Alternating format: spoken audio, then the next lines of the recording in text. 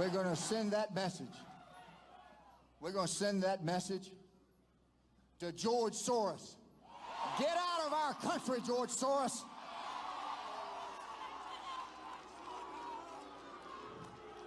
We are not going to allow ourselves to go back into the polling booth. And you hear us out, Governor Kemp. You hear me while you hide in your closet. And you hear us. You hear the people, Brad Raffensperger. And I want Lieutenant Governor Jeffrey Duncan to hear it too. And the guy that's making a ton of money, Gabriel Sterling, you listen up, Gabriel. You're not going to sell our votes to China. We're not going to vote on your damn machines made in China. We're going to vote on machines made in the USA.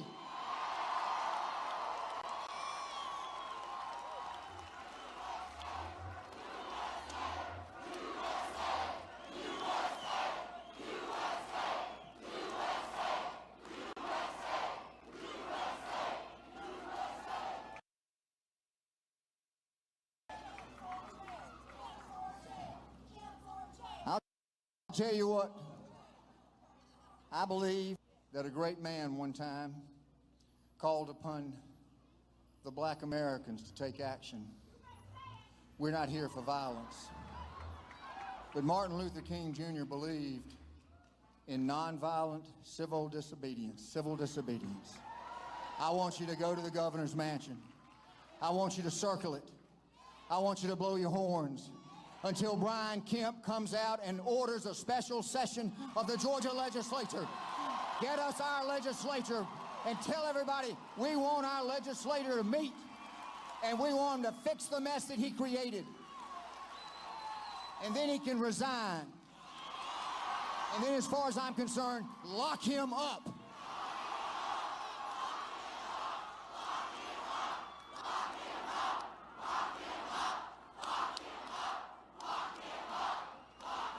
There's a few others that need to go with him.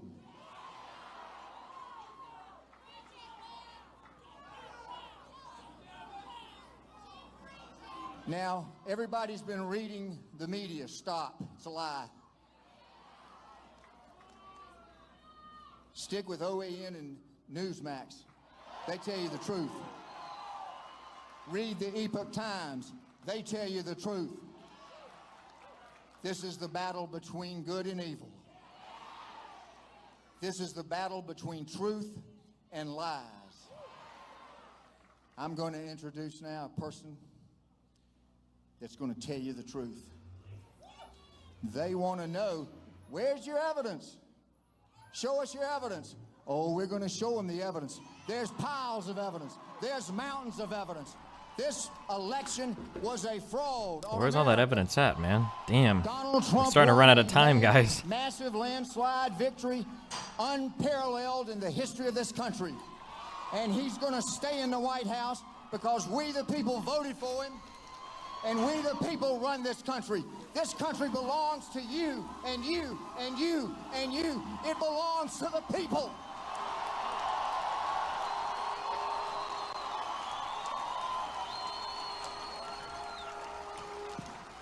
I challenged Governor Kemp to step up in front of the people, put his hand on this Bible, and tell us that he did not take money from China. He did. So did Brian Raffensperger. They won't put their hand on this Bible and swear to the contrary, because if they do, they will commit perjury, and there's another reason to lock them up.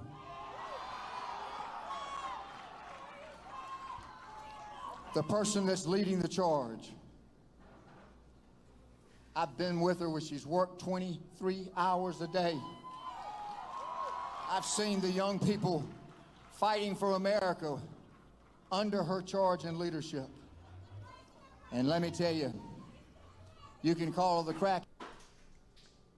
Wait, I want to hear about the Kraken. No. But she's Sidney Powell. Come on up here, Sidney.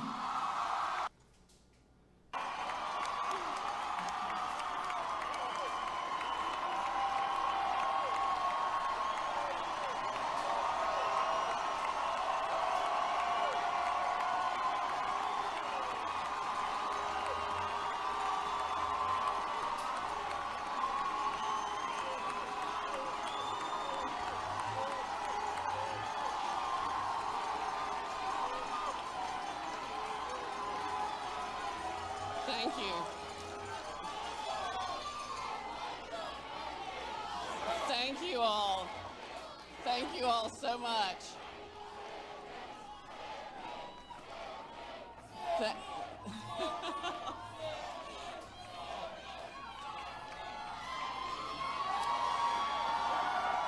You all are amazing. You are the heart and soul and spirit that makes this country the exceptional place that it is. You inspire us.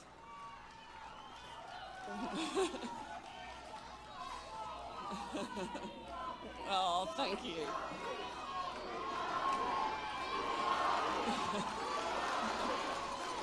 You gnome fuck!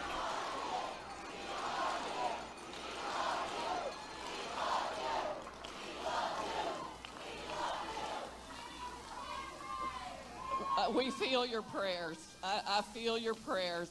General Flynn and I, throughout the ordeal we have been through, have felt the prayers of you and millions of people all across the country and frankly from around the world who have helped us face everything we have faced and have the strength to proceed every day to keep fighting for the truth.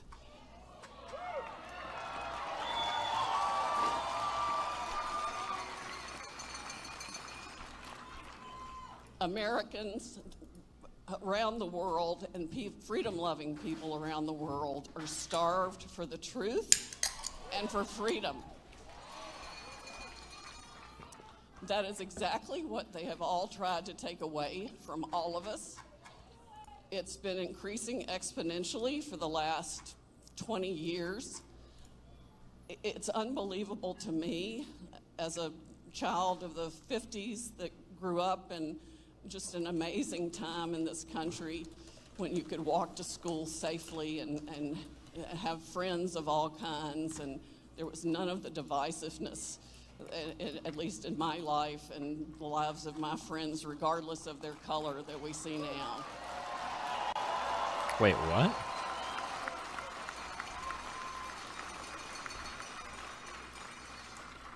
In the world of real Americans, we're not defined by who we look like, what we look like, what color we are, or anything else. We're defined by our love for freedom and liberty and justice for all,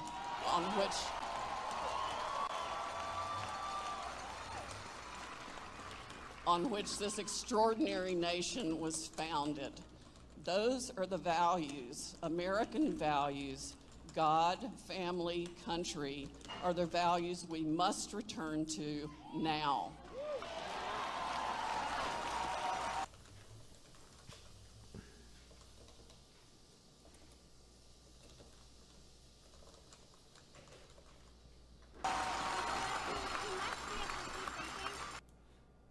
Continue to be influenced. Why is this shit so laggy? Flat out, any of the dark come to impose their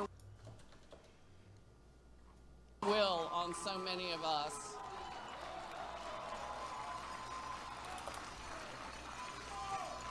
Now is the time for every patriot in this country to stand up, make their voices heard, and be counted.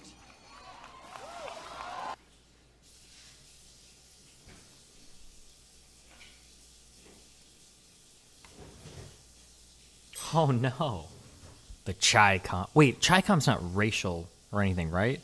Chi-Com, my mom used to use Chi-Com as an insult all the time. It's for Chinese communists. I don't know if...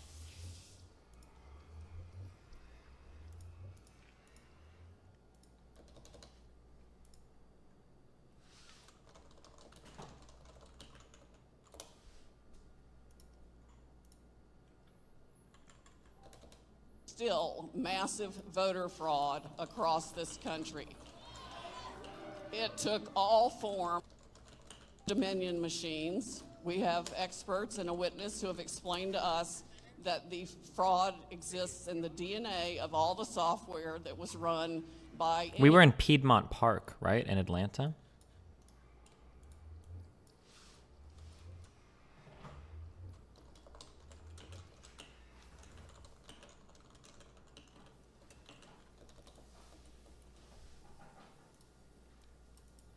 Biden was run all across the country.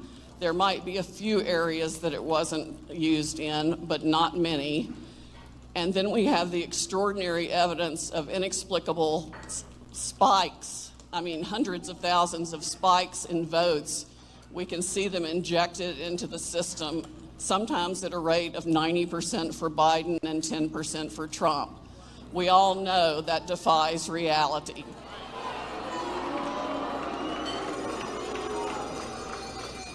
You can't flip a coin 300,000 times and have it always land on heads.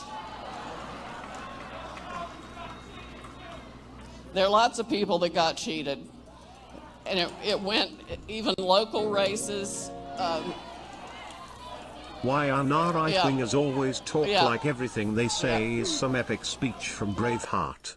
Lots of congressional seats, Senate seats. I agree, there should not be a runoff, certainly not on Dominion machines.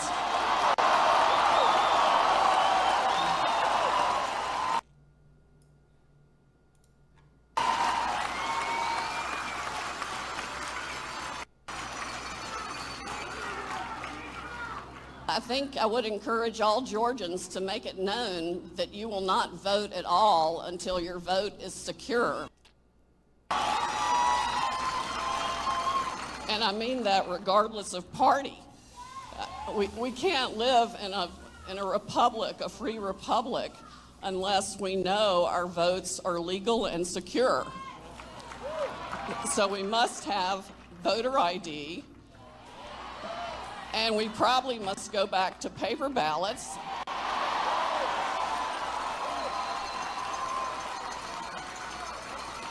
That are signed and have your thumbprint on them.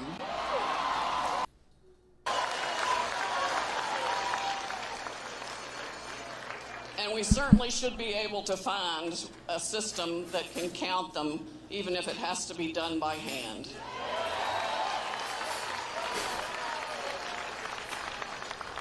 What we have experienced the last 4 years, both with respect to General Flynn and President Trump, is unacceptable in the United States of America.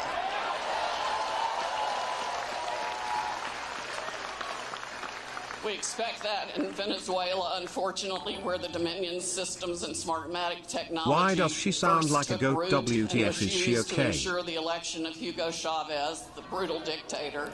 Wait, okay. Who focus tested the name Hugo Chavez? Can somebody please tell me this? Like, it must be like a thing that older conservatives hate or something. I have never heard his name out of a mainstream politician's mouth in the last, 15, 20 years? I just don't hear people talking about Chavez. I don't think. I heard my mom complain about him sometimes. But, I feel like it's just something that mainstream Republicans just didn't really talk about. This guy's been dead for, almost a fucking decade. Jesus Christ. I knew the swamp was really bad, but it's at least 20% worse than I thought it was. There is a whole lot of draining that's going to have to be done.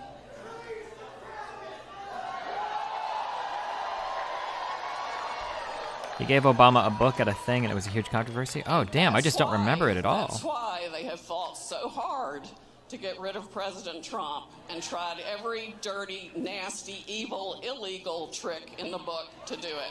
I know a lot of people from Venezuela, and they hate him, so maybe they're trying to target some Latino votes. Yeah, people that come here that are... Yeah, it is pure evil. I think that brown people in the United States that have fled here from, Central and South American countries have very, very, very, very, very negative views of socialism in general. I think that's... No, I'm pretty sure that's true.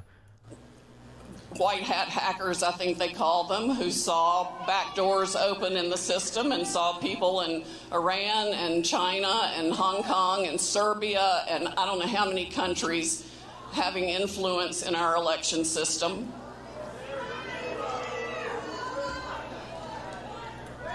All of this must come to a screeching halt right now.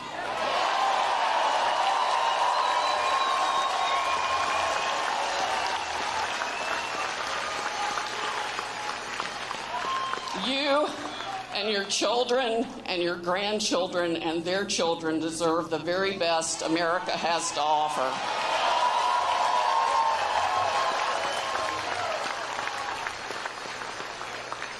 The only thing that really distinguishes us from other countries is our love of freedom and the application of the rule of law. No other country loves freedom like America does. Fairly or equally in probably 2 decades. We must demand that change right now.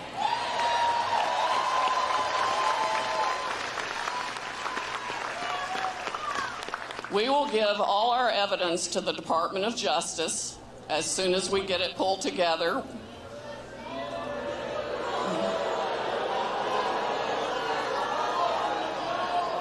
Wait, is she wearing like a fucking...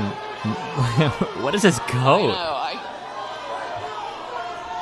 I wish I could say I didn't have concerns about how that would be handled, but unfortunately I still do. Is it? It's going to take a lot of indictments and fast to show us the coat and the that black really gloves mean is a very business, particular because type there of has image. been It's very flagrant interesting. Election fraud. We have evidence of everything from people buying votes with checks written from a business on K Street in D.C.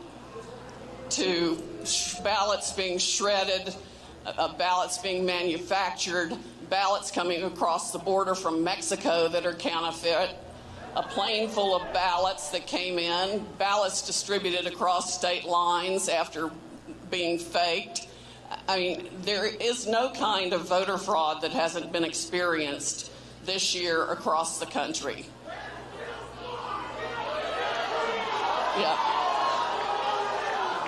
Yeah, Georgia was absolutely full of it. Rife with voter fraud, but so are other states, including North Carolina and Virginia. Pennsylvania went solid for Trump, yet they're still, yeah.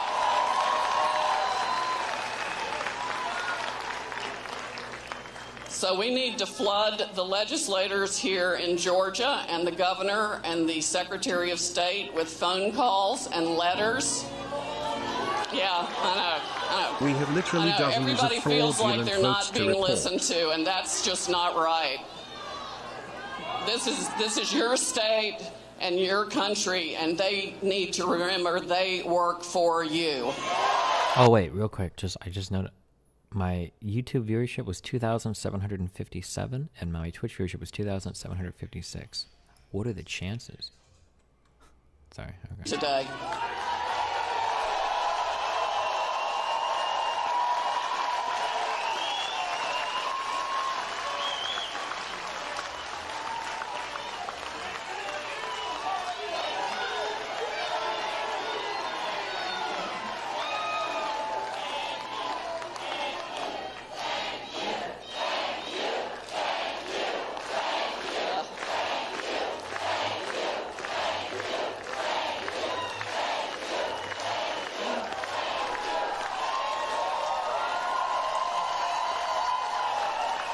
It is my honor, and I know Lynn feels like it's his honor, and so does the rest of our significant team who have been working day and night since the election, none of whom have been paid a dime yet, although people have been contributing generously to defendingtherepublic.org.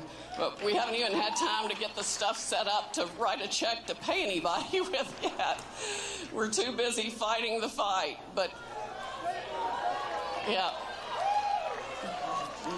Thank you. I know you have my 6, and we all really appreciate that. Once again, you inspire us. God bless you, and God bless America. What do you think of some of the names Ram and Nira getting mentioned for the Biden admin and the socialists' outrage about them? I don't really care about them. I haven't looked into these particular pics yet, though. God bless all the people here.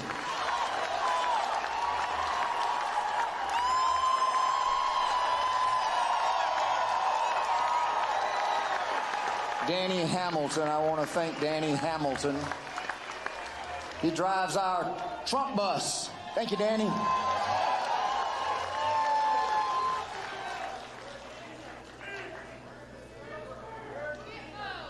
Read the United States Constitution. And here's what it makes clear. All the power, not some of the power, all of the power belongs to the people. This is our country.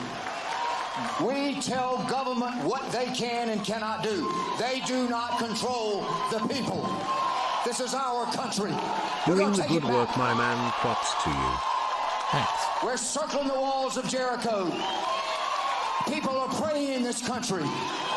We're circling the walls of Jericho, and God Almighty's going to tear the walls down, and we're going to take America back again.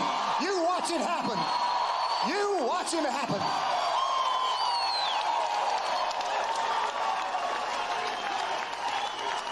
You send that message to Bill Barr at the Justice Department. Do your job.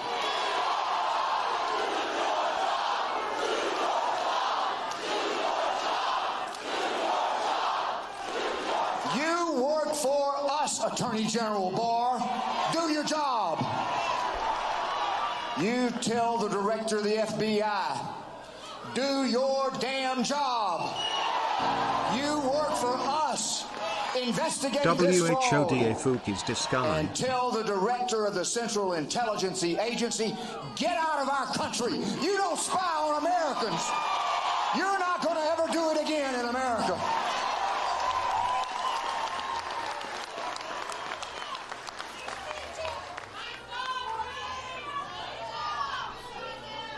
Thank God for Donald Trump. God, I fucking hate those people so much. God Almighty created every one of us, and He created Donald Trump, and He gave him a task to fulfill in his life, and that was to be President of the United States in 2020, and He's going to be President of the United States for 4 more years. Watch it happen. The people will not allow it to be taken away from them, and neither will Almighty God. God's going to save this country. And He's going to use every one of you to do it. Do you think Biden will win Arizona? Bonus meme, it's okay to be a wee by Yaga. We are the rock.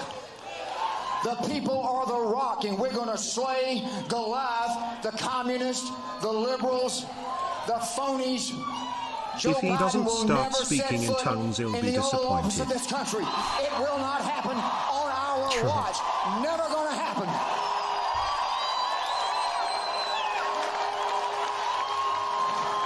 Come up here, Vernon Jones, a great American. Vernon, come up here. God bless Vernon Jones. Bring it up, Vernon. Yeah, baby. Hello, America. Hello, Georgia. Are you fired up? I am too. This is a hell of a day. I need someone to help me just for a minute. I see Daniel Boone Jr. in the house. Come up here and hold my phone. Destiny, just wondering if you are as disturbed over this as I am. Yeah. I'm only 26, but I don't think I remember other Republican movements being this cringe/culty. Is he gonna come up? Daniel Boone! You know about Daniel Boone. I'm gonna get it in just a second. Thank you. At this point, the funniest meme would be Trump calling for the secession of the red states. Country. And I love Georgia. I'm Vernon Jones. I'm a member of the Georgia House of Representatives. And I took an oath to serve and protect not only the Constitution, but the people of the state of Georgia. And I'm not backing down. I'm here as an elected official. It's my obligation and my duty to get your questions answered. I am, too, in support and calling for a special session in the Georgia General Assembly. Is this fascism, Destiny? Close to it.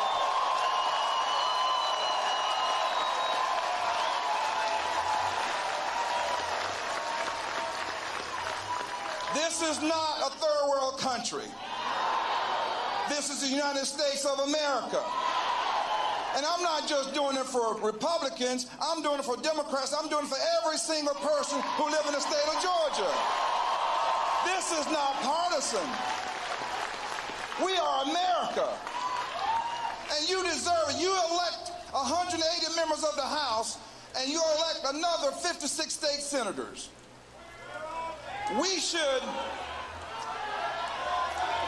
The Constitution gave us the authority to set all the rules and regulations as it relates to state law for elections, not the Secretary of State.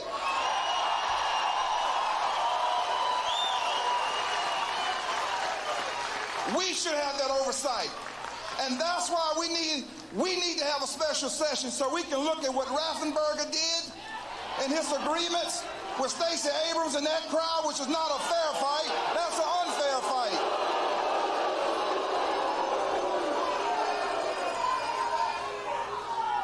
We're standing up not only for black voters, but white voters and Democratic voters and Republican voters and libertarians. We're standing up for everybody. They all should be on this stage. They all should be on this stage. And I'm like you. I don't want to see my As an country African American, we don't claim go any this man. further left. As a matter of fact, let's put it in reverse and back it up. Do they not understand Biden is also a Christian? Some would say he is Senator probably David the only Perdue Christian of the Senator two. Kevin Loster, and I tell you why. Some have talked about staying home. I think about Dr. King. I think about all those folks who fought in the movement. They were kicked and they were beat, and some of them were even killed just to be able to go and vote. Dr. King was standing up for you then too. It's your country. You hire the politicians, they don't hire you. You have to come out. And I'm going to tell you why. Georgia has a history of going into battle. Georgia has a history of fighting. We're going to take this back to George Washington, General Patton. We're going to fight for this country, and we're going to hold the line like America has held the line in every war we've ever been in. Georgia is the battleground state. It's Georgia. Hold the line. Hold the line. Hold the line. Hold the line. Hold the line. Peace out, America. Vernon Jones. Now, I love Vernon Jones. Vernon Jones are more alike than we are different. But I'm going to disagree with Vernon Jones. Where's Kelly Loeffler here? Where's David Perdue? He ought to be standing right here. Those two people want your vote, then they ought to tell you what we're telling Brian Kemp. Get a special session of the legislature now. Do not be fooled Imagine twice. referencing This Dr. is King while Georgia. talking We of Donald dumb. Trump in a positive manner. We're not going to go vote on January 5th in another machine made by China. You're not going to fool Georgians again. If Kelly Loeffler wants your vote, if David Perdue wants your vote, they've got to earn it.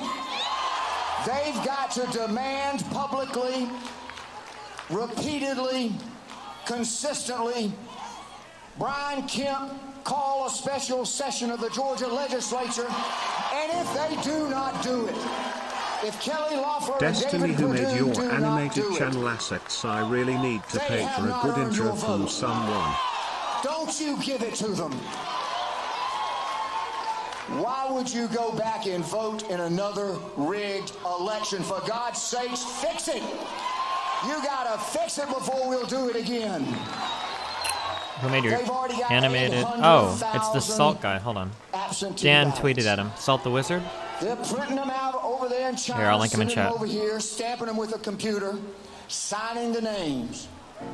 They stole this election from Doug Collins. Doug needs to Hey stand up Destiny, and fight too. long-term fan from Glasgow, Scotland, watching this shit in disbelief. These people are There fucking needs to remedial be roll on the Jan electors 20th for the sake of chosen us from the state of all. Georgia Much love. at a special session of the legislature to vote for Donald J. Trump. That's who Georgia wants to be president. wins. That's who we the people voted for.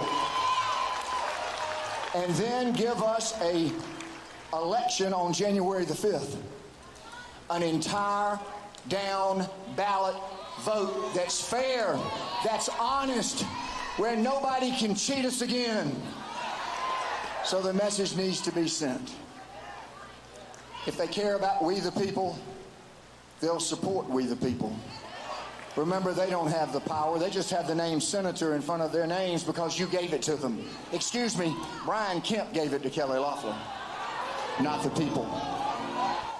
What's up, Hello, Benedict? friend. You think they'll call for Why audit do they not Loeffler and want people to Purdue vote? Isn't this insane? It's only Republicans watching this. What am I missing? They're literally fucking Trump. I don't know. I guess there are songs on both sides of the aisle, huh? Oh shit, you're right. Wait a minute. These are their Bernie Sanders. No. These are the Bernie or Busters. Wait. Bernie Sanders is unironically like praxy, okay? That guy will do what needs to be done to make sure that you maintain some level of power governmentally. Bernie Sanders never... No, okay, not Bernie. These are the Bernie or Busters. Yes. That's more apt, yeah, sure.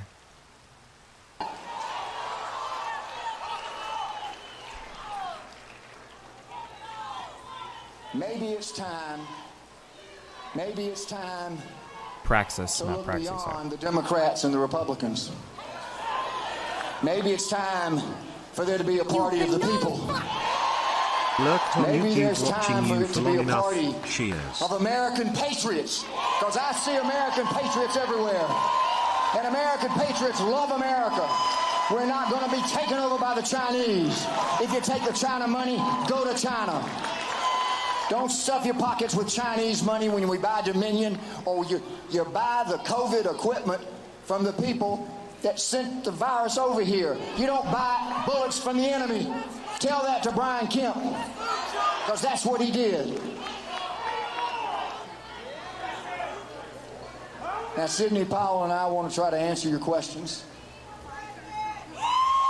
That's Sidney Powell. How about Sidney Powell and Mike Flynn in 2024?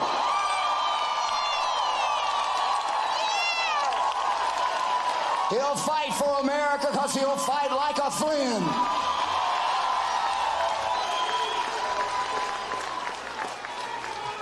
Flynn's pretty young, only 61 years old. I told you I'm not partisan. Vernon Jones for governor. Vernon will fight like a Flynn.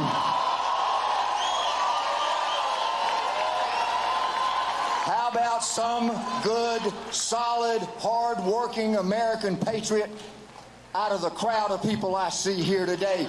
Run for governor. Take back your state.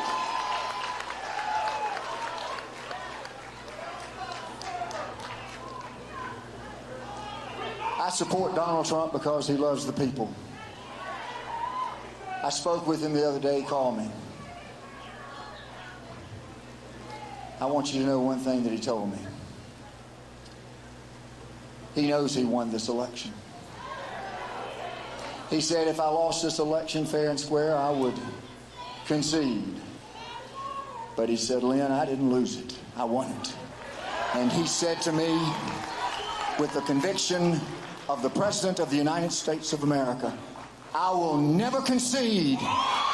Don't you ever concede, Mr. President. You won this election.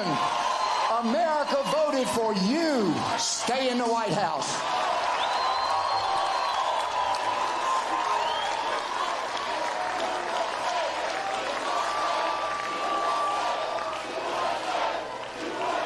I'm not here. When you get out front like this, sometimes people say you're trying to You make money. can be a Christian and I be don't want your pro-choice money. at the same time, at least without God's some given me sort enough of and enough is cognitive enough. dissonance. But I will tell you to support my foundation, #FightBack. I formed it 5 months ago to defend and preserve and protect the Constitution and our rights. And I'm going to do it.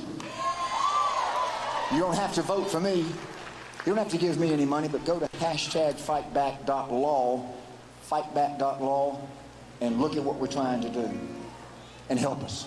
Oh shit, I Now, I just wanna tell you a realized personal this story, is if the you guy don't that mind. filed a lawsuit where he I was mixed up 16 Michigan years old. votes with Minnesota counties. I'm going to tell this story first. Political That subcultures bus are bound to split into Hamilton brought competing over 1,000 subcultures, people here denying today. their siblings the Give 'em a hand, interpretative give 'em a round of sovereignty for the applause. cause self-destruct. You can't blame people for being concerned about being replaced and watching their culture and values be ignored. There is an attack on normalcy. Dude, nothing is being replaced, and your culture and values are being... Culture and everything changes over time. This is some new shit sold to you by dumb fucks that are trying to make money on fucking Patreon, okay? Cultures and peoples and all of that shit have always changed and moved and evolved and migrated and had others come in and others go out over time. It's the natural evolution of human history. There has never in the entirety of human history been some culture that's been able to take a snapshot of themselves and freeze themselves in place and not change and resist the change of time. It's just how it goes. Learn to live with it. Fuck off. Don't be so fragile. I was 16 years old.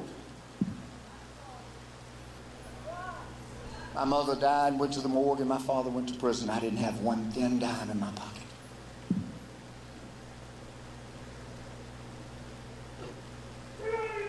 But I took the talent that God gave me, and I had the fighting spirit to make it.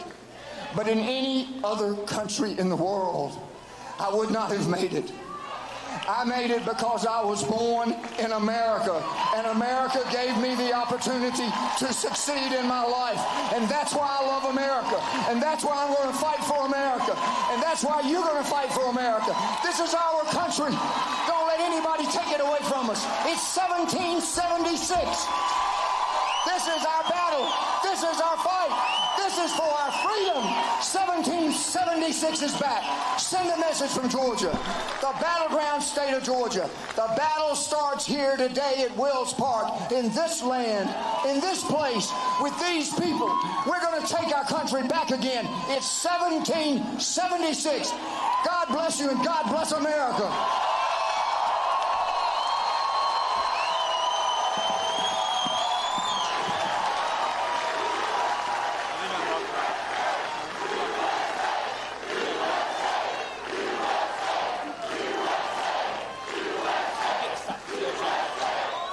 God bless America, Georgia!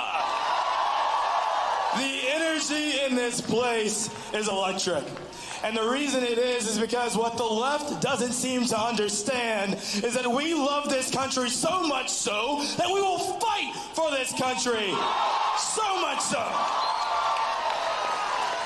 They made the mistake of thinking that we were just going to roll over and take it. That we were going to let them seal this election. That we were going to let frozen in place. them make Joe Biden president of these United States. I'm not gonna lie, he convinced me. Not in my America. MAGA. No. They made the mistake of thinking that we were still the party of Mitt Romney, the party of John McCain, the party that didn't know how to fight. But what they don't realize now is that we are the party of Donald J. It's Trump. almost like I was watching someone pretend to be a mini Trump. Hopefully they do split into a We new are the MAGA party party so they of never get in fighters. We are power the party ever again. of courageous people who will lay it all out on the field and fight for this nation, because if we don't fight for it, who will? At this point, America they're is the just greatest making everything up nation as in the they go. world. I It is can't not tell if it's great by start accident. of the system It's or great by the both. continued activism of bold Americans like yourself, who see that America, while it is great, it takes work for it to be great. Freedom just doesn't exist, it's preserved. Liberty just wasn't created, it was brought into action by patriots who had the courage to go out and fight for something they believed in.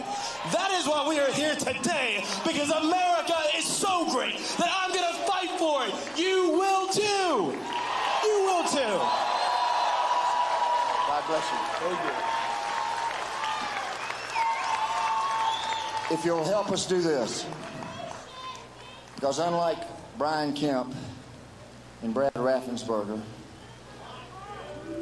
we're going to answer your questions. So what I'm going to ask you to do, and we've got to do it in a very orderly fashion, please. If you can come around to the bus, and we'll get a line here, and we'll pull you up here. You can ask your question, and Sidney Powell or I, probably Sidney, she's a smart one.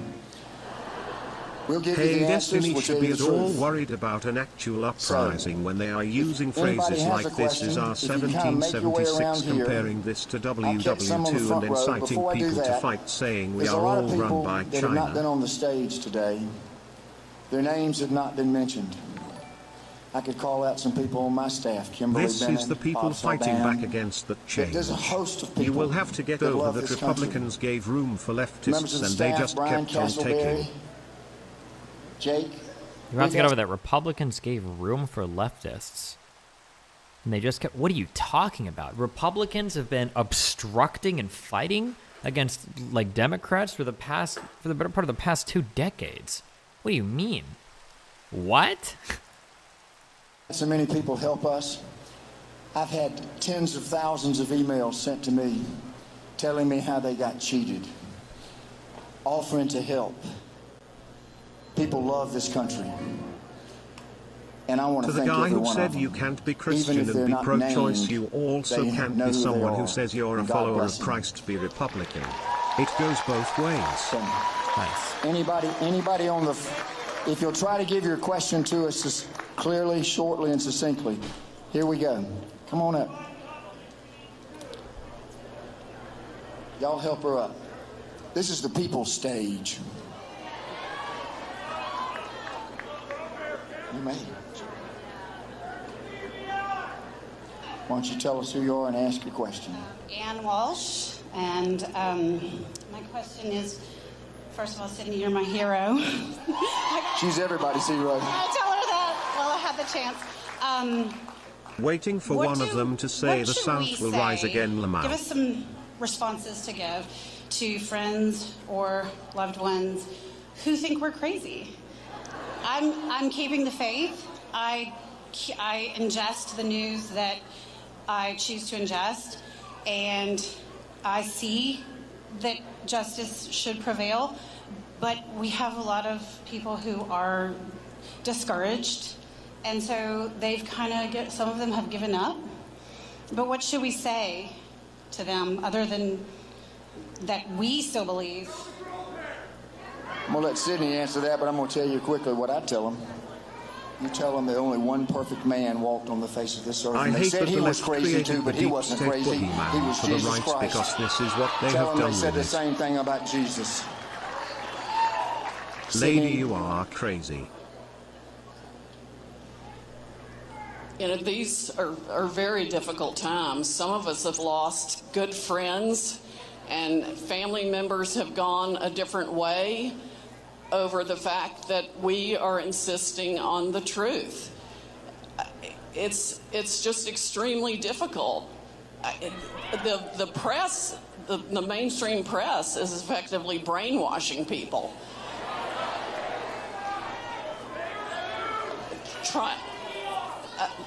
Yeah, I think the best way to try to approach it is to have a calm, factual conversation. But at the same time, we have to realize that the power of the media to lie is so overwhelming that it's very hard for some people who won't go to original source material or really be open to the facts to confront the reality that's really in front of them. Yeah, digital soldiers. Yep. General Flynn's digital soldiers have been a huge help in bringing us the truth. So there are lots of people you can follow on Twitter, but in terms of, those personal relationships that we've all lost, other than trying to keep loving them and reaching out to them with the truth and maintaining that consistency. Can I get a I don't ballpark know. estimate on how much of the There's no COVID easy spike will answer for happen that. because of this Klan rally? Thank you. Thank you. You could also tell them, turn off the television. What was it Joe Biden said? Tell them to go listen to the phonograph.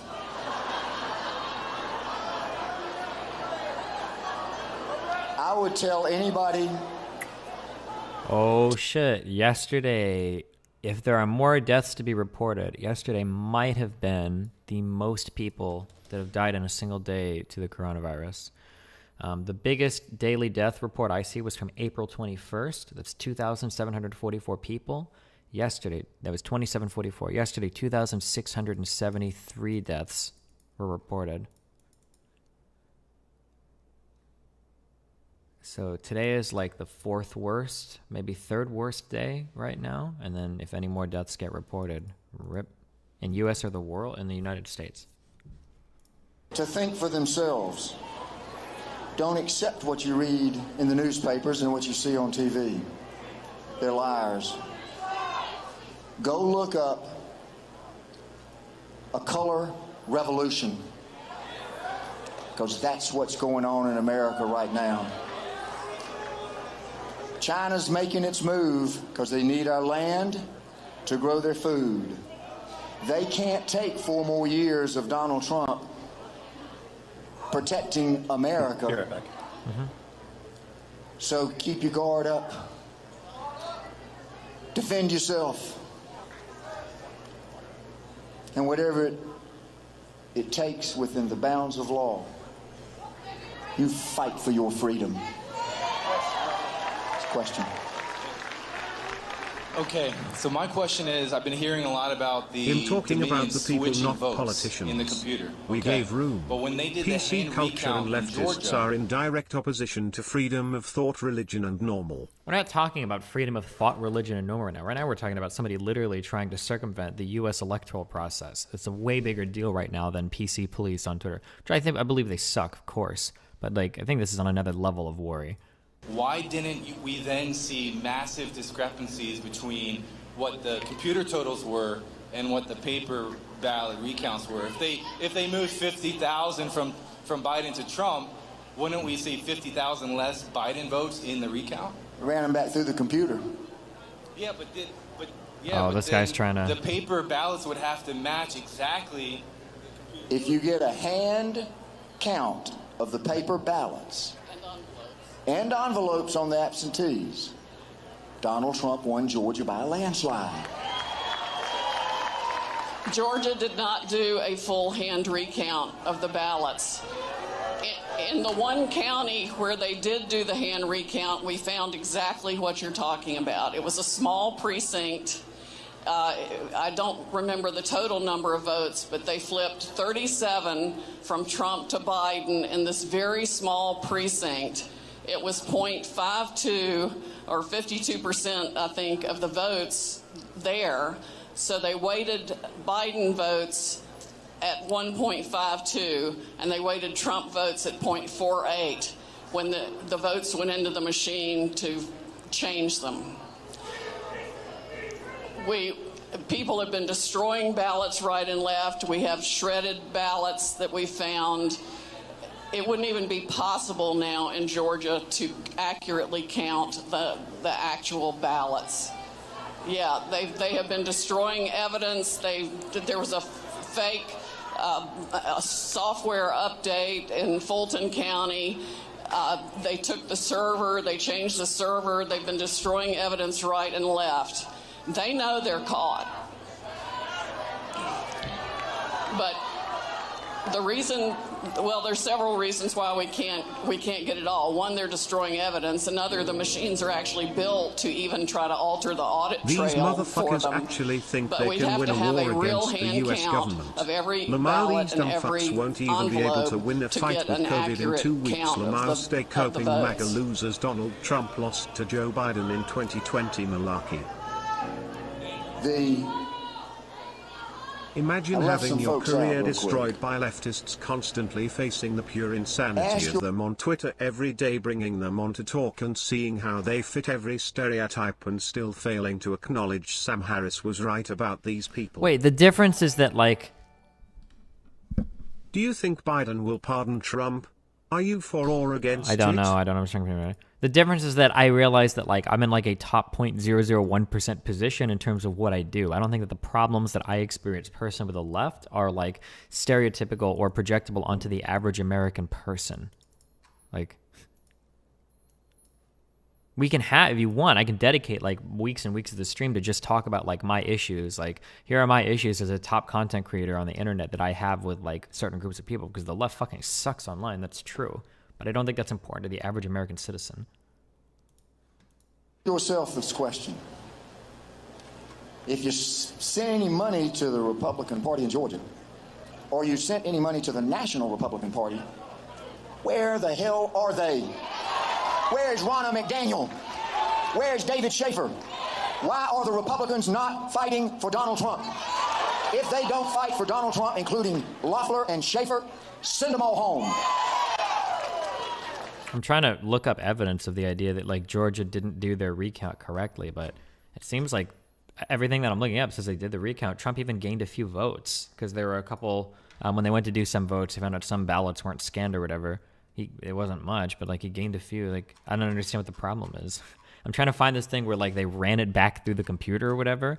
Like, it looks like they did like an audit of their recount, and I don't know what. I'm trying to find evidence of like they didn't actually recount. Kay Kent, board member, president's team, my kind of person. We, the people, want to know an answer to a question. What about all the veiled companies that Brad Raffensperger has? The various incorporated companies that Brad Raffensperger has? We would like to know an answer to that question. When we look at incorporated company, I believe that is public record. I know about the law of defamation. I know about the damn crooked FBI, too. I represent Richard Jewell. I know about fraud. Ask a company called DeVita. Stole $495 million of your taxpayer money. I got it back for you. The law of defamation says that if you make a false statement against somebody that's defamatory, they can sue you. Listen carefully, Governor Kemp. Listen carefully, Brad Raffensperger. That's not actually just for one of the few legal things that I have a good standing on. It's not true that if somebody makes a false statement about you, that you can sue them. What you have to prove is the actual malice standard. You have to prove that they knowingly made a false statement about you, which is much more difficult to do for public figures. Just somebody simply saying a false statement about you is not defamation or slander. State as a matter of fact that you are criminals. You took money from Dominion. You took money from China with the COVID purchase. And I damn well bet you will never sue me because the trying to will prove circumvent the that I US am right. You election. need to go Trump to is jail. following the in-law steps to challenge an election. Shouldn't we just let it play out? These fat cats sitting around spending your money, giving it to China, sticking it in their families' pockets. That's not America. This country's got to get back to the truth. This is what you're here for. You're here because you love truth. And I love truth too, and I know as a matter of fact, spiritually and factually, that only the truth will set you free. Follow the money, find the truth, let the people of Georgia know the truth, and let's get some new people running this state. Another question. All right, how many people here voted early in person? Okay, we're watching this for a little bit. I'm doing emails and shit, okay? I've got like 10 left to do, so I'm not responding. If you're donating, ask me complicated questions and shit. Moron, can you do a breakdown over Section 230 considering Trump is threatening the complete Section 230 has been talked about like a million times. If you want to talk about Section 230, there's like a million different things on Section 230. It's like, I don't care. Go look up something else to talk about it. It's dumb. Republicans want to regulate everything that affects them negatively, basically. People, okay. Because at the precinct where I voted early in person in Dunwoody, at the Dunwoody Library, they did something illegal. I spoke with a congressperson yesterday who had me back up when I told him the story. So your argument is always, well, they are an online minority, when these people are literally in government positions in every university, public school, every corporation backs BLM and defund the police. Biden is adopting their policies. Fucking wake up. I'm more concerned with the administration that's in office right now, like borderline fascist power grabbing, than I am with like somebody like making it so it's illegal to misgender somebody on a workplace spot. Like, it's great that you're rich and you're white and you're probably young and you don't give a fuck about like other issues like this, and the only thing that matters to you is like who's getting like banned on Twitter or whatever. But the issues that I'm concerned with are generally like a little bit more applicable to the average American citizen than like what the PC police are saying in the fucking YouTube terms of service. All right. And he was mortified to hear what I told him. I told him that after I pressed the stuff and the piece of paper came out, my daughter was with me, we were corralled over to a poll worker who looked at the top of the ballot for the QR code to tell us which scanner to scan our votes in. Did that happen to anyone else, or was it just in my precinct? How many other people did it happen to? Did they touch your ballot? A lot of people? Yes. Were there 2 separate scanners for everybody? No? Okay. Well, it was illegal. They're not allowed to look at your ballot at all. And why? Why did they have us scan into 2 separate scanners, one for Biden and one for Trump? Did you know that the user manual for Dominion teaches them how to delete batches of ballots? Did you know that? Did you know that? I'll tell you what I didn't know, because I voted in person, Buckhead Library. I never knew that my vote was going to leave Fulton County, pass through Venezuela, Canada, find its way over to Barcelona or Frankfurt. There is zero evidence that any votes were counted in a foreign country, by the way. And that I had cast it, and we just learned this, on a machine with software. Unless something has come out in the past day or two that I've missed. I haven't seen any evidence of that whatsoever. That is 75% owned by the Communist Party of China. I didn't vote on a Chinese machine. I would never have done it.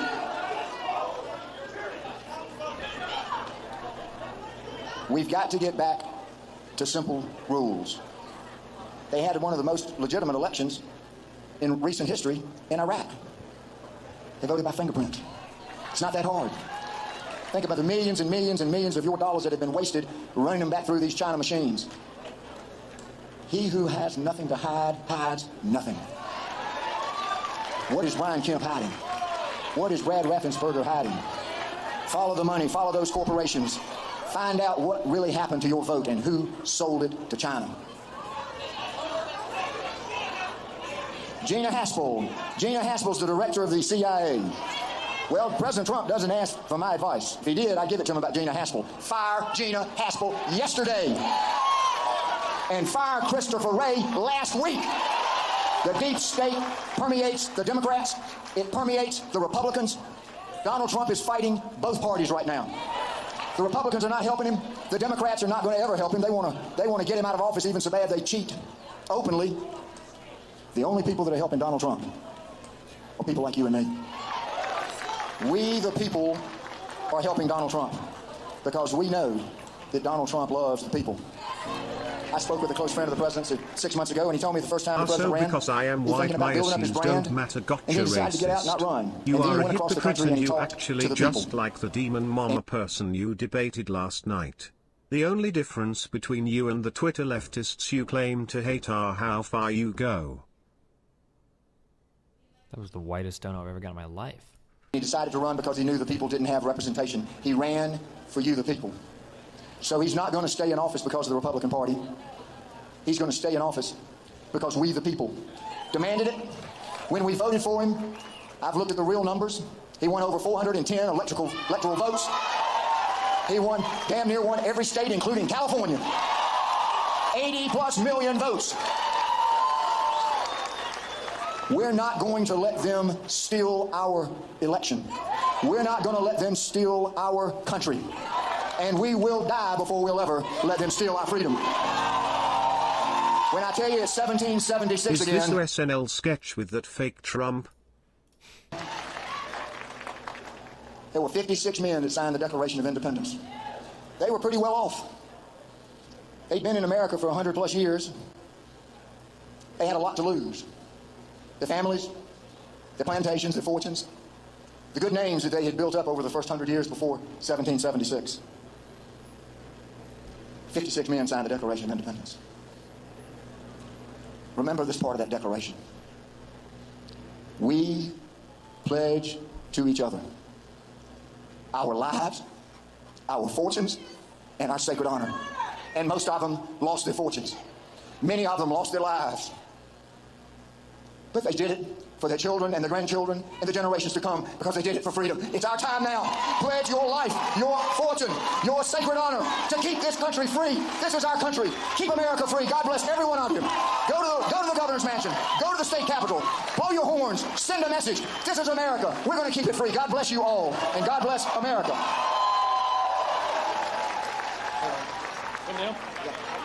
Thank you all for listening to me. I'm from Florida, and I'm also an attorney, but I'm not an attorney in Florida. I'm an attorney up north.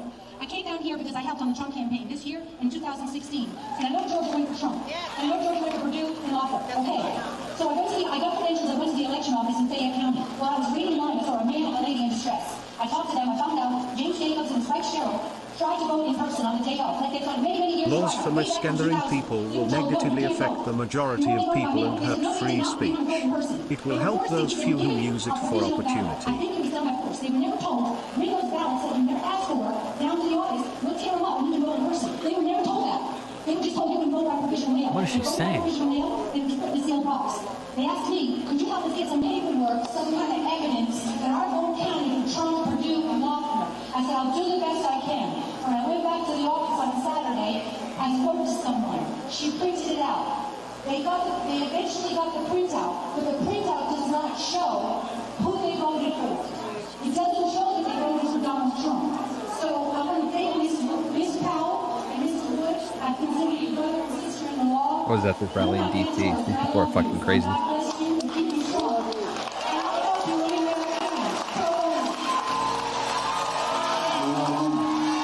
Donald Epstein.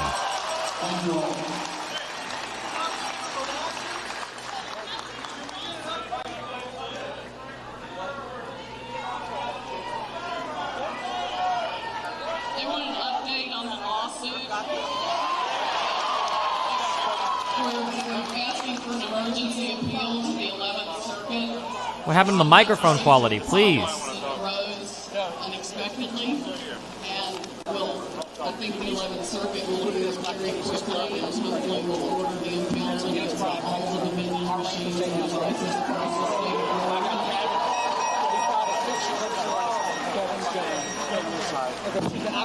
There's still the private stuff despite a court order to preserve the evidence in 3 counties.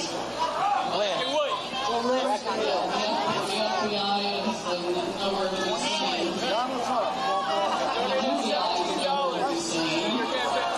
I don't know why our governments didn't order the impoundment and secure the machines immediately. I know that they're partly responsible for the fraud we've experienced. And the other big problem is we don't know. I mean, I would assume and believe that candidates of both parties and different special interests across the country, if not around the world, have benefited from different use of these machines and the software and the technology for at least 15 years or so. We have evidence that Hillary Clinton used it in 2016 to defeat Bernie Sanders in California, for example. So it's happened. Elected Donald Trump president, and we're not going to quit until he is. I will see you tomorrow at the state capitol. Thank you. Stay mad as hell. The We're not going to Clown take Show it anymore. losing 40 court cases in a row, no evidence. Just repeat specious hearsay at a grift Copethan rally. Pathetic.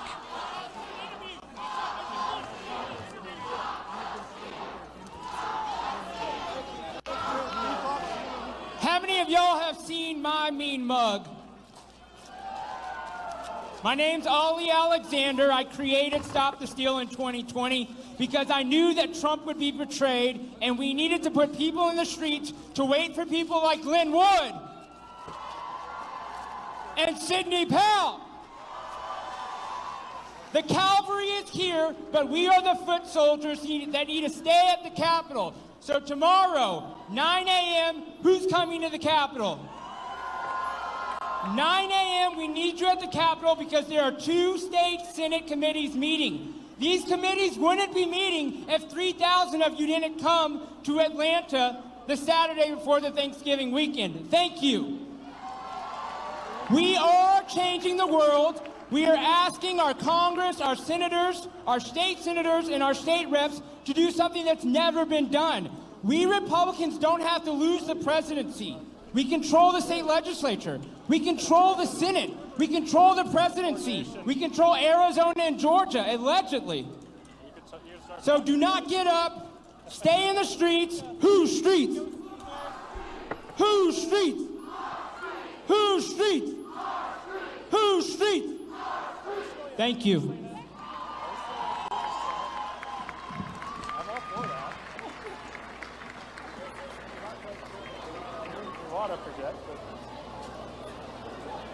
Yeah, I think so. All right, thank you everyone for tuning in here today. Fun. Okay, shh, more Zelda music.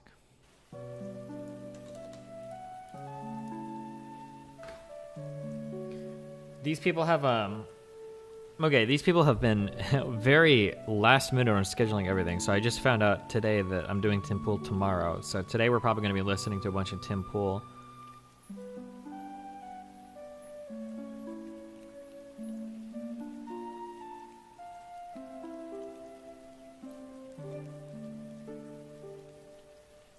You flying out? Yeah.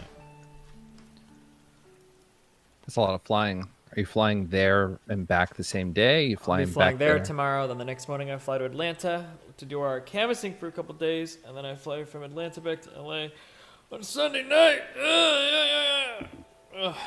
Sorry. Get those last minute travel miles. Last minute? What do you mean? Before the year's up. Yeah, but they're extending everything, so I guess it doesn't really matter that much.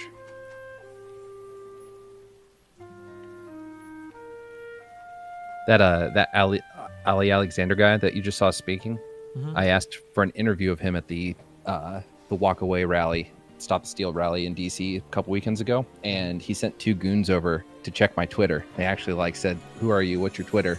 And as soon as they started scrolling, I'm like, "Let me save you the trouble, buddy. I'm a liberal," and they fucking just said, "Oh, thanks," closed their phones and walked away.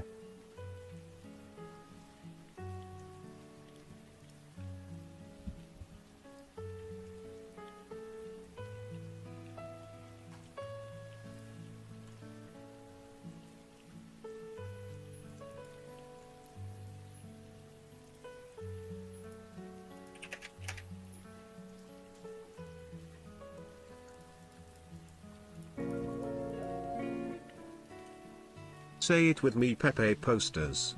Stop the steal. Stop the steal. He always wins.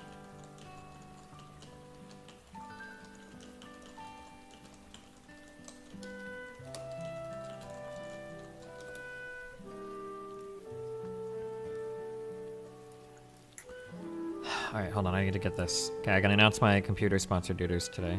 But I need to get my bot shit set up one sec. I feel like Tim's going to agree with you on everything despite his body of work being starkly different. Hope you can push him on I don't that. know. Hopefully not. But we'll see.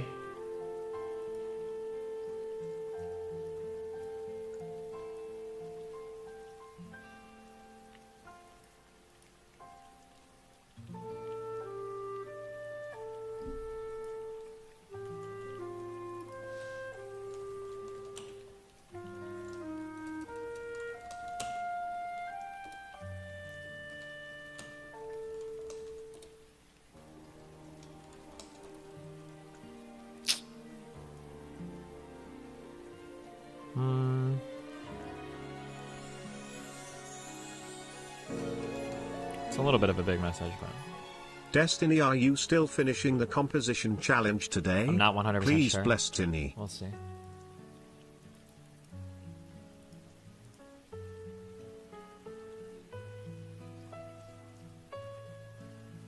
Oh wait, is Cake in here? No. How? Why did they change? Why did they add on Discord when you right-click somebody's name? It used to be profile right at the top, but now they add mark as read on every DM, even if you haven't. And it's, why do they do this? I don't understand. Okay. Even if it's blacked out.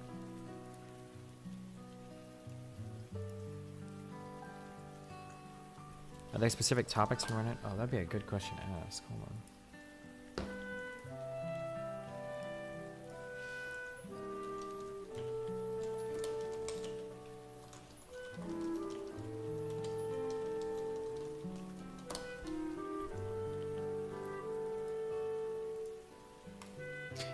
In your early days of debating, did you find it hard to keep track of like points? Like you're very good at sticking on someone when they give multiple at once. I just Did write you stuff struggle with down. that? That's what I would do. I'm finding the longer form, like it's hard for me to keep all the thoughts together. Yeah, I just write it down as they talk. Otherwise, I'll forget shit.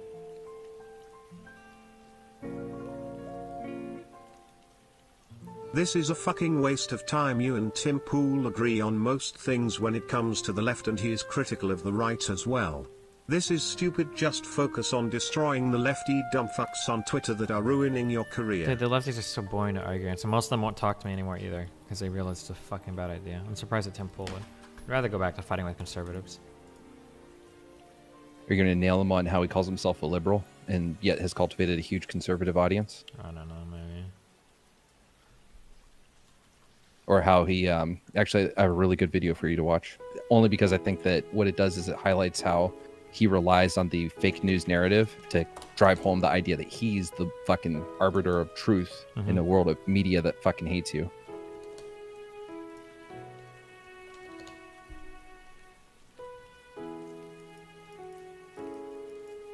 Can you do a Republican perch now? Your YouTube chat is a disaster. Okay, listen, hold on. Oh, God, I hate talking to all of you so much.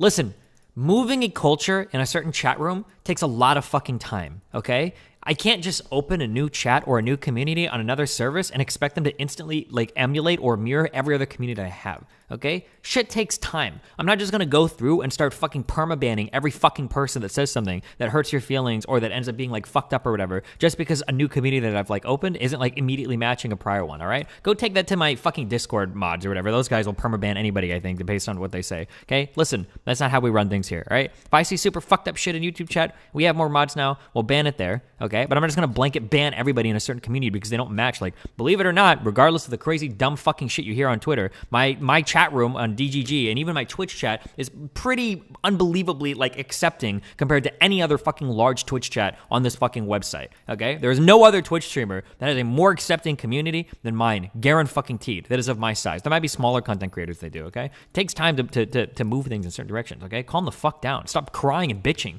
about, like, a chat that you don't even participate in, all right? Fuck off. Or if you don't like it, go be a community member there. Get on the ground, do some work. Just move communities. Destiny, no one said it's supposed to be instant like DGG, and no one said banning. I mean, be critical enough to make it clear that you don't agree with them, because they seem to think you do currently. What are you talking about? I literally fight against so much. What do you mean? It's like a little running meme in my community that, like, the most conservative people that watch right now are in fucking YouTube chat that are donating, like, conservative shit on fucking Streamlabs and shit, that we're, or super chatting. Or like, what do you... You're insane, dude. Okay, let me just... Here's a video Unless you're for you. trans, then you're not insane. You're insert some other insult here that's not transphobic.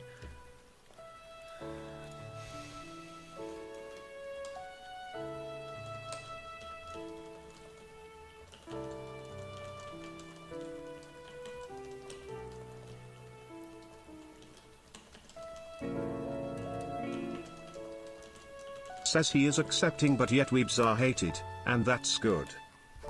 We no longer hate weebs here, okay? We replaced weebs with Britbongers. What degeneracy are Britbongers into? Just being British. Ooh. Hello? What's up, Moot?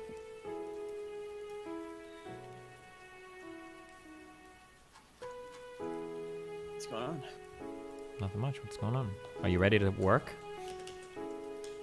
Work what? On the base. You fuck. Aren't you almost done? No! I've got the last few achievements, but well, I also have to do all these random things, but no. There's still more work to be done, Mooten. Did you tell them about D&D? Sad. Yes. Sad. Oh, is it Sag, not Sage? Sad.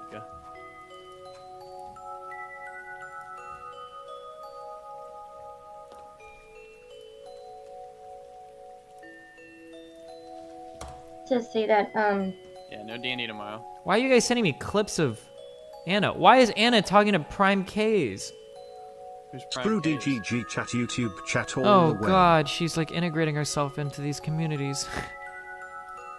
that I wanted to sort of push back on what Catherine said, because it's absolutely not true that promiscuity is, like, not increasing your risk, just like for contracting HIV or AIDS, because that's just not true. Like, it's correlated. The more sexual partners you have, the higher your risk is. Like, I'm not saying that they're not correlated. I'm saying they're not necessarily causative, and you can change the rate, like you can change your behaviors and how you are promiscuous to be promiscuity safer. itself is a risk, and I don't think that's really dangerous to condone that it could be okay to be promiscuous at all. So wait, are you actually anti-sex? You don't think anyone should have sex because they might get an STD? I don't think I said I'm anti-sex. I think I was.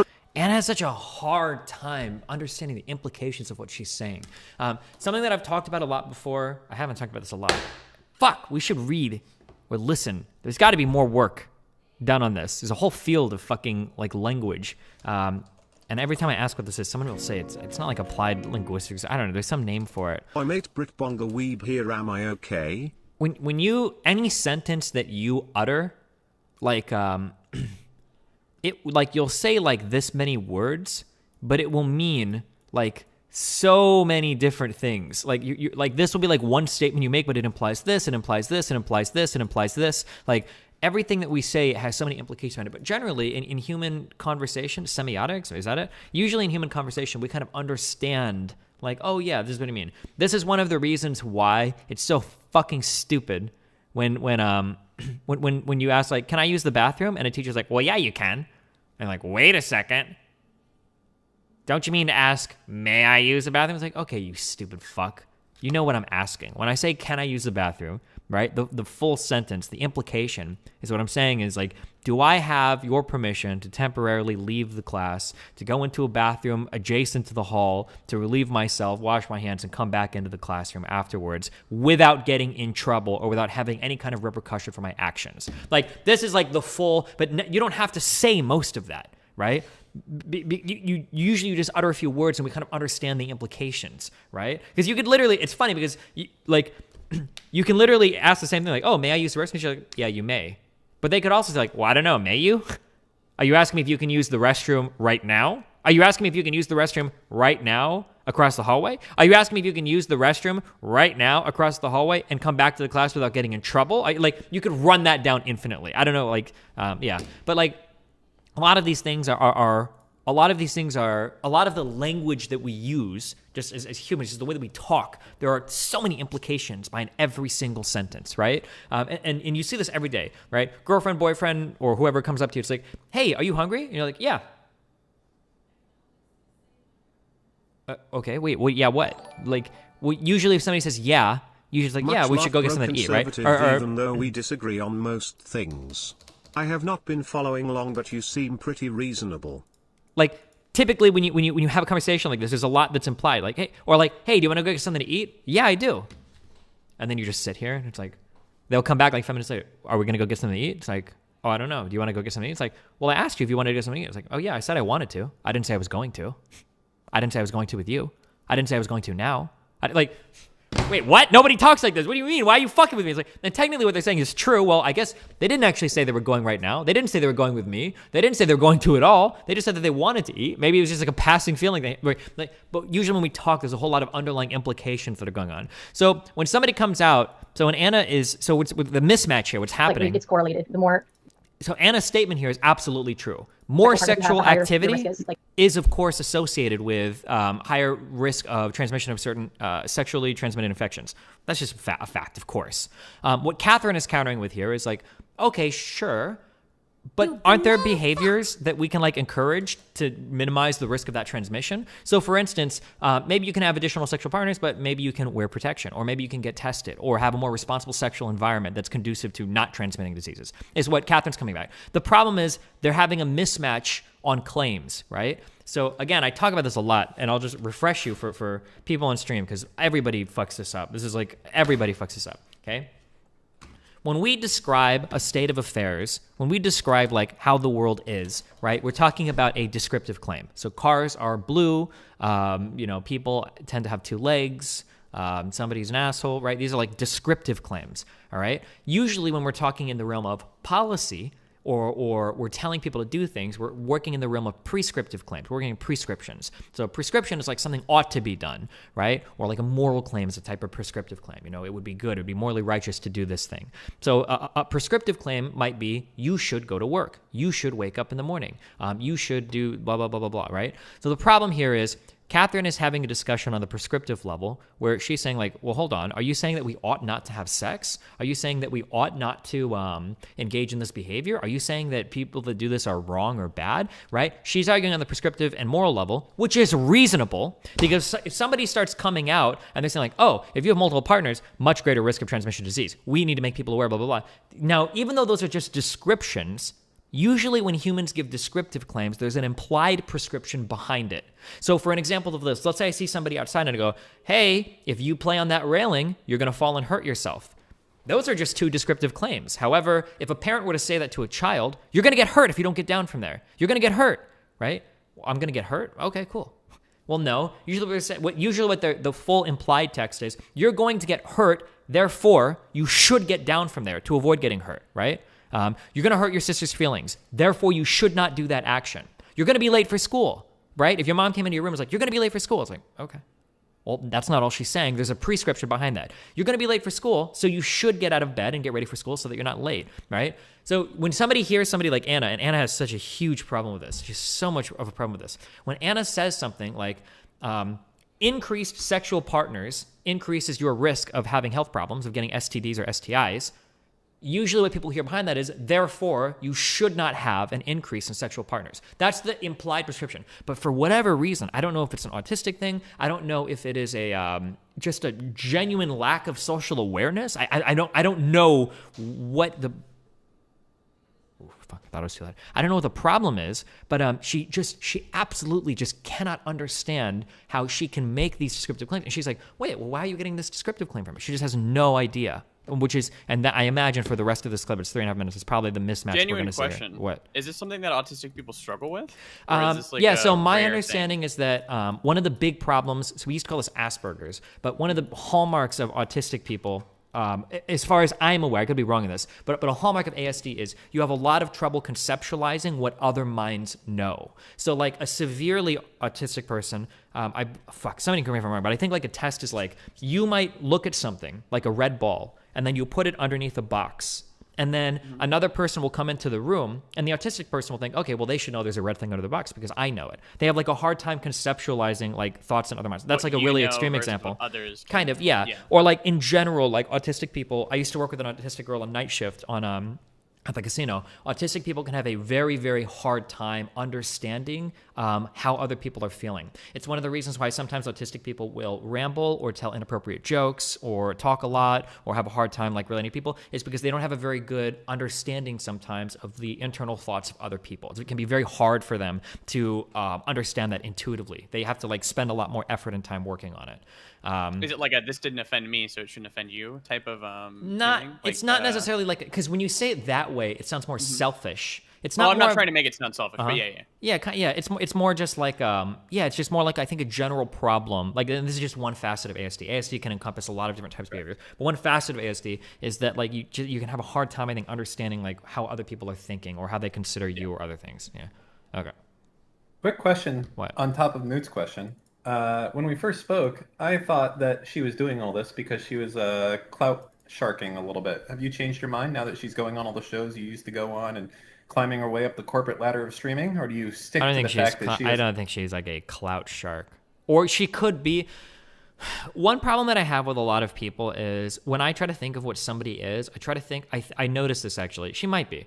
When I try to think of what somebody is, I notice that I project a lot of my own behaviors onto that person, and I assume that they must not be that particular thing because they're not doing the things that I would do. So for instance, like if I was a clout chaser and I was a girl, I would fuck my way up streamer ladders instantly without even a second thought because that would be the easiest way to climb. But she doesn't do stuff like that. So I would assume like, okay, well, if you're trying to clout chase, you're doing it really poorly, so you must not be doing it. But it might just be that people are bad at it. I did the same thing with Fed as well. When Fed released his first document, like some people were like, well, maybe Fed is like trying to manipulate the situation. And it's like, I don't think Fed would do that because there are way better ways to do it. And he wouldn't release texts that are so obviously like disproven with one or two more pictures. Yeah, there's no way. That would be so dumb. But then when Pokey released her thing, and then when I talked extensively with Pokey, Fed like fucked up a lot in that. And it's like, wait, why the fuck would you do that? So maybe sometimes I have an error where I assume that people are too efficient or too Machiavellian or too adept at what they're trying to do. So I guess it's possible maybe that she does try to clout chase. She's just really, really bad at it. But I don't know.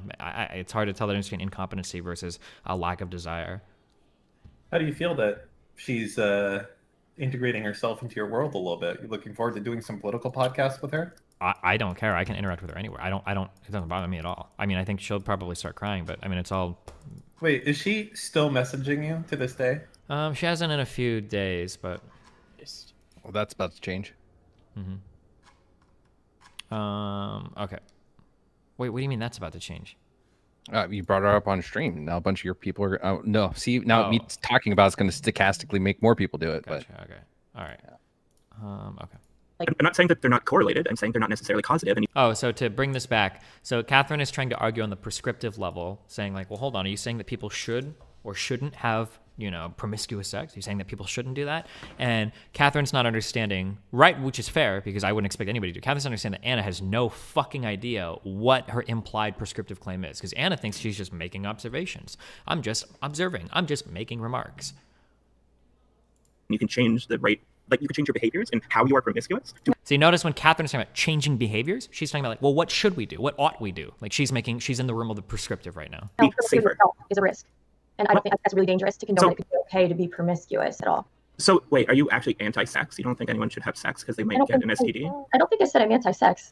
And now she pulls like, this is the classic Jordan Peterson. This is the classic Jordan Peterson. Because Catherine, who I'm assuming, well, I shouldn't use autistic so freely. I'm assuming Catherine like has decent social skills because she's reading this as any normal human being would read this. Anna is saying like, you should not be talking about like, promiscuous sex is okay, blah, blah, blah. You are going to increase the risk. So Catherine is hearing like, oh, you're saying that we shouldn't. So then Catherine rightfully asks, and so many people stumble into this Peterson trap. And Catherine is asking, well, hold on. Are you against like casual sex? And Anna pulls the classic Peterson retort of, well, hold on. I never said that now, did I? Now, technically, Anna's correct. She never did say you should be against this. But any reasonable human listening to her statements, when she's not giving a prescriptive claim, is probably going to fill that in. Like, oh, well, she probably thinks we shouldn't have sex. So now Catherine is going to fight with an argument that Anna never made. And then Anna is technically going to be correct, but like socially is just like so disconnected from how most people read these. Destiny doesn't have the slightest understanding of Jordan Peterson. You're making a straw man of Peterson. Nope, we've watched plenty of Peterson videos on stream before. It's great if you're a massive Peterson fanboy. If you want to see Peterson do this in real time, my favorite one is him talking to the Asian kid about like women's place in the workplace. He'll do this relentlessly. Well, women have a lot of problems integrating in the workplace. Women cause a lot of trouble, blah, blah, blah, blah, blah. Women, blah, blah, blah, blah, blah. We don't know what the rules are. And the guy's like, well, do you think that women shouldn't be in the workplace? Peter's like, I never said that. It's like, okay, well, what are you saying? What? What if he's just pointing to a situation? He's not saying no, women shouldn't be, but this situation does exist. Sure, like, but the problem is like we don't need popular figures to give us description. We need prescriptions. We need you to tell us what to do. It's not enough to just say like, hey, this is a problem. Like, okay, well, how do we fix it?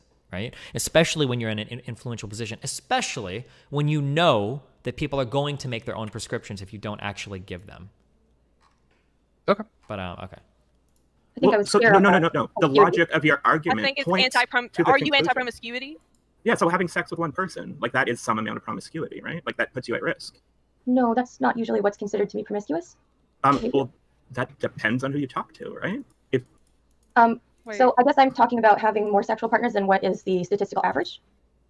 So are you against people having more than one sexual partner? I'm just confused. talking about the research. Like, oh, okay. She backs into this again, like, whoa, I'm just talking about the research. I'm just making descriptive claims. Okay. I think Anna. I'm confused. I think Anna, what you're trying to say is that like this is a risk factor, and you don't want anyone to walk away thinking it's not a risk factor. Okay, so Prime Case is coming in with the understanding, and I think even if he doesn't have like, I don't know what his background is, but even if he doesn't have like the vocabulary to describe exactly what's going on, intuitively he understands where the disconnect is. Oh, Anna, you're just saying this thing, right? So he's here to broker between these two, which is positive. But you're not passing, as far as I understand, you're not passing a moral judgment on a person who does engage. Not passing a moral judgment. You're not making a prescription. You're just making an observation. Yeah. And promiscuity. But like, are you? No. Okay, great. So, yeah. Okay, that's good to clarify that. My point. I'm still against the behavior, but I mean, like just personally. I mean, also. Okay, but then Anna fucks up by giving a personal opinion on something. Oh, dude, this is the most weaselly way to say something. Okay, the research says this, and I personally don't like this, but I didn't say don't do it. it's like the ultimate, like, trying to have, like, all of the cake and eat all of the cake as well. Yeah, this is the Hassan argument. Oh, yeah, when I try to argue with him about, like, do you think you should say bad words in private? And he's like, well, personally, I would do it. It's like, that's not what I'm asking. I'm not asking you what do you think you should call the cops if somebody's walking down an alley and they're going to rob you? Well, personally, I wouldn't call the cops. Like, I don't care what you personally do. I'm not asking what you personally do. I'm asking what you think people should do. Yeah. So you are against promiscuity. Yeah, but that's Like I'm against personally, on a person. personal level, you don't like promiscuous people. No, I think. Well, no, I didn't say I don't like promiscuous people. You're putting words in my mouth. I said I don't like So you behavior. don't like people The being behavior and the person are completely different. You know, like you can dislike a. So Anna, again with the descriptions. Oh, fuck, it's so interesting to watch this from a third person perspective because now nobody can accuse me of being biased. She totally just does not understand how the implications of a lot of what she says. So Anna legitimately thinks that she could go up to somebody and say, like, hey, just so you know, when you do this, it's narcissistic. When you do this, it's promiscuous. When you do this, you elevate your risk factors for that, and that. And most normal humans will hear that and be like, holy shit, why do you fucking hate me so much? And Anna would be like, whoa, what? I didn't say that I hate you. And then she would repeat the line, behaviors and people are two totally separate things. Well, most people don't view it that way. Most people are pretty essentialist when it comes to like behaviors. Most people identify people as being the summation of their behaviors, not that these are distinctly separate things. Behavior. Sure. I mean, I don't like drugs either, but I mean, I don't dislike people who do drugs. Exactly. There we go. Yeah, like, there we go. It's an issue of other people exist and other people do things, and I decide what I let into my life. That's all it is. Right, exactly. That's all. That's all. I mean, I'm just being open. Like, yeah, of course. Like, it's still like I'm just like disclosing that. Like, yeah, I still personally don't like. I don't agree with it, but yeah, I'm not passing judgment on like other people. Yeah. I'm not gonna- I don't drink myself, but I don't pass judgment on everyone else in the plan who does drink. So I understand what you're saying. Seriously, how are your actions removed from you? What I'm saying is there's a difference between being and get. So we say this differently linguistically, but these also occupy different places in our mind. There's a difference between thinking that somebody's behavior is abusive versus thinking that somebody is abusive. There's a difference between somebody believing that somebody can act like an asshole versus somebody is an asshole. Linguistically, the difference is minor, but in our head, these things are very, very, very different. People that we have favorable views of, we tend to view their behavior and their character somewhat separately if it's a negative behavior, and people that we have negative views of, their behavior becomes an essential component of who they are. So rather than saying that like this person makes mistakes sometimes, people are like, this person is a mistake. This is like an essential part of the character.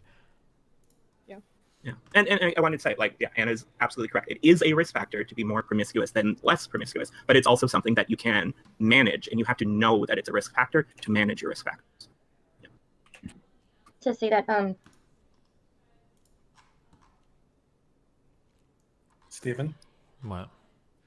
Click the link I sent you on Discord. What? Okay. I had a debate with a big streamer, and it was, I'm not saying the name obviously, but oh my god, that was the worst ever. And I still get fucking harassed for that shit. And like, it was just like constant questioning, like everything I said, of like, I'm just like, no, she's wrong on that. No, she doesn't know what she's talking about. No, that's wrong. Like, oh my god, like so many comments. I'm just like sitting there like, wait, are you really gonna try and like explain to me narcissism? What? It was so strange. Oh god, that was like the wildest thing ever. But that was like a pretty toxic community. That's like the worst I've experienced. But yeah, it was just a lot of questioning of like all my knowledge, and it was really weird because it's like, I don't know, it's just strange to me because it's like, I mean, you would expect someone, I think, in their master's program to like know these things, and it's just odd when people who like I don't know, they just, and it was mostly men, absolutely, but yeah. I think you and I have a shared experience with. Oh, so you know what I'm referring to? Okay. yes. You and I have a shared experience with a certain larger streamer. This Lady Rain person is a fucking piece of shit. I hate this motherfucker with all my heart. Okay. That we can share. I'm at a later date. I'm sure. Okay. Not with all my heart. That's a lot. I don't know this person well enough to hate them with all my heart, actually. But is anyone else out there? What was your last debate with them? Something incredibly stupid. I just know that I'm left with a very, very negative impression of them, so they probably said something really fucking dumb.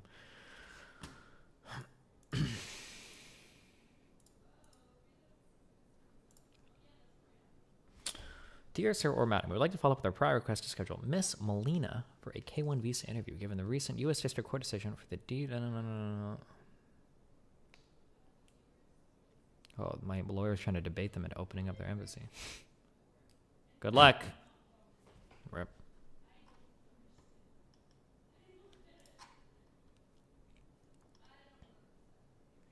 Oh, they were the Navy person who was saying there were no differences between men and women on a biological level. That might have been. Man, dude, that whole debate brought out the worst of the worst in terms of argumentation. Holy fuck. I'm playing this. Our donations are catching up. Destiny. Please make it so my echo chamber is more exclusive. I hate that I have to read people who disagree with me. You didn't have to read Bonus YouTube me yet. neither lose. You gnome fuck! Just close your eyes. Turn away. Close your eyes. What else did he say in that tweet? Close your eyes and what? Just walk away, I think he said, yeah. Close your eye. Wait, can you read the tweet? Can somebody bring up the tweet? How sights you yesterday?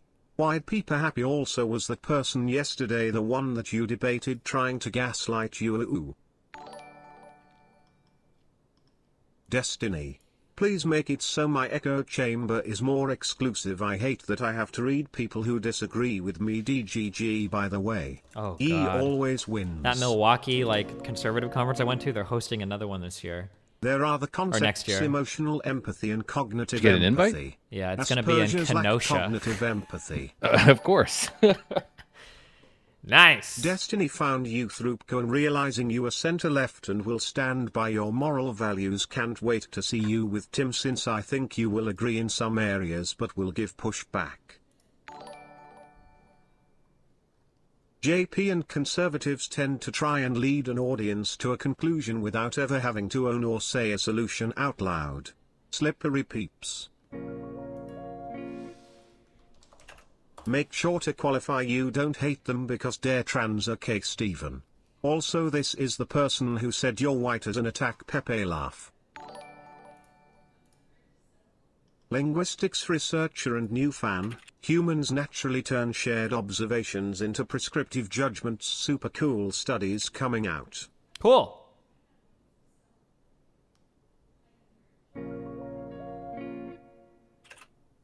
Hey Destiny, if the 3.0 model was a complete failure, then what is your opinion on the Destiny 2.0 model?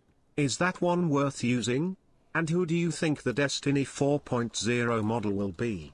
Do you have any critiques of Destiny 2.0 models? Debate with Tim Pool.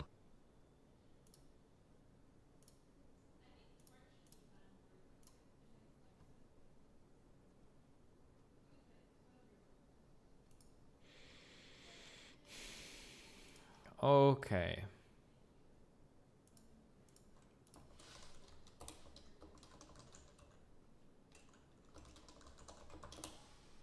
Oh God, a 46-minute Trump speech.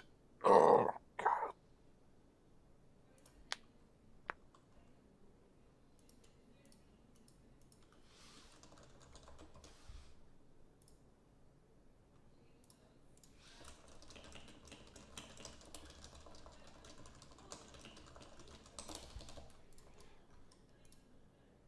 Boom. Boom. Done with everything. All right.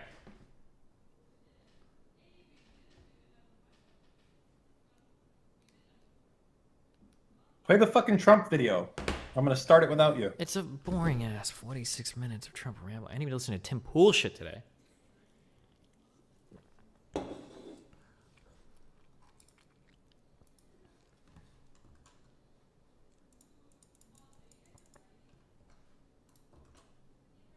This may We be don't know if it's boring or not yet. He could be going totally off the fucking rails. Okay, you're right. He said it's Probably the does. most important speech he's ever made. All right, we're listening. The most important. Thank you. This may be the most important speech I've ever made. I want to provide an update on our ongoing efforts to expose the tremendous voter fraud and irregularities which took place during the ridiculously long November 3rd elections. We used to have what was called Election Day. Now we have election days, weeks and months, and lots of bad things happened during this ridiculous period of time, especially when you have to prove almost nothing to exercise our greatest privilege, the right to vote.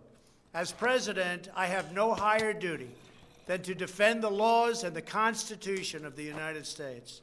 That is why I am determined to protect our election system, which is now under coordinated assault and siege.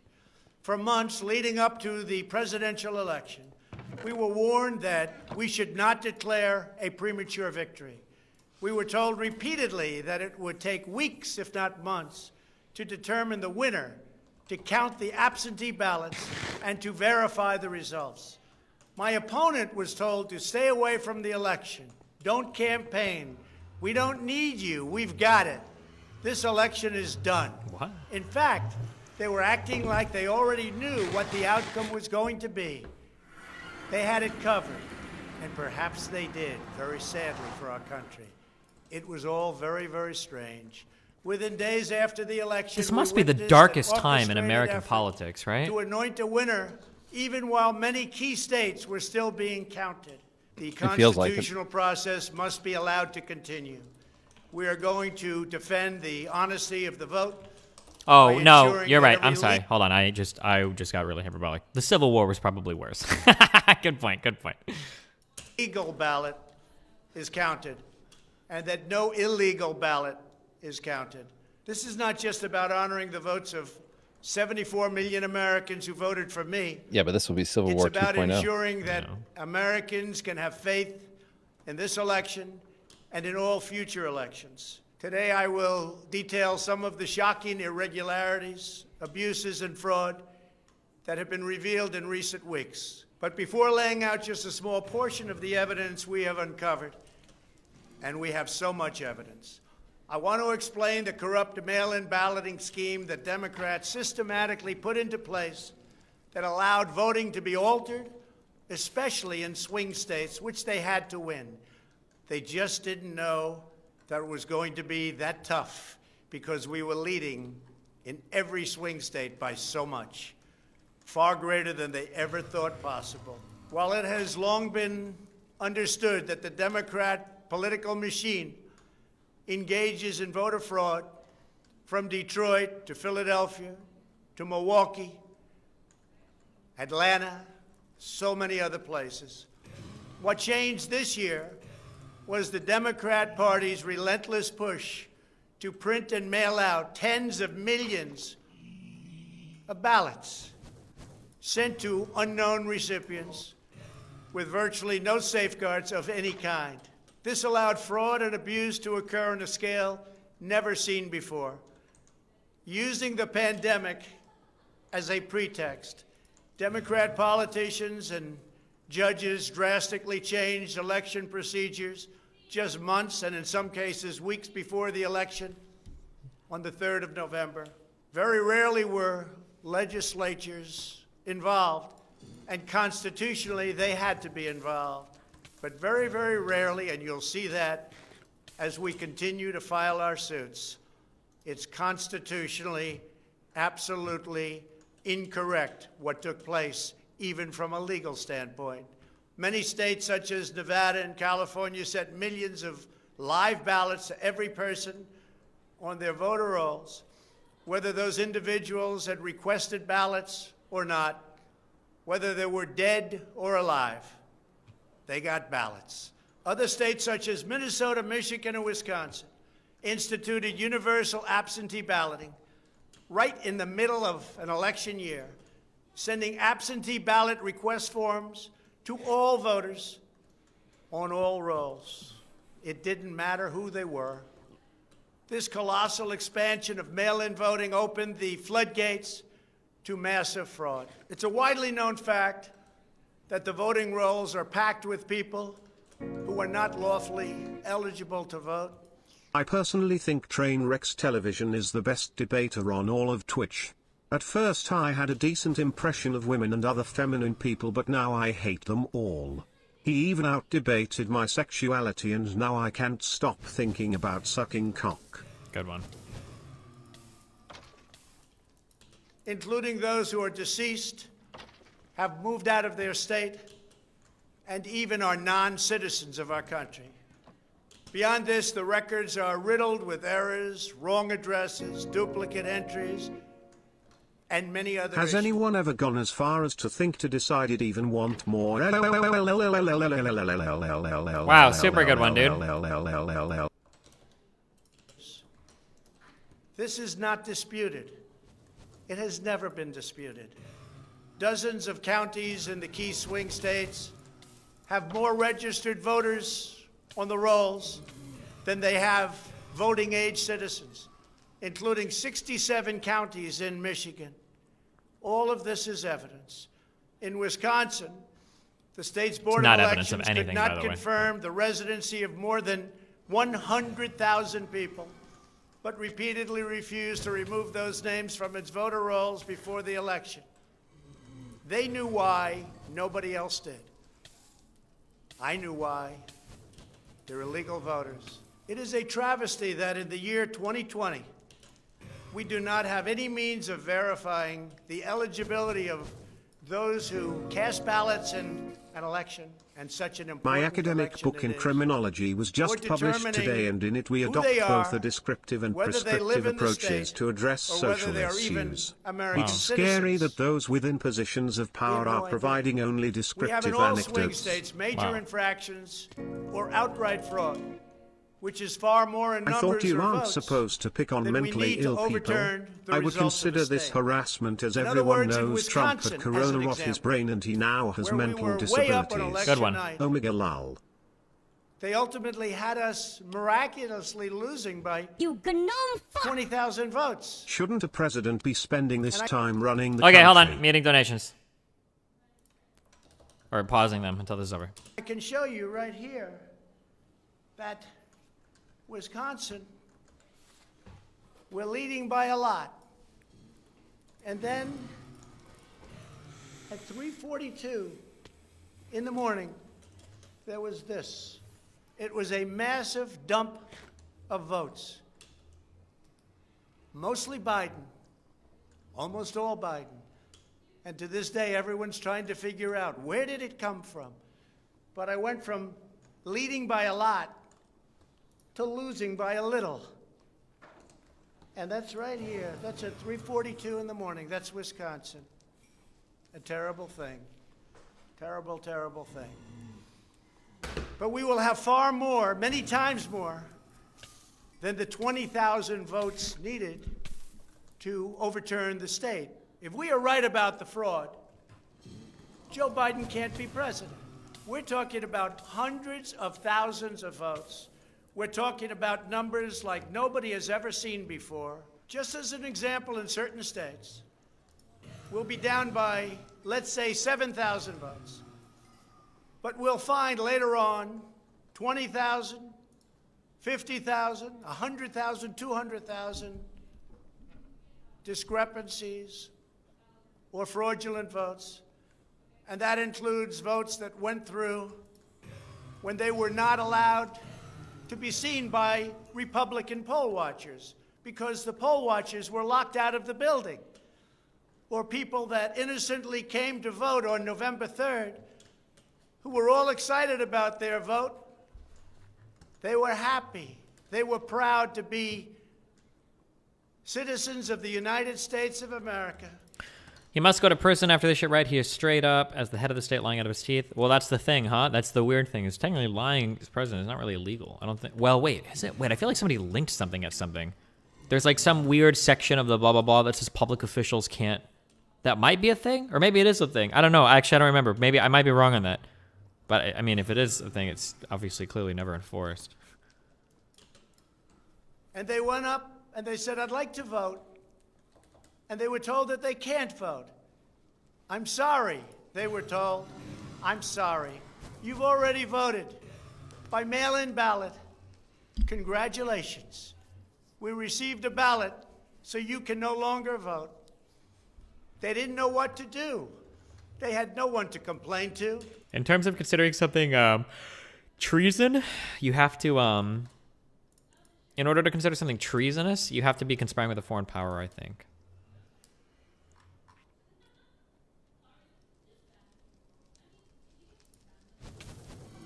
Can you not be shooting at me?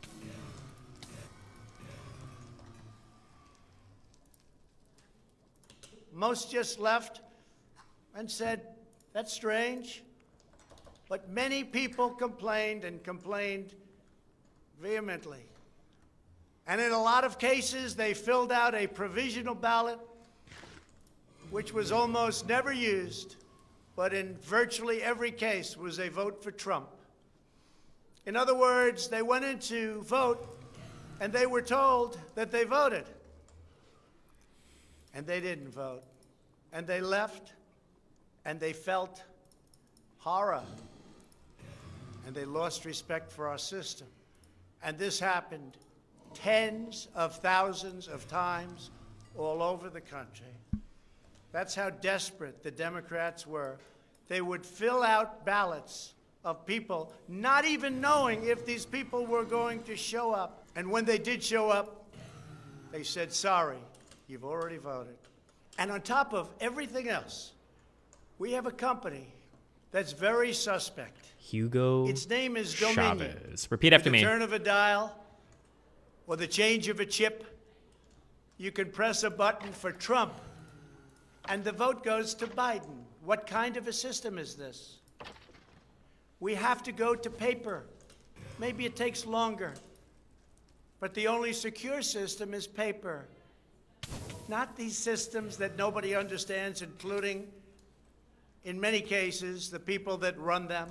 Although, unfortunately, I think they understand them far too well. In one Michigan county, as an example, that used Dominion systems, they found that nearly 6,000 votes had been wrongly switched from Trump to Biden. And this is... If he's talking about the case that I'm familiar with, this happened, I think this was reported one time. It's not that the votes on the vote machine were switched. It's that the poll worker just reported it wrong on the tally. And that when they went back and double checked it, there were votes for Trump that had been reported for Biden. But it wasn't the voting machine. It wasn't an error on the machine. And the votes weren't actually cast for like Biden and then switched to Trump, or cast for Trump and switched to Biden. It was just that the poll worker reported it incorrectly. That was it. The machine didn't do anything. Just the tip of the iceberg. This is what we caught.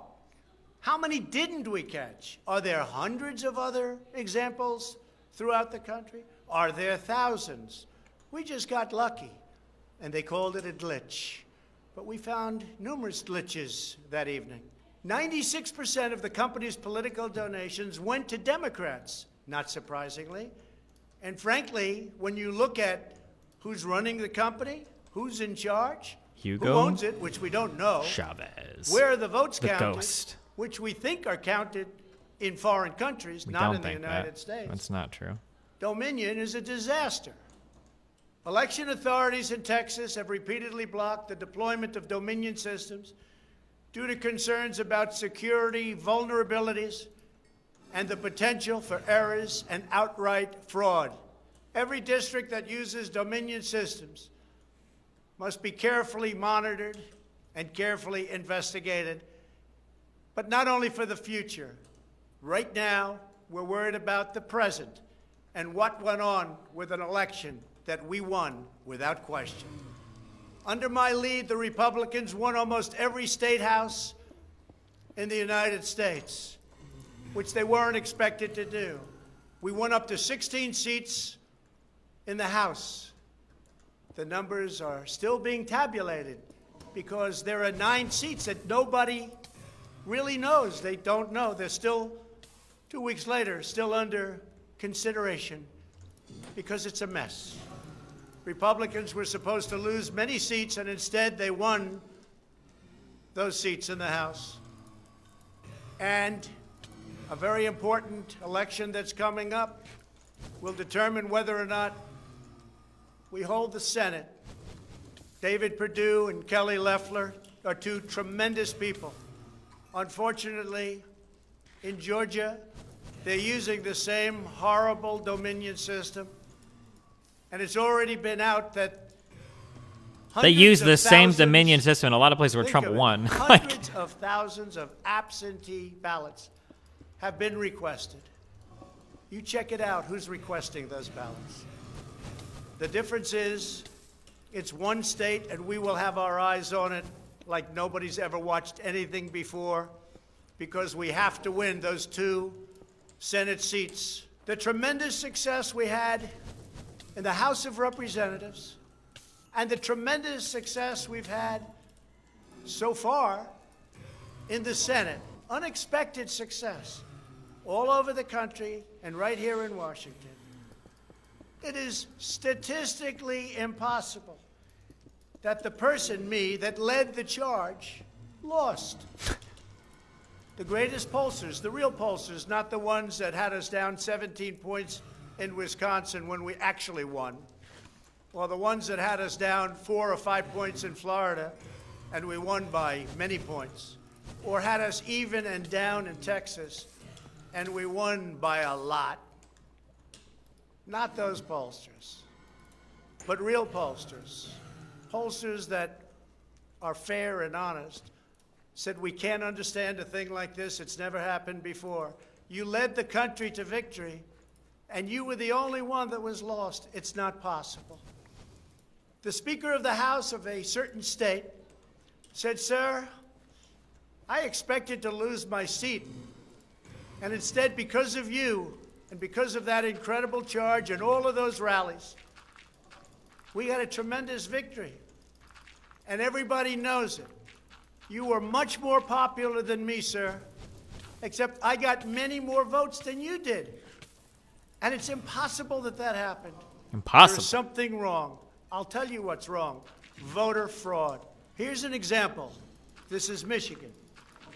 At 6:31 in the morning, a vote dump of 149,772 votes came in unexpectedly. We were winning by a lot. Unexpectedly. Where did they come from? Do you think batch just random like fucking votes just showed up, or? Received in horror.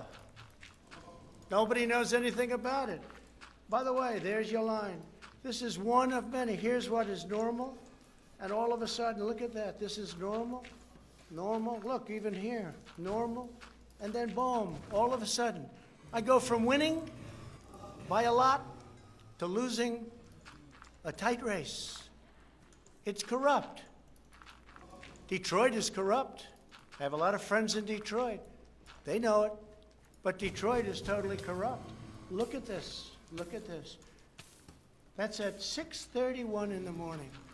Unexpectedly came in. In the recent recount in Georgia, which means nothing because they don't want to check signatures. And if you're not going to check signatures in Georgia, it doesn't work. But we have a Secretary of State and a governor who made it very difficult to check signatures. Why? You'll have to ask them. But without a signature match or check, it doesn't matter. They found thousands and thousands of votes that were out of whack. Out of all whack. Against me. This was during a recount that I didn't even think mattered. They found many thousands of votes, and that recount didn't matter. The one that matters is the one that's going on now. That because of the fact it's so close, they had to, by law, give another recount. But the recount has to be a recount where they check the signatures. Otherwise, they're just checking the same dishonest thing. It won't matter. In this case, the signatures on envelopes are the only thing that is relevant. We will compare the signature on the envelope to the signatures from past elections, and we will find that many thousands of people signed these ballots illegally. The Democrats had this election rigged right from the beginning. They used the pandemic, sometimes referred to as the China virus, No, it's where not. it originated, But okay. as an excuse to mail out tens of millions of ballots, which ultimately led to a big part of the fraud, a fraud that the whole world is watching. And there is no one happier right now than China. Many people received 2, 3, and 4 ballots. They were sent to dead people by the thousands. In fact, dead people, and we have many examples, filled out ballots, made applications, and then voted. Kebab. Okay, take a quick break from Trump. Kebab, why do I keep running into this problem? This capacitor is empty. Okay? However, my machine here is not turning on because this wire connector is full.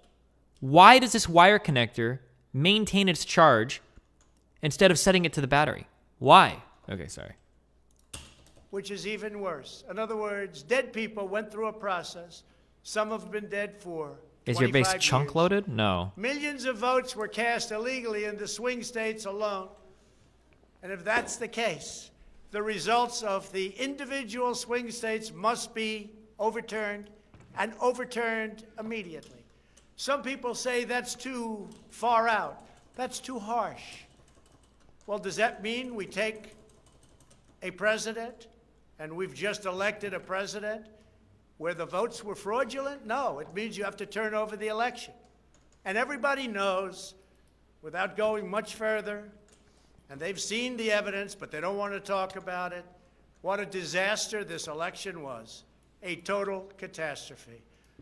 But we're going to show it, and hopefully the courts, in particular, the Supreme Court of the United States, will see it. And respectfully, hopefully they will do what's right for our country. Because our country cannot live with this kind of an election. We could say, let's go on to the next one. But no, we have to look also at our past. We can't let this happen. Maybe you'll have a revote, but I don't think that's appropriate. When those votes are corrupt, when they're irregular, when they get caught, they're terminated. And I very easily win. In all states, I very easily win these swing states.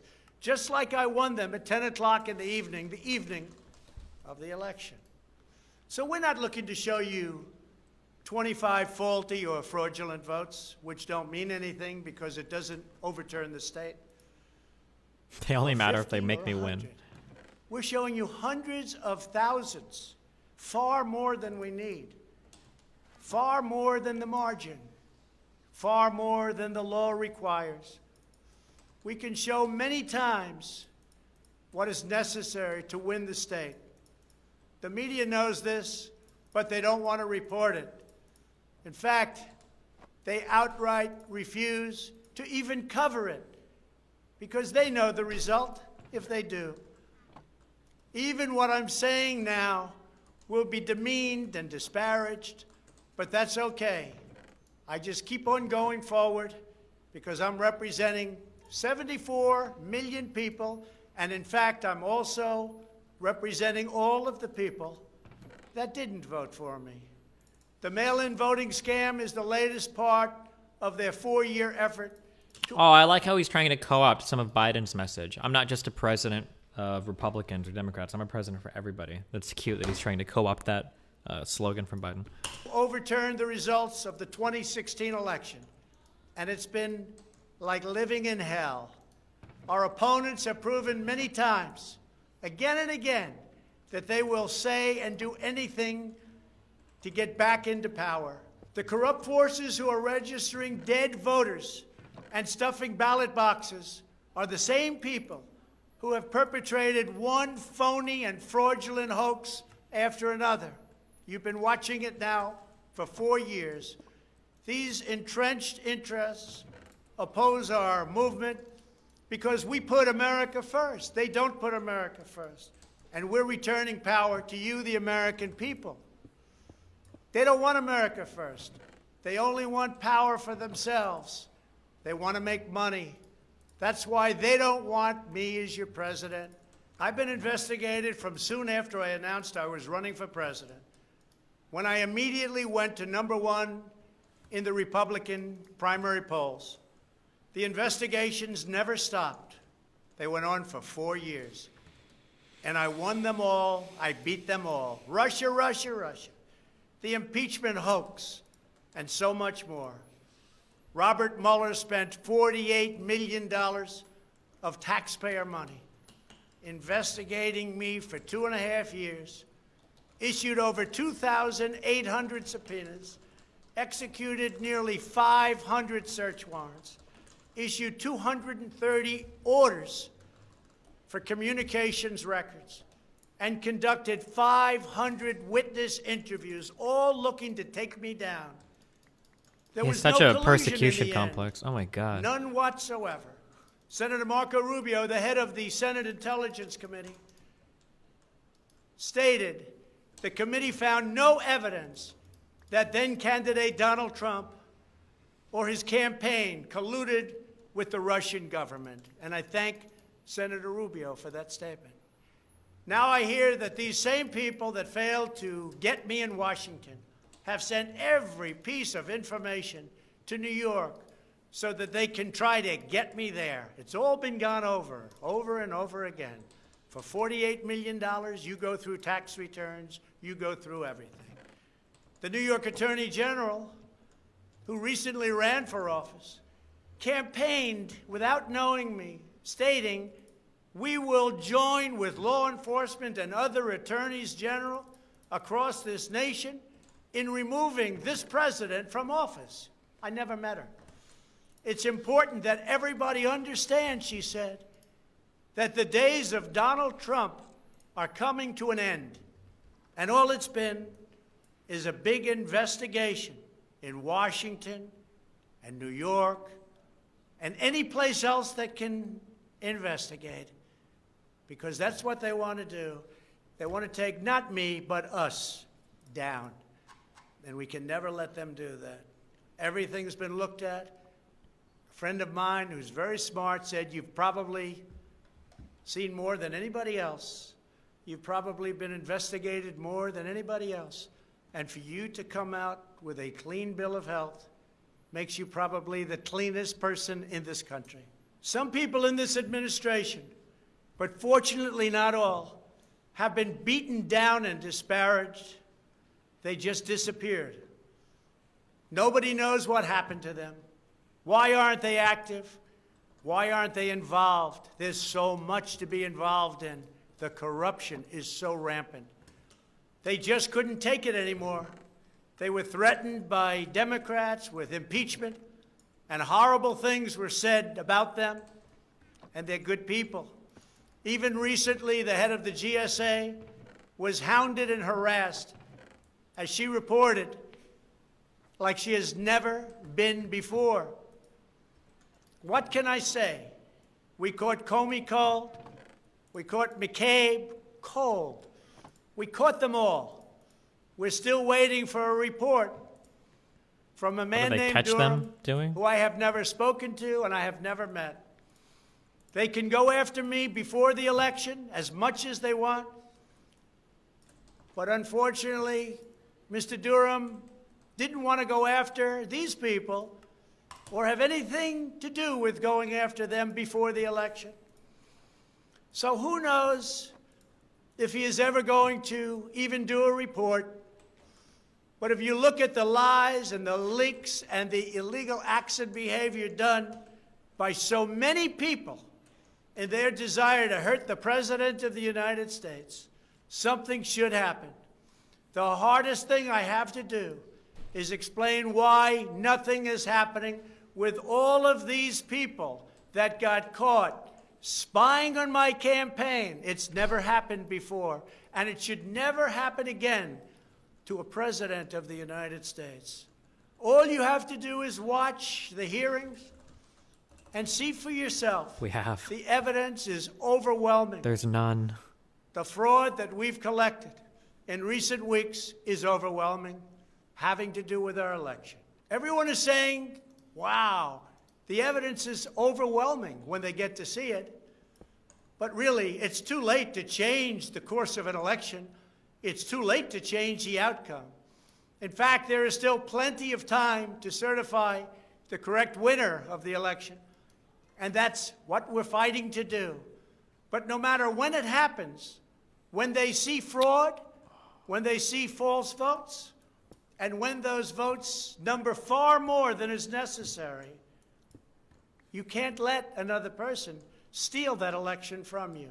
All over the country, people are together in holding up signs, "Stop the Steal." To understand how we will challenge this fraud, it is important to know the problems with mail-in balloting. Pennsylvania, Michigan, Nevada, Georgia, Arizona, and most other states allowed anyone to get an absentee ballot and cast their vote without showing any ID. The voting took place entirely on the honor system. No identification of any kind was required. Most Americans would also be shocked to learn that no state in the country verifies United States citizenship as a condition for voting in federal elections. This is a national disgrace. No other advanced country conducts elections this way. Many European countries have instituted major restrictions on mail-in voting specifically because they recognize the nearly unlimited potential for fraud. Out of 42 European nations, all but 2 prohibit absentee ballots entirely for people who reside inside the country, or else they require those who need absentee ballots to give an excuse, show a very, very powerful ID. Throughout the Democrat effort to dramatically expand mail-in voting, the Democrat Party leaders were also feverishly working to block measures designed to protect against fraud, such as signature verification, residency verification, or voter ID. And citizenship confirmation was almost unthought of that we should ask for it. Can you believe this? These are not the actions of people who want fair elections. These are the actions of people who want to steal elections, who are willing to create fraud. The only conceivable reason why you would block common sense measures to verify legal eligibility for voting is you are trying to encourage, enable, solicit, or carry out fraud. It is important for Americans to understand that these destructive changes to our election laws were not a necessary response to the pandemic. The pandemic simply gave the Democrats an excuse to do what they have been trying to do for many, many years. In fact, the very first bill that House Democrats introduced when Nancy Pelosi became Speaker was an attempt to mandate universal mail-in voting and eliminate measures such as voter ID, which is so necessary. Based as fuck. Dramatically eroding the integrity of our elections was the Democrats' #1 priority for a simple reason. They wanted to steal the 2020 presidential election. All of the Democrat efforts to expand mail-in balloting laid the groundwork for the systematic and pervasive fraud that occurred in this election. In Pennsylvania, large amounts of mail-in and absentee ballots were processed illegally and in secret in Philadelphia and Allegheny counties without our observers present. They were not allowed to be present. In fact, they weren't even allowed in the same room.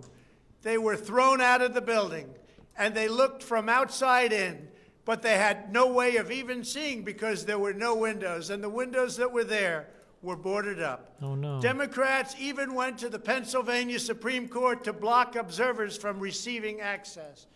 There is only one possible reason that the corrupt Democrat political machine would oppose transparency during the vote counting. It's because they know they are hiding illegal activity. It's very simple. This is an egregious, inexcusable, and irreversible harm that stains the entire election. Yet this unprecedented practice of excluding our observers, our vote watchers, as some people call them, occurred in Democrat-run cities and key states all across the nation. Here are just some of the additional facts that we've uncovered. Many voters all across Pennsylvania received 2 ballots in the mail, and many others received mail-in ballots for which they never applied. So many got ballots, they didn't even know what they were for. And again, so many received more than 1 ballot, in some cases more than 2 ballots. And they happened to be, for the most part, Democrats. Can I use hoppers for this? In Fayette County, Pennsylvania, multiple voters received ballots that were already filled out. They didn't know what happened. In Montgomery County, Pennsylvania, a poll watcher overheard unregistered voters being told to return later to try to vote under a different name. Tens of thousands of voters across Pennsylvania were treated differently based on whether they were Republicans or Democrats. Voters who submitted flawed ballots in some Democrat precincts were notified and asked to fix their ballots, while Republican precincts, and in particular Republican voters, were not so notified, which plainly violates the Equal Protection Clause of the United States Constitution. If you were a Democrat, we're going to fix up your ballot, make sure it's perfect. If you were a Republican, don't even talk about it. In Michigan, a career employee of the city of Detroit witnessed city workers coaching voters to vote straight Democrat while accompanying them to watch who they were voting for, violating the law and the sanctity of the secret ballot. You can't do that. The same worker says she was instructed not to ask for any ID and not to attempt to validate any signatures. She was also told to illegally backdate ballots, many, many ballots, received after the deadline. This is something that is so unconstitutional. And she estimates that thousands and thousands of ballots were improperly backdated by her and many others. Other witnesses in Detroit also saw election officials counting batches of the same ballots many times, as well as illegally duplicating ballots. Oh my God. One observer testified to seeing boxes and boxes of ballots, all bearing the same signature. Another observer in Detroit gave sworn testimony that he saw countless invalid ballots that did not belong to properly registered voters, and then witnessed election workers in Wayne County entering fake birth dates into the system in order to illegally count them. Witnesses have signed sworn affidavits. In other words, you go to jail if you lie, testifying that after election officials announced the last absentee votes had been received, a batch of tens of thousands of ballots arrived, many without envelopes, all voting for Democrats. In Wisconsin, a record number of voters were categorized as indefinitely confined, a status reserved for severely disabled individuals, also for the elderly, that allow them to vote without showing ID. Last year, approximately 70,000 people claimed this status statewide. This year, the number miraculously was nearly 250,000 voters after election officials in Milwaukee and Dane counties, a couple of the most corrupt political places in our country, urged citizens to improperly register under this status. And register they did in levels that don't exist. In Wisconsin, there are approximately 70,000 absentee ballots that do not have matching ballot applications as required by law. In Georgia, 9 observers have testified to seeing countless irregular ballots without the creases or typical markings indicating that the ballots did not arrive in envelopes No creases. as required. A poll watcher in Fulton County estimated that approximately 98% of the large number of unusually pristine ballots that she witnessed were for Biden. A highly unusual number. In addition, thousands of uncounted ballots were discovered in Floyd, Fayette, and Walton counties weeks after the election. And these ballots were mostly from Trump voters. They weren't counted. They were from Trump voters. In Detroit, everybody saw the tremendous conflict and the horrible way that the 2 Republican canvassers were treated, so horribly, because they wouldn't vote when they saw that 71% of the precincts didn't balance. And also, there were more votes than there were voters. Think of that. You had more votes. Think of that. He always does that. That cadence is so obnoxious. Figure. Think of that. It's by the thousands. In Arizona, in-person voters whose ballots produced error messages from tabulation machines were told to press a button that resulted in their votes not being counted.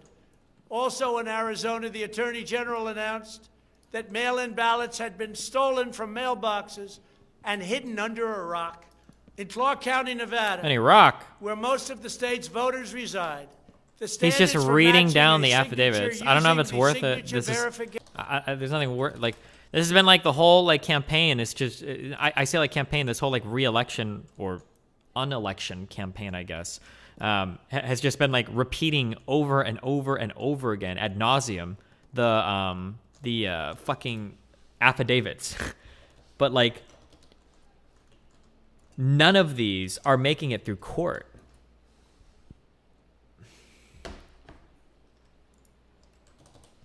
Each and every one of these conference speeches that are suggesting are the exact same shit. Yeah, it's literally just the exact same repeated thing over and over and over and over again.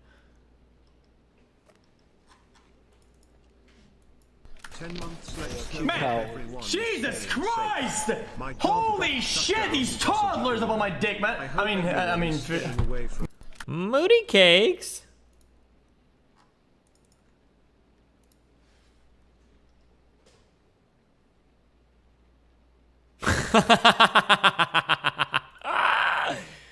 No way, is that true? Oh, it might be referring to stuff in the background.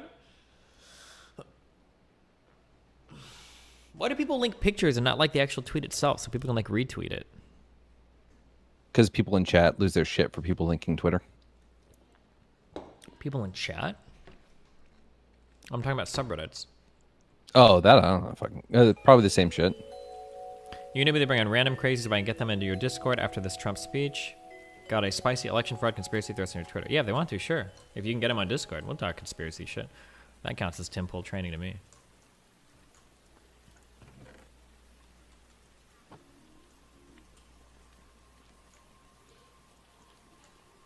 Oh my god, okay, we fixed it. We're not using these dumbass connectors anymore. We're just using the universal power cables. This version of Minecraft looks uncomfortably intense. Yeah, that's maybe true. Like, what do you build? What's that thing with the fire bricks? Oh, that's just design. But there's 4 things. It's a lot. There's a lot to explain going on here. Destiny, not live on YouTube? Are you going on Tim Pool? Why do you ask that? Why not go check? There are so many people on YouTube right now. Go look. Yeah, I'll be on Tim Pool tomorrow. Hey, speaking of which, I sent you an email. I don't know if you've had a chance Oh, to check yeah, I saw it, but she's already got like all the traveled stuff already. Okay. So they're picking you up and all that shit? Yeah, they've already got it all planned out. Yeah. Oh, that's pretty sick, though. Like, sounds like they do it in style. Okay. Other than, like, you know, doing it completely last fucking minute. I still don't have a plane ticket, but...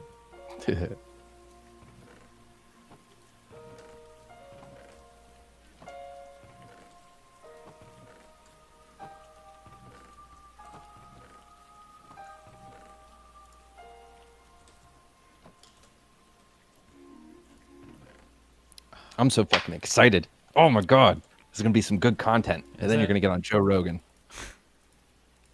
That would be cool. If I don't know if I've talked to anybody more mainstream than like Joe Rogan. Maybe like Martin Shkreli. A lot of people have heard of him, but not more than like once or twice. Yeah, I can't think of anybody else. Talking to Joe Rogan also brings us one step closer to debating Peterson. Or Dave Rubin. Probably Dave. I don't know how long it's going to be before Peterson can debate again. True. Oh, unpause donuts. Hold on. This is super dangerous rhetoric. Is there any reason to not be worried about the repercussions on democracy from here on out? I can't lose it, say me Mario.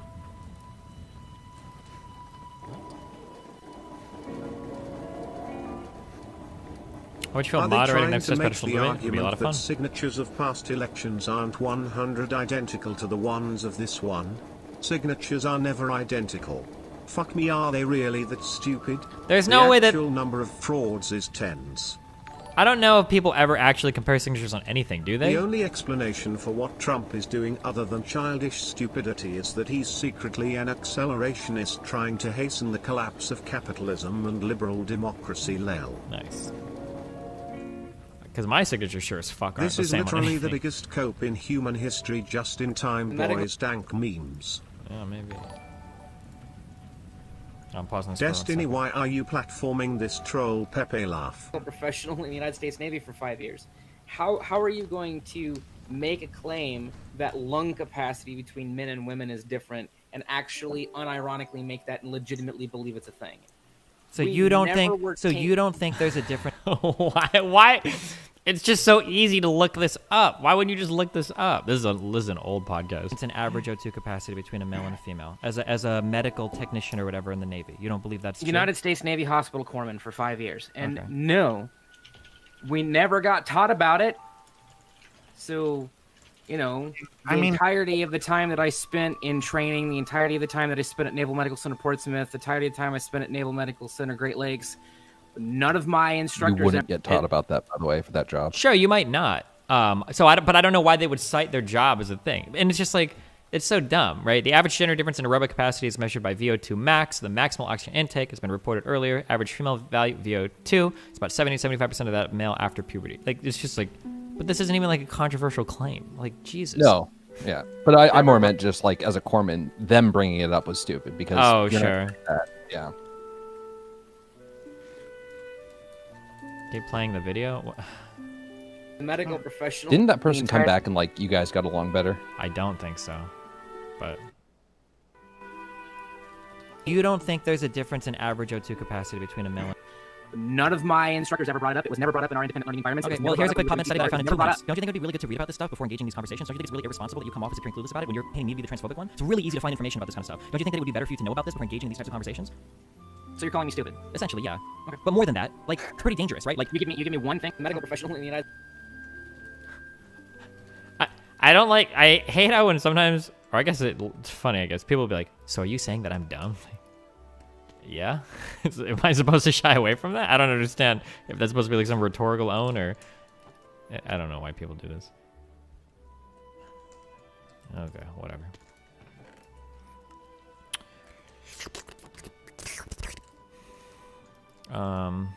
Wait, is that one guy? Are you getting on? Are you actually bringing someone on from Twitter? Otherwise, we need to start going through the Tim files.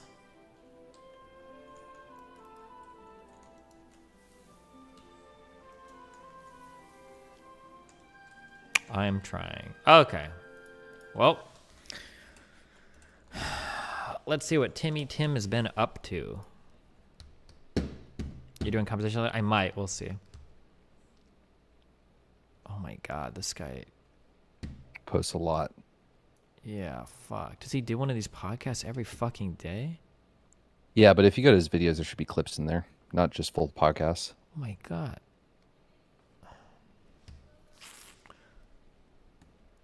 A Biden term is going to be Obama light, a throwback to bad old days. Elliot Page, open serious dialogue about sex and gender. It needs to be discussed. That's interesting. We'll probably talk about this. The polls are total BS. Media is broken. Okay. Media claims Barr sees no evidence of fraud that would change the election. Okay. I love the Doomer font.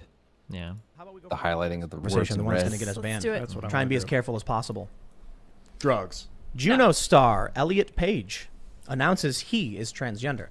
So this is something that came out earlier. Look, I'm fairly libertarian, so if somebody is trans or whatever and they want to be called whatever, I have absolutely no problem, and more power to them. They can live their life, be happy, and do all that stuff. But when you're talking about the Democrats and going after this woke, giving them the woke things they want, talking about social media censorship and stuff like this, we're in dangerous territory talking about these issues. I'll come right out and say it. There was a website dedicated to stories about Oh no! Or sorry, I'll let him finish.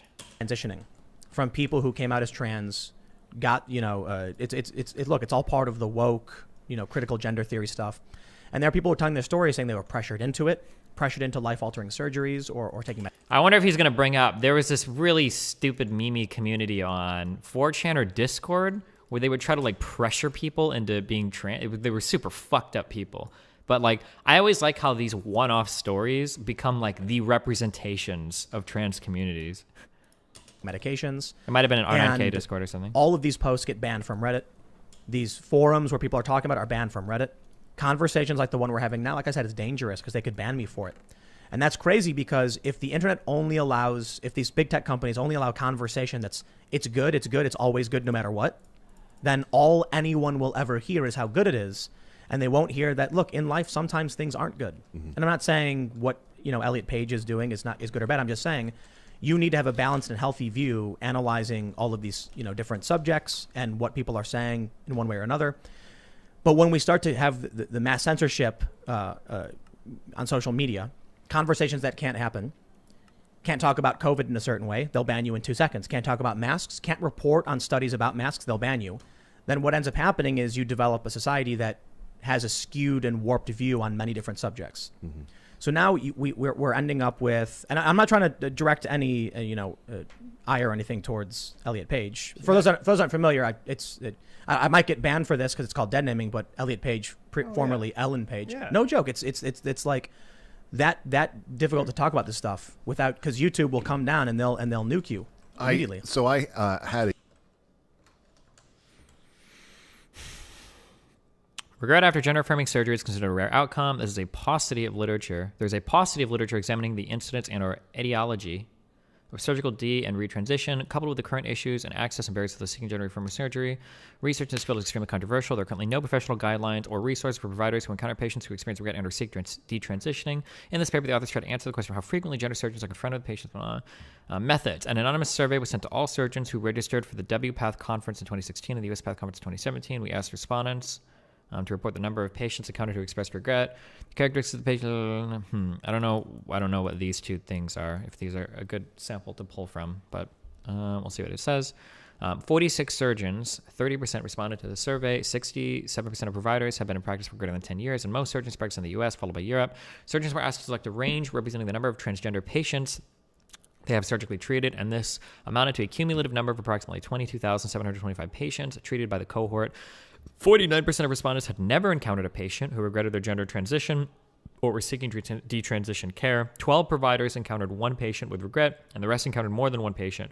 This amounted to a total of 62 patients. There were 13 patients who regretted chest surgery and 45 patients who regretted genital surgery. The composition of the patients who sought detransition is as follows: 16 trans men, 37 trans women, 6 non-binary. The most common reason cited for detransition was a change in gender identity, followed by rejection or alienation from family or social support, and difficulty in romantic relationships. Chronic postoperative pain was also cited as a reason for detransition. 7 trans women who sought detransition had vaginal stenosis, 2 had rectovaginal fistula, and 3 had chronic genital pain. 2 trans men who sought detransition had a urethral fistula.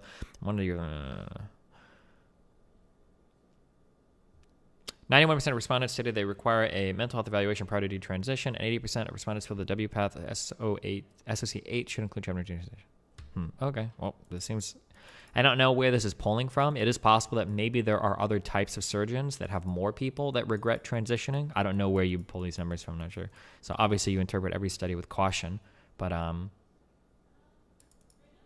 Hey, one last thing and I'll shut up. I sent you the video and I'll also linked it in chat. There's he keeps talking about like getting banned from media. He did a 3-hour show with Joe Rogan, Jack Dorsey, and the trust and safety person from Twitter. And he kind of like made really bad arguments, but it kind of gives you some insight. So that's a 20-minute clip of his thoughts into how these people are like handling their views and whatnot. Yeah, gotcha.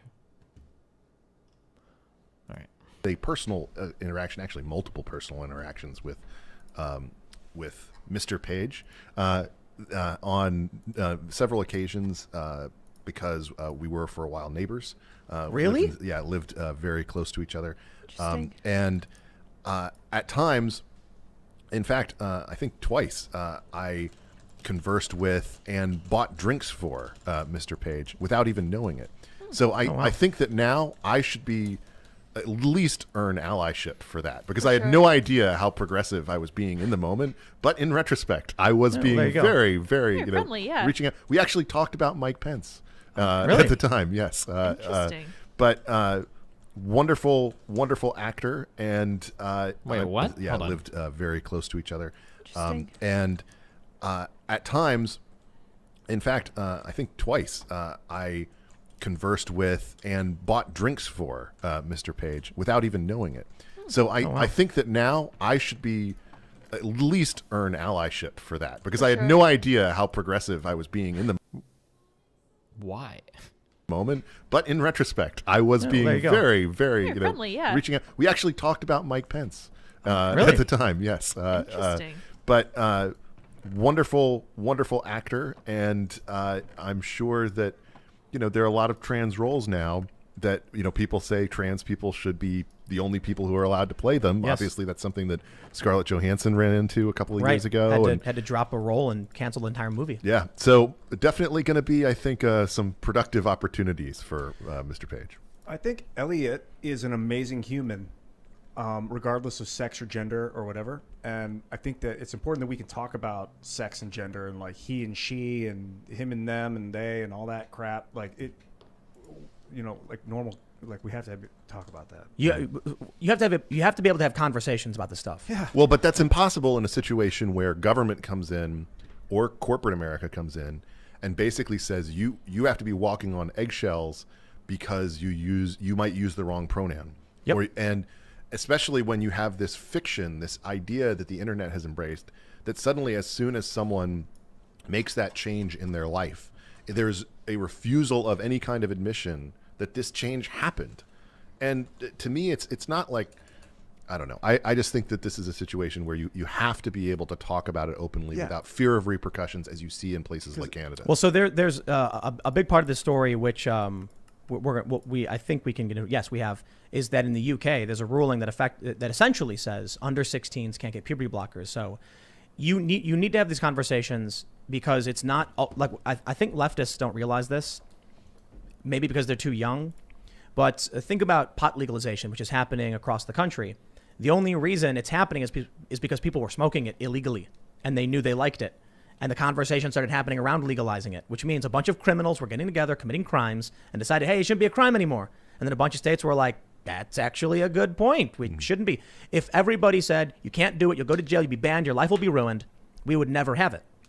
So that means you have to have calm, rational, reasonable conversations. But I'll bring up a couple points that I think are a serious problem for us in society based on the things we're seeing with Elliot Page. And again, not directing any derision at Elliot specifically, but Wikipedia, for instance, is widely used, one of the most popular sites in the world, has very serious problems. Notably, you can't use Twitter or social media of an individual as a source. Yet, in every circumstance where an individual comes out as trans, the moment they tweet, the Wikipedia editors all change everything as though that's a legitimate source. What if you were hacked and someone tweeted something and they change your Wikipedia because of this?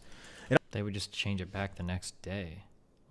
It also creates a very strange circumstance. Somebody tweeted something where it said, in reference to Elliot Page, in 2008, he was named the 93rd sexiest woman alive.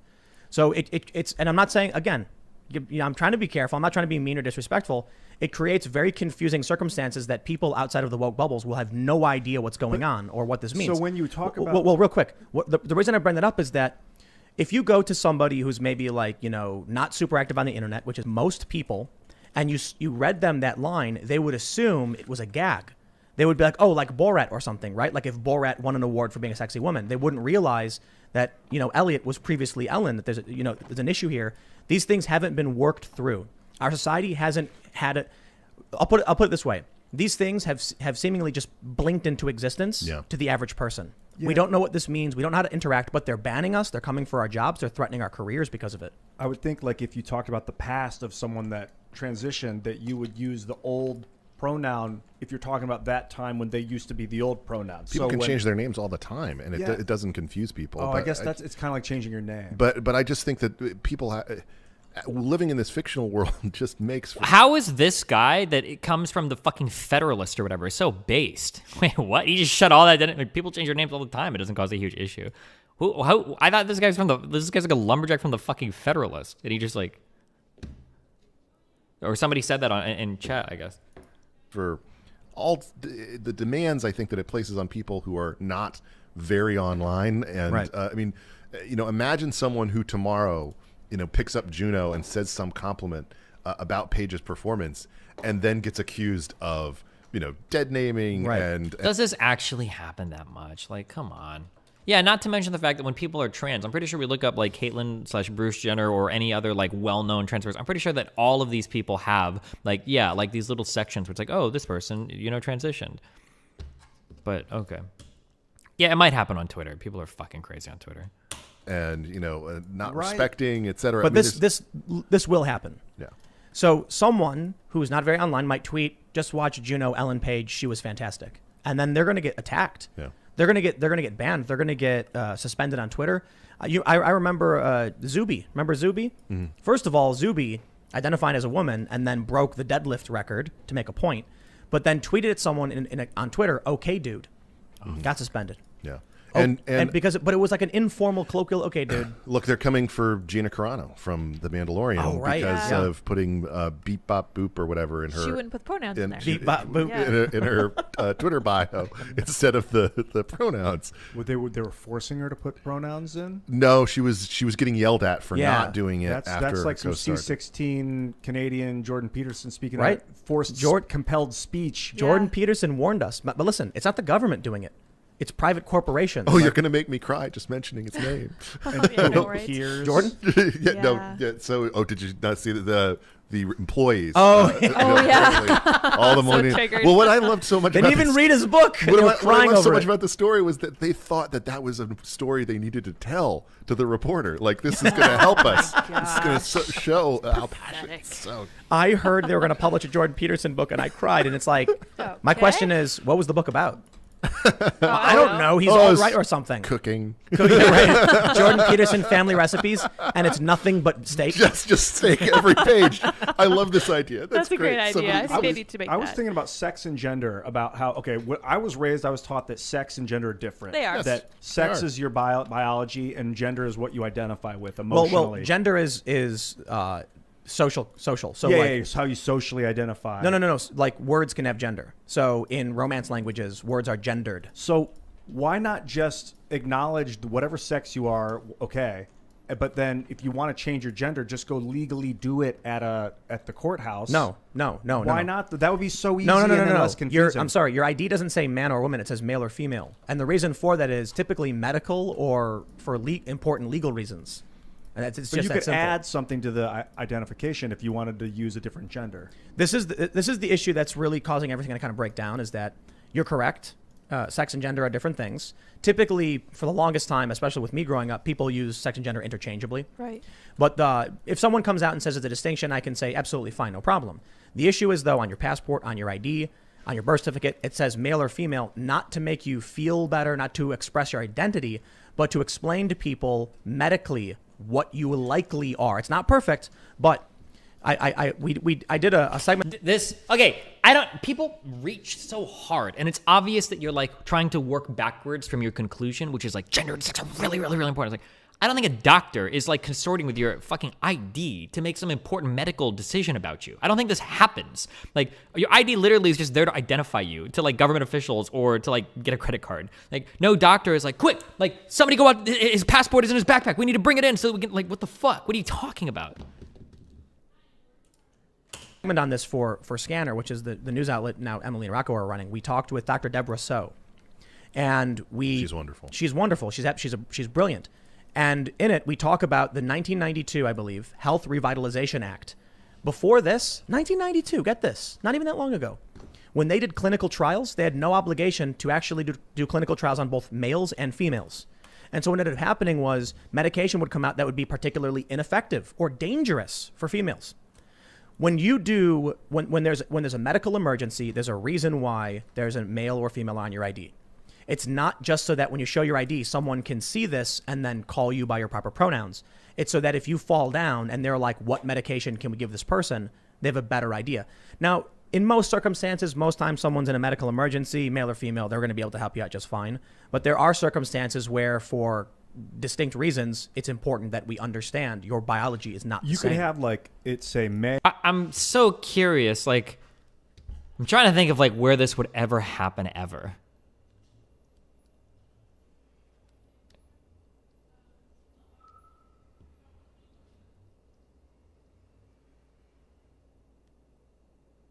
Like, we were going to put a blue Band-Aid on them, but we didn't get to check their... If you entered a dick-related coma.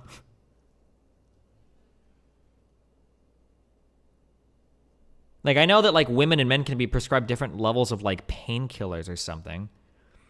Destiny, certain diseases affect women and men differently. Sure, but when you're in a hospital, you're working on a real medical record and shit. You're not pulling the guys like hey, can you grab that patient's chart? Oh, no, I don't need to. I got his California driver's license right here. Ah, good one. Thanks, James. Like,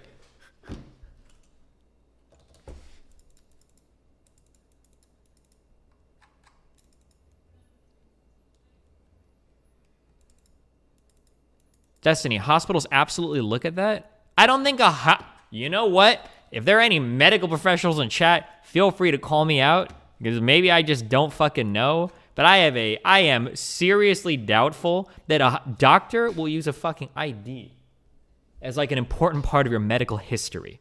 Like, I feel like they would probably have an actual medical workup for you if this was something that was like essential or vital to your health.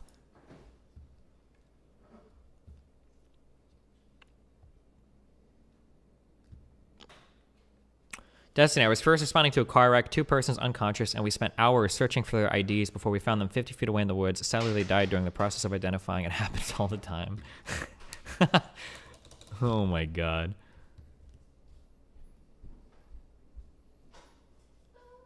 Meow meow.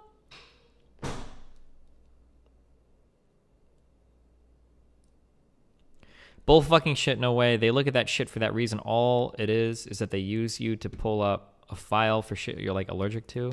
I think you're agreeing with me? Yeah, there are medications that like men and women can't take. Like, yeah, stop. That's not. Yes, I know this. I know that there are differences between the types of things they can prescribe you depending on if you're male or female. But this isn't like a fucking medical. Like, are these medications that exist as parts of medical emergencies? I am saying. Yeah, okay, so I don't know why you're giving me the. I don't know what the point of so this. So you can end it and move on. It doesn't seem like this works. So just go. Sure. Just okay. continue. Gotcha. Like, there might be things in it, like, as part of a consultation for surgery or something down the line, but these things are all verified in other ways. There's a million other ways to verify these, and I don't think they would verify it using a fucking ID. Exactly. Next. Male, she, her. Like, if you wanted to go to the courthouse and get your gender legally changed. Wait, what the fuck does the Supremium seed reprocessor do? How do I make more Supremium without having to go through this cancerous process every time? Somebody tell me what this... Somebody tell me what how I do this. Thank you. But still have that it says male, so if there's a medicine that it's dangerous for females. I just think that a lot of this gets into the nitty gritty of the way that government and corporations have to define everything about us at all times, and it's a very difficult thing. But just to go back to the original point you made, the Page story, and again, as an actor, great. Umbrella Academy was good. Great next man. And incredible. And I just think that part of the problem is, sorry for you put interrupting. these two stories next to each other, the UK story and the what does a reprocessor do? Seed reprocessors, they just take seeds and they turn it into the essence. To make Supremium, you always got to craft it. That's why I built a computer, so I can craft it really easily. They take seeds and they turn it into the essence? Yeah, so let's say you have Inferium seeds. If you feed it Inferium seeds, it'll give you Inferium essence. Why would you want to do that? Who knows? Okay, gotcha. The Page story. And then this other piece that got written this past week, perhaps, I don't know how she knew this story was coming, by Katie Herzog, who does Blocked and Reported with Jesse Singal, the podcast, which you should listen to. She wrote this amazing piece about called "Where Are All the Lesbians Gone?" That talked about the fact, early on, that there are like only 15 lesbian bars left in America, and that all these people are redefining themselves as trans instead of lesbian. That's crazy. Look at this. Katie writes, lesbian bars have always been vastly outnumbered by bars for straight people and gay men. But in the 1980s, there were more than 200 lesbian bars in the U.S. What happened? Well, a lot of them sucked. The first lesbian bars I went to in my early 20s were dank, smoky caves where women in khaki shorts and backward caps grinded on each other to outcast. They could have been frat bars, if not for the notable absence of men. And I don't know if she specifically references 15 or whatever. She says there's also economic challenge. This is what took down Lexington and infamous, I can't use that word, unfortunately, on YouTube. But yeah, she goes on to say there used to be a lot more, and that was kind of the point I wanted to bring up. The point that she's overall making is that something is happening here in society. And the problem that you're pointing out is that basically if we move into the way that certain people want us to talk about this, we can't even discuss it. We can't even, kind of put it out on the table and say, well, let's talk about this interesting phenomenon that's happening. Why is it happening? And to me, it's just so... We got to talk about it. She literally opens with... Whoop, clicked the wrong thing. She literally opens with there are only 15 lesbian bars left in the entire country. It's crazy. So are you familiar with Get the L Out? Is that actually true?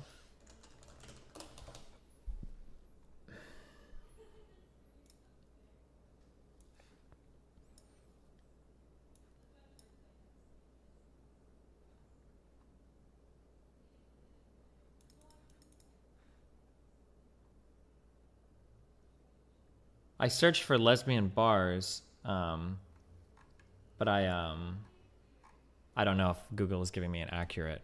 Like, there's like 20 just near me, but maybe these aren't lesbian bars. Maybe they might be something different. I'm not sure. They're all bisexual now. Interesting.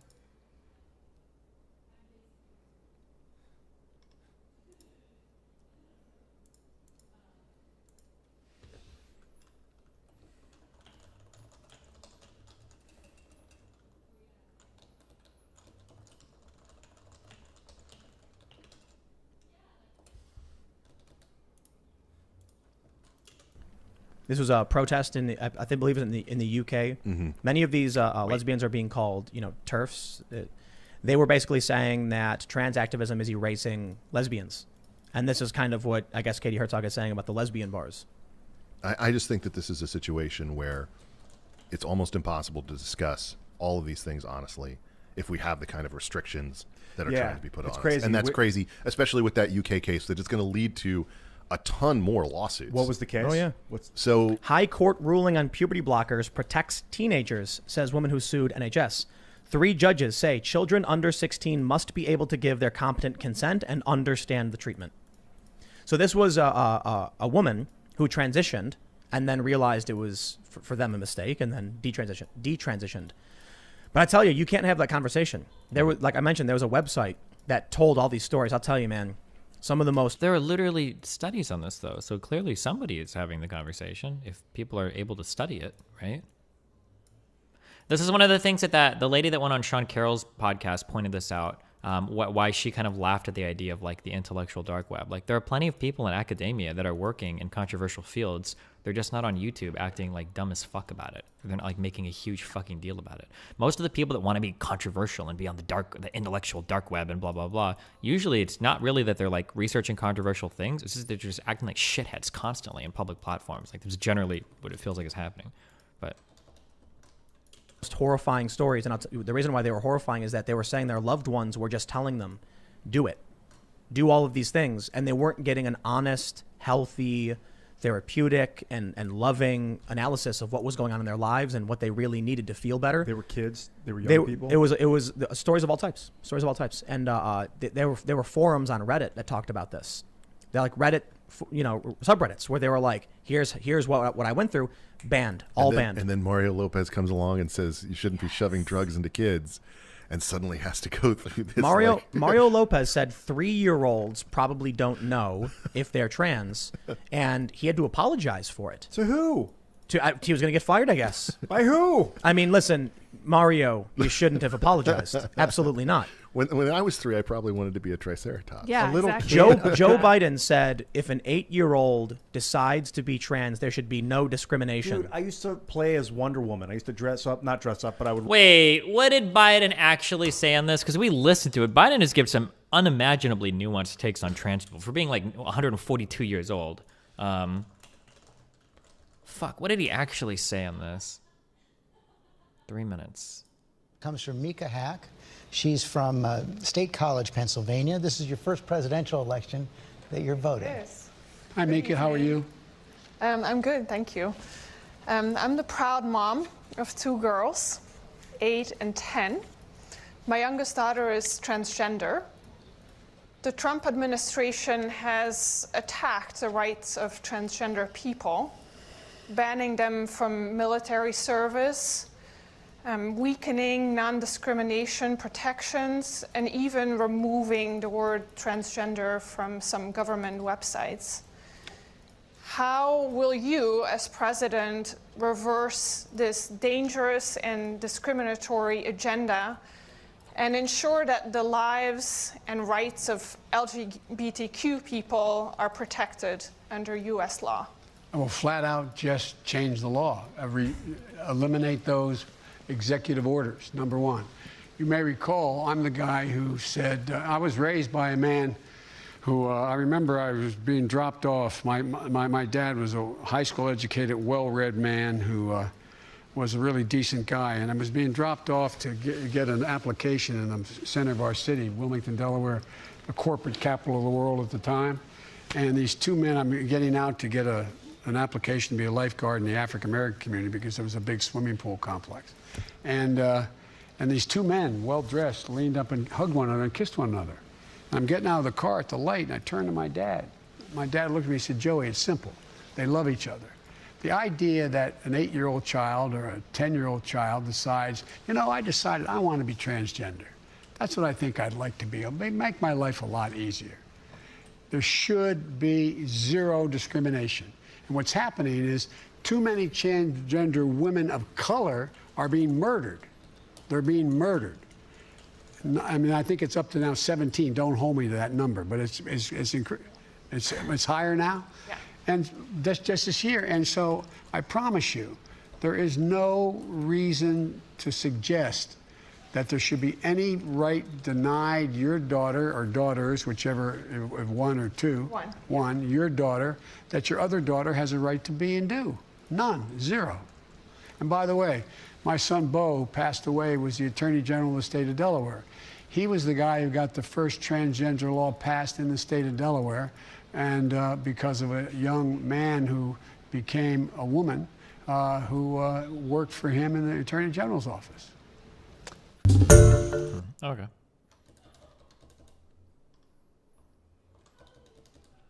He doesn't really talk much in depth about trans stuff. Yeah. Run around and be like, I'm Wonder Woman. She was my favorite character. So I didn't want to be a woman. I was always like, what would it be like to be a girl? I mean, it's just crazy thoughts, but. So this is what happens. Joe Biden, when he said that, if an 8-year-old chooses to be trans, there should be no discrimination. That is the kind of, I believe that's irresponsible. I believe the correct answer should be the issues of private family matters for minors is the responsibility of their parents and their doctors. Mm-hmm. And that's it. Yeah. That's he shouldn't be telling or encouraging or saying, no, listen. There are certainly circumstances where there are transgender kids and teenagers, and the parents need to make sure they're doing everything right, and the doctors are doing everything right. He's so checked out. When he did that at the debate and told that woman about her 8-year-old. The town hall, yes. Yeah. But that, again, is the sinkhole that you just get sucked into on these things, where logic goes out the window and you don't think about the ramifications of it.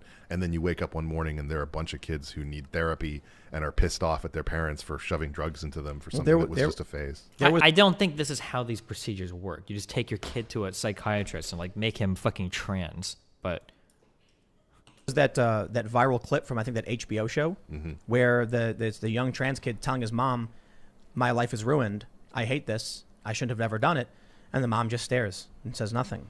And it's almost like, you know, it goes back into what I was saying about censorship. The fact that even having this conversation, we run the risk of getting demonetized and getting banned, but it needs to be talked about. So brave. If this mother never heard any of these conversations, then the only thing she knew was must be good. Yeah. Now the kid is telling his mom, and this is on HBO. This is going viral. My life is ruined. Yeah. I can't stand it. Parents need to be there for their kids, man. This is just, I mean, it's a tragedy, and the adults who, I think we will look back on this as being a very stupid and crazy time for the kind of adults who just egged all of this on and acted as if there were no downsides. You know, science can solve your problems for you and make all the confusion go away when kids are confused, and teenagers especially are confused. And we should let people work their way through these things and make decisions as informed adults and not force them into boxes early on based on, you know, what you've read in the silly magazines that make arguments for this Teen case. Vogue. Yes, you Teen know, Vogue praising in Karl particular. Marx and stuff like that. And you know what? One of the issues is I think there's a kind of a feedback loop that is driving the left insane. So they make rules to appease what they think is normal. Then those rules create an environment where you can only talk about what they think is normal, which then slowly starts spinning and moving further and further left. So you end up with the CEO of Twitter saying, here's our rules, and the rules are applicable or understood only by 8% of the population, the ultra progressives. Regular people are being banned left and right, creating an echo chamber of all this far left nonsense, which then results in people growing up, getting jobs at Twitter, and then believing the insane nonsense and then enacting rules of what they think is normal, and it's an endless cycle. And that's why the future of the left depends on the line that runs through AOC's heart. Because she, as someone who is a legitimate economic progressive and a populist, I believe, on those points, has shunted those issues to the side in order to accept and embrace this woke ridiculousness. And, you know, a byproduct of that, she and the rest of the squad pushing Bernie into that box, which he had never occupied before historically. He had, you know, talked about race is being used by corporations to divide us in ways where we should be united based on class interests and economic interests. Until 2016. Yes, and then he went woke. And then we have a situation where, the left now.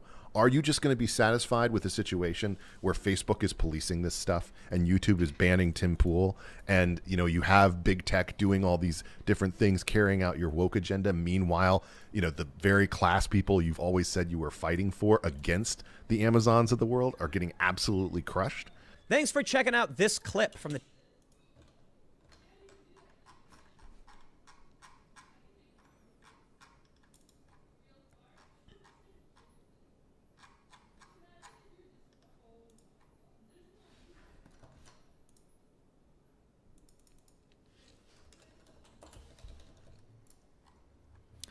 Definitely not Tim Pool, but I'm not saying a child transitioning is responsible to the parents / doctors. Don't we already take over the rights of children in other health ways?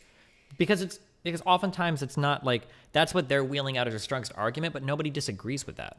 Like that's what people on the left would say. Like, oh, like the right to transition should be regulated by like the parents and the doctors. Like nobody is saying, well, there might be some crazy lunatics who are saying, but generally nobody's saying like an 8-year-old should be able to just walk into like a clinic and like get a fucking like gender reassignment surgery. And it's like, oh, I'm trans, by the way. Like, I don't think most people are advocating for stuff like that. Like usually people are saying that there should be like some level of responsibility.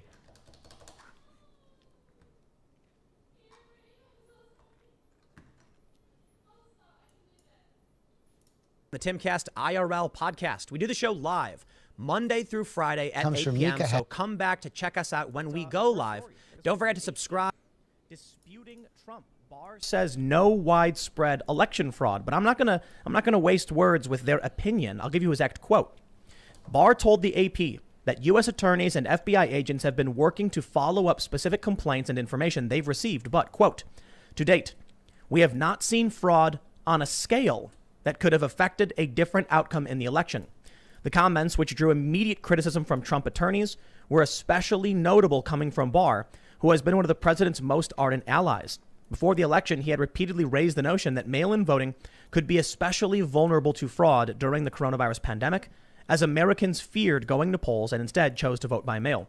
More to Trump's liking, Barr revealed in an AP interview that in October he had appointed U.S. Attorney John Durham as a special counsel, giving the prosecutor the authority to continue to investigate the origins of the Trump-Russia probe after Biden takes over, and making it difficult to fire him. Biden hasn't said what he might do with the investigation, but his transition team didn't comment on Tuesday. So let's just start talking about what's going on with Bill Barr's statements.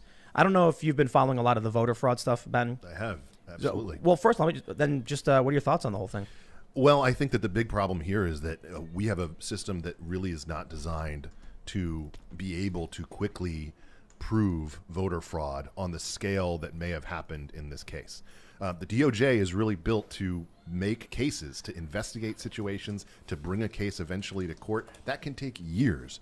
And I think that the real problem is that we're discovering that in a situation like this one, where they rushed all of these changes, many of which I think may turn out in eventually to be considered unconstitutional on the state level, as your guest Sean Parnell was bringing up the other day. He's the plaintiff suing for Yes, this. exactly, which I think is a very serious question. The real problem is, what if the fraud is hiding in plain sight? And I know that during the Russia hoax, you would always hear that from, Adam Schiff and people like that. Oh, the collusion's it's hiding in plain sight. It's right there. It's right in front of you. Well, because Trump was literally on media saying, if anybody has the emails from Hillary, release them. I can't think of any Democratic official that's publicly saying, if anybody wants to rig the election, rig it. What if instead the actual fraud is something as basic as Mark Zuckerberg spending hundreds of millions of dollars to have voter boxes put all over the United States in ways that may turn out to be targeted to specific areas, in things that could turn out to be in-kind contributions to Democrats as opposed to nonprofit. Or Wisconsin, they were doing democracy in the park events. Yes, bringing people out, telling them to vote, telling them who to vote for, things like that. And it's a situation where our own reporter John Davidson, who does a lot of this stuff on the ground for us, has been detailing the situations in Native American communities where you literally had illegal raffles and things like that going on to incentivize people to vote. Wow. Which is stuff that, you know, it's just basic law. Like you can't pay someone to vote or not vote. You know, it's and to me, is that true or not true? I don't actually know. Can you pay someone if you don't know the outcome of their ballot? Can you pay someone to go and vote if you're not directing them to vote for a particular person? I have no idea.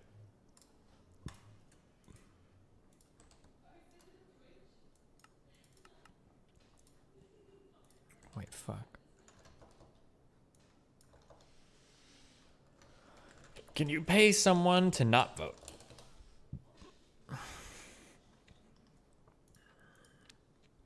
Whoever makes or offers to make an expenditure to a person, either to vote or withhold his vote, or to vote for or against any candidate, and whoever. Okay, so you can't even do it to vote or not vote. So you can't pay people to vote. All of that adds up to a situation where there really is rampant, you know, fraud, weirdness, lots of questions. But I don't think we have the capacity in the DOJ to turn something around that quickly in a way that would satisfy Americans. And that to me is that's a big unanswered question. I completely agree. And I mentioned this. One of the biggest problems we have is what we get 2 weeks to do this full scale nationwide investigation of 150 million votes. That's impossible. But we have more. That's not what people are trying to investigate. They're not trying to investigate every single thing. They're literally just calling into question a select few like states or counties even. It's not an investigation of all the entire election. More and more evidence stacking up. Now, to clarify what Barr has said, he's saying no evidence of widespread fraud. In fact, I've titled this stream, No Evidence of Widespread Fraud. What he said was, to date, we have not seen fraud on a scale that could have affected a different outcome in the election. We can break that down. It could mean several things. He could be saying, as of right now, we have seen fraud. We haven't seen enough. Does it mean he's done investigating? No, it doesn't. But of course, the headline from every mainstream outlet is going to be no evidence of widespread fraud.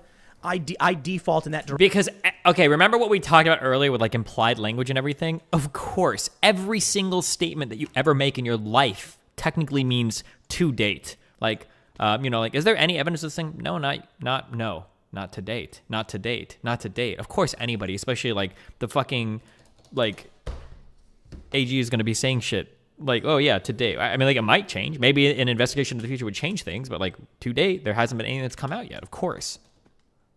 Direction as well, but it's really hard to like cram a title in, you know, on YouTube. So I do what I can. I'm basing it off the article. It could theoretically mean we've seen fraud. We haven't seen enough yet. He did say to date, right? Well, I'm thinking about James Clapper. I just keep thinking about James Clapper testifying to Congress that they did not. Yeah, we did not wittingly spy on the American people when they did wittingly spy, and under oath, perjury to Congress. And no repercussions. None. No. So it makes me think they're all capable of lying. Well, of course they are. I mean, John Brennan is someone who didn't just spy on the American people; he spied on Congress. But no, go ahead. Just for people who don't know, full of it. I don't know.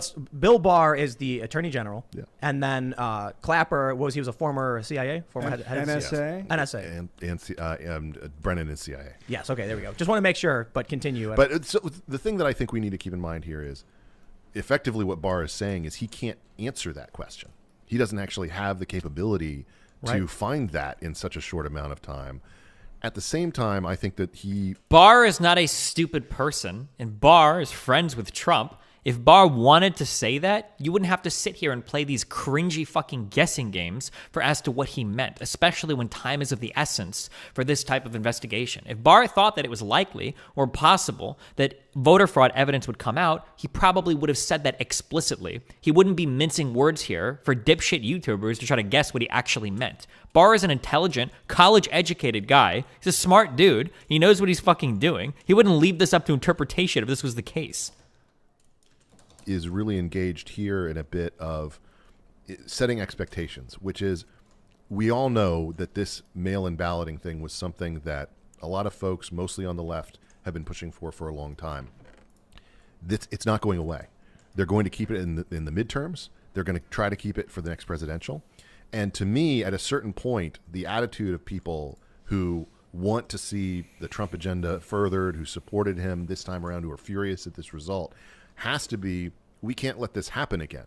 because otherwise it will. And it's in the incentives of a lot of these politicians to make sure that it does, so that they don't have some reversal of fortune in the midterms as they all expect they will. So this is the most important thing coming out of all of this. If maybe Trump doesn't win, right? I know the Trump supporters are saying we're going to win, we got to fight.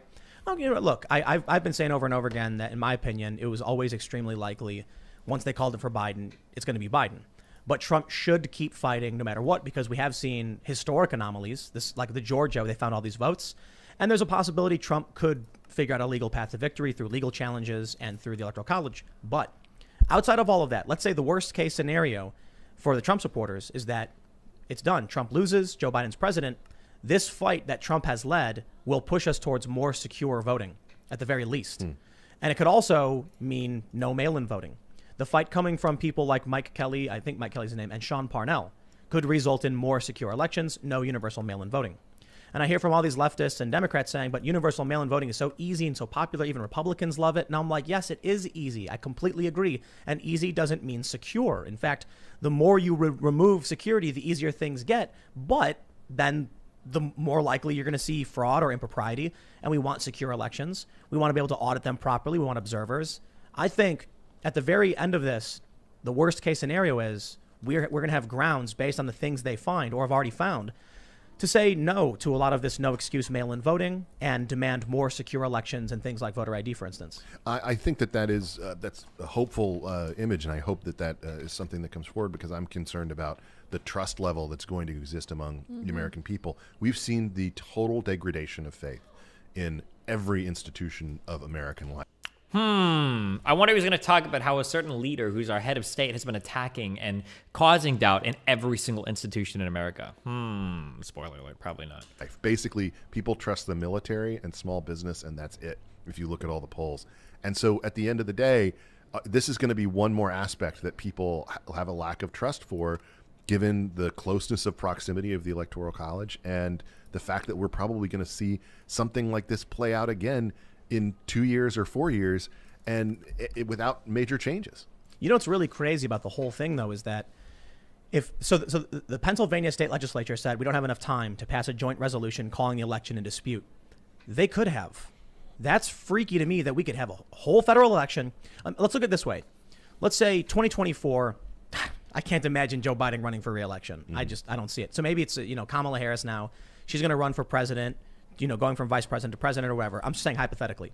She's running against, I don't know, who do you think would run in 2024 for the Republican? A lot of people will, but let's just say for the argument, just because he's known and a known commodity. Kanye West. Ted Cruz. Okay. Let's just say Ted Cruz, because he came in second effectively last time. All right. So we got Ted Cruz, Kamala Harris, comes down the Electoral College. Ted Cruz is up. He's projected to win. And then a swing state with a Democratic legislature says, we're going to appoint our electors, we're going to dispute it, pulling his votes away or something like that. That could happen now, and that to me is kind of nuts. That Trump needed 3 states. He needs 3 states. It can still happen to effectively challenge the result of the election. It might actually happen. I mean, we just had this hearing in Michigan today, where this is the first time I think of these hearings they've done. It was actually in a state house. It was actually in an official building. They were doing this hotels before. Right, so they had the first evidentiary hearing with the Republican state legislature in Pennsylvania, I think it was, right, in Gettysburg, right? And when I questioned why they're doing it in a hotel, a ton of people were saying, "Oh, it's Gettysburg. It's the second, Gettysburg Address or whatever." And I'm just like, I don't know. I kind of feel like they're just, placating people. Like, oh yeah, we're going to do a hearing. It's going to be at a hotel. When they did it in Arizona at a Hyatt, I said that makes no sense.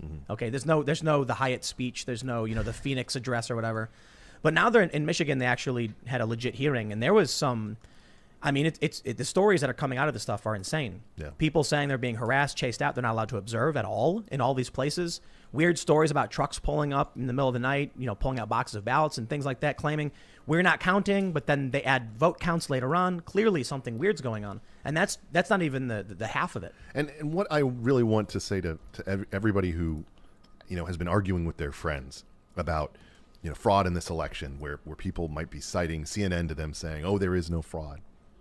There's fraud in every American election. It always happens. And it's typically on a low level and very pedestrian in nature. It's literally a box that appears or disappears. It's something that it doesn't take a convoluted machine to make it work. I mean, the machine that ran in New Orleans all the way up until Katrina was totally like that. It was organic. Everyone knew what they had to do. It didn't require any kind of coordination or meetings. Katrina smashes that whole population. It spreads out, and suddenly Republicans start winning elections.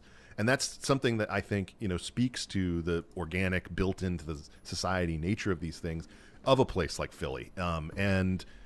Again, I still think this is a situation where this was effectively lost for Donald Trump when Republican lawyers didn't get their act together ahead of time months ago and start fighting and disputing these things more effectively within these different systems. They were getting shut down by the courts, but they needed to put more effort into it.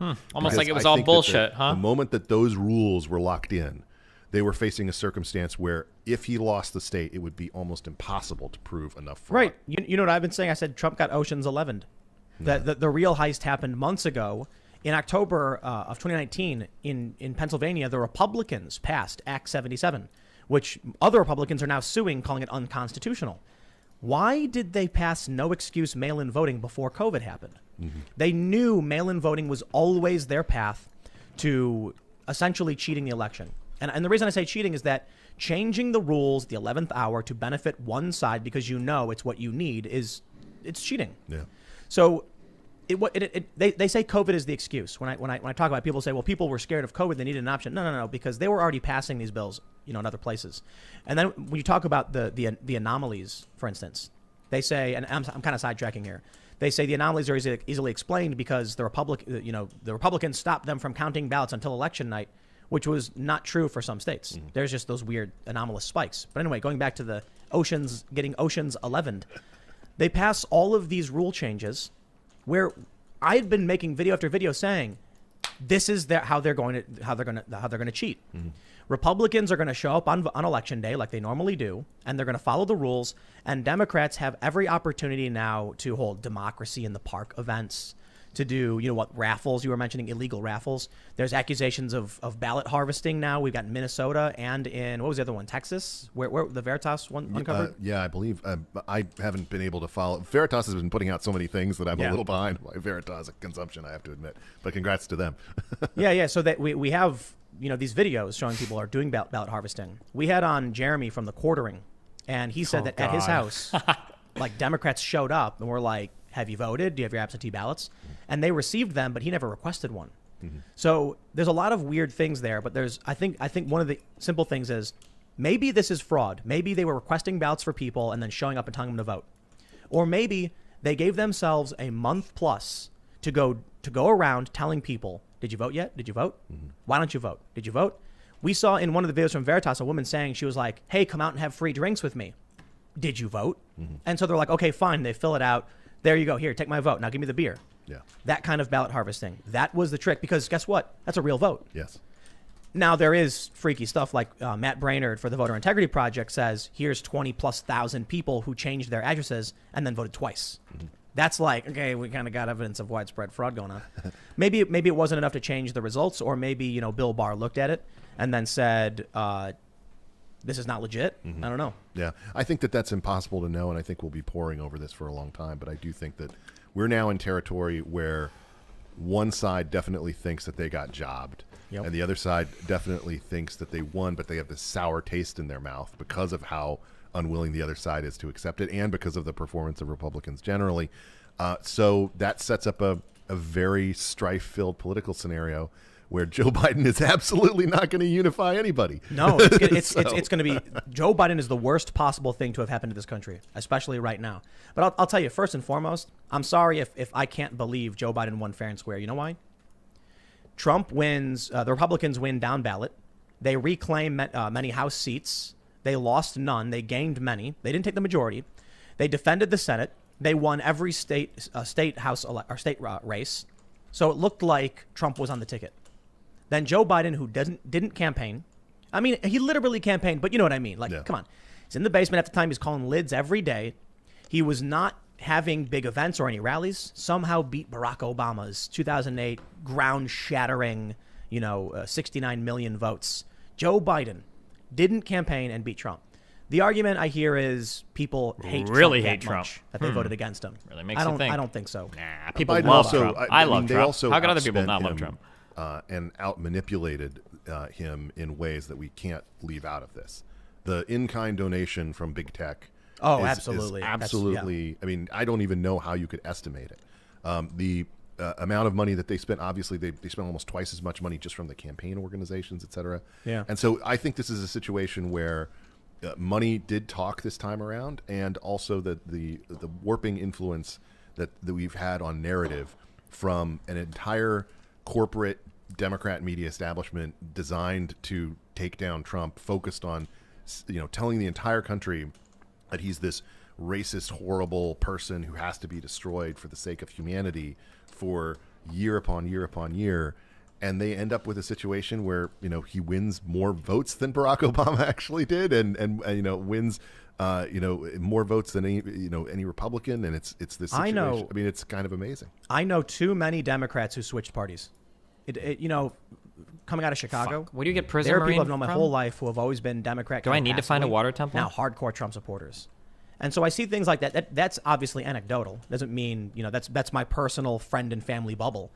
But I look at the New York Times reporting. I look at Moody's Analytics. All of these things indicating a Trump victory. Nothing indicating a Trump defeat. Albeit when COVID hit, it shifted a lot of the economic forecasts. Thanks for checking out this clip from the Timcast IRL. This is boring. Fuck. My biggest worry is that he's going to bring up some random obscure fact that I don't know about. And then I'm going to be like, oh, well. All the polls were wrong. Off by like 7%, 4 to 7%. Well, no. I want to stop you there because I think we keep saying the polls were wrong. They were rigged. The pollsters lied? Some polls were wrong. Some polls were propaganda. Right. Okay, we have to keep in mind, media polls are frequently, they are propaganda, or they are intended to be the basis for a story, a narrative.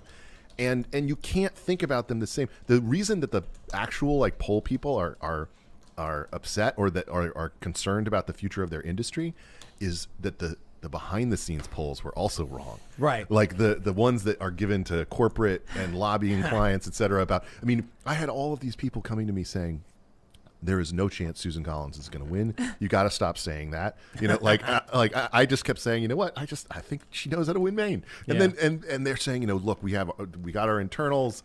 She's not going to be on this committee anymore. We're talking to the other side, that kind of thing. And then of course she wins easily. So it is a fact that polls are propaganda. And I know immediately there's going to be mainstream journalists, there's going to be leftists being like, conspiracy theories. No, hold on. There are many polls that are legit. There are many polls that are overt propaganda, and they function as such. Ian, let me ask you a question. Okay. Would you be in favor of taking some tax money and using that to invest in new technologies that could improve American energy independence? Wow, that's a vague question, Tim. I thought that was very specific. Would you be in favor of allocating some of the U.S. How much is some, first off? It's just your opinion. Some. It could be anything. I'm just asking you if you think. I'm not going to drag you here. Yeah, I would. It sounds great, doesn't it? Sounds awesome. Okay, let me mark you down for favors Green New Deal. Okay. Now let me ask you a question. Would you be in favor of a policy that dramatically overhauls the entire medical industry and bans private insurance? No. Opposes Green New Deal. Yeah. You see, you can ask questions, and what they'll do then is they'll say, "Wow, no one knows this but Tim. Nobody knows this." Thing saying support. It'll say Green New Deal, support, oppose, and they won't tell you what they're asking. Those are the propaganda polls. There are polls that will show you the methodology. They'll show you the questions they ask, and that's what you have to do when you go in and try and figure out what they're really talking about. Well, the biggest thing that has been plaguing the polling industry, and I don't want to get so off tangent on Barb, but someone who you should actually have on the program, Emily Eakins, who's the head of polling at the Cato Institute and previously at the Reason Foundation, has done phenomenal research over the past several years about the difficulty. She was the one who was the source of that poll that so many people cite about the unwillingness. This is normally your argument when leftists say Medicare for all is human public. Yeah, of course, but this is known. It's known. It's like Tim is acting like he's discovering or he's like happened upon like some insane fucking thing that nobody but him has figured out. Like everybody knows that the way that you ask like polling questions is incredibly fucking important and that it can determine like how people read into things or whatever, of course. But like this is something that like we try to account for. This is why we cite multiple polls. This is why policy polling is so hard to do. Like tons of people write about and talk about this kind of stuff. To people to share their truth. I tweeted an article this morning actually that talks about how difficult it is to distill very complicated policy positions like defund the police down into single polls. I know you guys don't like to fucking read anything. Well, there's a Vox article here that talks about how like it's very complicated to poll on or it's difficult to poll on complicated policy issues. It's a very hard thing to do. Views. Right. And kind of seeking out the shy Trump voter or the shy conservative voter in lots of different respects. And it's very difficult to do it. You almost have to, one of the polls, not from something she commissioned, but one that I saw from this cycle behind the scenes, had this hilarious question in it. I think I can share it now that, it's well in the past, but it was, do you know someone who you believe supports President Trump, but would be unwilling to say that publicly for fear of the reaction? Okay, and so they have this percentage that's like, this is how many, it's a huge number, say. And then the follow-up question to those who said yes is, does that previous question describe you? And a lot of them say yes. Like, it's a huge portion of them say it's because they've been prepped for it. Because otherwise, it's like some strange person calls me and they ask me whether I support this guy everybody says is racist. I'm not going to say yes. But also because the way the question is framed, it could have repercussions on them. Yes. So it's basically, it sounds like they're coming at you as someone who's sympathetic to that, having an impact on you. But yeah, what I was saying, I love it. They put out this clip of me saying 49 state landslide over and over again because I was, for one, saying here's the hypotheticals. Like, for instance, there's a lot of videos where I would say something like, look, if Trump pardoned all nonviolent drug offenders and issued an executive order legalizing pot at the federal level, 49 state landslide. And so I'm not literally predicting this. I'm saying if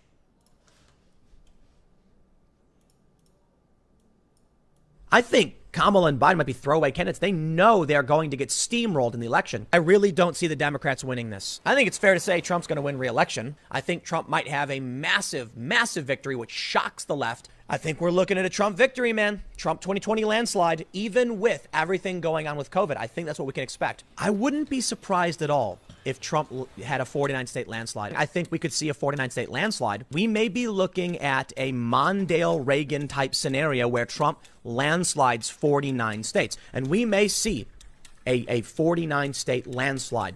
Maybe a 50-state landslide. That'd be amazing. I think we might be seeing a 49-state landslide. I just really think it's more likely that Trump wins 520 electoral votes. No amount of mail-in ballots will matter. If Trump gets 537 or 36 or even 538 every single electoral vote, we all know Joe Biden will lose. Like, let's be real, man. As I've stated 1,000,001 times, Donald Trump's going to win. The Republicans are going to sweep. Ladies and gentlemen, Joe Biden has... If Trump does something crazy, this is what happens. Which is the one state he would lose in that scenario. What's the one state? Yeah, he would lose in that scenario. I don't... That 49... Oregon? Yeah, the most conservative state. Yeah, I don't know. We didn't need him anyway. Yeah, right. But the point to it was basically there's hypotheticals. I kind of lost my train of thought on why I was... DC. Yeah, I don't know. Why I was bringing that up. But, back to polls, I guess, was the general... I don't want to stay too long on polls, but because I know there's so many other news things to talk about. But the one thing that I do want people to keep in mind is they were broken last time around. Oh, the secret Trump voter. The vast majority did not fix it. And the handful of places that got it right last time around and worked to fix it, okay, including Trafalgar and other places like that, just got bashed over and over by both pollsters and like the poll bros, the people who just analyze polls for a living, who write for a lot of these media sites. And at the end of the day, they ended up being a ton more accurate, even as they were being criticized over and over again. And one of the big aspects of this that I think kept getting cited by these poll bros was, well, you're not looking at the granular, precinct level data the way that we are. Like we have the true cross, here, and you don't really know what is in it. And that was where they had some of the biggest misses. It's why they got so many of these House races wrong. The Cook report, for instance, not to single them out because so many people were wrong, but Dave Wasserman there literally had a tweet up where he said, I wish that I could erase everything that I've written in 2020 about the outcome in the House and revert to what I said in December 2019 or whatever when I said Republicans would pick up 5. So I now remember my train of thought. It was that the one thing I predicted pretty much spot on as many did was the polls would be wrong. And one of the reasons I gave is you have all these people who lie about you all the time. They accuse you of being a bigot and a racist and all of these things. The media is constantly full of falsehoods. And then when do you get a phone call? hi, I'm with, ABC Washington Post poll. Do you support Donald Trump? No, no, not me. I Biden all the way. I never let any of them over for Thanksgiving. Yeah, I mean, exactly. I guess I can't have any of them over anyway. you see how the media treated that guy. Remember that guy who posted the video of Nancy Pelosi slowed down, and they were like, they show his picture, his name, where he works. You had the guy who made the meme of Trump body slamming the CNN guy, and Doxed him. and they're like, we will publish his name if he ever does this again. So when the media calls you and says, hi, friend, do you support Donald Trump? We're the media. You can trust us. And keep in mind, did you see any of the most recent tech hearing? The Holly Zuckerberg a little interaction? bit. It's just circled. So yeah. So the most interesting. There were two interesting things from that interaction. One was Zuckerberg saying that he didn't know whether they tracked every time an employee had looked at someone's Facebook messages secretly. What? He said that, and secondly, the admission that they actually have a program that Zuckerberg sort of initially said he didn't recognize the name, but then it became clear that he kind of knew what Holly was talking about. That they have their own internal program that is designed to share information across big tech about the activities of people on other platforms in order to inform their way that Facebook treats them. In other words, that like tracking someone's YouTube comments, right, and then using them. In other words, you think you're working separately and that you're communicating separately, but if everything is just going into a dump of this person needs to be downgraded, silenced. I mean, that's and the Uber shadow profile. That reminds me of what happened to Sargon, where he said some naughty word on some different platform and they took him off. You're familiar with Sargon? I'm familiar with this, but yes, what was remind me? He got banned from Patreon. Yeah. Yes. So for those that aren't familiar, Patreon is like a people can sign up to give you a certain amount of money, and then you release content over a certain period of time. Sargon, aka Carl Benjamin, he's a YouTuber. He has a podcast, new one called The Lotus Eaters. Shouted him out before. He did a live stream with a very, very tiny live stream, only a few thousand people, and he called them white. I think he called them like something like white N-word or whatever. And he was making a point that the things you do to describe other people is how you actually are, so you're describing yourself. It was an obscure 2-hour stream right in the middle where he said this, and Patreon found it. Apparently someone submitted it to Patreon and said, look at this, and then went, okay, nuked his account. All of his income, well, not all of his, but his income from Patreon just gone. So they said, yes, we take offline behavior into account, how you act on other platforms, which was really... I think people don't understand that that's where we're headed. Mm-hmm. Yeah, oh yeah. Like that is absolutely where we are headed, and it's not going to be... People always try to scare you about some situation where government does these things. It's not that. It's not going to be that. It's corporate America. It's the people who sound like a liberal leftist. Well, it seems how they used to sound. Well, how they used to sound, exactly. Yeah. Look, this is a very real thing, that is a transition that is happening, and that I would say more the Kamala Harris wing of the Democratic Party wants, which is to say, we are going to use corporate America to weaponize or to administrate our woke program, even as we put it out through. Okay, this is fine. Okay, I'm gonna start growing emeralds and diamonds. I think just those two, and then I'm going to, and then we'll set up the Emmy shit. I think that's the dream. Trying to think if I should do the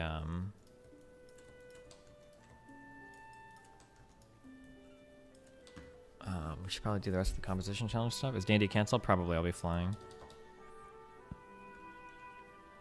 Tim and friends will say Kamala is a radical progressive because they're dumb as fuck. No, Kamala Harris is actually incredibly fucking progressive. Just lefties have brainwashed you into thinking she's not.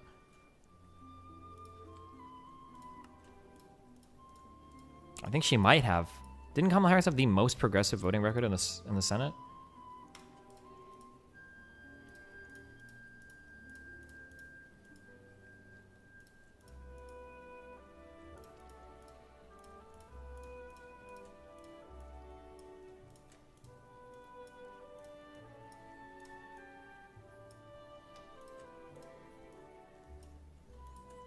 Check out the rest of your day when Georgia was after the meetup. I just ate with Doug and then I flew home. Didn't really do much else.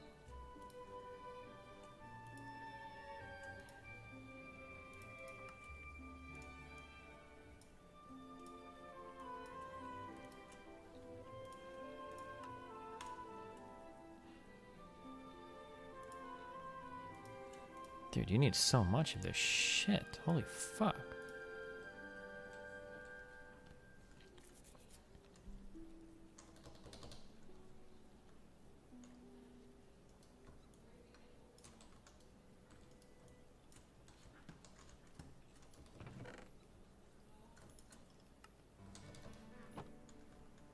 Autocraft? Yeah, I'll set up my AE shit, then we'll do it. Autocraft I can do with AE, right?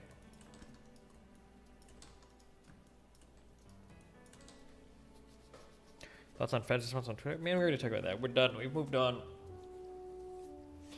Past Fedmeister, or my Fedster. Let me unmute the donos. You gnome fuck!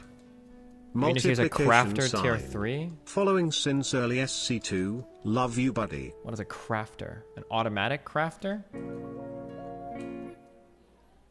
Oh, This crafter is tier insane. 3. RF tools? Shouldn't I just use the AE shit? The crafter tier 3 is what Destiny, does listening to this make you embarrassed to be an American, or are you still able to find pride? I'm struggling. You gnome fuck! Good work, buddy. It's cheap as fuck and super easy to use.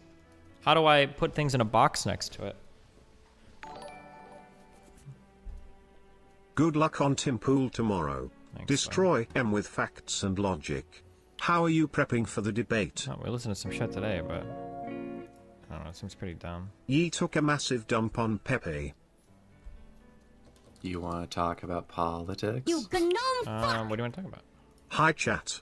Well, one, I'm writing up the report on what we're going to be doing this weekend. But overall, You gnome fuck! It's been fun. It's nothing, I'm surprised how many random socialists hate you and know you by name, but it's always an education whenever it happens after Destiny, this a isn't cold call intended group or as a meme, whatever, but like a feelings of conversation doubt going about at the network. transition and post. Wait. Hold on. I'm sorry. Wait. Right before you joined, I started playing my donations. Let me. No problem. So go do your thing, man. Yeah. Medication react differently to different sexes, but if people are legally changing their sex, that's the problem, I think. Also, even down this line of thinking, trans female is far more helpful than male if we are talking about medical specifics, lol. You gnome fuck!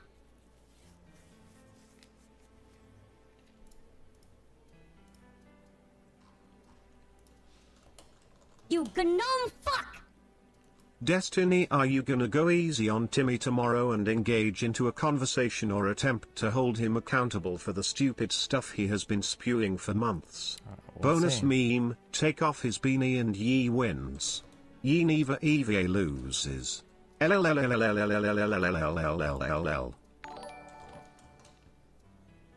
When you stack up lots of bad evidence, you magically get good evidence. Lol. True. Soy, I saw a YouTube video, guys. Soy. Land should vote. People voting is cheating. Rigged election. Soy. Still can't believe you cuck crab us. Is it because we're white? True.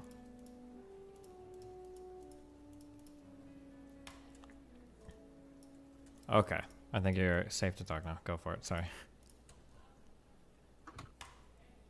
Well, it's been education. Okay. So I had the strategy for this coming weekend. I'm still unfortunately trying to lock down if we'll have an org to partner with, because to be blunt, like the orgs I immediately went to, on one end they're like, Destiny, is that a video game? Yeah. Or Destiny? Like someone did a I think they literally just Googled Georgia Destiny. I think they found like an Instagram model and they were very confused. So I found that kind of funny.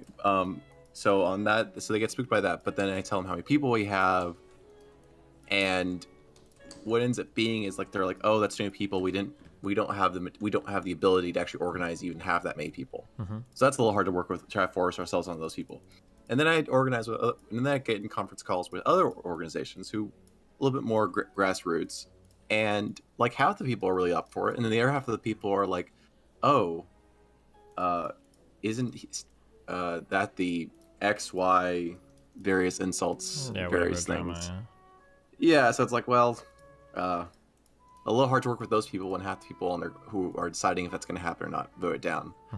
So, good news is I'm not an idiot. I just unfortunately had more hope for people to actually solve these problems than they'd come around if given time. But between that and Thanksgiving, it was a little hard. We're going to do a direct GOTV or get out the vote effort this weekend in 3 locations, which where I'll be. How do you want to do it? Do you want to just announce it here? Do you want I can mass email it out? Or just wait you should tomorrow? tell me. Shoot me a DM. You can talk about it here, but it would be nice to make a subreddit post on it so people know. Yeah. Okay. I got an email really about this. Press send on for you. So there was that. Good news is earlier today I had a conversation with the Warnock campaign, strong maybe, and we might work more directly with the campaigns themselves, and some of the grassroots organizations are more touch and go. That's where that's gonna go. We can't try non-private things. So I saw someone shared a clip to me. Are you confused how to canvas people? No, I imagine for a lot of this, we'll figure it out as we get there. Right, I imagine you'll talk us through a lot of it. And the first canvassing thing will be very informative in terms of like seeing how it runs in person on the ground. Yeah. Well, this coming weekend we're going to get out the vote operation. So we're going to do less door to door. We're going to be more like going into a public place in a COVID safe way and saying like, hey everyone, remember the vote. Remember to register to vote. This is really important. I have already had literature commissioned that will be useful for people to register for. It'll be hands-free, so you essentially there'll be business cards that our canvassers will hand out to people with a QR code and information about how to vote, where to vote, and how to register to vote, or for that matter, double check, make sure you're still registered to vote because they've been kicking people off the rolls, of course. So we'll have that up and running for this weekend. So this is more. So the reason we're doing GeoTV and not canvassing specifically is because right now the deadline to register to vote is the 7th.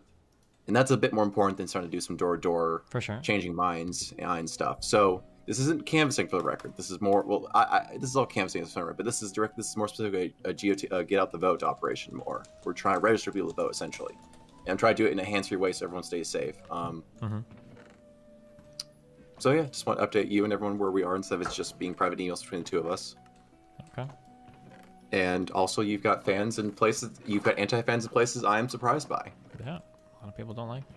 But okay, cool. Just whatever information you can gather in an email or a Discord messages, send it to me, and then I can make a post on the subreddit. Email. Yep. Up next like half hour. Gotcha. Cool. Okay, right, cool. Careful. Talk to you. Bye.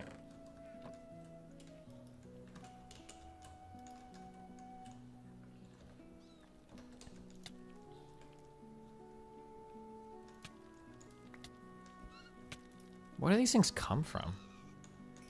I have rats running in my fucking base. This is what Tim Pool is basing this off of. Bigger problem. Mr. Zuckerberg, I'd like to go back to the task platform for a minute. When I looked at the screenshot that Senator Hawley put up, it looked a lot like a work management tool. Can you tell me a little bit about that? And how many people are actually engaged as users on that platform at Facebook? Senator, yes, thank you. I was a bit surprised by Senator Hawley's focus on our task system because all this is, it's a basic internal project management tool. It's exactly what the name sounds like. It's used by companies, by people across our company thousands of times a day to assign. Hold on. Give me 1 minute. I need to get somebody real quick. I'm fucking sorry. 1 second.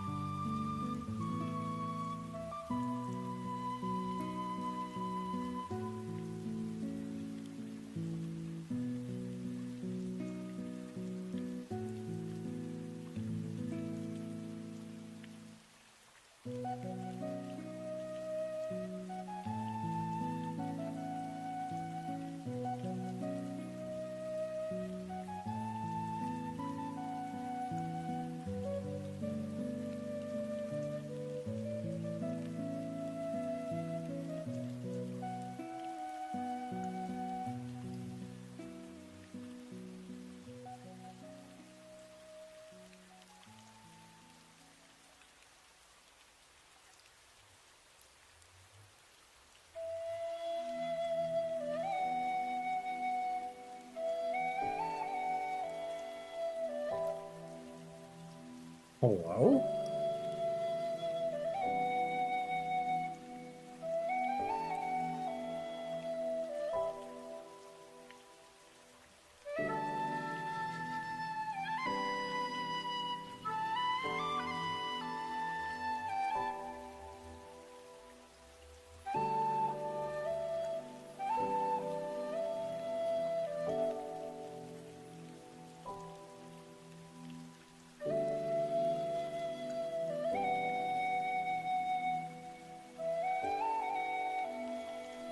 Okay, hold on. I'm ordering food. Fuck. Didn't ask. Don't care. Hey, Dan? Hi. It might be Call of Duty time. Okay. I need to take a break from shit. I feel like... We had a new bear walking into a bar joke. Do you want to hear it? Oh, it's a quick one. Yeah. Shoot it my way. All right. Well, I'm glad you asked. All right. So, a bear walks into a bar, takes a seat, says, let me get a gin and tonic. The bartender says, we don't serve bear here. And the bear says, oh, that's good. And that's it. I don't understand. We don't Because, serve bear here? They don't serve bears there. Yeah, they don't serve Why bear. would the bear say that's He's not good? going to eat himself. Because he doesn't want to eat himself, dog. But they were saying they're not going to serve him. No, they said they don't serve bears here. Yeah, so he's not going to get his beer. Why would he think that's good? They're not going to serve him. Bear, not beer. Bear. You said a bear walks into a bar and they say we don't serve bears. Forget it. The joke is too. The joke is too cool for you.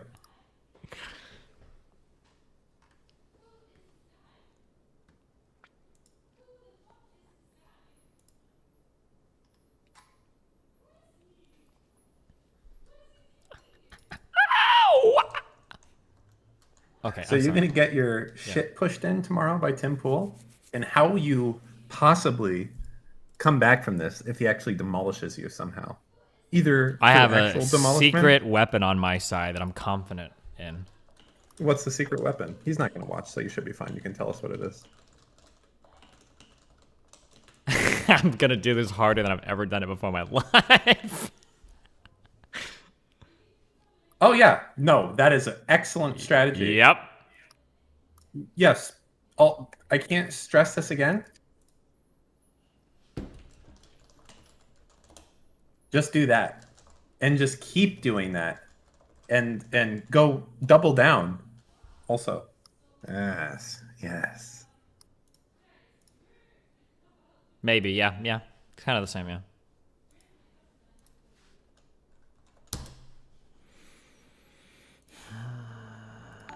You know, you can always make him look like a moron by Counter.social is finally the thought that getting he an was going to official win app. 50 states. Sign up and join the revolution, Destiny. That's a good one. No more bots, no more Wait, trolls. by doing what? Say that one more time? Do it, do it, do it, do it. Sorry, somebody donated. Don't you have a donation going on right now? Yeah. It stopped. Go ahead. No, I was just saying, why should we trust anything you have to say when you thought that literally 50 states were going to go for Trump? Oh. Like, how? You couldn't even get 50 states if you took away mail-in voting. Yep. Oh, Danny Dan.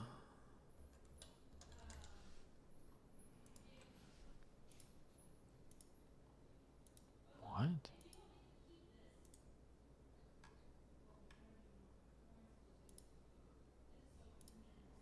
So is that guy a Republican or what? Who the fuck knows?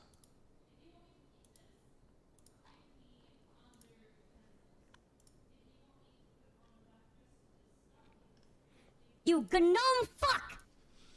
LLLLL Dest, how much will it cost for you to take a big whiff of Tim Pool's beanie and inhale his essence?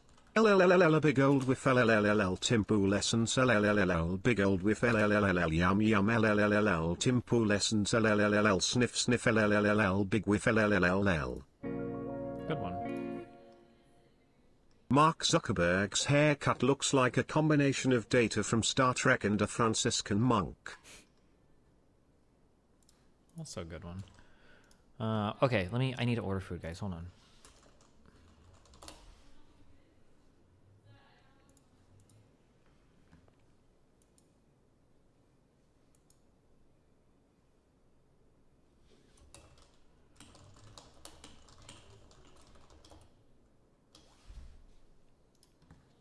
Should I try to take his beanie off in person? Do you think he would lose his shit? Would we fight? I'm just kidding. I would never do that.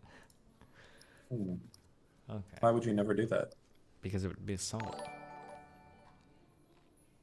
Minorities are powerless against me, so I have no reason to care about them and their fate. Replace with animals. That's your vegan take. But you, my favorite unintentional vegan activist. Love you. Not at all, but okay. Sorry, what did you say? Just like do it like you're falling and trying to grab for something as you fall. What? I fall and I grab for his beanie? Yeah, like it's like you're tripping, and when you trip, you naturally are like reaching out with your hands trying to grab onto something to keep you from falling. Okay, I'll do that.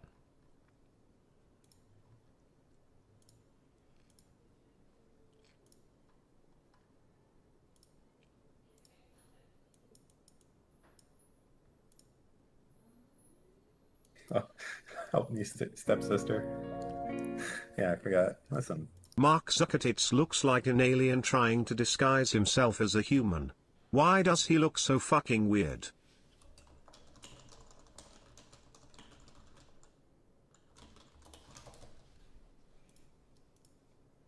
Rudy Giuliani hearing if you're interested. It's always the same thing. It's going to be the same thing. It's always the same thing. Look at all of our affidavits. We have the best affidavits. I'm playing this while I order my Nobody's seen affidavits like these before.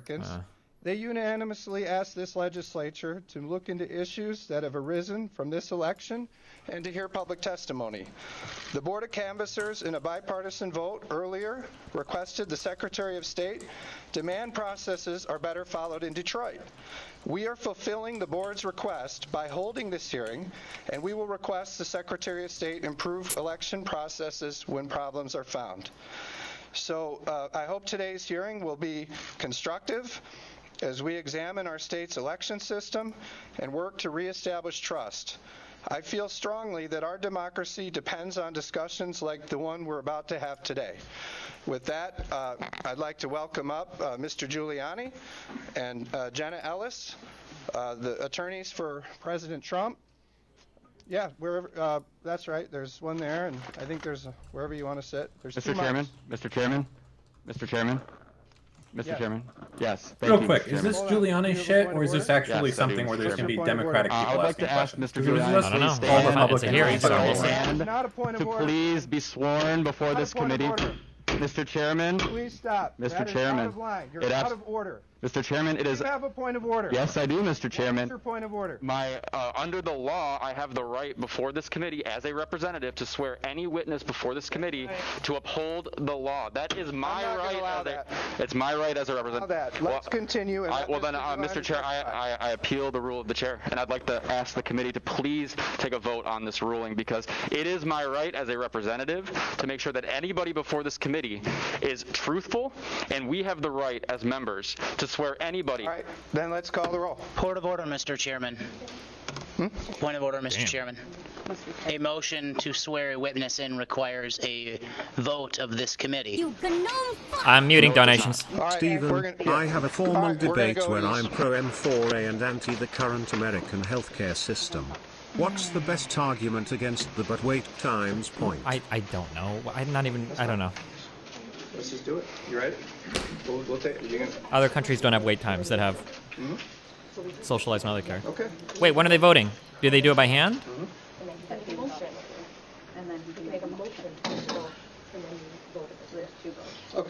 Can I speak to it?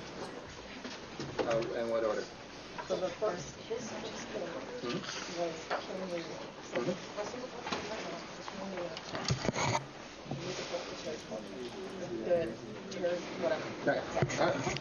You should swear him in. Right, Do it. And then, all right, so you call the roll on the motion, which is to appeal the ruling of the chair.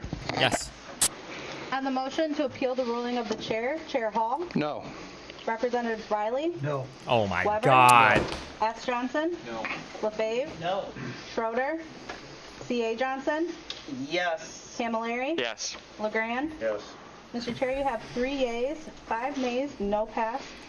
Why would you not? What are you hiding? So with that, Mr. Giuliani, please proceed with your testimony. And Jenna Ellis as well. We want to hear you. And then we'll call up witnesses after that. Thank you. Cowards. Mr. Chairman and members of the committee, it's my understanding that I'm here in my capacity as an attorney, not as a witness. If you want to question me as a witness, that's a different matter. But also, I'm the attorney for the president. Ethically, I don't know what that would mean if you turned me into a witness. Yeah, you're here to testify. No one's under oath. This is like any committee hearing, sir, where we're just taking testimony from members of the public to talk about what happened here in the election. Just my understanding from appearing before Congress many times is when I appear in the role as a lawyer, I'm not under oath. When I appear as a witness, I am under oath. Yeah, and sir, when I appear as the attorney for someone, and it's a case involving then, it would be unethical for me to be a witness. But yeah, and sir, here in Michigan, we don't administer oaths to people who testify. It's almost unprecedented in this legislature. Well, thank you. Mm-hmm. It is our right, to be clear, though, to do so. You're out of order. Oh, I'm sorry. I'm going to be very brief because I have a number of witnesses, and the whole purpose of asking for this hearing is because for 4 weeks, 5 weeks, 6 weeks, all we've heard is that there are unsubstantiated allegations of fraud. It began as unfounded allegations of fraud. Then it became unsubstantiated allegations of fraud. Then it became allegations of fraud, but not big enough to overturn an election. And then it became allegations of fraud that really couldn't be completely investigated between now and the election, but are going to require substantial investigation after the inauguration. So it's changed a great deal, but in that period of time, no one's bothered to look at the evidence. No one's bothered to listen to the witnesses. I'm not a witness. I didn't witness any of this.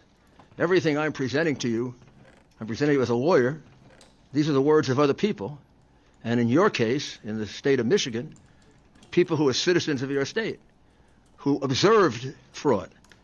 And I must say, observed fraud on what I would consider, I would also consider myself an expert on prosecuting fraud. I would consider a massive amount of evidence. What I'm holding in my hand are affidavits. These are sworn under oath. Oh my God, dude. They have the power of evidence. They love the affidavits. Sworn under oath. These are the things on which you bring indictments. Binder and they allege massive cheating, particularly on the part of the Democrat Party of Detroit, to the extent of easily 500,000, 600,000, 700,000 illegal votes, calculated many different ways. The second part of the case is an analysis of the voting machine that you used in much of the state, I believe much of the state, not all, Dominion, which broke down in Antrim County. That alerted people to take a look at it, and lo and behold, it became a tremendous surprise to the people of America. Did you want this closer? I'm sorry. It was a very big surprise to me that our votes are sent out of the United States. It's also a big surprise to me that our votes are counted by a foreign company. They're not. And it's even a bigger surprise to me that if you do the slightest bit of due diligence, you will find out that this company has been in trouble many, many times, was just disqualified in the state of Texas, under another name was thrown out of Chicago, in its infancy had ties with Hugo Chavez, Venezuela, conducted fraudulent elections in 2 South American countries, and have been disqualified in several other countries and states. It appears as if whoever your elections officials are selected this without the slightest bit of even Googling the company, where if you did, you would find out that it's considered to be the most insecure voting machine available to us, and has resulted in enormously terrible problems. I'd like to put into the record a letter written by my congresswoman many years ago, Carolyn Maloney, who pointed out all of the problems with this company, Dominion. I'd also put in the record letters from Elizabeth Warren and somebody else that I can't remember right now, but another United States senator. I have no idea what you were doing with this company, and one of the things I would suggest is you take a good look at just how you came about taking on a company that has this terrible record. We've had occasion to examine now the machine that faltered. We have preliminary data on how it can be invaded. We would need to examine the rest of the machines, and if we did, we could probably tell you to some degree of certainty exactly how many votes were changed, the formula by which they were changed, and if they were directed overseas, because there are some indications that the vote was being sent to Frankfurt, Germany, or to Barcelona, to a company called Seitel. That's a brief overview, but I think I would rather start because this woman, I would just ask the indulgence of the committee. Ms. Jacob is a very, very fine woman. She's never testified before. She is exceedingly concerned for many reasons. And if everybody could just be courteous in questioning her, I would really appreciate it. All right, thank you. So I'd like to call Jesse Jacob. All right, Mr. Mayor. And just to be clear, I didn't say this before. The way we're going to run this format, my goal is to be done by 9. That's about 3 hours. We might go a few minutes over since I came in late. That's the goal. We're going to allow each witness to come up, and at that point, we'll allow members of the committee to ask a question. The question has to be germane to the topic. This is about the Michigan elections, okay? I will allow one question per member, no follow-ups, one question, okay? That's how we're going to do it for each witness. And you know, that's because of the shenanigans. I was going to allow a little leeway, but I'm not now. All right, we're going to do one question per witness. We're going to go through each one. I call them witnesses, but people who are testifying here. And then lastly, at the end, Mr. Giuliani will take those questions. That's how we're going to do it. So I understand Jesse Jacobs is first. Could I have Jenna say a word or two? Yes, of course. Why don't you go ahead? Thank you, Mr. Chairman, and thank you to the committee. And I appreciate your calling this session, Mr. Chairman, and that we have members that are both Democrats and Republicans here. But you're all here in your capacity as legislators. And this is not a political question. This is a legal one. When you have what you will see before you as substantial evidence of fraud and corruption in an election, it's your obligation under the United States Constitution to not allow the corruption to continue. And under Article 2, Section 1.2, the state legislators are the entity that our founders specifically vested with the authority to ensure against a corrupt popular vote. So at the end of the evidence and the testimony that we present today, we are going to be asking you to take action on this. You've already heard from a number of witnesses and other people and evidence over the past day and a half. I would ask you all to put aside your party affiliation and look openly and honestly at these witnesses and this evidence, because here we're all Americans. And our founders specifically provided this tool, the state legislature, to be able to combat corruption or foreign influence when that happens in an election. We sit before you today on behalf of the President of the United States, But as he said today in a speech from the White House, it's his sworn duty and obligation to make sure that election integrity and free and fair elections are preserved in this country. And we will be asking you, after taking a look at the testimony presented today, to take that oath that you have made as state legislators very, very seriously. The law is on your side because the U.S. Constitution is on your side. And we would be happy to answer any questions about that at the end of this proceeding, but thank you very much for your time and attention today. Thank you, and there will be questions about that, I assure you. Are we ready for Ms. Jacobs? Mm-hmm. All right, please, Ms. Jacobs, when you're ready, come forward. Welcome to the House Oversight Committee. And when you sit down, you push the red button there. That'll turn on the microphone, and you can speak. And just to be clear, you speak. When you're done, we'll allow one question per member, but we're not going to interrupt you. So I just want everyone to be cognizant of the fact our goal is to be done, a little after 9. So welcome, and thank you for coming here today to tell your story. With Miss Jacob is her husband. Your full name is? Sunny Jacob. And your full name is? Jesse Jacob. And Jesse, you're a resident of Detroit? Yes, I am. And you were born in India, is that correct? Yes, I am. And you came to the U.S. in 1985? That's true. And you and your husband became United States citizens? Yes, in 1995. And how many children do you have, Jesse? 3 children. How old are they? The older one is 36, and the second one is 32, and the third one is 24. And what do they do? The older one, she's my oldest daughter. She's practicing in the emergency medicine physician at Washington, D.C. since 2014, yes. And my son, your son? He's doing his fellowship in child and adolescent psychiatry at Dallas Southwestern University Medical Center. And your youngest daughter? She's a third-year med school student at Wayne State. Congratulations. So let's get right to it. On September, you've been an employee of the city of Detroit for many, many years. Is that correct? That is true. Approximately how long? Since 1986 August. And you have the title of head engineer? Yeah, that's my current title. And on September 8th, you were assigned to election duties, were you not? That is true. And you were assigned to the 3rd floor of the election department.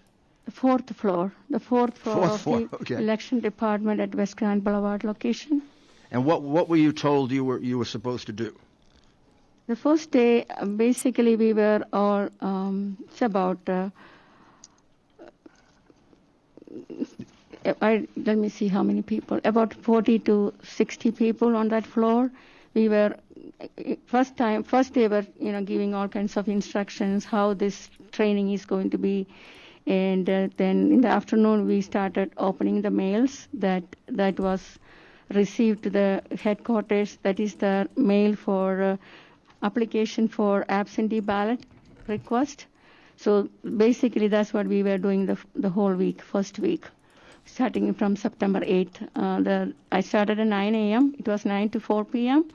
So the entire group was working from 9 to 4, opening the mails, sorting out the mails, and we were asked to sort out according to the counting board, 134 counting boards. So there are 134 counting boxes set up, so you can sort out the applications that you have opened. Did there come a time, Ms. Jacob, in about the 3rd week of September, when you were asked to change date? So about I think they're around September 20th or 22nd. Yeah, I would say 22nd, 3rd week of September. We were kind of started packing, making the pack ballot packages to be sent to different citizens. And what we do is we will do for different counting boards, 50 pack, 50 application will be there. So you will be making packages of 50 ballots. And on the floor, they will let you know what date need to be put on that package, the mailing date for that ballot. So I notice time to time, basically every day, whenever you prepare that package, the ballot package is always either 3 days, back date, 3 days, not the same day, always days before that date. So starting on the 20th of September. 22nd. 22nd? Yes. 22nd of September. Yes. For some days thereafter. Yes. Each day you would give it a different date? Yes. In order to backdate? Yeah. Yes. The application. Is that yes. right? Yes. And it was a different date each day? Sometimes you use the same date. Maybe consecutive days, maybe you will use the same date, but it was different. But it was never the correct date. It never be the same day, the day you are preparing the package. In other words, it was a false statement. Yes, it was a date prior to that date that you are preparing the. Who told you to do that? Whoever was the supervisor on the floor that day. Was it one supervisor or more than one supervisor who told you to backdate it every day? There were more than one supervisor, not just one, more than one. So I would say 1 to 3 supervisors. And how long? I would say how 1 to 3 supervisors. And how long did you have that position? Until you left that position after a short while. Yes. Can you tell us how long you held that position? Yeah, I worked at the 4th floor of the election department till October 2nd, that's a Friday. September 30th, I was sent for training for the QVF trainings. September 30th and October 1st, I was at training. Then October 2nd was my last day working at the election headquarters. And from October 5th onwards, I was asked to work as a processor at one of the satellite sites. Out of 23 satellite sites, first I was sent to Cromwell Recreation Center at Lasher and 6 Mile. Then I was asked to go to Common Air Recreation Center at Bradbury Drive near downtown from October 12th. Well, up until the time you left. Yes. How many co-workers did you have when you were backdating the documents? You mean at the election headquarters? Yes, at the original place that you worked. Okay. After I think about around September 15th or so, they started the second shift. Until then, it was only from 9 to 4, one shift. Then they started another shift from 5 to 11. So 2 shifts. So I would say, if you add all of them, let's see.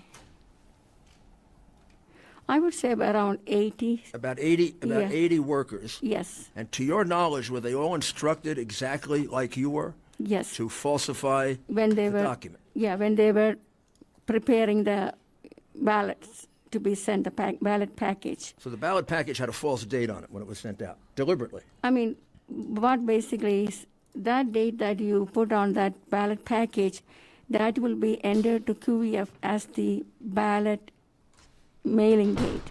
And that's what it is. And then the law requires, doesn't it? You correct me because you know it much better than I do. No. That within 24 hours of your receiving the application, you have to respond. Is that correct? Yeah, per the State of Michigan's official manual, you are required to issue a ballot within 24 hours of the request, the application request. That's what I read in the Michigan officials manual, the chapter 6. That's what it is written. So I don't know, when I was preparing the package, when I was preparing the package in third week of September, I even saw applications from June, July, August. So. And what happened to the June, July, and August applications? Were they dated differently? No, the application, the citizens' applications, the date citizens submitted that application, it was from June, July, August, but we were preparing the ballots in September after 2-3 months later. So during the period of time you were there doing it, which you estimated was about 10 days, yes. Would you say that about 100,000 false documents were created? Yeah, from September 22nd till, I would say, till September 30th. Yeah, about 10 days. I mean, I was there till October 2nd. And you estimated, when we went over this, about 10,000 a day. Yeah, anywhere between 10,000 to 15,000. Yeah, sometimes we will be able to complete. I even remember 14,000 packages. Sometimes it's 12,000. So you can just, to be on the safe side, you can say 10,000 per day. That's a good number. And just before we leave this, would your supervisor say this to all of you publicly? In other words, he would say, today, the date we're going to use is this date. Whatever. Yes. Yeah, that's the announcement. In other words, you had the phony date of the day. Yeah, that's the announcement they will make, yes, on the floor, yes. Then on October, then you were transferred and you went for training. Yeah, on September 30th from 9 to 11:30 a.m. Then also on October 1st, those were the 2 days I was sent for training at Wayne County Community College. From 9 to 11:30 morning session. Then afternoon you will come back to the election headquarters. And what do you remember of your training? What were you told during the training? It was not good. It was not good? No. Well, how wasn't it good? I mean, first of all, when I was at the Wayne County Community College from 9 to 11:30, it's about, I would say, around 20 to 25 people. There were 2 groups, so I was with the second group. The first group training was from September 28 and 29. Is this the machine First need group. power? I am with Yeah. the second group, September 30th and October 1st. About, I would say, around 20, 25 people in each group. But what I found out when I went there, I tried to log into one of the laptop. It was not working. Then I tried another one. It was not working. So we had problems with the laptops. I couldn't even log into the system. So I was told by the instructor, just listen, just listen. You don't need a laptop, okay? So basically we were just I would say at least out of 20, 25. You have a tape recording of this, don't you? That you don't want to share because you don't want the person who said this hurt. Is that correct? No. So what I did was, since I didn't have a laptop, I didn't have nothing in front of me, I asked the instructor, can I record your lecture? Because I have to be, from October 5th, I have to be by myself. I have to work as a processor. So I want to learn something. So I asked the instructor, can I record your lecture? She said, sure, you can record. So with her permission, I recorded the lecture. So when we listened to it last night,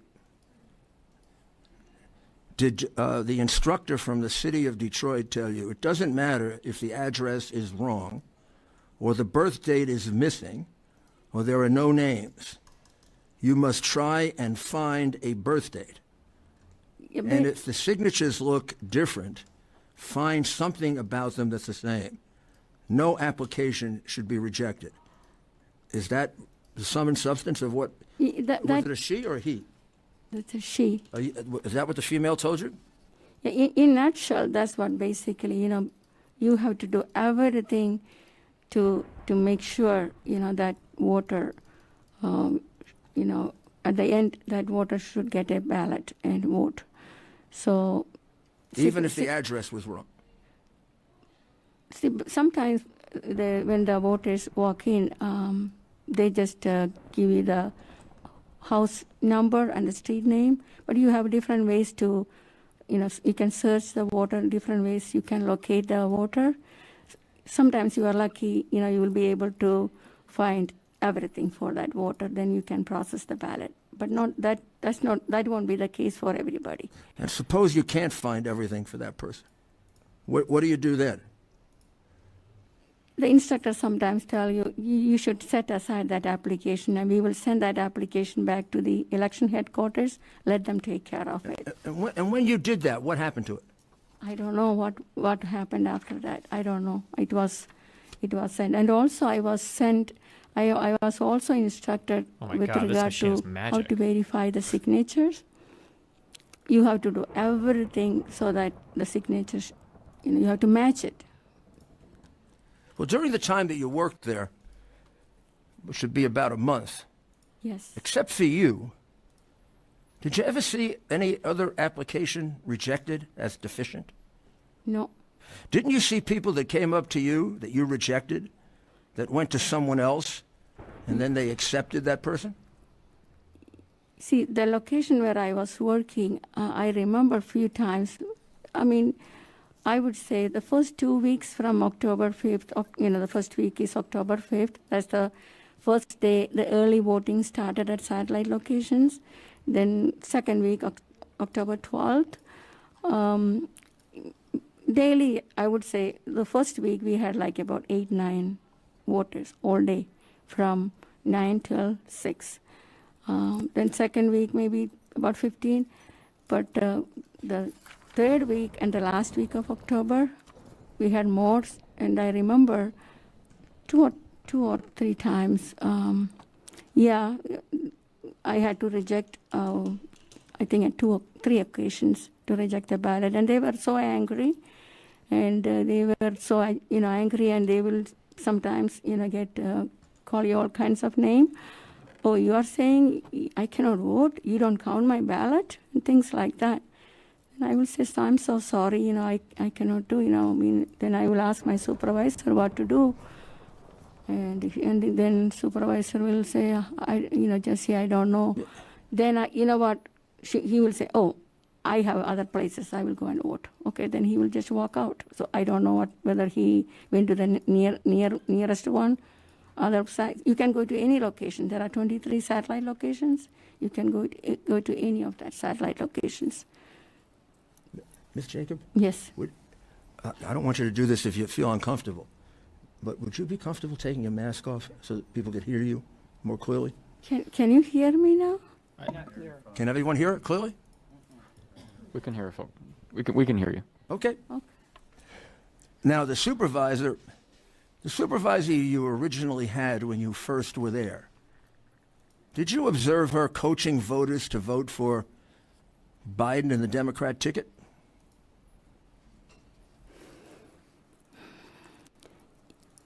Yes.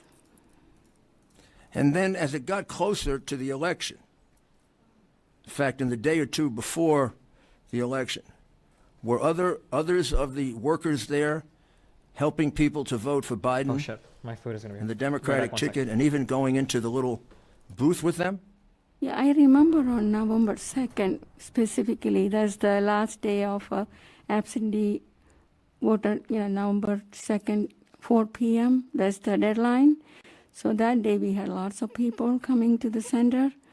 And I remember, let me be honest with you, I don't remember that person's name, but he was working as a ballot runner, and he was going to the polling booth and standing by the side of the voter and helping them to complete the ballot, assisting the voter. I was really concerned, but I didn't say anything. I don't know whether my supervisor saw that. She was in the room, but he was doing that.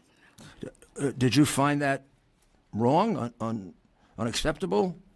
I knew it is wrong, but I didn't say. Pardon me? I knew it is wrong, but I'm just a processor there. It's up to the supervisor.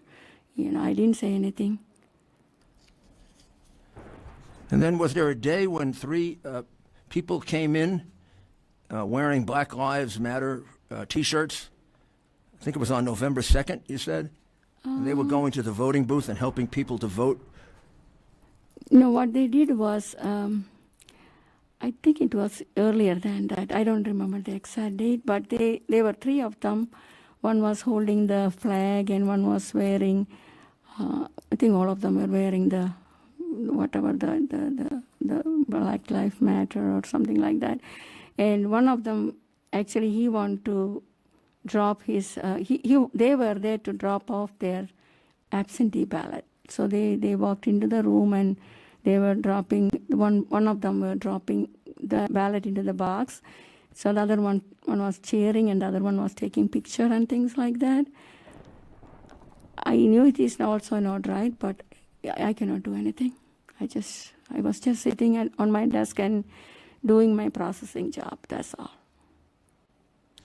Now, about 14 days before the election, your supervisor, who I think you told me her name is Carla, said that she had a meeting with her boss and that you should stop asking for driver's license or photo ID.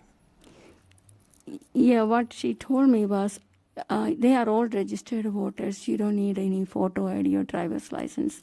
They can just, come and vote. Let the people vote. So basically, but as a processor, I was not comfortable doing that. So myself, I was, when they come to my table, I used to ask them at very low voice, can I see your driver's license, please? I used to get from all of them to make myself comfortable when I am issuing the ballot. But I was told not to ask because they are all registered voters. You asked them for driver's licenses and photo ID? Yes, I did. And what happened?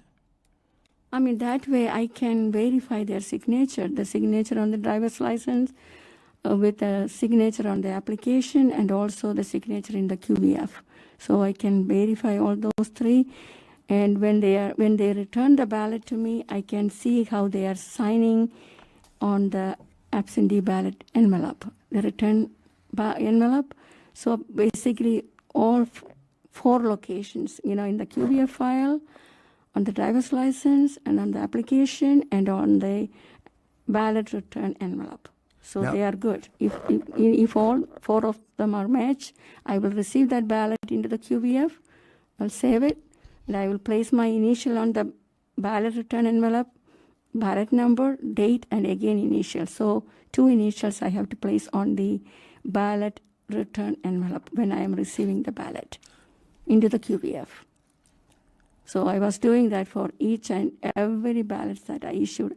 That's what is required by the Michigan official manual.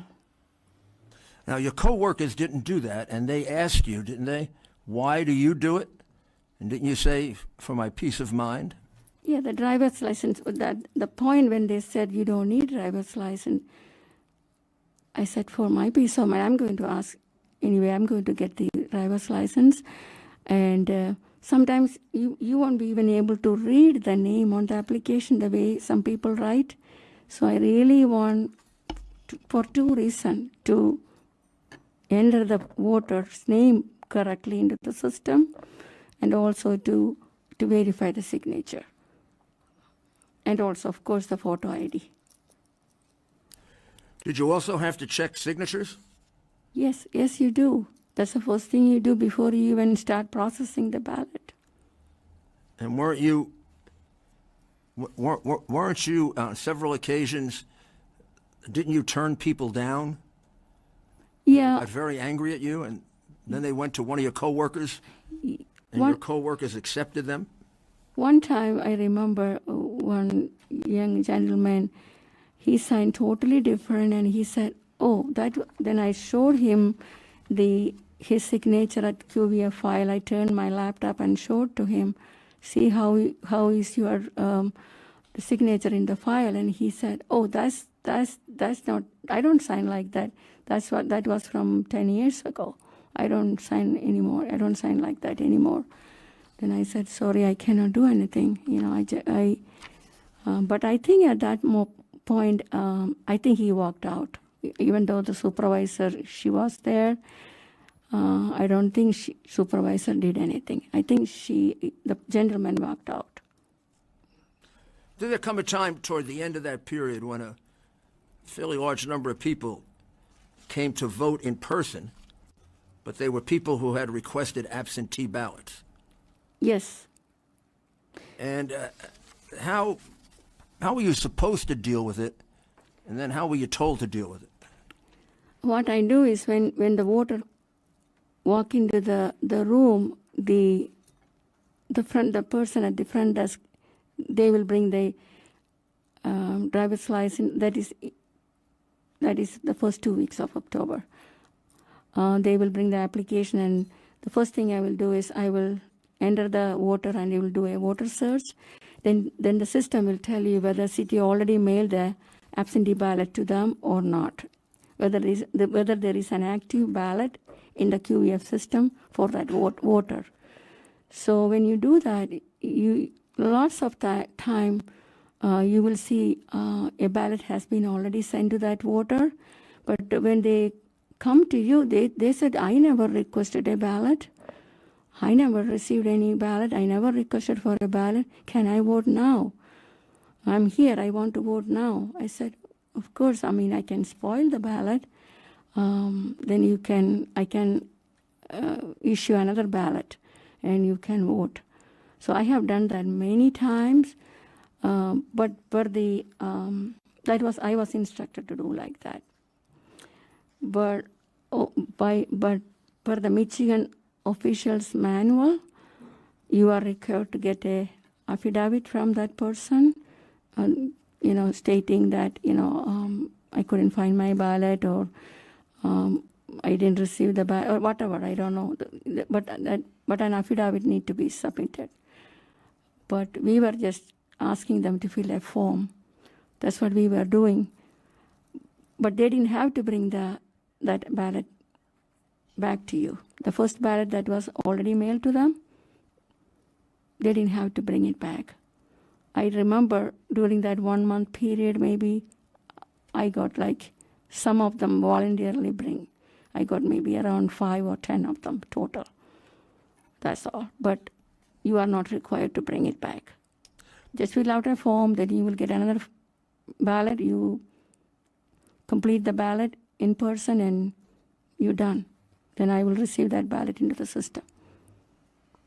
So now the other people that worked in your center, did they require the original ballot or an affidavit before they issued a new ballot?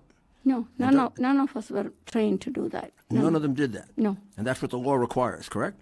Per the Michigan's official manual, yes. If you lost your ballot or you have a damaged ballot, yeah. And that's so somebody doesn't vote twice, right? Yeah, I don't know what happened with the first ballot. I don't know. Well, that's the whole point, right? Yes. And about 32,500 of those ballots, you estimate, were issued without spoiling the original ballot? The period of time you were there. I mean, if you audit the file with the City of Detroit Election Department from the QVF, you can find out how many ballots were spoiled, how many ballots were rejected, how many ballots were deleted. All those things you can find from so the exact number. I mean, it's about right. I mean, I can speak to my center where I worked, the Common Air Recreation Center location. I would say how many ballots I spoiled. The first 2 weeks there were lots of, third week of October. I would say around,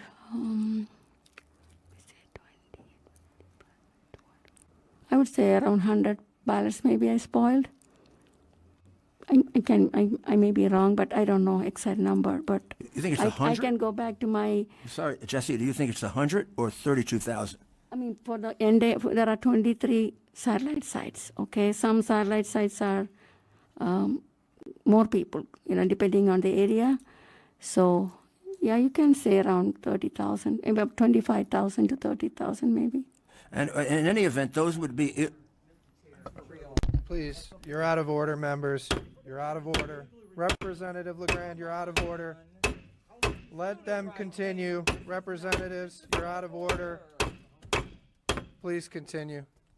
And those would be, whatever they are, Please those would be continue. totally illegal ballots, correct?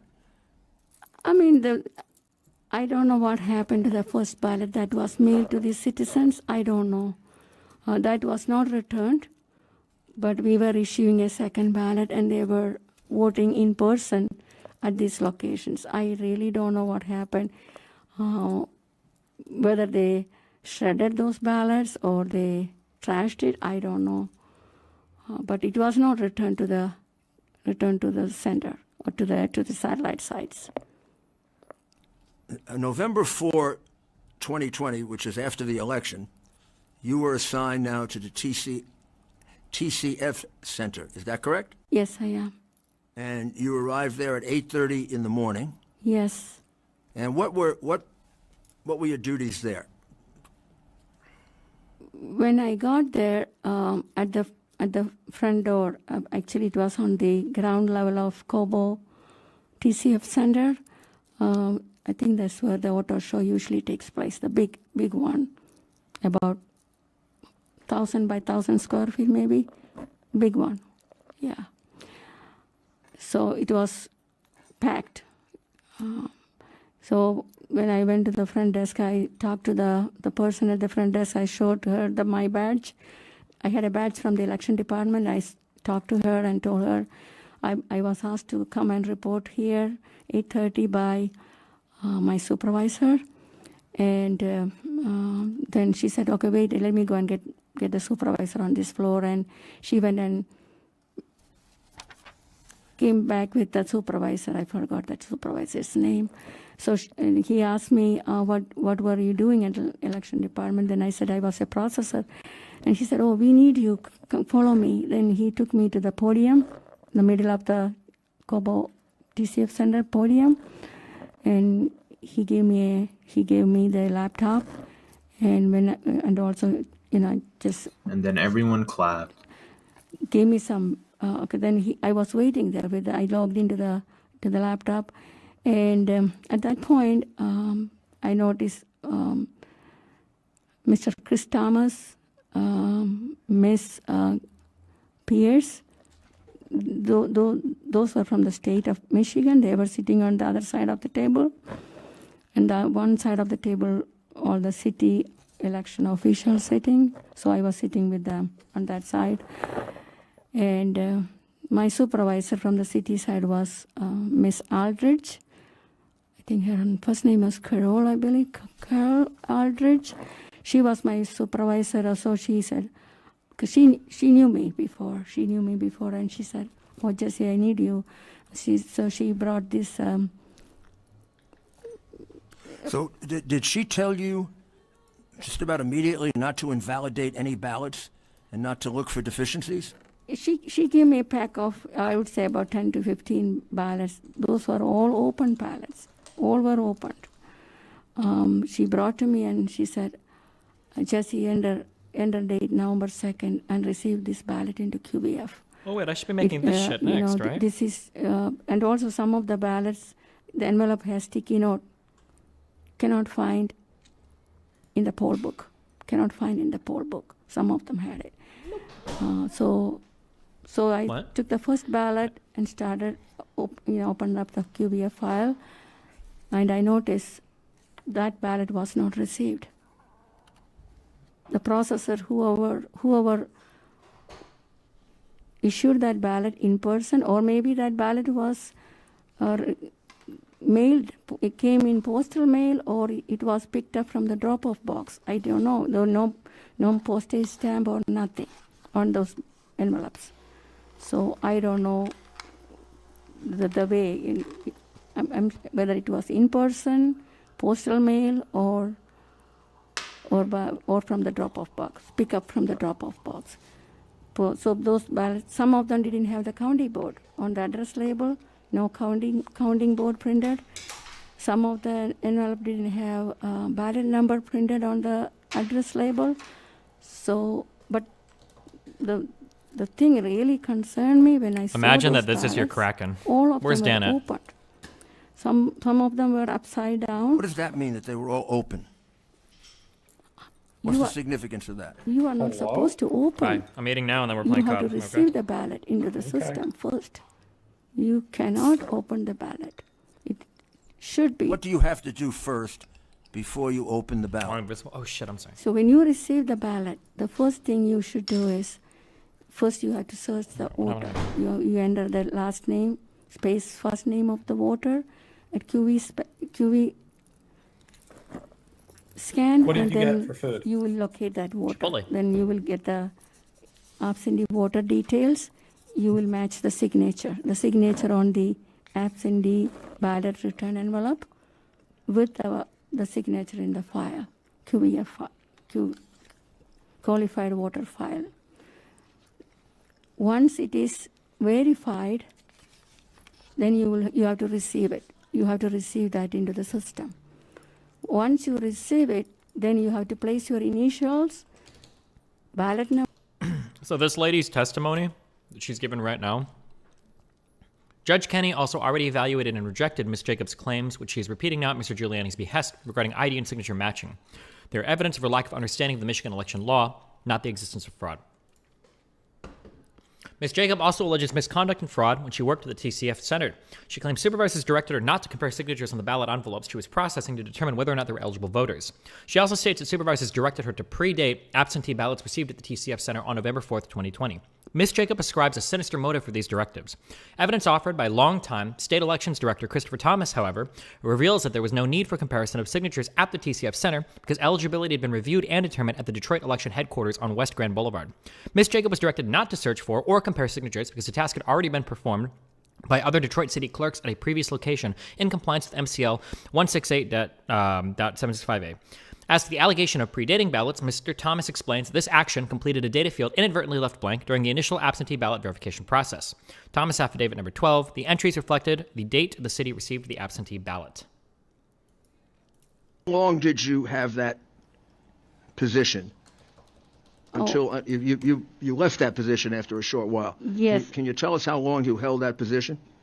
Yeah, I worked at the fourth floor of the election department till October 2nd, that's a Friday. September 30th, I was sent for training for the QVF trainings. September 30th and October 1st, I was at training. Then October 2nd was my last day working at the election headquarters. You feel uncomfortable, but would you be comfortable taking your mask? Wait, this is... Supervisor told me this is at the TCF Center. At the satellite sites, my supervisor there never instructed me anything like that. We were receiving, the minute I get the ballot, we were receiving the ballot into the system, same date. And everything was doing.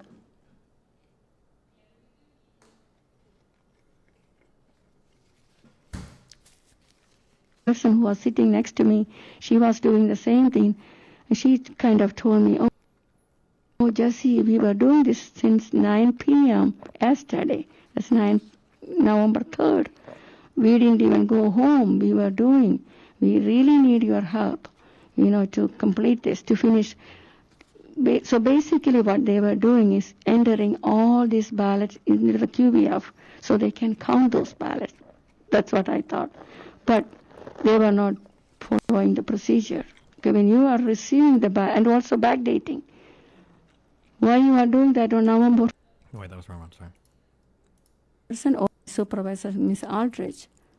No, don't look for anything. Do not check anything. Just enter the date, November 2nd. Keep going. We have lots of ballots. We have to finish this. I need you to do as fast as you can. Just enter November 2nd. Keep going. Then I did one or two of them like that. But this is a really, I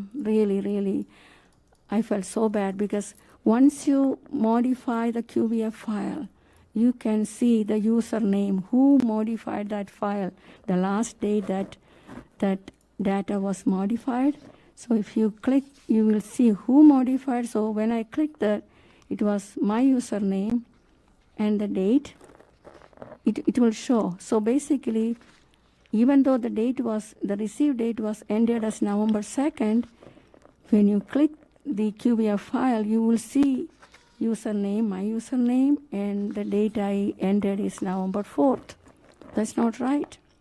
I'm sorry, Jesse. I didn't quite get that. What did you say? See, when you, okay, I did just like my supervisor told me. This is at the TCF center, at the satellite sites.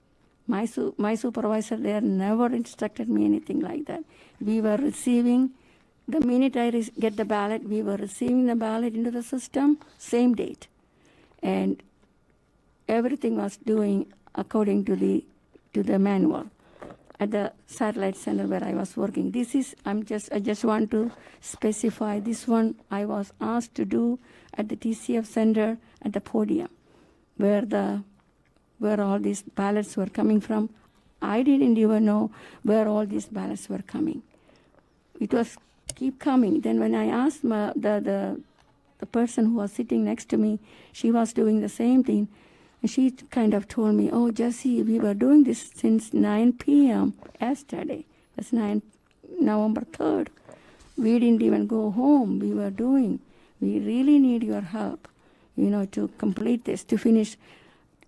So basically what they were doing is entering all these ballots into the QBF so they can count those ballots. That's what I thought. But they were not following the procedure. Okay, when you are receiving the ballot, and also back data, why you are doing that on November 4th? It should have been done. The deadline was November 3rd, 9 p.m. That's the deadline for you to receive the ballot, absentee ballot, into the system. As a matter of fact, on November 3rd, I had to stay till 8:30. Even though the polls were closed at 8 p.m., I had to work till 8:30 to complete receiving all the ballots that received into the satellite sites. So okay, I'm sorry. This is like really, really, really boring. It sounds like they're literally doing like a world tour, like Giuliani affidavit world tour. Like it's just like running around saying whoever will listen to them bring on people to talk about their affidavits or whatever, and then that's it. Okay, before I switch to COD, K Cappuccino, what is my ultimate goal in crafting? Is it just to get a bunch of this essence so I can use it for shit later on, or?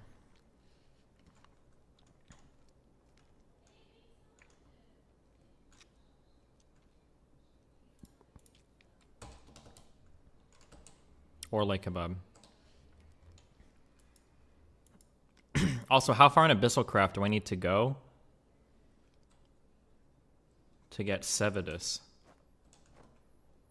You need it for all the different seeds? Do I really need every different seed?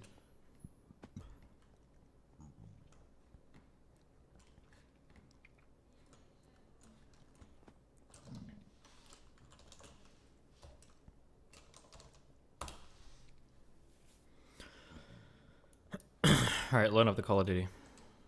Yes, boss.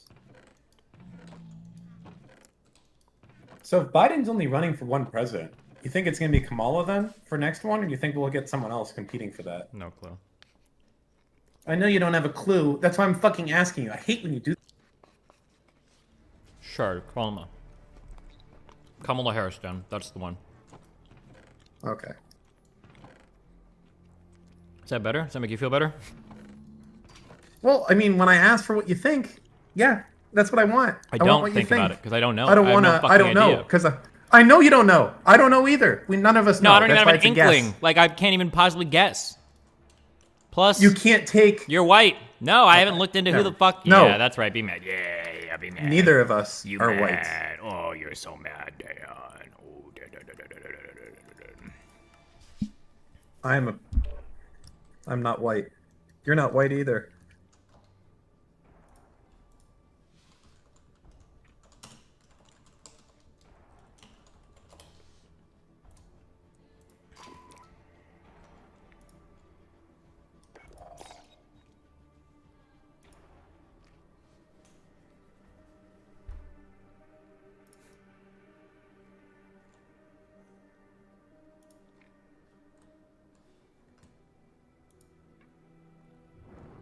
You're gonna fucking invite me or what? You're so dumb. Look at the game. Oh, what's up?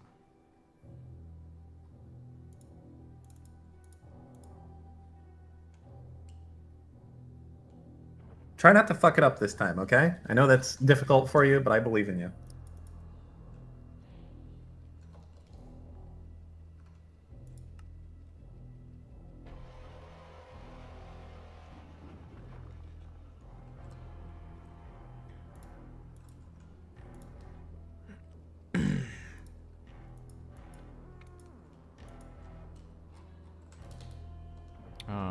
Fuck, what do I keep tabbing out for? Oh.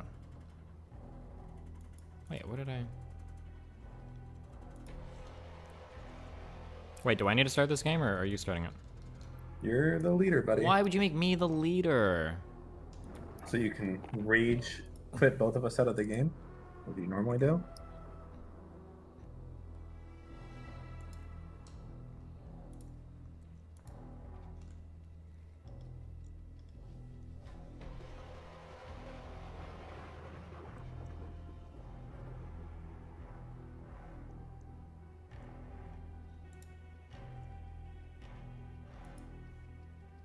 Oh my god, you need singularities?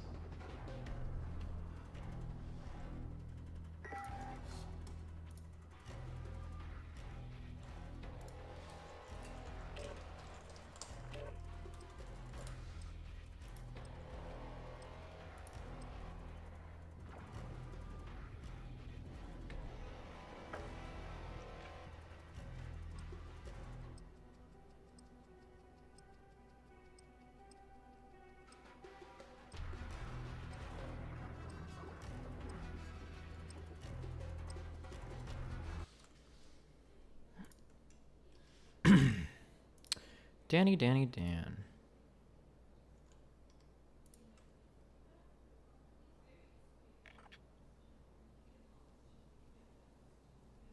Yeah, that's me.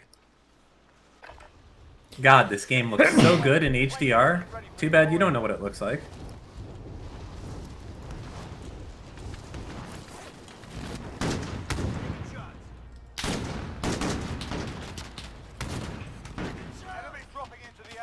I need to change my COD with Dan, then finishing cop challenge tonight.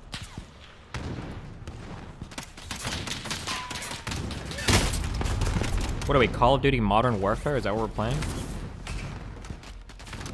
How you doing on kills? Seems like I'm fucking destroying you. Oh, you're just gonna ignore what I'm saying? Okay, that's cool. Haven't died once. Wait, can you hear me? Hello? Yes, what? You're cringe, Dan. How many kills do you have I right died now? because you fucked me. Dan, 6? you How many you got? are cringe. Okay?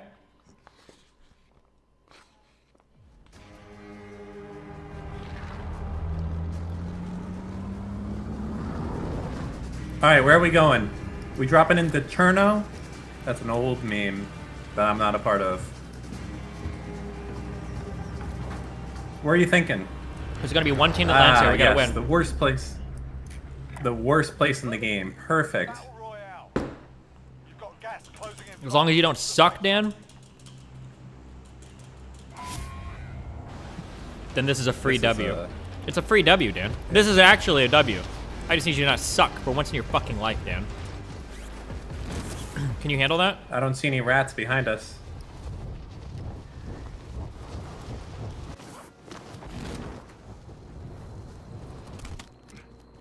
Targets are up. Get to work. Yeah, cringe. One over here. Supply box located. Move to secure. Yeah.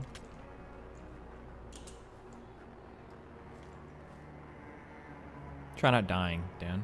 Is this guy trying to kill somebody? Where is that? Fuck. It's way too far away. I should have jumped down there, maybe. Think you can get him? Oh, he's coming for us! I got it. Yeah, I got an RPG. Let me come close. Dan! What the fuck?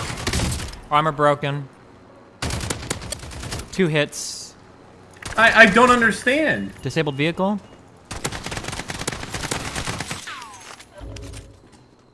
I just don't know what to say to you right now, Dan. I'm so That's the dumbest thing I could have done. I just don't know what to say to you. Listen, fuck off, all right? It didn't go where I shot. Not my fault. I just don't know what to say to you, Dan. But I do know that you're very white. Where the fuck did you go? Oh. I'm busy trying to win this game. Trying to bring the big W, okay?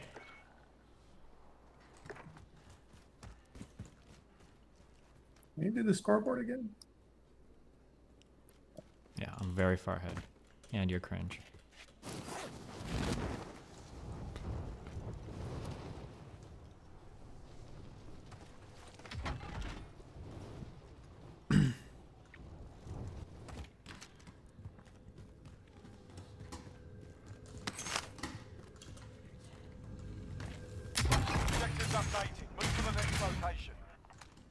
Oh my god. Problem? Troll face? Yeah, look where it is. Yeah? Big problem. Well, why'd you jump down here?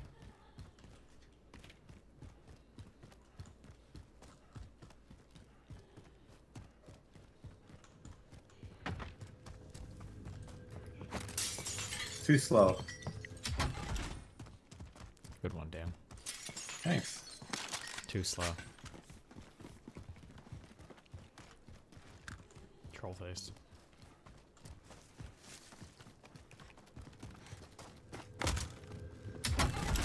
No!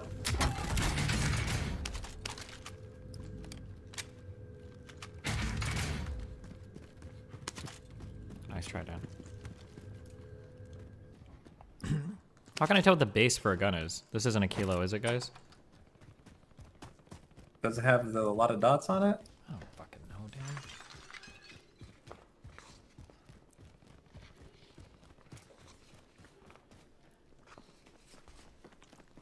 Yeah, good job, loser. Nice running.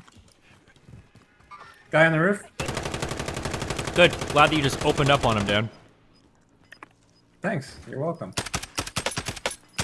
Broke his armor because I'm a god, and now we die, Dan.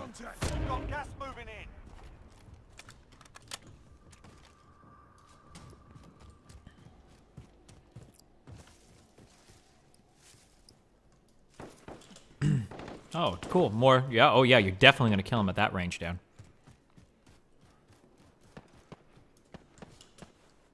Maybe he'll just stand there and die. Well, that's what he's doing so far.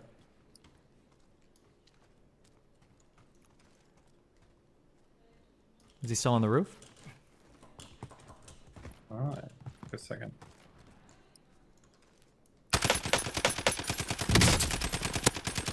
Downed him? Back of the building? Okay, coming. Try to get out of the gulag. Oh, he said try to get out of the gulag. Oh, I don't think his partner's nearby then.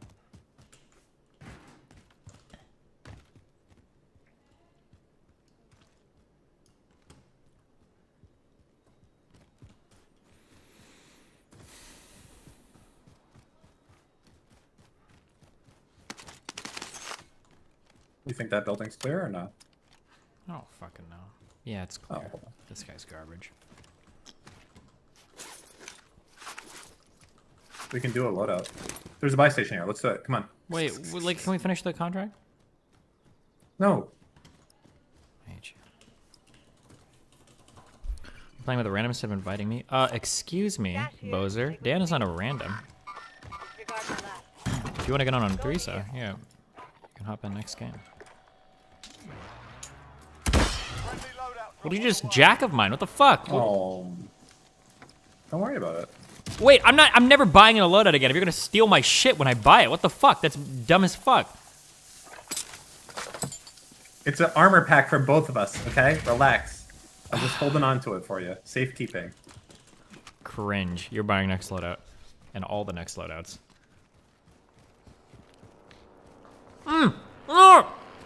Car!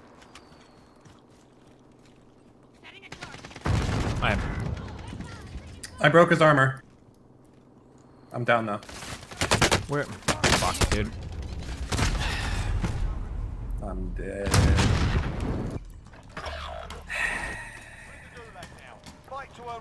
What the fuck? Why are there even people up there?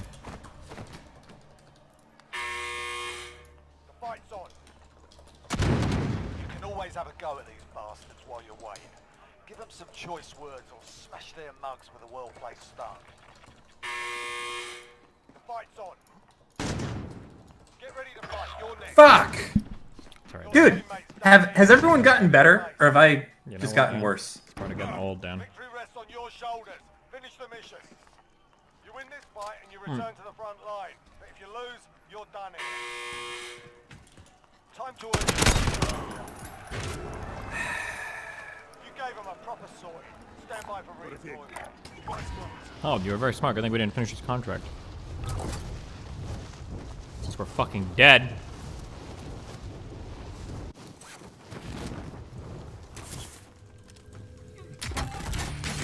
Primary objective accomplished. All supply boxes found.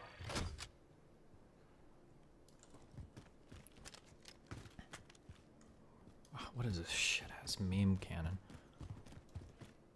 Wait, did they really just leave their vehicle?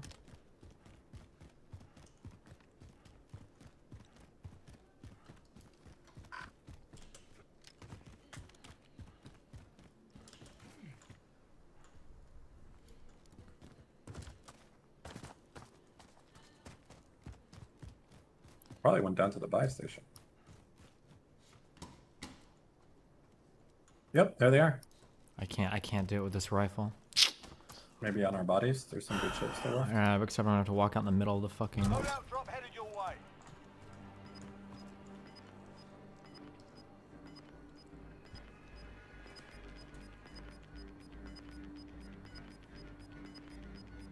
Gas is closing in. Relocating the safe zone.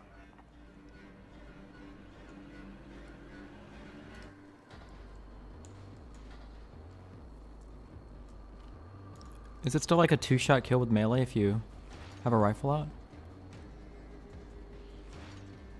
I don't know, but pick up some of those guns quick.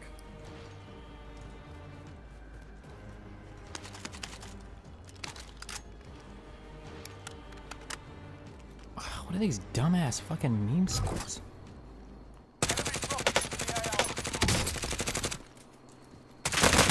No way! How did he not die from that fall? Okay. You're a party leader. I'm not being party leader. No, wait, fuck. I'll be party leader. Never mind. Because I have to have bows. I just... Oh my god.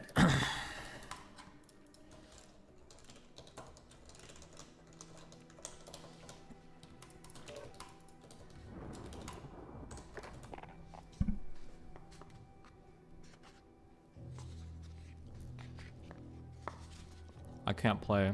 Oh, never mind. Go. You're the leader again. Why?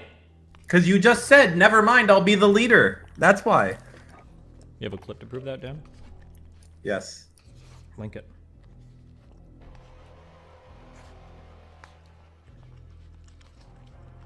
I don't even know what the fucking best guns in this shit are anymore.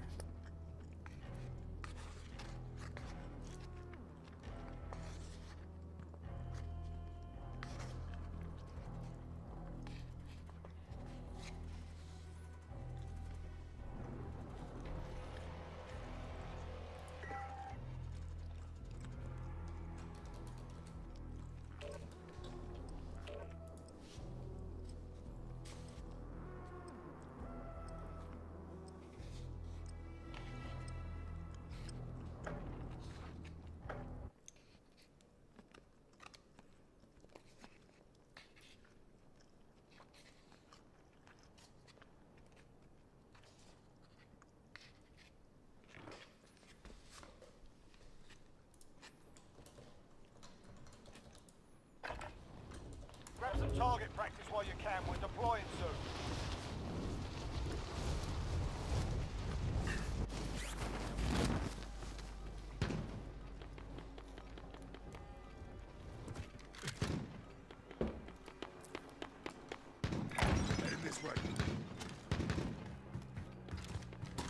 Dan. Yes. Why do you always talk to me like that when I'm just addressing you?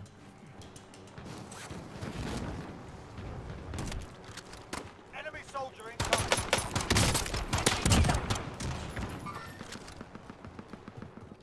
Behind you, Dan. going dark.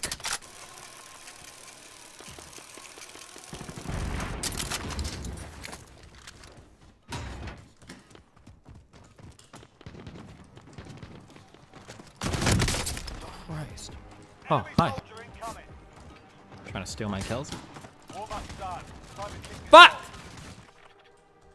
Oh, I had 2 kills by the way, Dan. You had 0.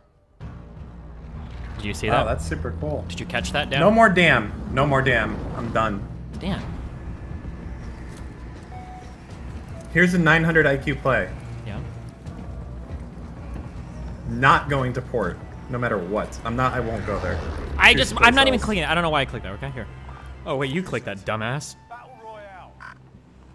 Cringe. Okay, chill. Don't worry, babe. Found one. Ready? It's so low FPS right now for some reason. Solo? What do you mean? We're playing duos.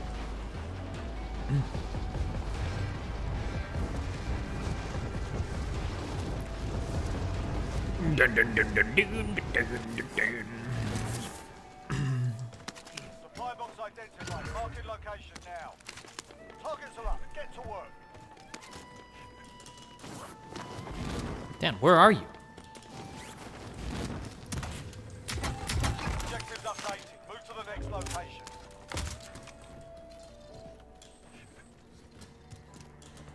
Objectives up, Dan. Next location. Oh, fuck. We're getting hunted, Dan.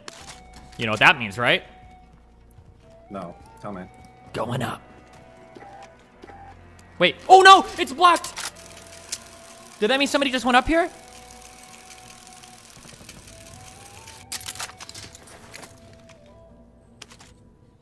Wait, why was it blocked?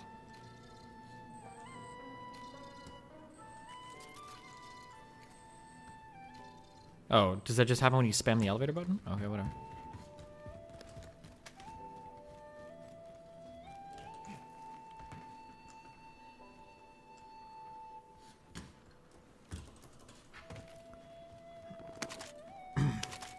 Oh, fuck, damn. Ready? Where are we going? Down.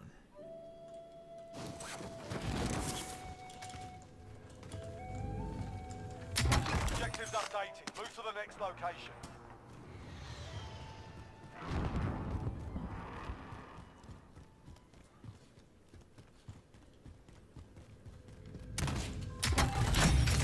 Primary objective accomplished. All supply boxes found.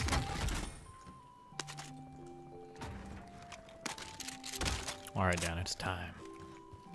Time to load up and load out. Do you need armor plates, Dan? Yep. One would be nice.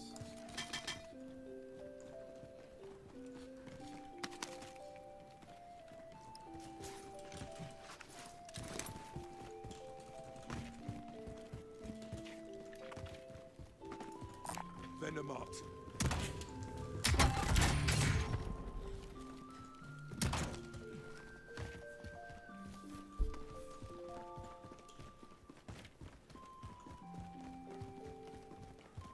Wait, we don't have enough for a loadout. Wait, why do we have no money?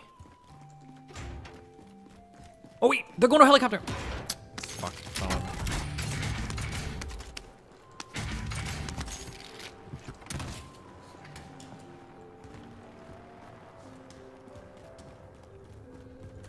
Oh, now we have enough, right? It's 10K? Yep.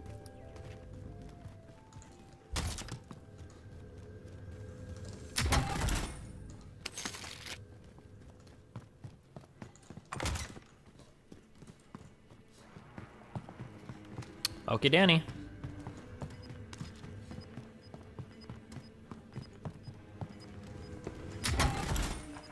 Ready? After you. Gas is inbound.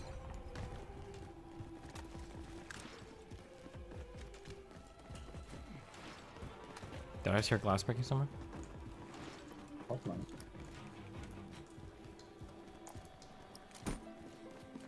Enemy lost track of you. You're safe. Friendly loadout drop on the way.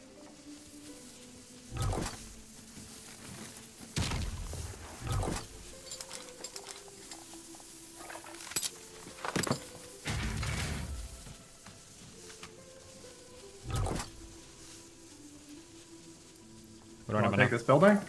What, this one?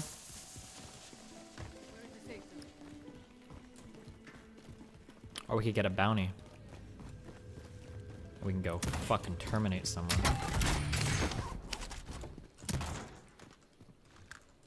Hold on 1 second. Okay, whatever. You can have the SMG, okay. I got better shit.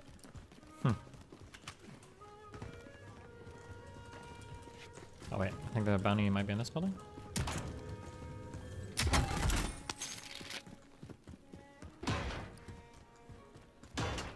Just kidding, it's in this building. Enemy UAV overhead. Fuck! Ping it.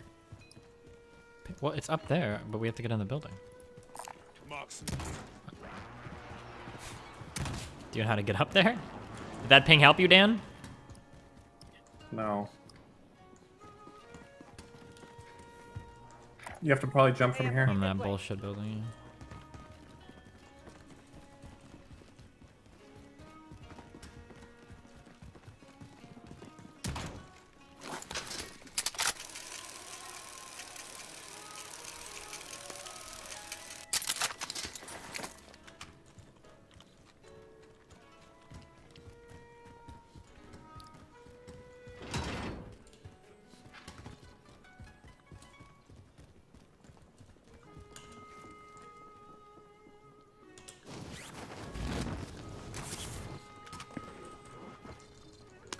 Holy shit! Hostile dropping into the area. Watch the skies. Is that near you? Got a guy up here with me? Fuck! I jumped in! Okay.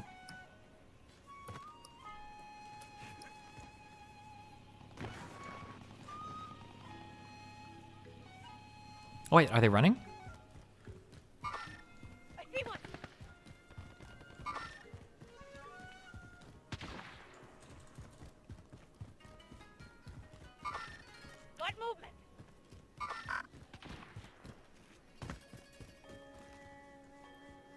He went inside this building. You fucking serious, Dan?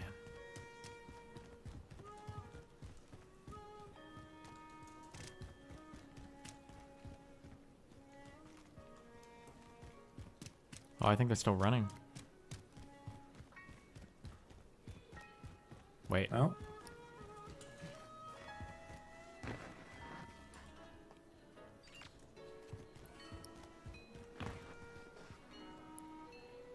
He is like right on top of you. You need to be careful. Oh fuck, dead bodies.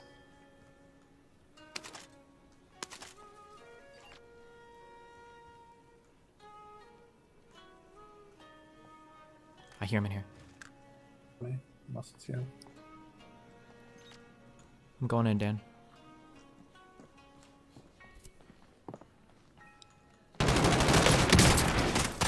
Down one. There's another one right here with the truck. Well, I'm glad I could be of assistance to you. Do you want to pick me up, buddy? Can you come in?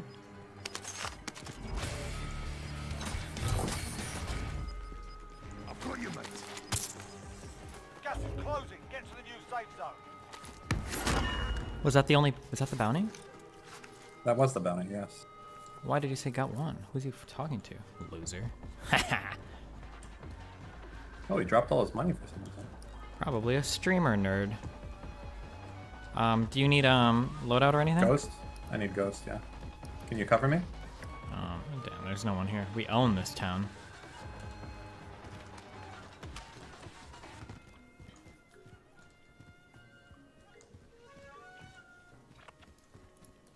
Mark some gear. Okay. We can buy a fuck ton of shit if we get to a buy station. Mm-hmm. We can stop by one on our way in.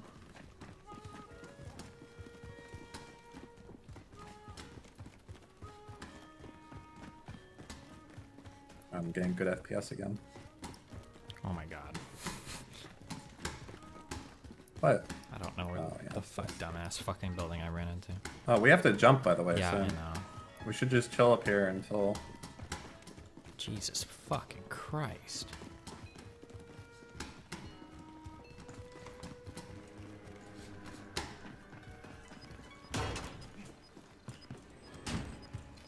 Bounty target is up. Let's get it done.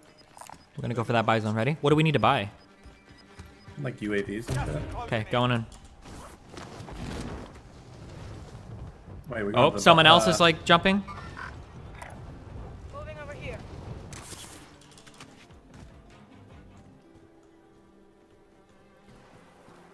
Fuck. Oh no, they're running.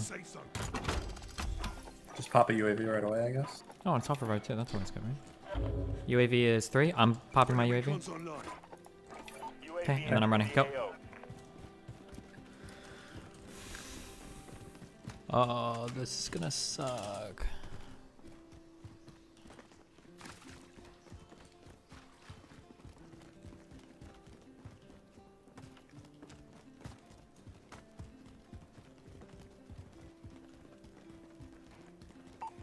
Oh, they're going with that fucking helicopter. Yeah, they are. You don't have anything where we could kill the helicopter, right? Negative. Enemy UAV overhead. Oh. What? I hear gunshots.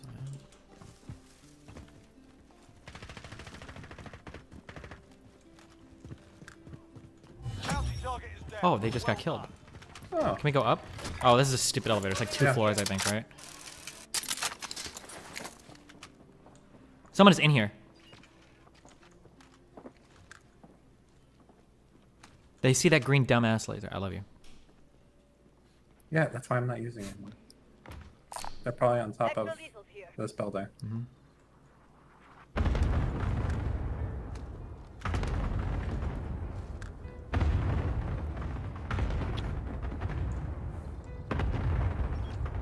Oh, how do we get up? Right here? No. No. Bottom floor, then. Oh. Okay. Here. Ready? You take one, I take one. Ready? We're dead. Go. Should have used our UAVs first.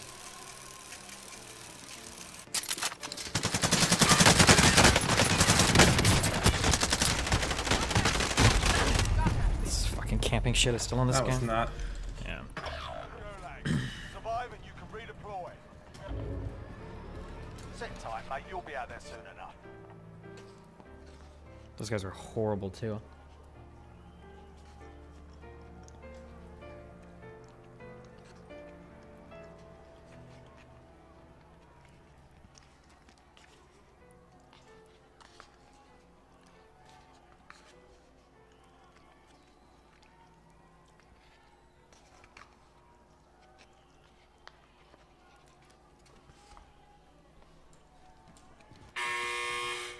Here we go. Get ready to fight. You're next. Did you win? Dan? I'm waiting.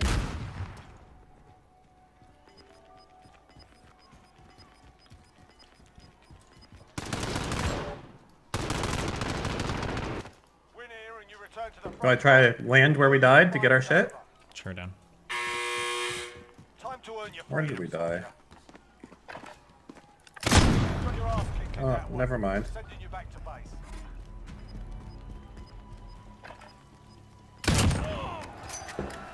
Oh my gosh. Good luck, Dan. I believe in you.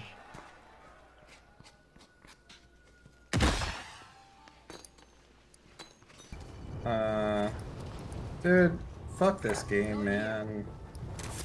What? No, I just have like shit fucking FPS right now. I don't know why.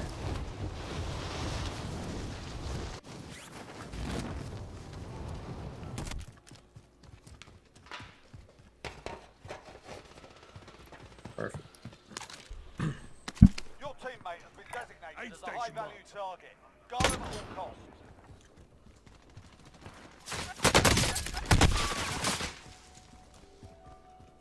That's not good.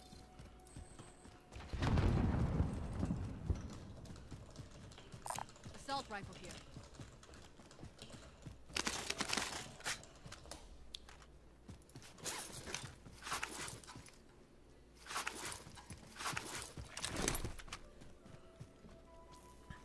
Your joysticks aren't wearing out, are they? No.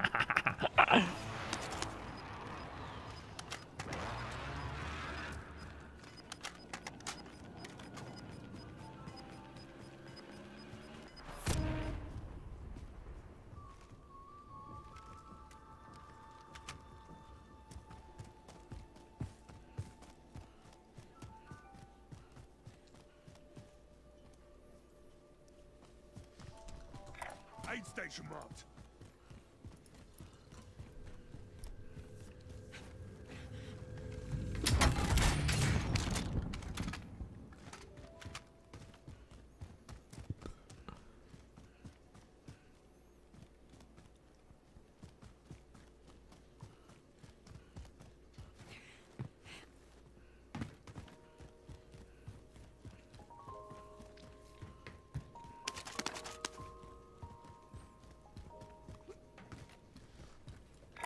Aid station marked. Thanks. Oh, I just tabbed, sorry.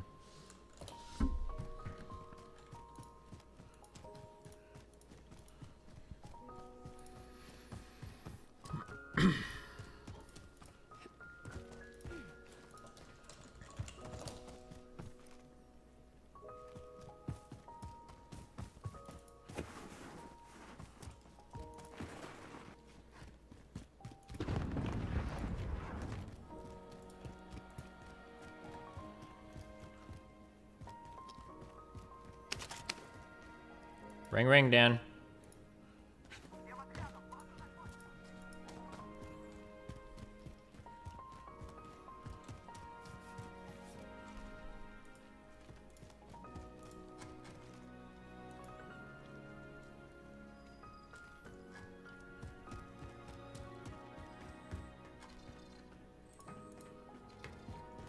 Five seconds left before you're back.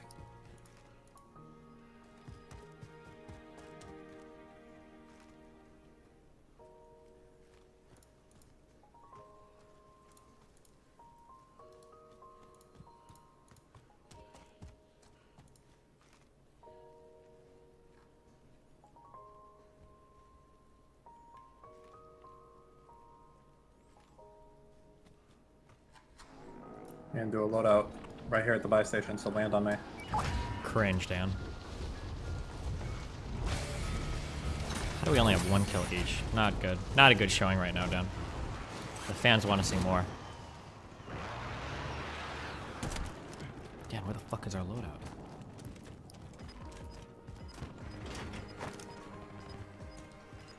Dan, the fans want to see us throw up a W. Loadout drop inbound. Gas is inbound. Marking new safe zone.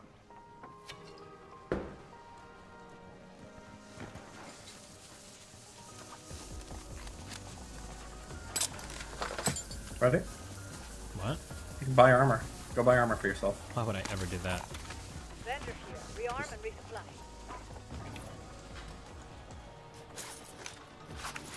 Alright. Alright, Dan, going in. Wait, should we play this? We should hold this until the circle tightens a little bit. Why don't we just no? get into the circle right now? Oh, look, we got an enemy. Coming in. Gosh. By car. Oh, wait, hold on. They're gonna come in this way. I feel it, I feel it. Shh. Get ready, Dan. He got out, he got out, he got out. He's going for that most wanted, I bet. I bet.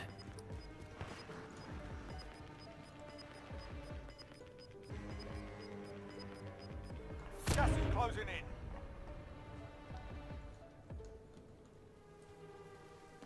I hear him. Yep. What? Was that guy hacking? Wait, what? Somebody explain to me what the fuck just happened?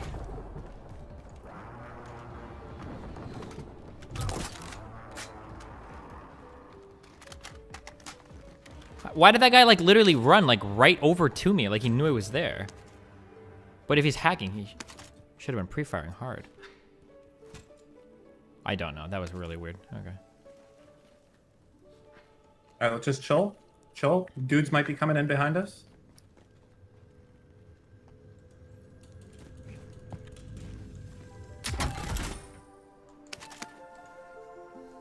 He had a heartbeat sensor? I should have ghost or whatever.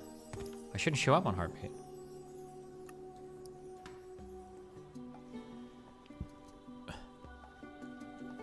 don't see anyone behind. Fuck, why do I have this dumbass 16 players left, Steve.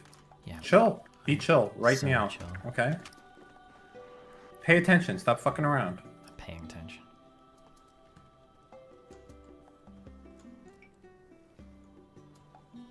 You should have bought self-revive. Instead, you're just wasting $4,600. What are you gonna do with that money? I'm gonna go to the next buy station. That's what I'm gonna do, Dan. And then I'm gonna get self-revived.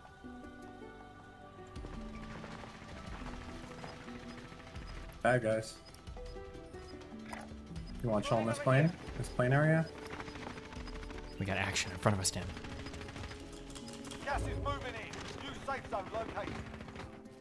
Shh. Dan, you right in. That's not a person. Now we're fucked, Dan. You've got a loadout drop inbound.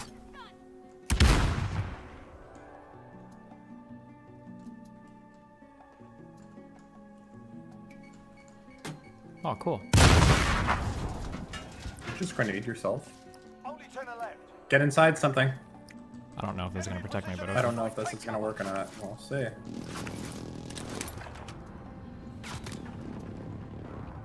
Oh fuck, sniper, way the fuck out there. Someone to my right? Go in here. Enemy cluster strike incoming. Take cover. Cluster strike, be chill.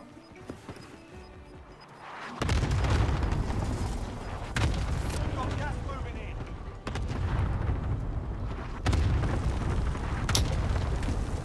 Yes.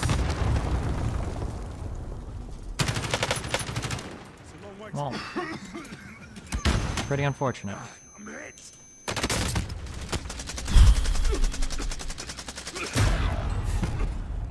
I downed him, but he killed me. Son of a...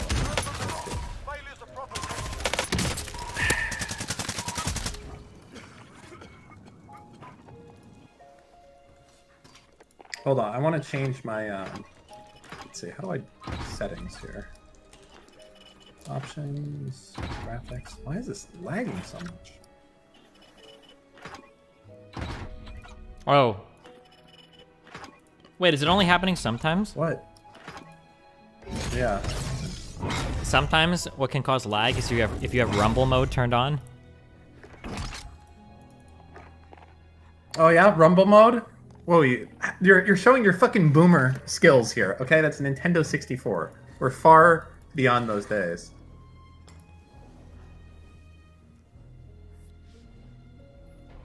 All your fucking stupid fans laughing at this shit. They don't even know what a rumble pack is. You're just laughing without knowing why they're laughing.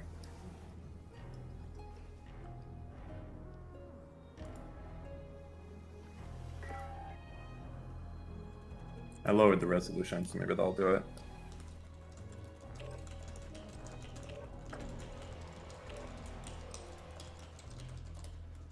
We 1080 now.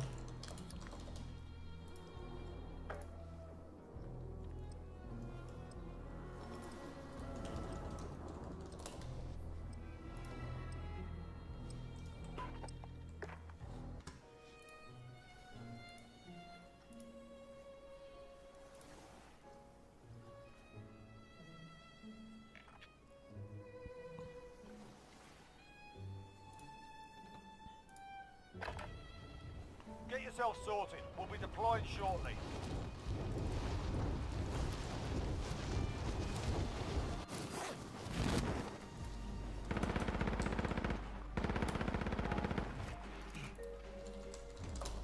That didn't do shit.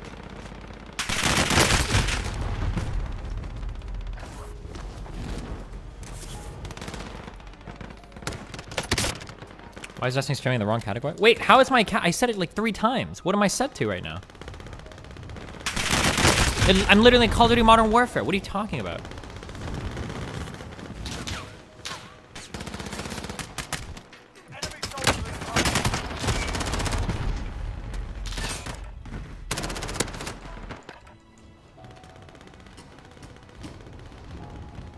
Warzone is its own category?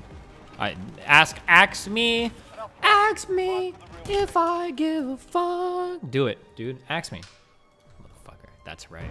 You will be the one who gets axed.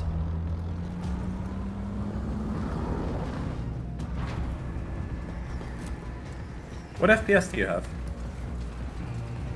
Me? Yeah. You know, pulling in the airplane, a strong 47. What about you? Yes. Right now I've got 91. 40. 98, 99, 100. Dude. Yeah? Why is my shit so fucked? Damn. Gotta turn off rumble mode, baby. I'm at 40 FPS right now. I'm at 99, 100. Wait, what graphics card do you have? Oh, wait, are you using one of your Taiwanese cards? Ti. No. Man, grab it.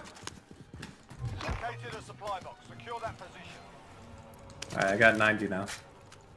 Good. I've got 93, bitch. He just doesn't like being outside. Oh, shit. Never mind. That was too obvious. Oh, we got a guy landing. Where? Down the way. Oh, I see him in here. Ping.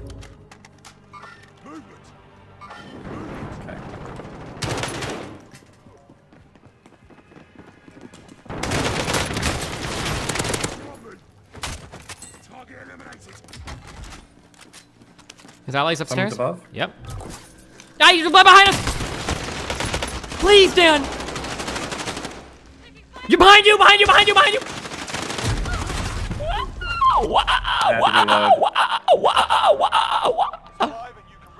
Push escape real quick. Look at the damage. It's not my fault. Push escape and just I had to look at the reload. damage. Tabulate I had the to damage. reload. Okay. You were in front. There is no recount.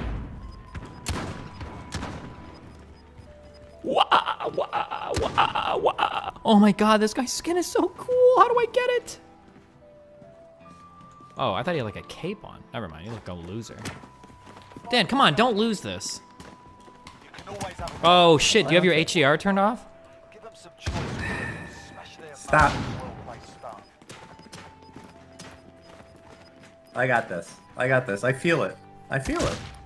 No problem. Oh my god. What the fuck is this mean shit? I'll show you the strategy for this. You ready? Are you in this thing? Listen up, soldier. Oh, sorry. Win here and you return to the front line. But if you lose, did you win? Oh, I'm sorry. Did you want to shoot at someone? Damn. Why are you being cringe? Okay. Oh my god, I'm so bad. I deserve to die. I just started spraying. it's not over yet. Your team can still buy your release.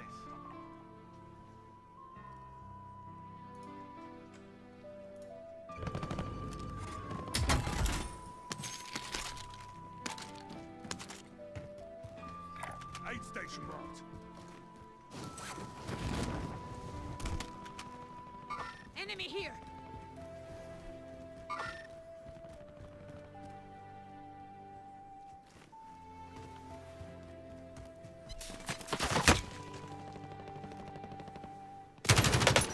Good shots, Dan. Nice, solid, solid. Got some, laying down some solid damage there.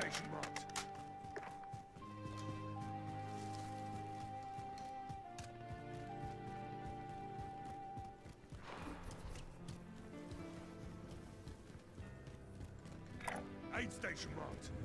Yes, thank you. Get the crate, Dan. Huh? Hmm?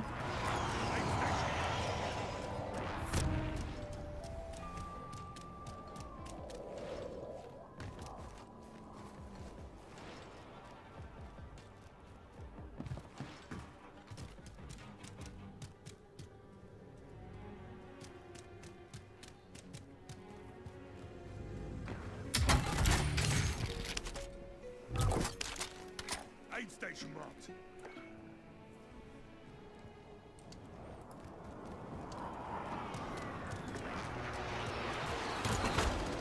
Aid station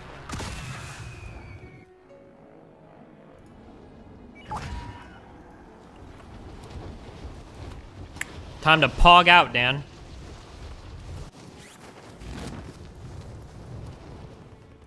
Where do you think I should go? Oh, I want to be the boss of this gym.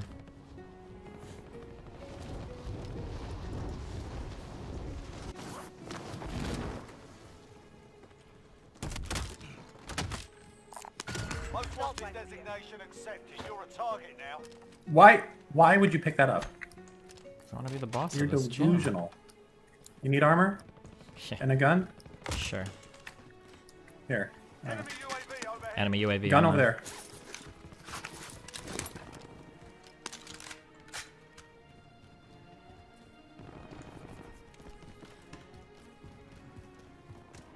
Well, they're all gonna come to butt fuck us now. No way, Jose. Yes way. I got a plan.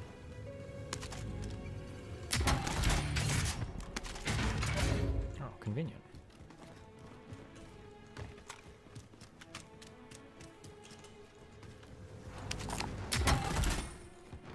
Enemy UAV overhead. Not good, Dan. Oh, there's a guy right in front of me!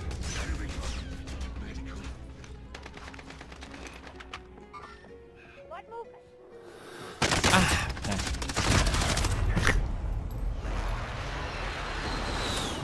You can do it, Dan. I believe in you.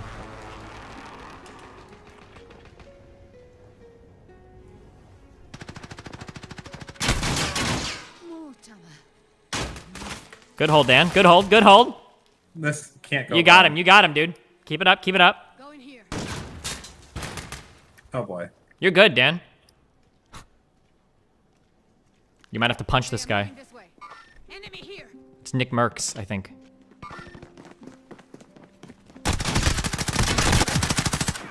Son of a biscuit. What a bunch of rats.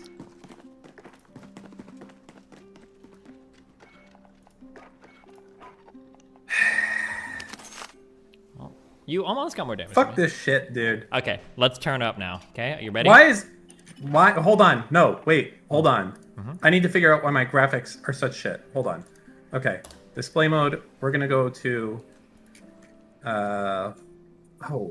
Because I'm in 4K. Oh. How do I do this? Oh. Wait, I don't want to run in 4K, but my desktop's in 4K, so I guess I have to do full screen. No, you just go to the resolution of your game and change the resolution. Yeah, full screen, and then set it to 2050 by 40. We'll do it. I think. Oh my god, are you okay?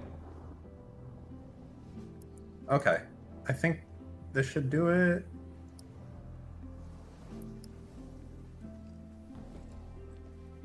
Okay, let's try. But should we though? Yeah, now shit's serious. None of that shenanigans before. Is there a way I can like turn off all music? Oh god.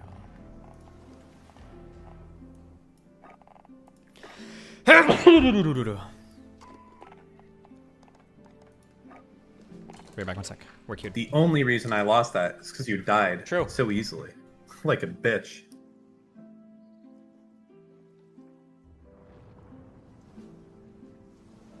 Chat, guess what? I got a new joke for you. You ready?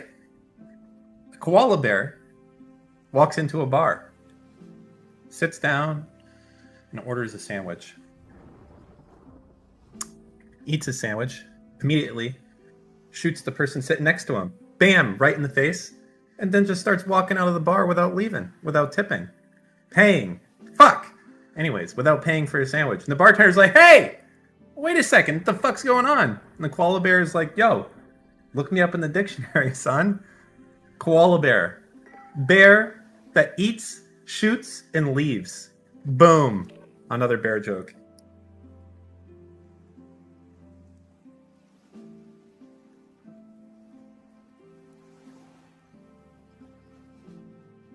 Because a koala bear eats, shoots, and leaves.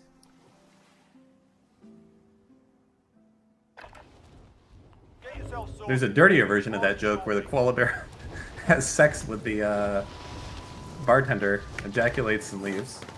But I tried to tone it down a little bit for you.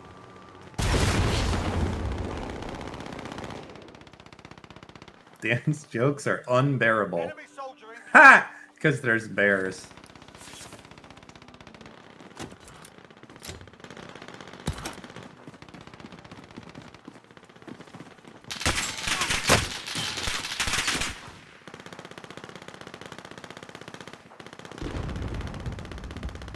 We had a hundo FPS now. Oh my god, that's gonna make a world of difference for you, eh?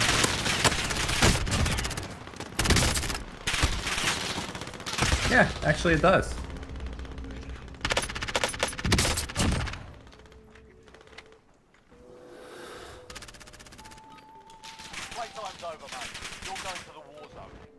You're going to the war zone, Dan. Yeah, I am. With a hundo FPS.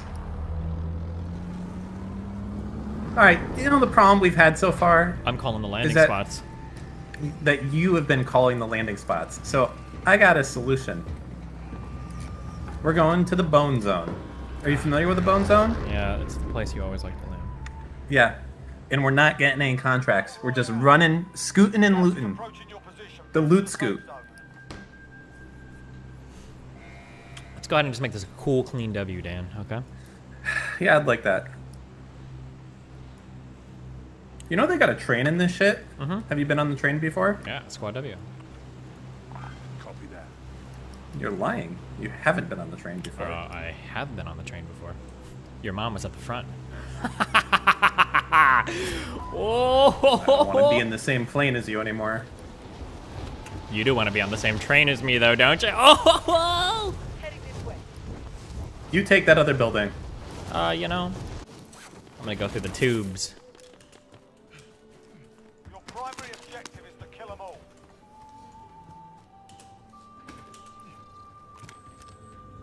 You see any rats here?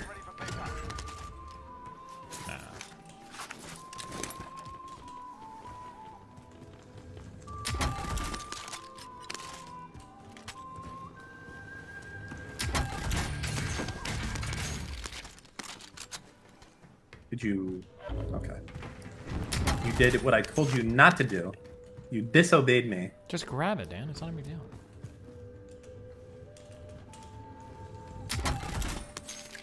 Next objective located.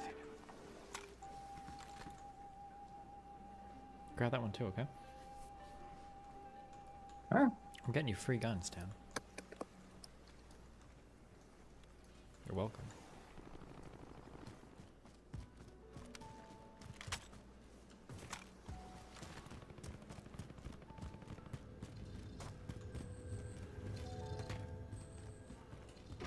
Next objective located.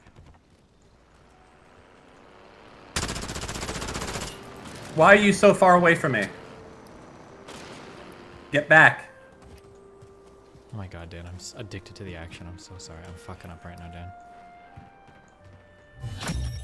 Primary objective accomplished. All supply boxes Right down. here. Come get your armor satchel.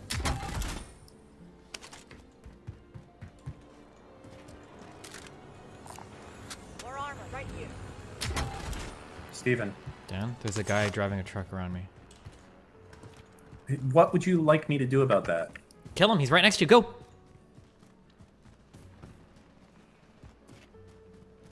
Dan. I don't have a fucking bazooka on me. Pretty cringe now.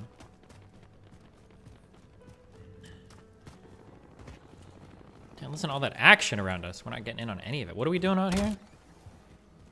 Well, we can go to a buy zone once you pick up that shit. You get the things on the bottom? Right here? More armor. Oh yeah, Dan. More armor right here. Wait, oh, I already got one of these. I thought it was an armor box, Dan. Alright, let's go kill shit. I got 10k, you got 10k. Let's think some thoughts, know what I'm saying? I got an idea. Moving out. What fucking meme gun is this? Oh my god. What are you doing? Just thought it'd be fun to ping that. Venom out. We're losing ground.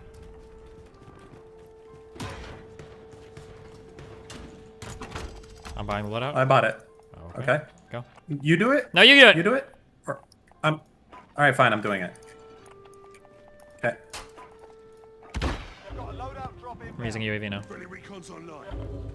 Okay. UAV entering the Buy area. another one. I don't have the money for another one. Okay. I'm gooch. Alright, let's go. Time to hunt. Heading this way. Okay, you see him? No. What are we looking Follow for? me. Marked him. 2 teams. Oh, yeah, I see. Oh, no, wait. I did that wrong way. Sorry. Right here. Right in front of us.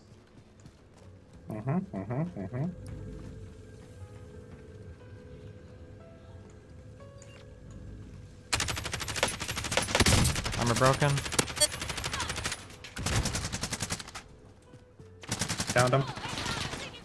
Inside the plane.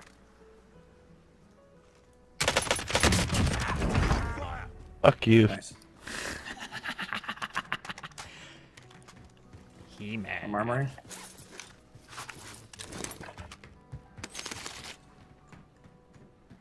You full on armor? Yep. Okay, let's go buy another UAV.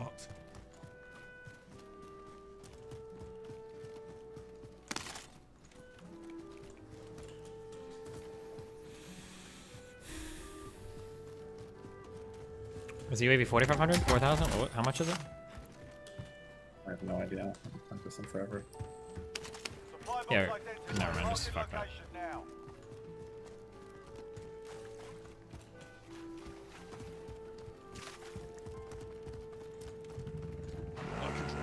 Why? Quicker.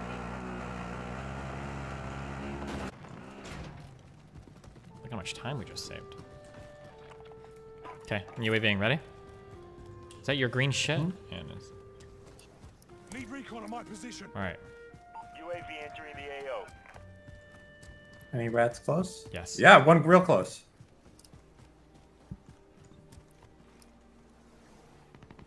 In here? Mm-hmm. What is this fucking... Oh, shit. Hostile down. E to the Z to the E to the Z. Oh, another one. Parachuting in over there. Come on, give me one more. Oh, wait. UAV right here? Or can you buy UAV, please? Sorry. Yeah. Where is it? Where's the thing? Right here. Losing my mind? I don't see it. Oh. Use it? Go, baby. Oh. Oh. In this building? Yeah. Are you not supposed to be able to see through this window? Oh, no, you can.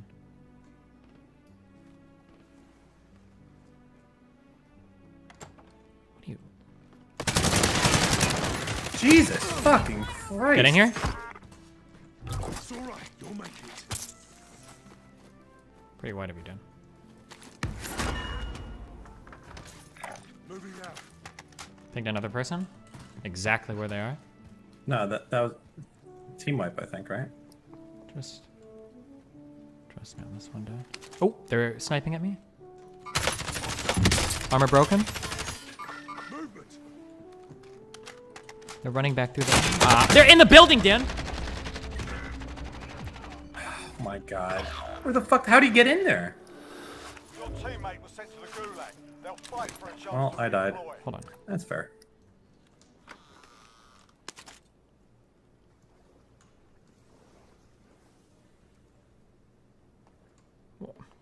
Loadout drop inbound.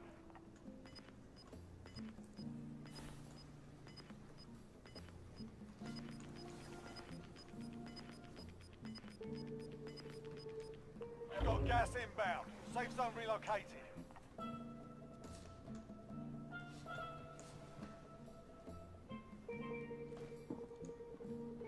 Teammate redeploying to the AO.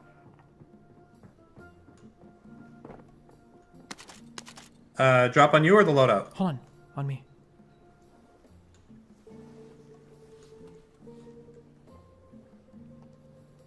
Did they run? There's a guy right outside. Should have pinged him.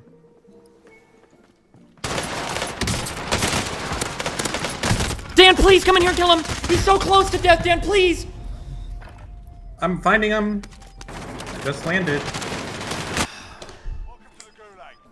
Whatever gun that is, don't ever let me use that gun Where the fuck again. is he? He's right on the stairs, Dan. Right when you walk in, he's on the stairs.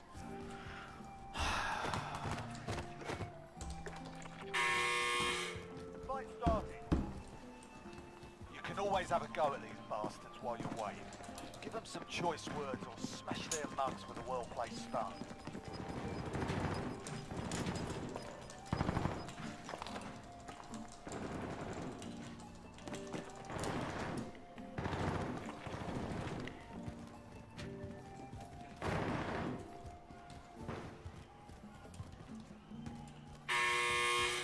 The fight's on. You're up next, mate. Get ready. You win this fight and you return. Wait, do you have gulag or no? Yeah. If you lose, you're done here. Time to earn your freedom, soldier.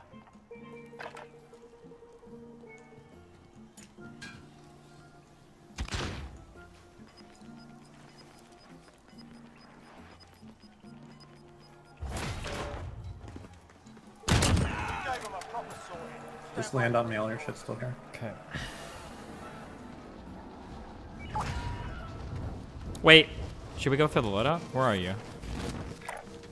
You're down there. I think I'm just gonna go for the loadout. Wish me luck.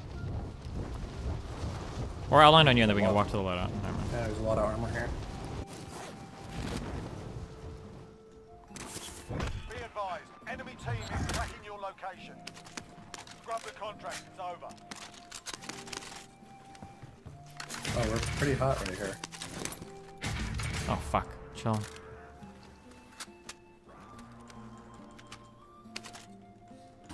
Okay, they're coming from southeast, I think. Trophy system set.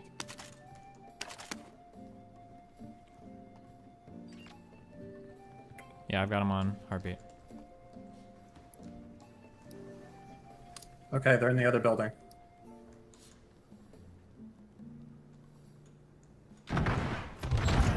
If you get down up there, Killed you're him. fucked. You, huh. Was it just one person hunting us? I killed him. Oh, helicopter's landing in the building to the west of us. Do you see it? See him up there?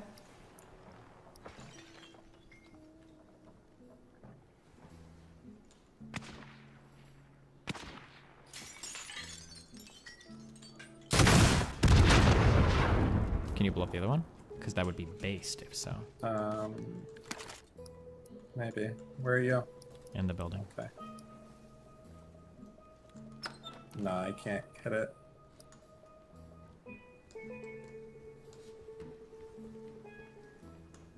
Are you just running around while I'm trying to be fucking Solid Snake over here? Yep. Mad? Yes. I'll distract him to this side, don't worry. I don't have anyone on Vehicle heartbeat. approaching? Oh, Yeah. vehicle retreating.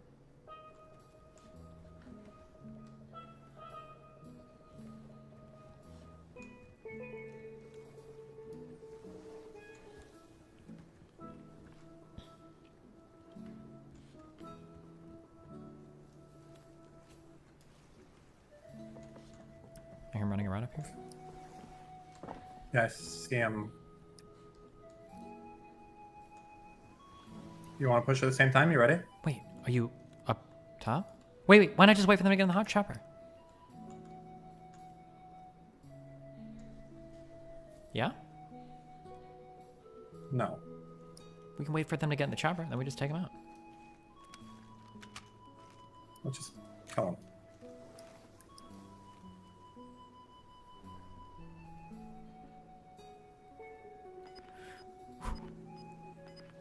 He's on your side, all the way at your side. I'll distract him and you come out, okay? You ready? Go. I'm distracting. Ouch. Okay, they had a claymore. That was not a good idea. Good camping. Wow, fun game.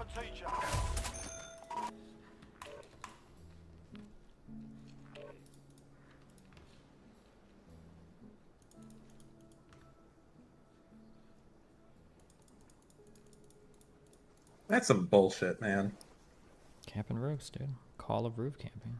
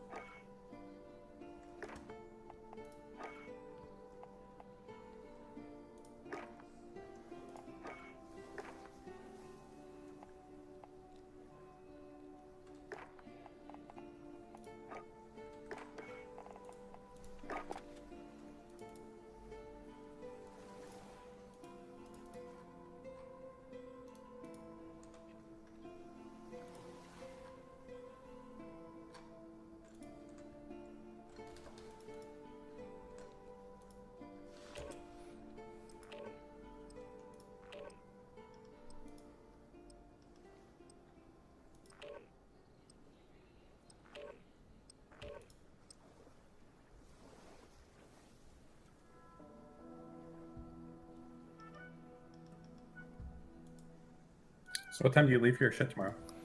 I don't know, maybe 10 a.m.? Still waiting for...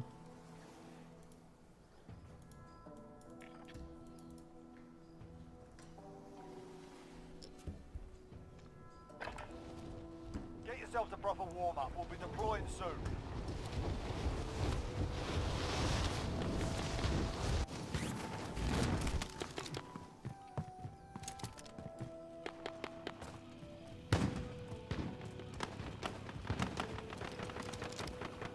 Hostile dropping into the area. Watch the skies.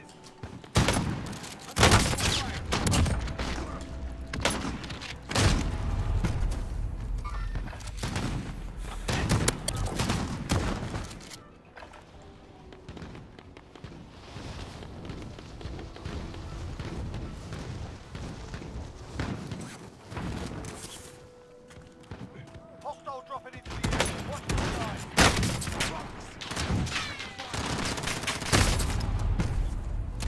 Dan. Yeah. 2 kills. What are you doing?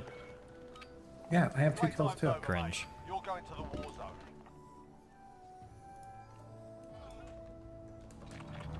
Alright, where to?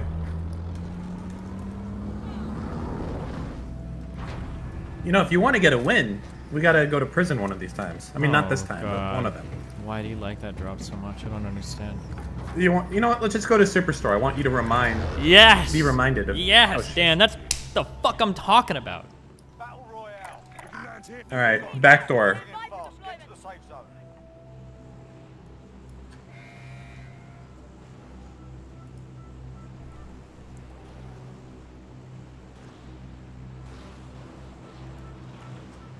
Jump. No roof. Fuck the roof. No roof. Comprende? No roof. Ready? Meow. Orange marker. What if we could hold the roof though, Dan? Okay, we got a guy beneath us. Nah, we're Gucci. We're Gucciing. Nah, fuck the roof. I mean, I'm going down. Good luck. I'm in, Dan. Yeah. Hostile dropping into the area. Watch the skies. Supply box marked. Secure the package. Let's run. Run it inside. What are you shooting at? You okay? Nothing. That wasn't me. Oh. No, let's go, let's go, let's go. We just gotta stay together. I have to follow you, never mind, go. What? I'm following you because you take way too long. Stop! I'm not gonna wait for you to follow me. I'm not gonna get here. down and then you do nothing. Okay, fine. Oh.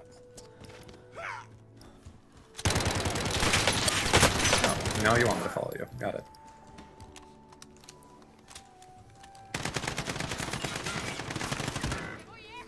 Dan, what are you doing? Awesome. In the window. Why?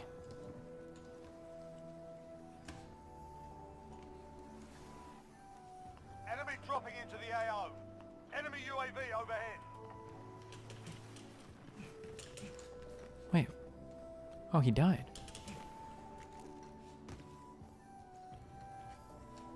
I'm coming to you, Dan. I'm not gonna let you down, Dan.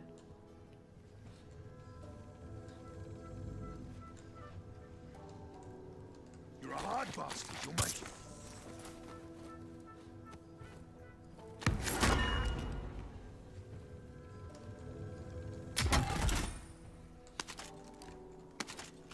Okay. Ready to run it again? Sure. There's a guy on the roof outside who has a most wanted. Big money for killing him. Oh my god.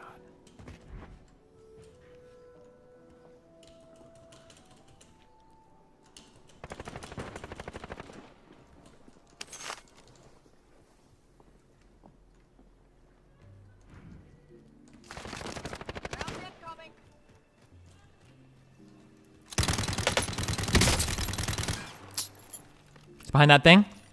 Movement. Yep. Going here. Taking shots. Oh my god! Yeah, there's 2 dudes up here, by the way. Shake it off. Yeah.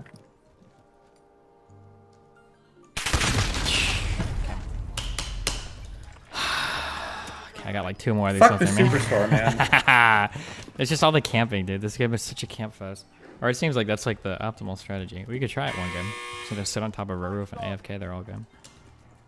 What? Didn't we win once with 0 kills, or was it with 1 kill? Do you remember that prison game?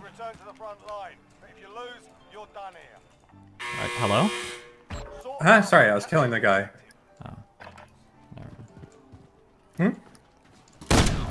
We won a game once with 0 or 1 kill. I don't remember. I think it was a prison game. You literally just sit there all day long.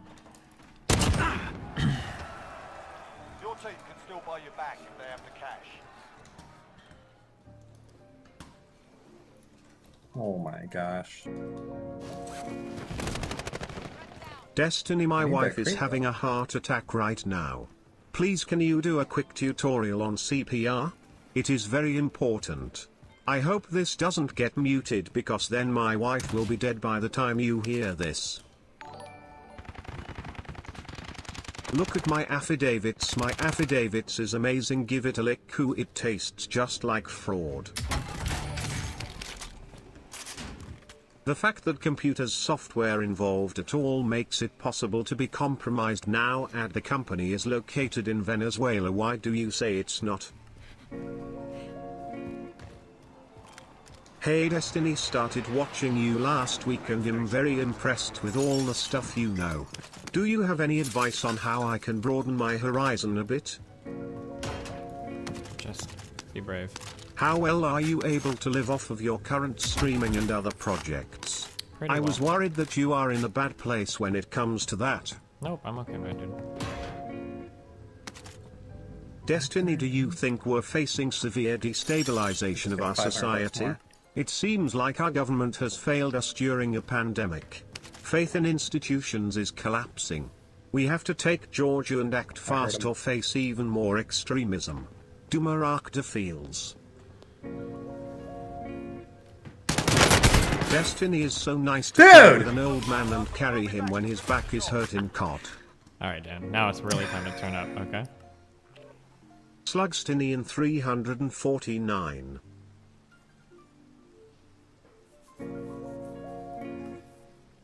Sweat Cake you can't silence as Slugstiny IN 3/2/1. Yeah, I'm fine.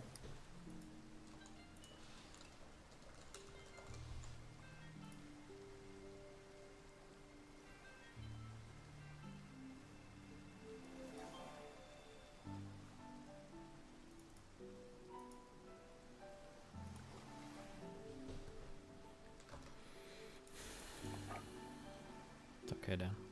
Happens to the best of us.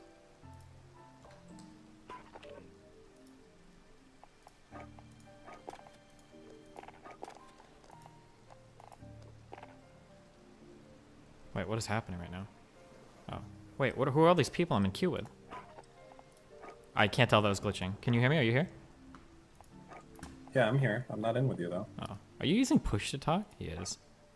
Yes, I use push to talk. Ah, okay. Now everything makes Do you want to know sense. why? Do you know That's why? For the same reason, because you're dumb. You have no OPSEC. To respond. Okay. You know, yesterday, you were in this channel all by yourself. No mic mute. I could come in here and hear you fucking Melina talking about how much you hated Mr. Moon and just dropping in the channel because you have a fucking open mic in Discord. Yeah, that's a fact. I could. Wow.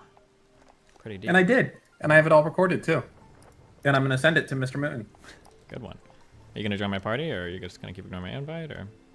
Oh, yeah, sorry. Hold on. Wait, no, invite me. I want to join. My God.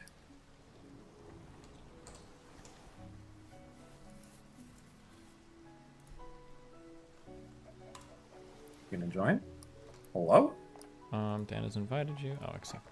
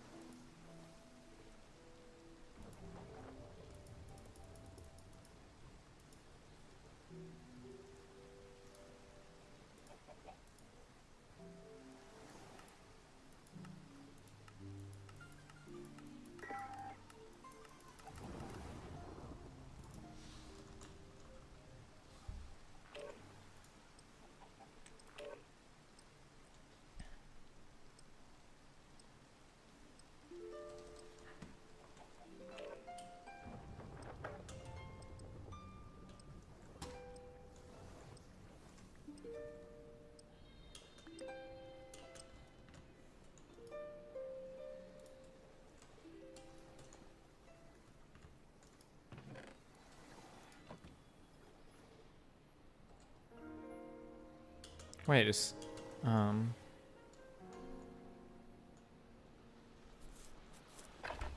dropping into the Never AO. mind. Grab some target practice while you can. We're deploying soon. We'll get us in the air.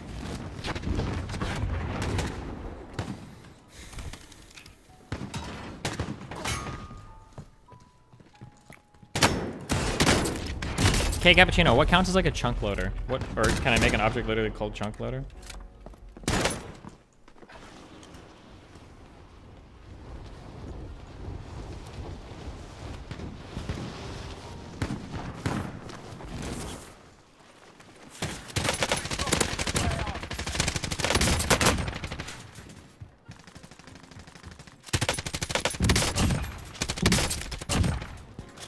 Pussy. It's a warm-up, dog. Are you okay? Yes, I'm fine. Why are you asking? I'm not talking to you. Don't mind me, I just want to hear Brian say ooh just cause I think he sounds cute. Ooh, bonus meme. Alright, where to? How about right about here? Sure thing. Tell me, just tell me, is it a quick where? jump or? I think it's gonna be a quick jump, yeah. It'll be a quick game. Probably my last game for the evening. Are you fucking kidding me, Dan? I'm dead serious, actually. 800, 850, 800, 750. Get ready to jump. You ready? Jumping. I'm out. Oh, a lot of people jumped. We're gonna have a lot of competition here. It's gonna be hot. Hot, hot, hot. Spicy. I'm going straight for that contract. I'm already there, Dan. Oh my god. Oh. On top of that building, right there. 2. Ah. Okay, that's a bad place to go. We need to go behind there and get the fuck out of here. One armor broke. I can't do fuck all to help you. I have a shotgun. I'm gonna try and push the building. It's the only thing I can do. It's been fun knowing you, Dan. Another armor broke.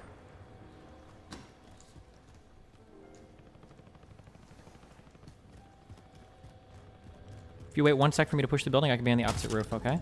Can you do that? Can you handle waiting 1 second? Okay. Yep. Yes. As long as they don't come downstairs. Do you hear them up there? Yes. Okay, chill, chill. Chill. Be chill. Wait, are they up? Down, 1.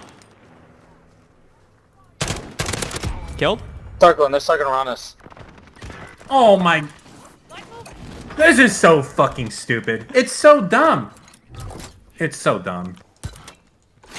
The shotgun takes so long to fucking hip fire. Why? It's a fucking shotgun. I'm not trying to fucking do calculus over here. Just press the fucking trigger when I see the guy. No. I didn't miss aim. My gun's over here like fucking doing long division and shit.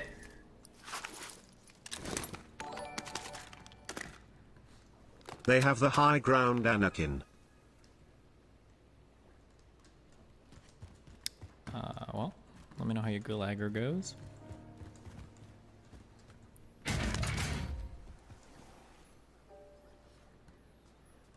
I'm good. I'm glad. I'm glad this game is fucking over. I got shit to do, thoughts to think. Wait, did you win your gulag or are you still waiting? No, I'm doing it right now. Oh, great. A fucking sniper rifle. Perfect.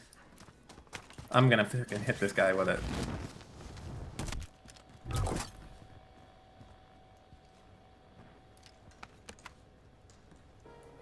Your teammates done in. They're returning to base. I didn't make the gulag. I didn't make the gulag. Just go. I got you, Dan. Don't worry.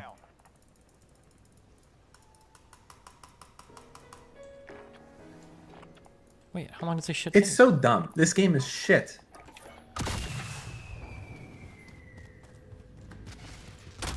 Drop on the case. Hey, YouTube, fuck yourself. You guys are too stupid to figure out how to use Destiny GG. Don't talk shit about me, alright? Why are you reading YouTube chat? What's wrong Not. with Just you? someone said fucking YouTube is talking shit to me. Fuck them. I'm okay being criticized by DGG chat. I will not be criticized by fucking YouTube chat. They need to know their place. Are there shots over there? Can you get that case, please, Dan? Yes. Thank you. Move in position. Oh my God! What is my synergy doing? Oh, okay. Head him this way.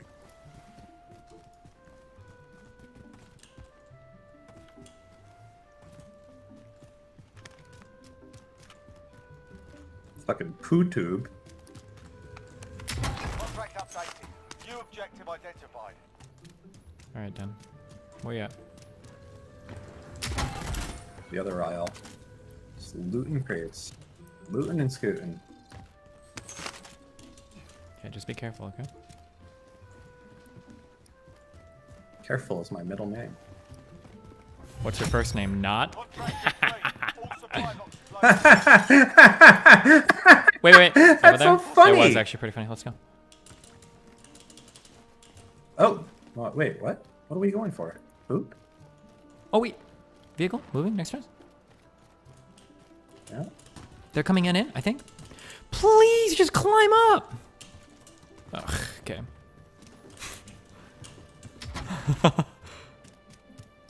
Dan. Yes. Oh, riffraff. Enemy UAV overhead. Close one.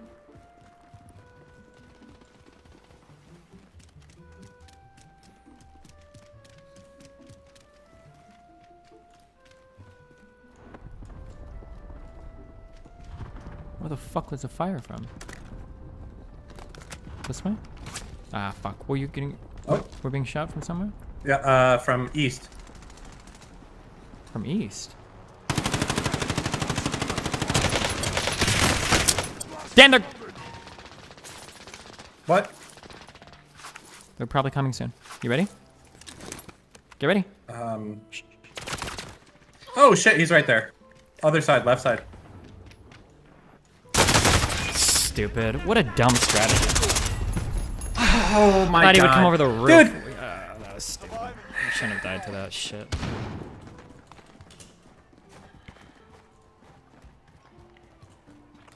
I'm sorry. I'm just a failure. That's all there is to it. Dan. I'm gonna bring us back here and we're gonna... Fight's ready. We're gonna do it. Next, mate. Get ready.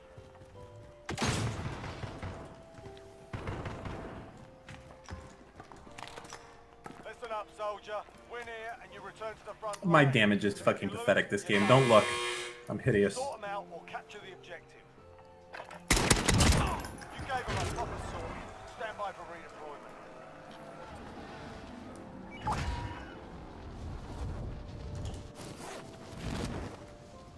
Where did we die at? We died in storage town. I think we died like right back there, right? Yep, right there. A little bit farther though.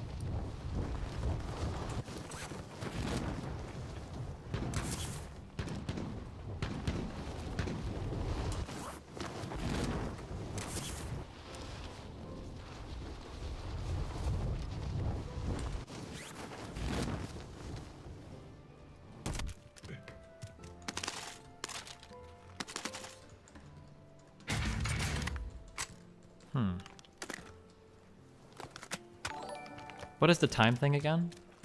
You guys would be number one for the victory next royale round or chicken whatever? dinner if Dan voted. Wait, what did you say? Sorry. Oh wait, you run to a store and you get a... Can you release better merch? No, my merch is awesome.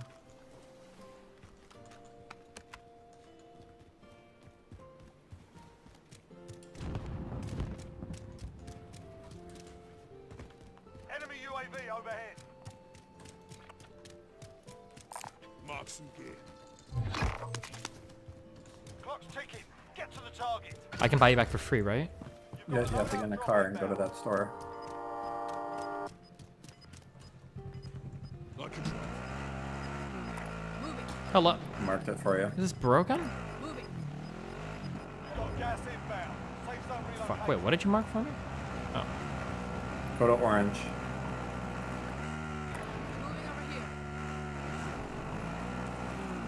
It's in the airport runway if that makes a difference. Fuck this, just go left. Take the runway the whole way in.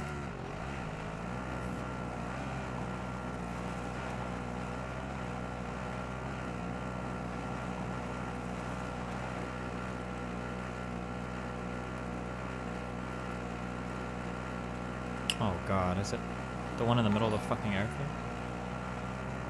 Here's a donation to support your meth addiction that probably developed after talking to Demon Mama for 2 hours. It seemed like she was so high off of laundry detergent that her brain fell out. Wow.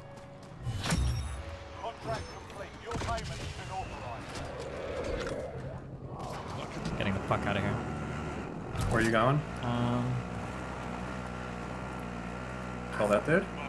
Yeah, let's go try to kill those dudes. Or that dude. You gnome fuck! Oh wait, I did that.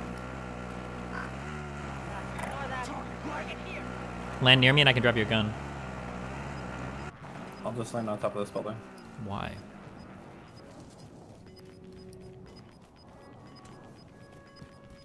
Do you see the guy anywhere? Oh, he's moving.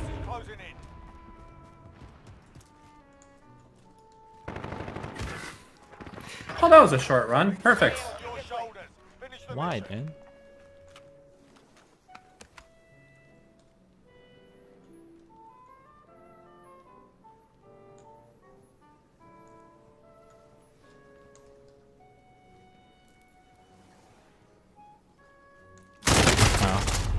Okay. Yeah, that was the guy who fucked me too. Alright, well, I think I'm done with this game forever. Not forever. Until tomorrow. Listen, it's a little late in the day, I'm sundowning. You gotta prepare for your thing tomorrow, okay? Okay. Have fun, peace out.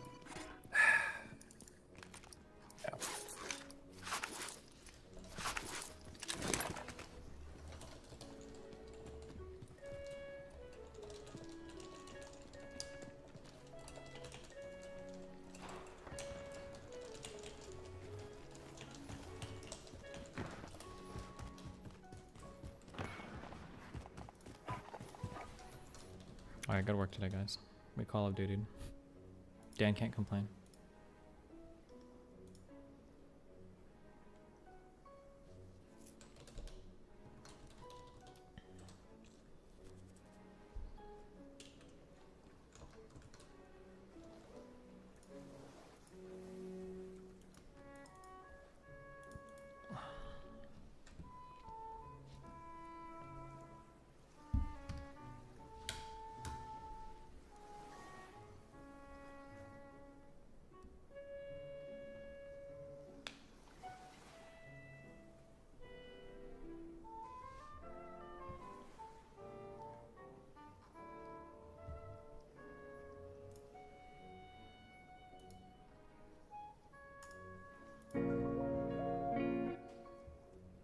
Please make better merch. A new hoodie would be cool.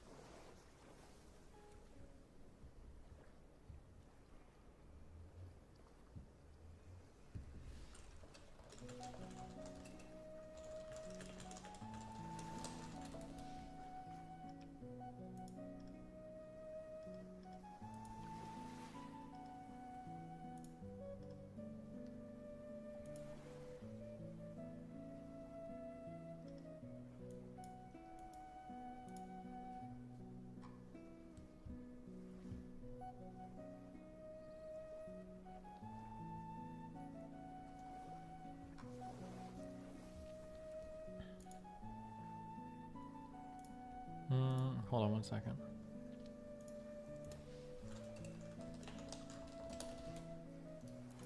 Can you please stop playing this track? Yeah, hold on. What is this latest OBS update? Okay, we need to move on from the Zelda shit because we've been playing it way too much.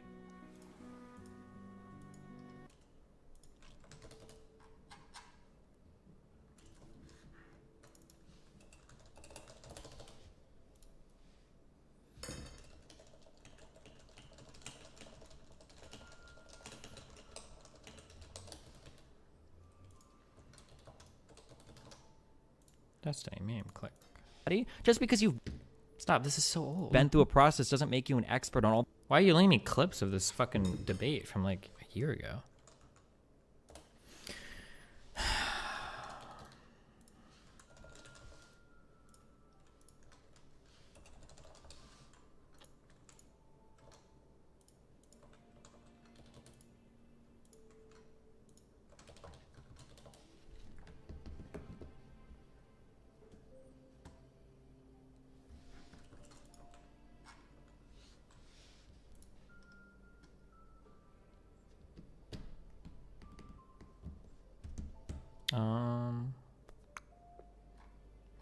Wait, somebody linked the OBS update?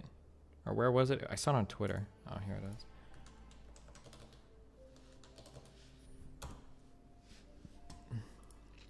The ability to separate audio track for the VOD when using Twitch. If using similar mode, enable advanced encoder settings, enable Twitch VOD track to Twitch VOD output. Would that be on audio track too? If using advanced output of the streaming tab, enable VOD track and select the track.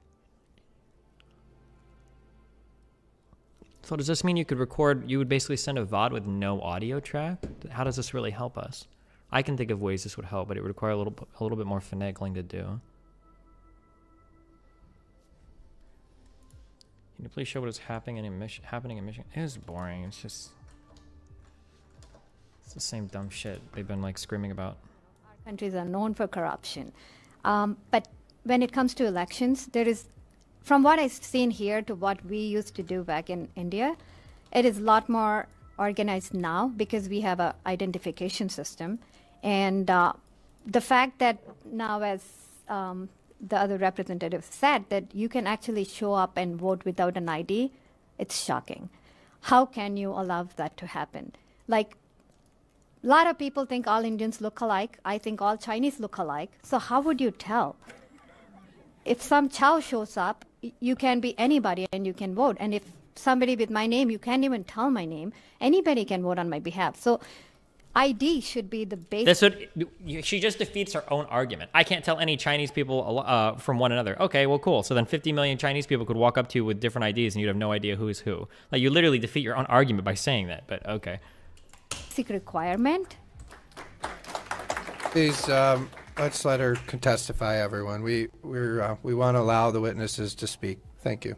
ID should be the basic thing, and there should be a cutoff date as to when you can request the mail-in ballots. It can't be like you can show up the same day and request it and give it the same day. The whole purpose of the ballot is defeated. I think you can put a lot of measures, maybe put policies that this does not get repeated, because, and again, the fact that there was not a Republican present on every counting board, that was also a shocker. A lot of people I know from my own church, they wanted to work as a poll worker, but they were told that the positions were full, so they don't need any more Republicans. If only there was a Republican present at every table, maybe a lot of this would have been avoided. And also, I think, you know, that the whole vitriol of the entire poll workers that were there, that to me was the shocking thing. I would expect a lot more respect. These are all fellow Americans. If it was towards an immigrant like me, at least maybe it's understandable, but these are all fellow Americans. Why would you hate them just because of their political affiliation? Maybe oh my God, what? You know, we're talking a lot about hate, BLM and everything.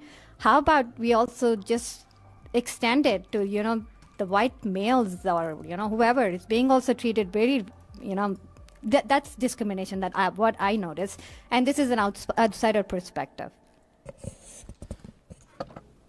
You want to answer the question? Do you have any suggestions for us? I'll be brief. Yep. I mean, simply, we just can't let it happen.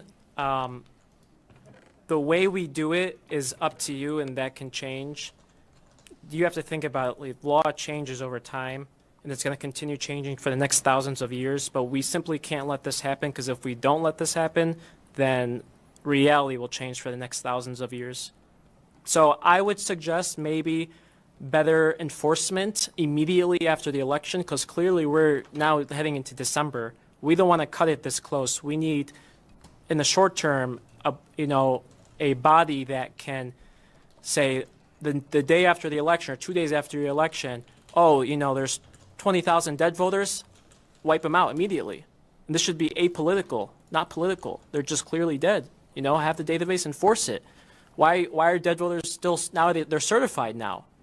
And I'm not trying to make a political statement, but we certified that knowingly. Thank you. Well, I know you both are very brave coming here today, and so brave. You know, I understand it's shocking, the things that you've said today about what you've witnessed at the TCF Center. So thank you both for your testimony. We appreciate it. And now, Mr. Giuliani, I think we'll move on to the Colonel here. It's all right. So Colonel Phil Waldron is here. Please when you're ready. Mr. Waldron, can you explain why you're here, what your background is, your expertise, and when you're ready, please begin. Mr. Chairman, ladies and gentlemen, I'm here to look at some statistical analysis. Oh, boy. I worked with a team that's been looking at the voter manipulation, election manipulation since November of 18. I started looking at this issue in August of this year, doing a deep dive on several key areas with some of the electronic voting machine companies. And we started looking at some of the vulnerabilities that have been mentioned on the floor of the U.S. Congress and Senate that have been widely published in, publicly available documentaries. So we began looking at the problems immediately after the election, doing analysis on anomalies in the data, and then we also looked at did some forensics on a couple of locations up in northern Michigan in Central Lake Township and Antrim, and then talked to folks at Star Township. And all this information is in affidavits as well, sworn affidavits. In a nutshell, we began to look at anomalies in the voting systems. We looked at publicly available information from your state. First thing we noticed was that there are 643 precincts in Michigan with a voter turnout above 80%, which is a little bit anomalous. There were 21 precincts that were over 90%, 10 precincts that had exactly 100% voter turnout, and 6 precincts that were over 120% voter turnout. So as we began to look at that, my team focused on anomalous patterns where votes were entered in an amount of time that was physically impossible for the tabulation machines to process the votes. And so we found four spikes in the analysis that exceeded the tabulation machine's ability to process that amount of votes in a timeline. And that was in Kent County, Macomb County, Oakland County, and Wayne County. And again, this data was from Dominion and published, in open source. So those anomalies pointed us to a couple other things that some of your previous witnesses, who I just heard tonight, but the incremental absentee vote punches there was a big move from 652 on the morning of the 4th. 16,000 absentee votes were processed. Between 6:52 and 7:49 local time on the 4th, an additional 213,429 absentee votes were processed, and this aligns with some of the observations that the previous witnesses made. And then at 11:15 and 11:15 that same morning, in a time period of about 8 minutes, which correlates to the time our previous witness, Ms. Jessie, testified. There was 56,098 votes processed in an 8-minute period. Now, each one of these machines can process about 20,000 votes an hour, so you can do the math yourself, or it's in our affidavit.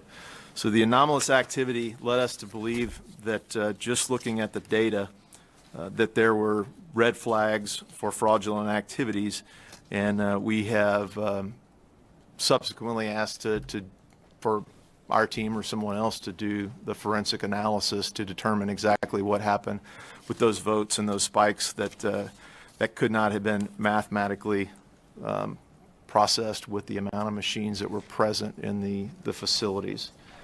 Our team also went up to northern Michigan to the Central Lake Township. We do have an affidavit from Miss Judith Koslowski. While we were up there, she had a tabulation or retabulation, and showed a pretty significant amount of change in the votes. We published an affidavit with those key elements that showed differences in the data runs, and the tapes, and I believe I've provided that to you as well. And then a declaration by Robert Marsh, the Star Township supervisor, a couple of the excerpts. When he said, upon examining the tape at the close of the polls, I could see that President Trump had clearly won the presidential race in Star Township.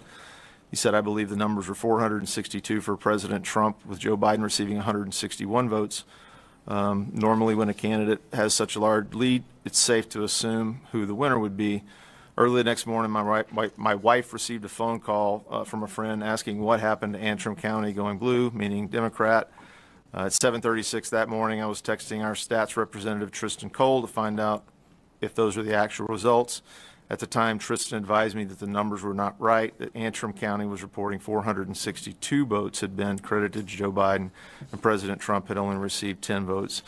So we saw numerous examples of numbers moving, numbers being flipped and switched. As you realize, the Antrim County is where the 6,000 vote glitch occurred. And if you look at the numerous references in the guidelines for elections in the Help America Vote Act, the Federal Election Commission Voting System Standards, and the Federal Information Security Modernization Act, an error rate is permissible for 1 out of 125,000 ballots. And if you look at just what happened in Antrim County, the error rate was 8.3, so it puts it about 750 times the allowable limit. And according to the regulations, that should have disqualified. They went later and changed that from a glitch to a clerical error, which, you know, they kind of changed up the reporting on that a little bit. In a nutshell, we found several other things using open source data. There is a gentleman named Eric Lutz. That feel when you rig the election, but you make it all open source so people can just discover it by digging through publicly available shit. Oh no. And he has matched up a list. He started looking at voters above the age of 80 that were registered for voting and did vote on in Michigan, and 17,327 Michigan voters also had a corresponding obituary. And I didn't print that whole thing out, but I can give you that website for the tabular data, and it's about 350 pages or so. So in the essence of time, I'll close it out. We'd be happy to chat if there's any other specific information that I can provide to you about our findings. Sure. Thank you. So I just want to understand, I mean, I think, you know,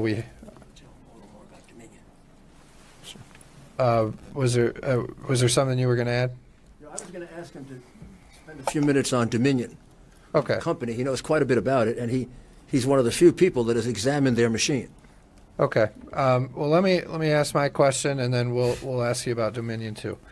But I just want to understand. So we had the Antrim County Clerk in here, and we had her testify earlier this, in the last few weeks.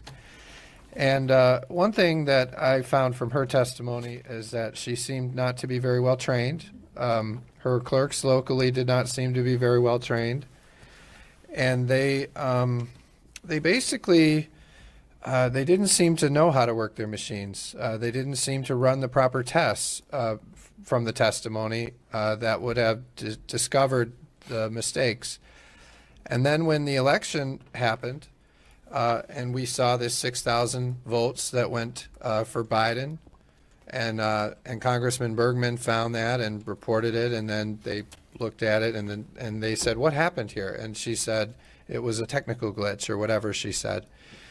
Well, that came from her office, and now a few days later or whatever it was, she alleged it was human error, and that's what she said later.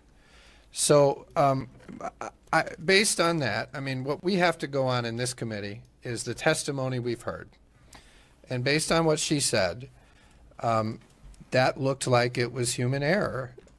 If we go off what she said that the tape matched. She said this would have been discovered in a canvas because the tape matched. So I just wanted to hear if you have knowledge of this, if there's anything you can speak to on this, because you know, that was the conclusion that I had come to after hearing her, that this was limited to Antrim County. And again, like I said, Dominion won't come in, so I don't know more. But I know in Antrim County, it sure seemed like the clerk there didn't know what she was doing, and that caused a lot of this problem and confusion. So can you tell us more about what you learned and address that for me? Thank you. Yes, our forensics team went up to the Central Lake Township. And can you clarify, is that in Antrim County? It is in Antrim County. Okay, Yeah, thank you. And this was included in the forensics report on Central Lake Township in Antrim, Michigan. The report date was November 29th, 2020.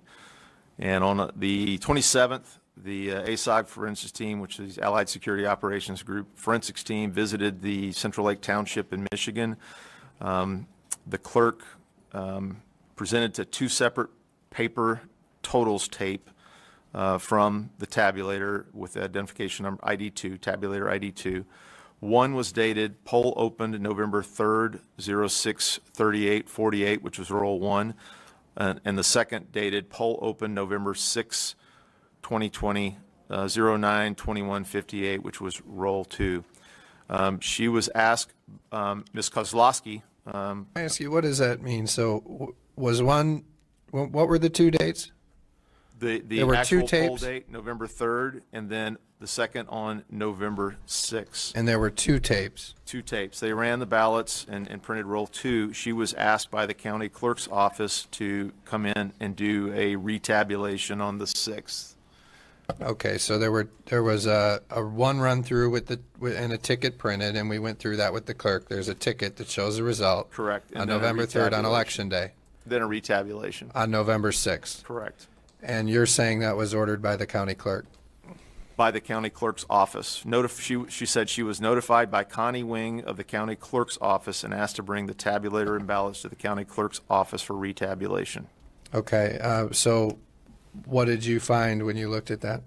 They ran, roll 1 had a total of 1,494 total votes. Roll 2 had 1,491 votes. They had three less ballots because 3 ballots were damaged in the retabulation process.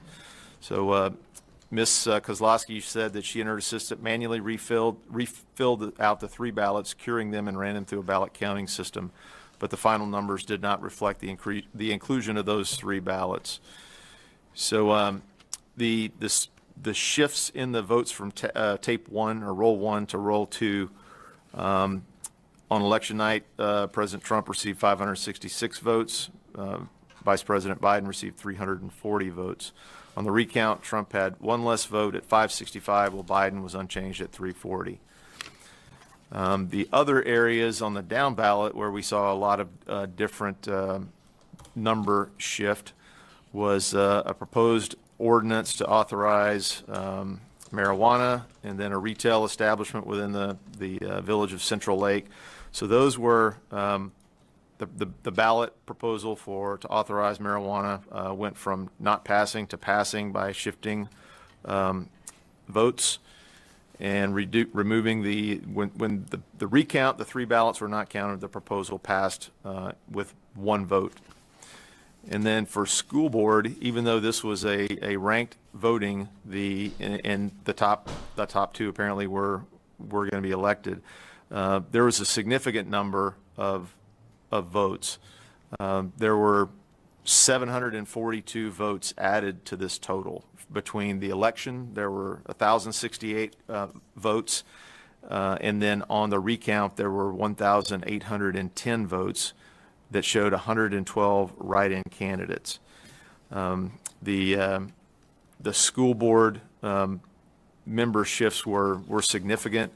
as well as there was a change in the State Proposal 20-1. There was a change in those numbers.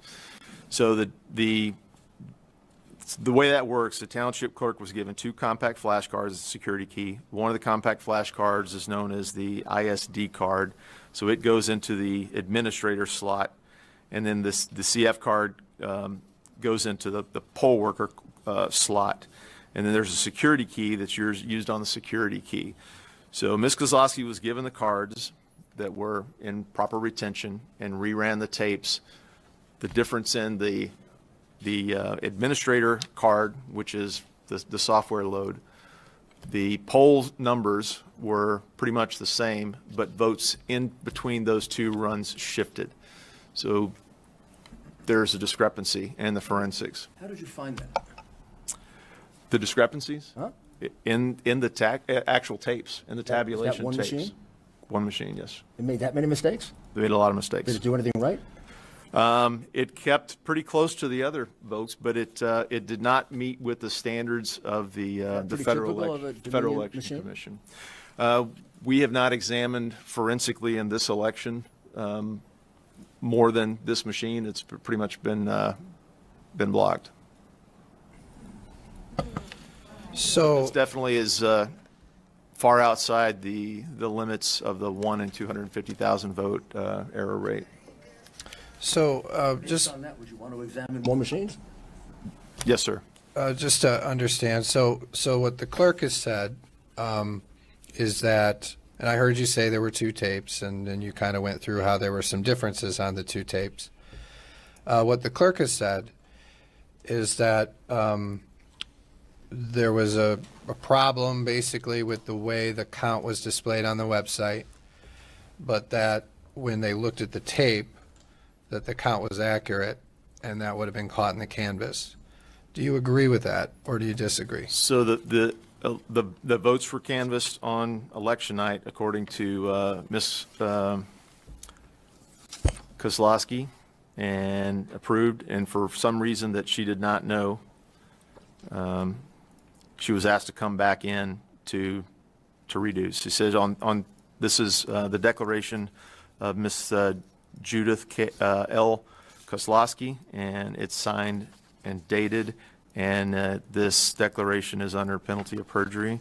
She said on November 5th, I was contacted by, on election night, we close the polls after the absentee ballots have entered into the tabulator. We take our ISD cards to the machine and take them, the security fob, and the results of the electronic poll book to the county clerk's office that night.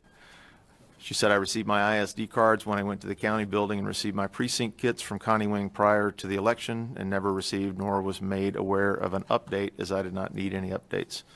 On Thursday, November 5th, I was contacted by Connie Wing of the county clerk's office and asked that I bring my tabulated locked ballot container and tabulator to the clerk's office for retabulation. Because of time constraints, a retabulation did not occur, and I was asked to return on Friday, November 6th. I was given the ISD cards and security fob. We set it up, and the retabulation began at 9. We finished at 8:55. The retabulation was done in the presence of the Antrim County Board of Canvassers and the Antrim County Sheriff, along with the Deputy Clerk, Patricia Marshall. At the completion of the retabulation, all the voted ballots from November 3rd, I asked that the Board of Canvassers was ready for me to close the poll and run the tally tape, which I did. It was at this time that I noticed a number of votes cast on November 6th had changed from the tape on November 3rd. So I stated to the board that the numbers had changed. The board did not respond to my comment. To this date, I still do not know why Central Lake Township was the only township that had to retabulate. Other township clerks asked me why I had to do this, and I could not explain. And that is item number 5 on her declaration. So that's what I know. Okay, thank you. Well, next we'll go to Representative Steve Johnson. Thank you, Mr. Chair. So in your analysis, you talked about how the number of votes coming in were at a rate higher than they could actually be processed through the machines. Correct. And this is after the polls have closed? Yes, sir. This is... So forgive my ignorance here, but the way I understood it is that the numbers don't get counted one by one. A precinct will count all their ballots, and then they submit all their numbers. So the fact that there's a lot of numbers coming in within a short period of time isn't because a bunch of ballots all of a sudden got counted. It's because machines from all over the state that had been counting for hours all day long finally decided to upload their information. I mean, am I missing something here? That's how I always understood how these things work is, I live in the city of Wayland. I vote. They, I think 7 to 8 o'clock, they shut down. They do everything, and then they upload it. They didn't all of a sudden run through 1,000 votes. No, those 1,000 votes were counted over hours and hours. So the timeline of the reporting, which is it's got timestamps on the data files, the data logs, where it's uploaded. Those show 4 spikes that totaled 384,000 votes in a combined interval of 2 hours and 38 minutes. So, but those were already. Why is that not possible? Because they're not running 300,000 ballots through that quickly. That's just the uploaded data. So if you have the city of Detroit with 250,000, obviously Detroit came in later, but hypothetically, there's big cities in Michigan, big precincts, and they start filing at the same time. It seems to me like it's actually quite logical that you would have a lot coming in a short amount of time. As someone who's a political candidate, as I watch the numbers come in, usually there's nothing, and then all of a sudden you get a bunch of spikes. Oh, we got City of Kentwood. Oh, we got Gaines Township. You start seeing things come in. I don't think that's proof of fraud or anything. I think that's just how it works. Am I missing something here? So if you look at the total number of machines, and the machines can count about 2,000. Oh, he has no answer. He's just going to keep repeating the same argument ad nauseum, but he realizes he got caught. Oh, no. 1,000 ballots per hour per machine. The calculation sum would yield about 100,000 ballots is the maximum number of ballots that could be processed. But they're not processing that ballot. They're reporting it. They've been processing those ballots all day long. They are just uploading the total number at that time. Well, they're actually uploaded at various intervals along that timeline throughout the day. Wait, say that again? They're uploading those results at various across that timeline throughout the day. I don't think that's accurate. I don't think they upload results until after everything is done. I mean, that's actually a pretty big deal. With Republican, at least, we actually have been very clear of you don't start reporting the ballots until everything is done, everything is closed out. So I don't think that's actually accurate. If that is accurate, that's something we need to look into, that they're continuously uploading the numbers throughout the day, but that's not my understanding. Yeah, so if you look at the Edison data provided to the New York Times, it shows pretty much of a continual upload throughout the day. And then there are spikes that occur at specific times that are bump loads, but I can provide this to you. The question is, did you give us that? As I know you gave us a packet. That's not in it. It should be in the affidavit that I provided we don't have to you, Mr. Chairman. Did he answer your question? Okay. Next, we'll go to Representative Camilleri. I'll pass. Thank you. Thank you. Wait, so we don't get to drill on that a little bit more? Representative LaFave. Yeah, thank you, Representative Johnson. If you and I agree on the thing you were just talking about, that could be a real problem if something is different. But, Colonel, I've got, tell me if I'm wrong, 10 precincts in the state you believe voted at 100% approximately? That was according to data from the state, yes, sir. 6 precincts at above 100%? Correct. Add those up for me. About how many votes is that? We just looked at voter turnout, so I didn't add up the votes from those precincts. Think you could send me an email? Let me know the total number of votes there. Why don't you, we'll have him send it to the... It's going to be like 100 votes. Committee. We'll work with that. We can send it to the clerk. Continue, Rep. LaFave. Did he answer your question? Yes, thank you, Chair. Okay.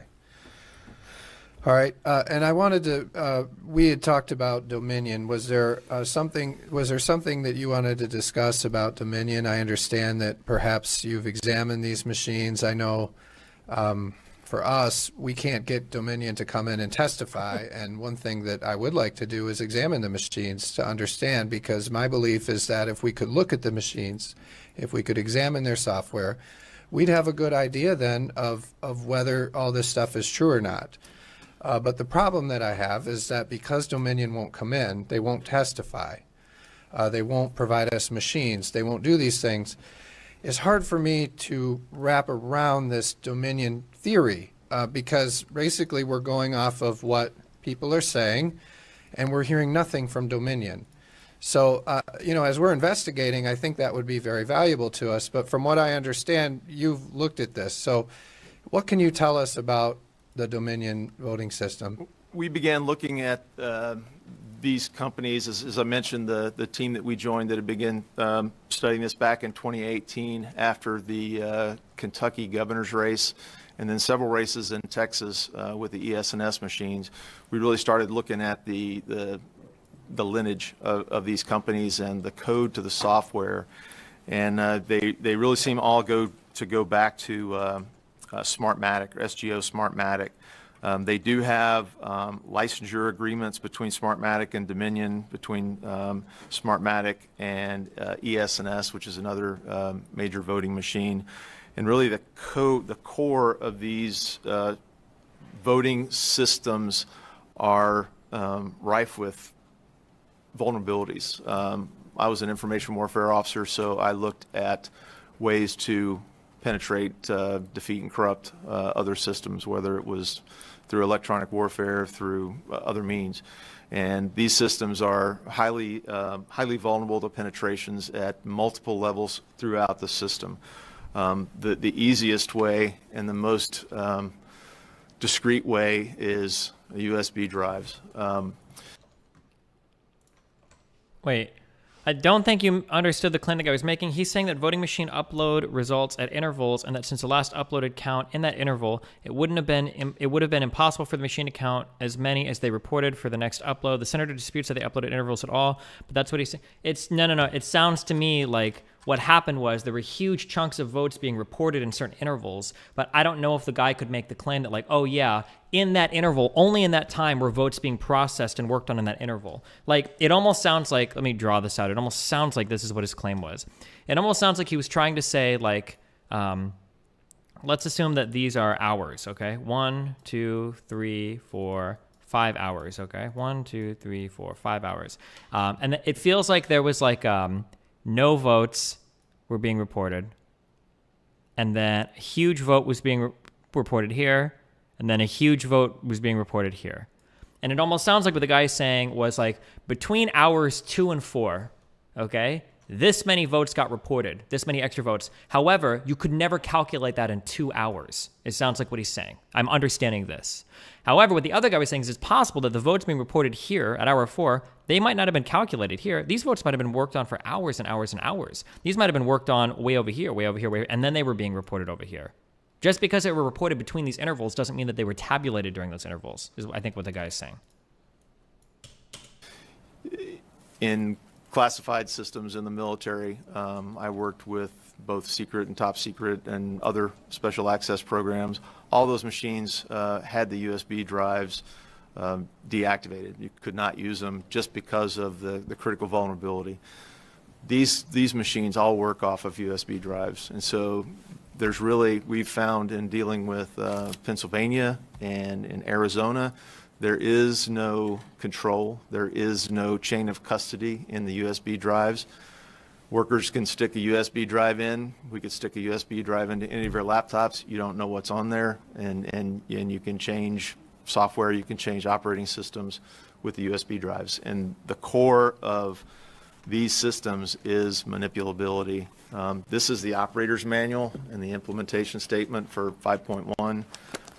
One of the myths that has been propagated even by the director of CISA at Homeland Security, which is the Cybersecurity and Infrastructure Security Agency, is that, well, these machines are not connected to the internet.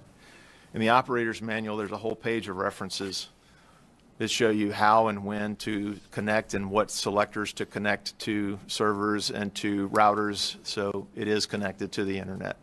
That's how you get election night reporting. That's through another company called Clarity Elections. They provide early reporting to the news media. Matter of fact, as I was looking at one of your... Hold on, I have to listen to this again. What did he just say? Think you could send me an email? Let me know the total number of votes there. I mentioned the streetway, early reporting to the news media. Matter of fact, as I was looking at one of the counties where I saw the spike, Pennsylvania and in Arizona, there is no control. There is no chain of custody in the USB drives. Workers can stick a USB drive in. We can stick a USB drive into any of your laptops. You don't know what's on there, and you can change software. You can change operating systems with the USB drives. And the core of these systems is manipulability. This is the operator's manual and the implementation statement for 5.1. One of the myths that has been no offense to anybody, that the idea that these boomer fucks that are working at polls are going to be walking in and it's like, I've got a Unix executable boot drive here. It's going to reinstall the entire OS. We're going to flash the firmware. It's going to convincingly emulate whatever firmware is normally running on there, but on the back door, we're going to be slipping out. Like, okay, dude. Okay, dude. Even by the director of CISA at Homeland Security, which is the Cybersecurity Infrastructure Security Agency, is that, well, these machines are not connected to the internet. In the operator's manual, there's a whole page of references that show you how and when to connect and what selectors to connect to servers and to routers, so it is connected to the internet. That's how you get election night reporting. Okay, just because something has the capability of interfacing on the, there's a name for the, where's Linus? He'll know. It's not the application layer. I don't think it's called the Ethernet layer, is it? Just because you can interface on that layer doesn't necessarily mean you're connected to the internet, right? There's like you can have a whole local area network set up that has nothing to do with the internet, right? The network layer, yeah, just because you have the capability of doing that doesn't mean that you're connected to the internet. That's not true. Through another company called Clarity Elections. They provide, early reporting to the news media. Matter of fact, as I was looking at one of the counties where I saw the spike, I believe it's Oakland County. I was going to the Oakland County, the 2020 elections results, and I clicked on the elections results, and a warning flag pops up to the right side, and it says you're leaving this domain. You are going to clarityelections./mi. So the information for the counties in your state isn't really maintained or owned by your county and state, but rather a corporation that's owned by SOE Software and Cytl, SCYTL, which is a Madrid, Spain corporation. It went bankrupt in May of 2020 and was purchased by another UK registered company. So we've recently found, and we're digging further, that there was a $400 million financial transaction to Dominion Voting Systems in October, 1 month before our election. We're digging into that. But we know through some of the leaked information from the Panama banking system that SGO, Smartmatic, and Dominion both share a physical address in a small building in Barbados as registered headquarters. So these companies share licensing agreements. They share a common core of their DNA is the code, is the software. And I'll be happy to provide you an electronic copy of this operator's manual. And when you read through here and you can see all the options that administrators and operators of these systems have, like some of the previous witnesses mentioned, they can assign, they can vote blank ballots, they can delete data, they can they can mass adjudicate write-in ballots. And so it is designed to be inaccurate. It's designed to, if an individual or a team of individuals had a malign purpose, this would be the tool that I would want to use. Can I ask you, Carl, tell them the history of Smartmatic. When did it start? Where did it start? Smartmatic. And what was it developed to do? Smartmatic was designed, developed in Venezuela. By Hugo who? Chavez was the president. And oh my God! He invested, I believe, 28% of the money to fund Smartmatic to control the Venezuelan elections. I personally debriefed the son of a Cuban intelligence officer who was at dinner with two of Hugo Chavez's relatives when Maduro's election was in question due to the populist uprising in Venezuela. And they told him, the son of the Cuban intelligence officer, don't worry, it's guaranteed. Our father invested the money to start SGO. So, and have they been involved in numerous elections that have been questioned as to the integrity of the election? Numerous elections in Central America, the South Pacific, and Europe. And are they allied with Dominion? Well, at least in Barbados, with a shared. Does Dominion use their software? The Dominion software, so that where the merger of the DNA comes, is there's the licensing agreement, and as a result of a lawsuit, Sequoia Voting Systems was sold off of SGO and purchased by. Who owns Sequoia? SGO Smartmatic owns Sequoia. They sold Sequoia Voting Systems to Dominion Voting Systems, and they also purchased Premier. as a result of an antitrust. So all of the DNA and the code and the software in these machines are very, very similar. As a matter of fact, there's testimony on the House floor as late as July of 2019 that decries that we're actually still using this equipment that is full of holes. My team is doing analysis all over the country right now. We can't meet the demand because there's so much. But there was about a 40-page document with the vulnerabilities that was pulled down off of Stacey Abrams' website about these systems across the party, across the aisle. There have been Democratic senators, Senator Klobuchar, Senator Warren, as well as Republicans. So this is an American issue. This is a national security issue. Our voting systems are defined as national critical infrastructure, just as critical as nuclear power plants, just as critical as petrochemical, steel, and ports. What's fractional voting? Can I ask? I'm going to ask a question here. So I just wanted to understand why. So when we hear these things, they say in the press, they say this has been debunked, right? Every time I read about this, they say this has been debunked. Please, we don't want to have to remove anybody, and I'm serious. We're not supposed to yell out here, but let me ask you. When you hear that, why do you think they're saying that? Because we do hearings like this. For many people, this is the only time they hear testimony like yours. But why are they saying that it's debunked? Do you have a theory on that? I have a theory in life, and it's about people and personal behavior. It's either a variable of competence or a variable of commitment. In this case, they would be either incompetent. They haven't done the research like I and my team have done. They haven't looked to the user's manual of these systems. They haven't rationally thought that, okay, these election votes are updated in real time. How does that happen? Nobody's getting in from a car from Lansing, Michigan and driving it to New York to be uploaded at the Rockefeller Center. Weren't we literally watching people? Didn't we literally watch people get out of cars with hand-delivered manila fucking envelopes and shit with vote totals? Weren't we all watching that actually literally happen on the news? That was actually literally how some of these were being delivered? So these are connected. And actually in the operating diagrams of the systems, the high-level block diagram, this is Democracy Suite, it shows Democracy Suite, EMS application and document management server, the Democracy Suite database server, the data center. This is data. This is electronic data. Your ballots are put in through the machine, and they're turned from a paper ballot to a ballot image. And the ballot image is data, and the data can be manipulated with something as easy as a USB drive. Thank you. Representative Riley. Thank you. So I'm just trying to figure out, would not a recount detect if you had a software manipulate the votes? Wouldn't that be easily seen? So what we observed, and your other witnesses tonight observed, is a injection of paper ballots. Whether those are accurate or not, you could recount the manual ballots, but unless you did a forensic audit of the ballot itself, you wouldn't be able to tell if the ballot was fraudulent or pre-printed. We have technology to be able to do that. A gentleman that I'm associated with in Texas, his name is Javon Pulitzer. He invented the QR code and scanner and scanning capabilities, owns a patent on all that. He's devised a way to determine fake ballots or ballots who were pre-printed. So, yeah, but isn't that another issue altogether? I'm just talking about this is a multifaceted issue, but yes, the forensics data, if you have access to the software code that was driving the algorithms in these machines, and I say algorithm because the data that's the raw feed of the data is reported in decimal places. So if you're tabulating votes, your vote, my vote, Representative Johnson's votes, well, that's 3 votes. This data is reported in 3-digit fractions. So how is that possible in an additive function?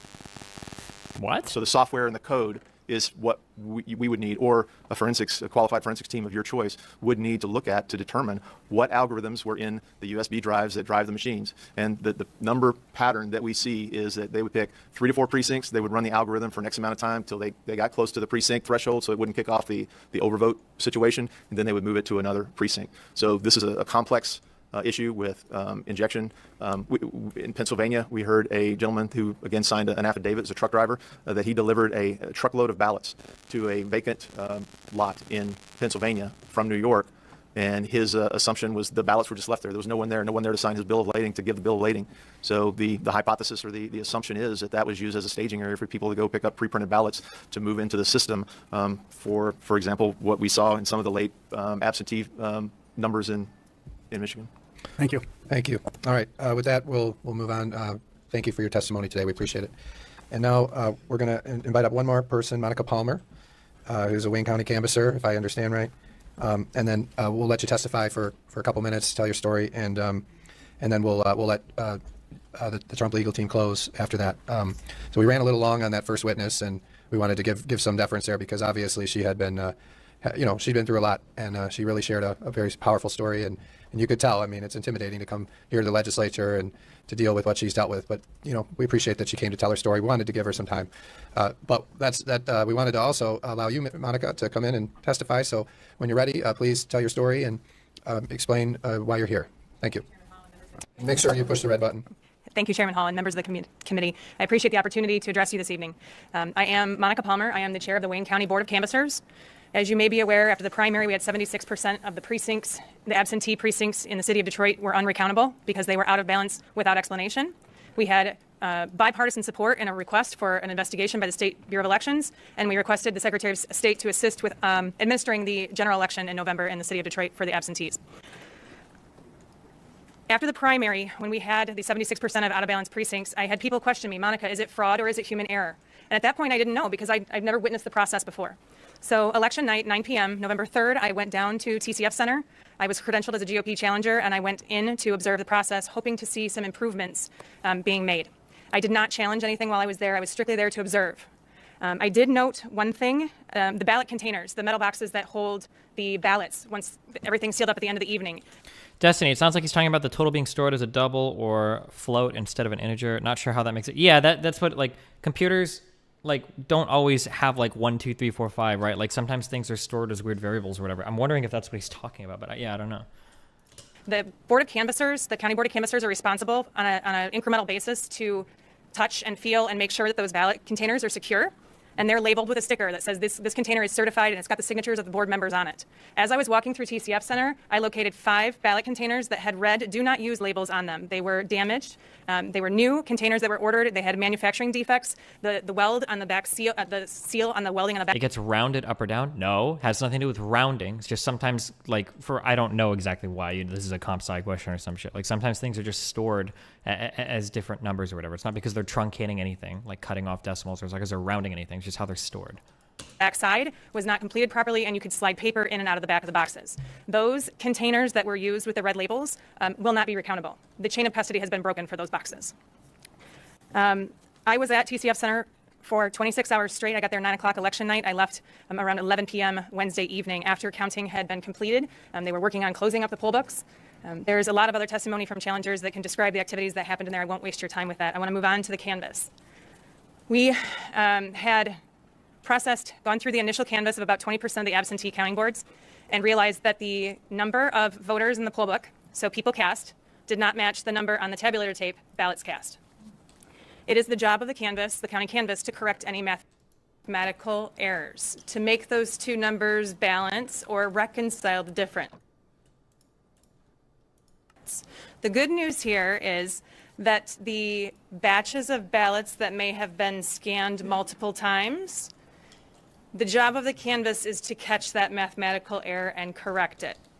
So if you have 100 voters, 100 ballots that were issued, and there's 300 ballots that were tabulated, you count the ballots in the box. It should match the ballots that were issued, 100, 100. You retabulate them, and that's corrected. Things you cannot catch in the in the canvass. You cannot catch date stamps on envelopes. You cannot catch the validity of a voter, whether they're dead or not.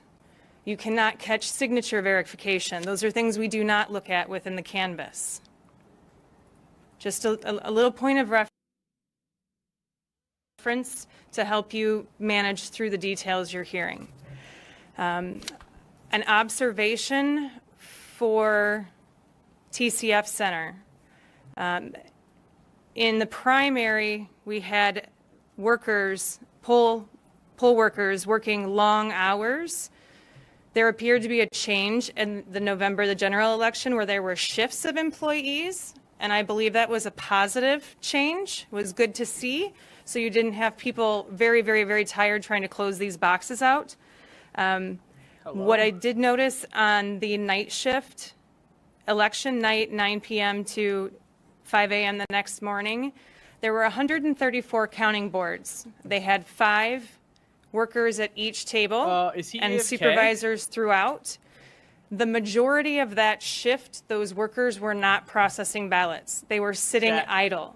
So as you're looking I'm forward to fucking legislation turned. and concerns about do we need more time could to say process anything. these ballots, I the could get time is not banned. involved in I actually could not going get through the banned. ballots or scanning them through the screen is in tabulators. my It's the hand. adjudication process. And the adjudication process is a back screen if there's a ballot that the From hanging machine out with can't my friend read. Jeff, 3 bottles of Two sake. humans have to view. What are you doing? What are you back? Hello? Oh, Isn't what's it up, past your dude? bedtime? No, it's 9:34. It's way past your bedtime. What's up? Nothing much. Where were you? I was seeing what Malene was doing. Oh, well, I can tell you what she's doing. Your mom? Pooping.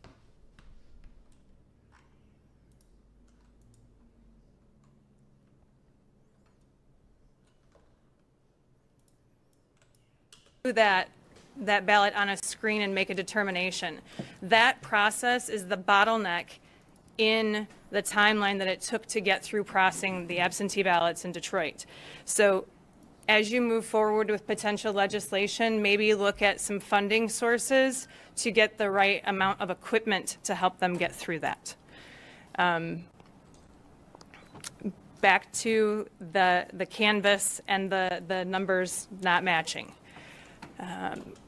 20% into processing the absentee ballots, we realized we had a large portion that did not match. And it's standard it's all procedure to bad contact the to, clerk when you have platform these just like blatant lies that like they're a small sector, I guess, of the Republicans are spewing, or no? I mean, it is what it is. Might as well know what they're talking about, right? I guess like not for you, like for mainstream media, like if CNN's like throwing it out there, I guess that they refute them and say like, oh, they're just like. Oh, that's why lying, sometimes but- they don't. Sometimes they'll shut it off. But this isn't. I don't think this is being covered by any mainstream media. Or I'm not sure if it is or not. But Yeah, I'm not sure. I'm just watching this on YouTube now. have that happen, to ask if they have any envelopes that Do you may think not be mainstream media scanned, if shit, they have or anything. Do you think that it has? Do I think mainstream media should? Shit. Yeah. Not. Like is CNN like garbage, like news to watch, or do you think it's like fine? No, I think if you watch CNN, you're probably like, as long as you read the whole articles and everything, you're probably okayly informed. Not if you just watch like one or two pundits, but. What if you watch like Fox News, just like completely fucking misinformed, or do you think Fox News does like an okay job? I guess? I mean, in terms of like most of the stuff going on, you'll be okay. I think Fox News is some very again, it depends on if you're watching the news and the reporting or just the pundits. The pundits on Fox are fucking insane. But the pundits on a lot of channels can be pretty crazy too, though. But Fox is like pretty out there sometimes. Pundits, you mean like Tucker Carlson? Yeah. Like a lot of the people that don't do. Like a lot of these people that don't do reporting but only do commentary, the commentary can be very like off the wall sometimes. Yeah. My dad used to watch Bill O'Reilly every night until he Jonas got Gober. The sexual assault thing? Yeah. Rip. Auxiliary bin, ask them for a corrected list if possible. We did not get corrected statement of voters, so people cast, until 13 days after the election. It was the afternoon, the day before certification, when a large black tote was brought into the canvas containing multiple precincts' new voter lists. Some of those voter lists managed to make the balances work out. At the end of the day, less than 24 hours later, the canvas was given a verbal report for the plus and minus. We were not provided with an executive summary written, even though I requested one. And that oral report, my quick math. Or do they have any speculations on how they'd rule on pardons that are before any fucking issues happen? No one has any idea what the fuck that would even look like, or if that's actually, if they would even actually try to do that, and people aren't 100% sure if they would actually even go through with that, because it's pretty insane. So we gotta wait until like Rudy Giuliani gets one, or one of his kids, right? Or he gets one, I guess. I guess, yeah, and see what happens, yeah. Showed that 71% of the counting boards, and we've got to be careful, because in the primary we were talking precincts, now we're talking counting boards, which are, it's a different math formula, but 71% of those counting boards were unexplained without were unbalanced without explanation. Having less than 24 hours to get corrected voter lists and going through 134 counting boards to make those differences is not a lot of time. And that is why I originally voted no on the certification, because I believe the state needed 10 more days to continue to dig through that to find those explanations. As you continue to move forward through legislation, with the information I was giving, I can't tell if there was an issue with missing scanning envelopes, if there's an issue with the voter file, with the poll books, with the supplemental lists, with the unlisted list. I don't have that information to be able to know to tell you how to fix that. But getting corrected information 13 days after the election is not the way to go about it. And one more item to note, in the State Board of Canvassers meeting, Daniel Baxter said that they did not issue any revised poll lists. I don't know if he was misinformed or misspoke, but there were clearly an entire tote of revised lists delivered the day before the certification. And I'm happy to answer any questions, and due to time, if you have additional questions, please reach out to me afterwards. All right, thank you, Monica. And I heard stories about how you were threatened and bullied and attacked by a lot of these radical left-wing people, and so I have my sympathies for that. And you have my sympathies for that. I know you've been through a lot, and it's courageous for you to be here and testifying today. So thank you. With that, I'll go to Representative Weber. Thank you. Thank you for being here, and thank you for your service on the Board of Canvassers. My question is, do you have any recommendations for this committee and the legislature with regard to empowering Board of Canvassers to maybe have a more substantial role in the process going forward? I know, reading some of the media reports, you seemed kind of frustrated with the limitation of what you could and couldn't do in the canvass. Yeah, that's an excellent point. The Board of Canvassers across the state of Michigan, most of the other boards in the other counties, the 4 canvassers are the ones going through every poll book and looking at the number of voters and the number on the tape. Wayne County is huge, and it has different rules because there's so much work. 4 people wouldn't be able to complete it. The county clerk's staff is assisting the Wayne County Board of Canvassers. And I've only been on the board for 2 years. I roll up my sleeves and get involved, and I'm going through poll books with staff to help understand the process. I think if I'm going to certify this election, attesting that it's valid, I need to know what's going on. My understanding is that Wayne County operating differently has not been involved in the actual processing process that much. But in return, I think maybe what you might have been asking was more authority for the Board of Canvassers, because we have no control over what the clerk does. We have no control over the Secretary of State. We have no authority to demand an audit. We have no authority to tell anyone how to change their processes. But at the end of the day, we're holding the bag for whatever results come out of the election. Shut the fuck up, Mootin, all right? It's a stupid Thank you, fucking meme. Representative Camilleri. Thank you, Mr. Chair, and thank you for your testimony. I also first wanted to say thank you for doing your job and certifying the election. I really do appreciate that. One thing that I would like for us to just clarify here, as we know, the unbalanced precincts are not unique. It's not unique to this election. It happens in other elections in years past. The rate of unbalanced precincts in Detroit and cities like Livonia were roughly the same. So why did we have such a focus from your public statements as well as others that you've made to the media and at your Board of Canvassers meeting? Why was the focus specifically on Detroit's unbalanced precincts and not more so on other cities like the city of Livonia? I was not given a written executive summary prior to the meeting. If you watch the Zoom call, staff was listing off communities plus or minus in or out of balance. They're referred to Detroit or out of county. Livonia was specifically brought up because there were some troubles there. But when you're referencing out of county and Detroit, it's already separated into two different groups. I was doing the math on fly, scribbling, and referenced the percentage, comparing it to the primary because we already had identified that there was an issue that we were hoping to see some improvements in. The actual motion that came to certify the election that came with a resolution for an audit requested an audit of all of Wayne County, all of the unbalanced, unexplained precincts, not just the city of Detroit. It did get heated after the no vote, and there was some hostility from board member comments. There was some pressure from council.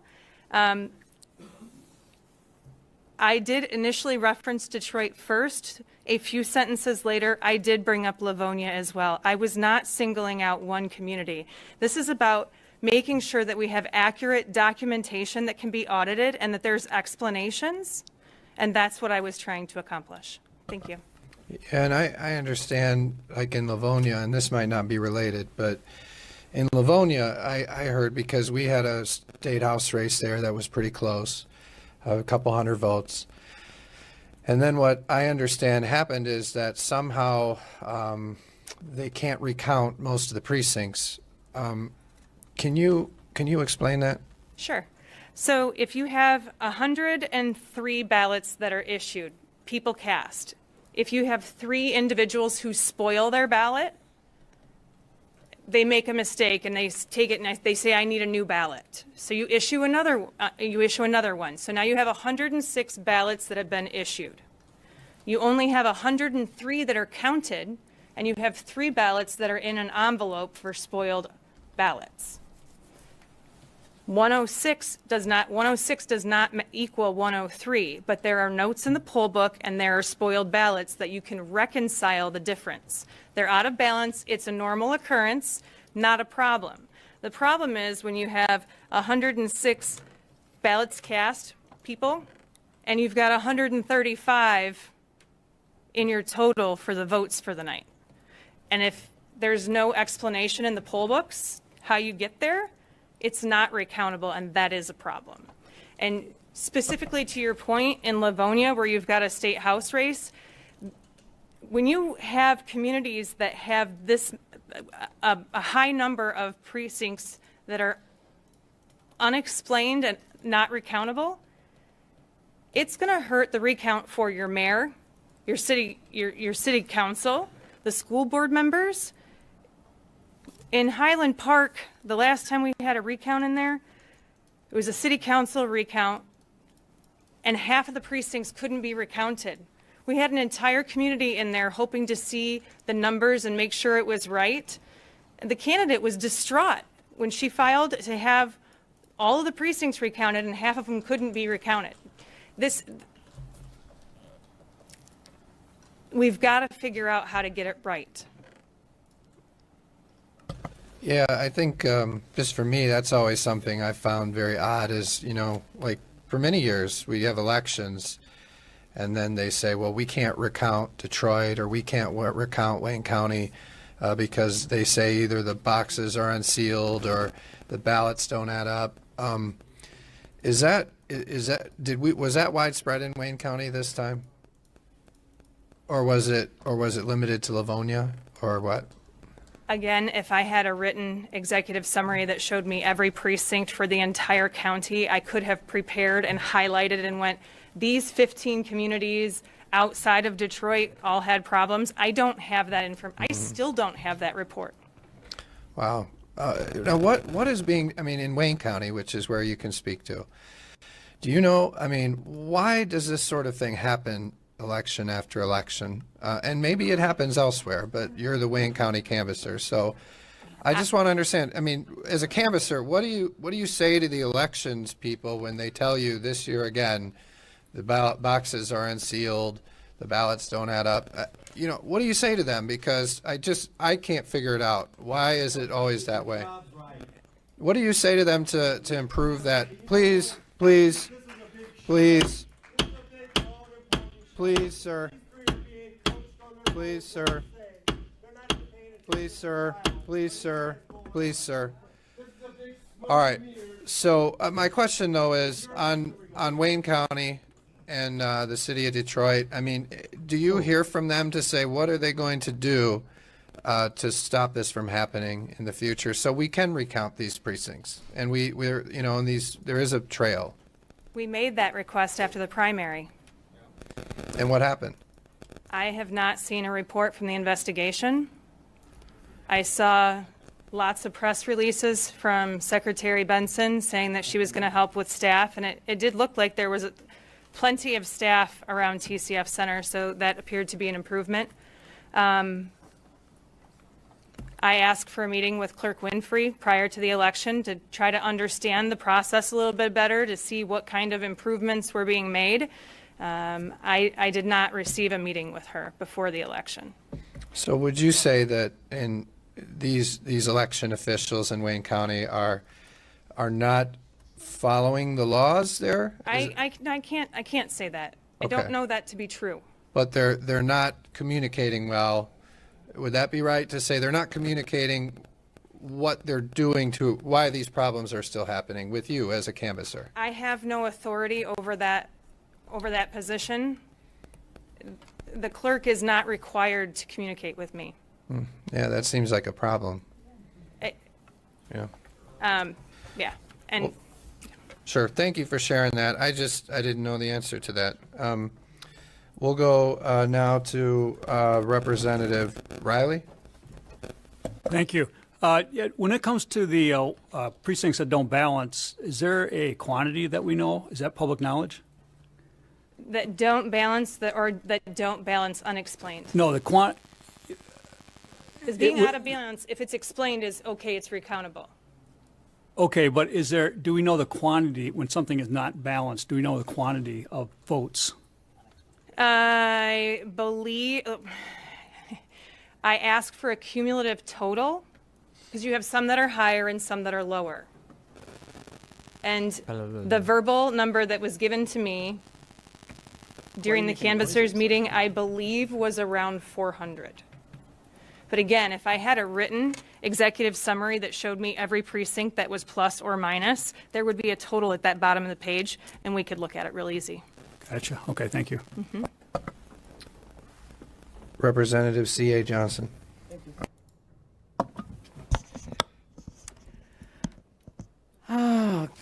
Good afternoon, and thank you for being here, and thank you for what you do, and thank you for your vote.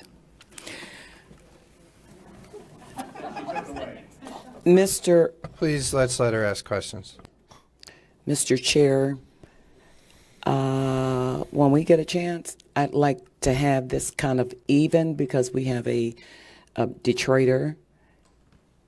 Representative, I think you made that point earlier, and as I said, we're going to have more hearings, but what is your question? No, I would like to have her address this body. Okay. She is a Detroiter. We're going to move on, Representative, if you don't have a question. I'll go now to Representative Johnson, Steve Johnson. Thank you, Mr. Chair. So you talked about getting a number of revised poll books. Is that? Could you explain what that is? Because I'm not an elections guy. Sure. Explain that to me. Thank you. Okay. In your poll book, there is a section that's the statement of voters. So for the absentees, it will show all the absentee ballots that were issued, requested, issued, and received. And you can see the dates in there for every person. And there's a total at the bottom. So on election, I believe it was Sunday that the poll books were printed. So all of the ballots that were received by Sunday when they were printed are in this list. There's a supplemental list for any ballots received after that. Okay, because you've got ballots coming in on election day while they're being processed. You add those two together once the polls are closed and you've got your total number of ballots received on election day. You add those two numbers together and that should be the total of ballots that you have sitting here. A hunter, a rogue, a druid, and a mage. If they don't match, your phone call is to the clerk and say, why don't they match? Everybody. Do you have Omega envelopes Lowell, that Fancy didn't Slaw for being sitting on your shit, desk too. that He was the didn't get easiest tool out of the scanned? bunch. There is a method of going through the entire pile of envelopes to make sure every single one of them is scanned, and it does take some time. But in order to be able to make the mathematical corrections, how do you know, is my list of voters right, or is my number of ballots right? So you try to get, if there's any updates that need to be made to that list of voters, you try to make sure you've got that correct number to start from. Does that help? That does help. Now, is it possible for someone to... How much longer let's is say this we're doing shit, guys? I don't care anymore. Yeah, turn it off. It's composition challenge time, guys. Wait. Oh, no. What? Nothing. Yeah, that's what I thought. Don't worry about what. Don't worry about what goes through my mind. Dumb fuck. No, you're a dumb fuck. Okay, I messaged you saying earlier. He didn't respond, so that means that's good, because that means we're going to lightning through these things, okay? That means, yep, I'm ready. I have quite a magnificent musical mind. Yeah, do you? Yeah. If it were up to me, Black Lover wouldn't even made it in number one. Really? Milk, milk. Say milk. I love you. Bye. When are we gonna Oh, get so merch bye. that I want to waste my money on? Bitch.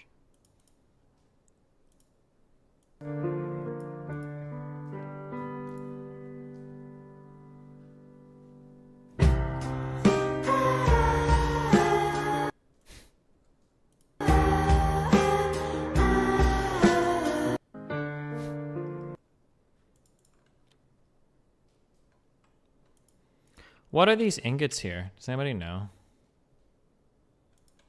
Some glowing dumb thing.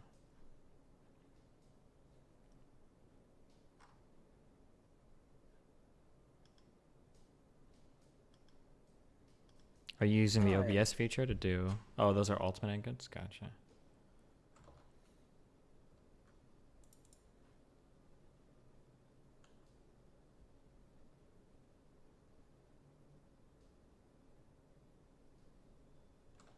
Oh my god.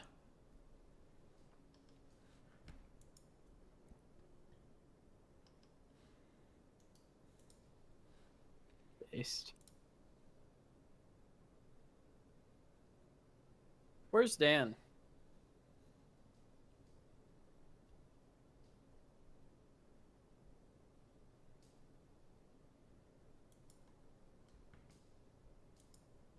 What? I don't know.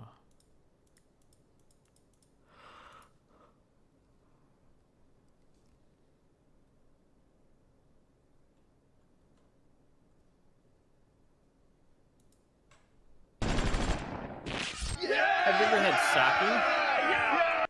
Me? Yep. Yeah. Did you hate it? Sake and soju were both fine. I think I've tried both. I think I like soju more. I think it's sweeter, but I don't know. It's fine. What's the difference between soju and sake? I don't know. Soju is like the Korean liquor that everybody drinks and jerks off. I think Anybody know the difference? Yeah. Sake's rice wine. What's soju? That's what your mom is, actually. Soju is a lot better. I've never had it. I didn't have sake until, I don't know, like this year. It's actually fucking amazing. I understand how Asian people get fucking smashed on that shit. Holy shit. Oh no. Oh shit. Please tell me this is gonna save all the threads I had minimized and everything. Save. Save him. They're both rice wine. It's like asking the difference between scotch and bourbon. Oh no. How did I exit out of this window? Sad guy. Oh no. I'm gonna have to go through it. I guess I'd started top and bottom by new, so. Couldn't someone have submitted? I guess they just get fucked, yeah. Yeah, but I went from the top and bottom, so. Alright. Composition challenge. Judging.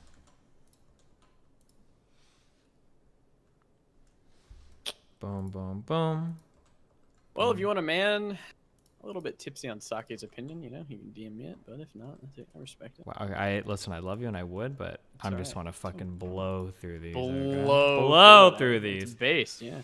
Okay. I'm gonna get a drink, go to the bathroom, and then we're gonna just fucking rip through these last 31s. Okay, I'll be back. Godspeed, brother.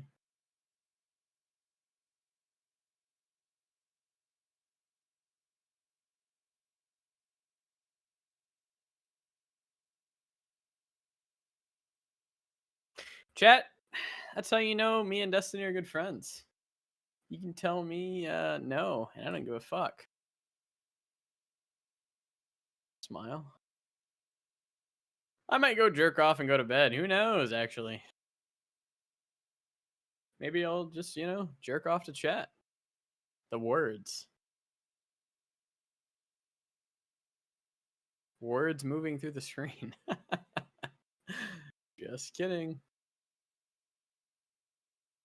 Just farming Tony W's and feels weird, man. It feels good, man.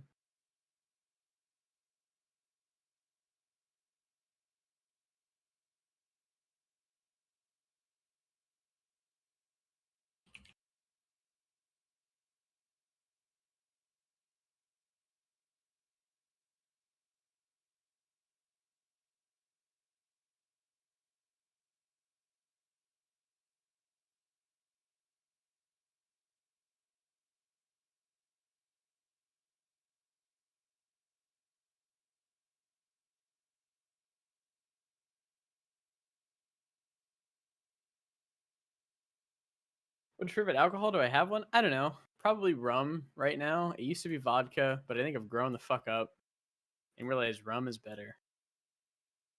But it might be sake now. I don't know. It was half off sake night.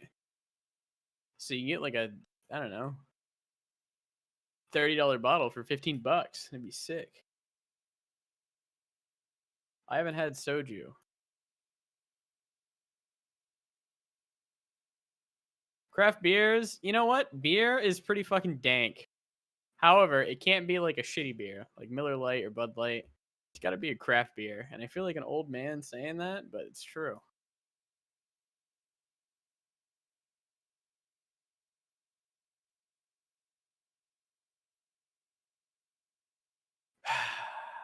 The cat place, the adoption clinic, canceled on me today, chat, so I've been depressed. The lady messaged me at 6 a.m. Or it was like 8 a.m. actually. And they're like, hey, we're having a kitten emergency. Can you come on Friday? And I was like, sad. Yeah, I can. So we're going to go see the cats again on Friday.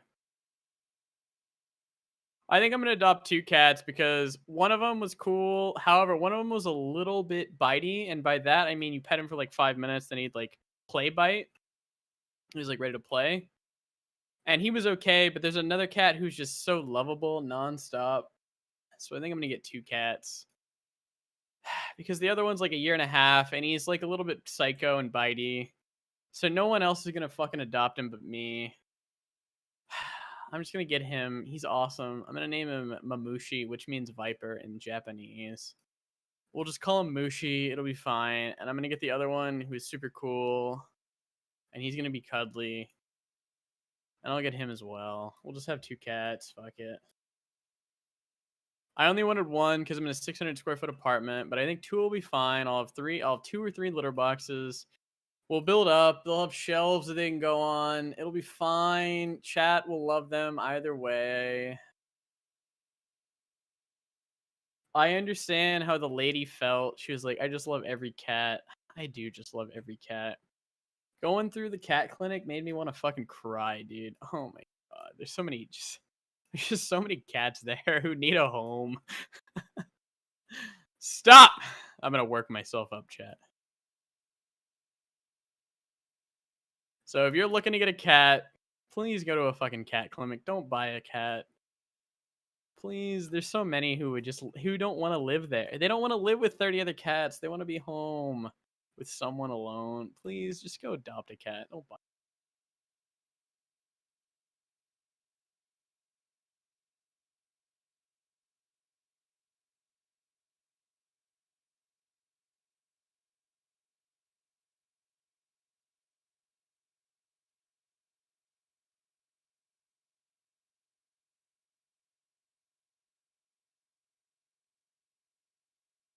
What am I doing other than talking to chat? Oh, I'm just destroying my guildies in 1v1s in World of Warcraft in duels.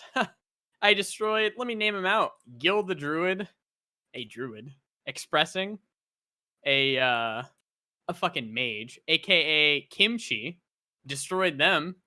Fancy Sloth, a rogue, destroyed them as well.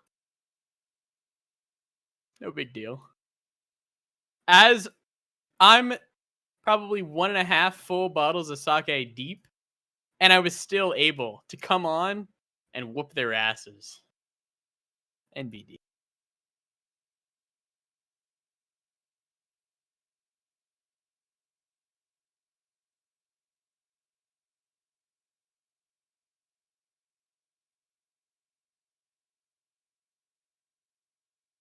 What server? Moonguard Alliance.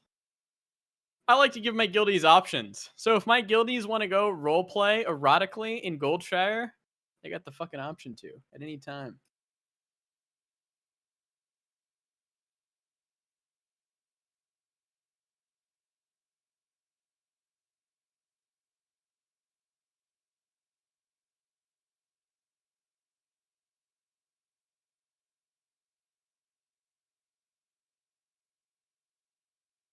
Don't make me log in and whoop you, boy. Haha. Kirky, you and I both know who would win in that duel.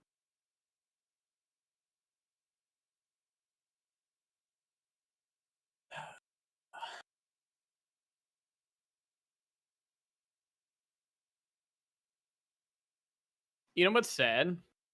It's cheaper to rent a car and go to Fort Lauderdale than it is to fucking take an Uber and go there and back.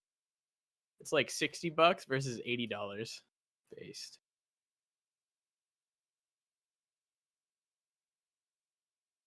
No shit. I don't know. I guess maybe this is dumb. Maybe this is a stupid assumption, but I always assumed renting a car would be so expensive. It's actually not.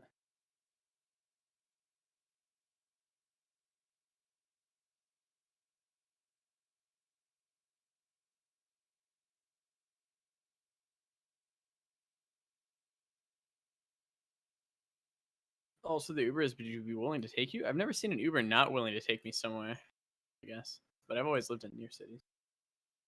What about parking costs? Oh, I'm just going to a cat shelter, so there'll be no parking.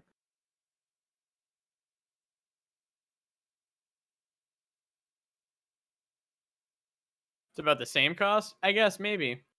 Wait, no way. No way is it $20 in fucking gas to go to Fort Lauderdale. 40 miles, I guess we'll call it. No way. Either way, it doesn't matter. I like driving and I miss it. Why didn't you scooter? I'm not scootering 20 miles there and back. Fuck that. That's way too far.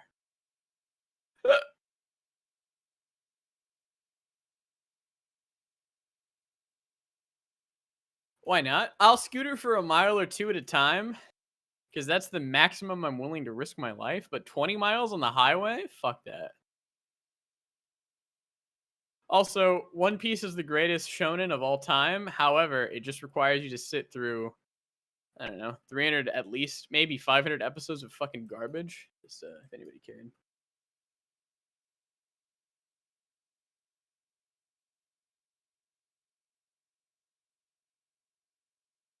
It's 1,000 episodes. I'll say about half of them are garbage. So about 500 episodes of garbage.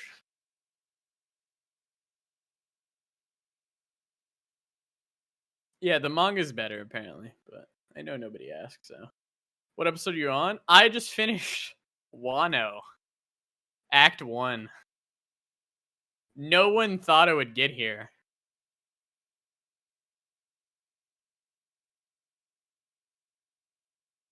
Why don't I just buy a car? Because I don't actually travel very far often. I don't need a car right now besides going and seeing the cats. And I don't think I'll ever need a car maybe besides like 3 times a month when I move to Brickell. I'll probably see Dan a maximum of 3 to 5 times a month. We'll call it $20 an Uber at maximum.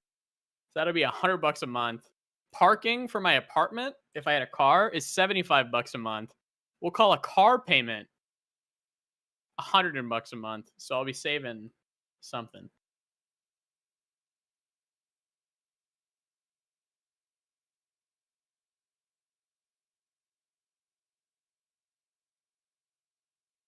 Yep, minus 74, dab. I stopped at Big Mario Mark. Does the anime get better? Apparently, and this is the biggest meme. Apparently, the anime gets the best in the Wano arc. But that's fucking 900 episodes in. So you're fucked. The Wano arc that I've been through right now is sick. Oh, sorry. Are you sure? Yes. All right. Listen, these were super late. Just I'll skip up listen the through fucking- some of these real quick. Wait, I have a question. What? Fast. Yeah. Some of the ones that you liked yesterday were like should I watch again? Were they some of the best ones yet, or were they just like on par with like the other? They're pretty good. I'll be posting the top 16, so. Awesome. Okay. Bye. Love you. Love you too. Everybody.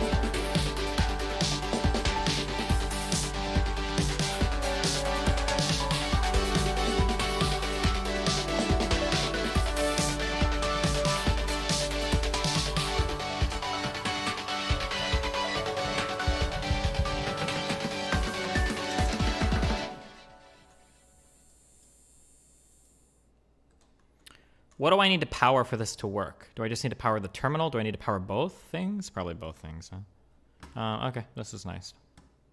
But strong contender. Next year. Or next composition challenge. You need a controller. Okay.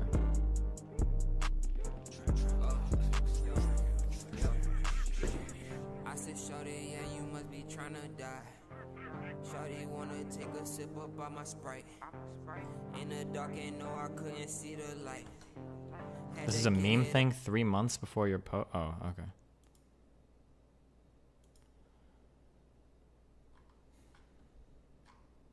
Wait, what? Sorted by new? Yeah, okay. Please don't be as strict as my music teachers. Okay, we listen to this one. Listen to Bass Tickler. I know I listened to this.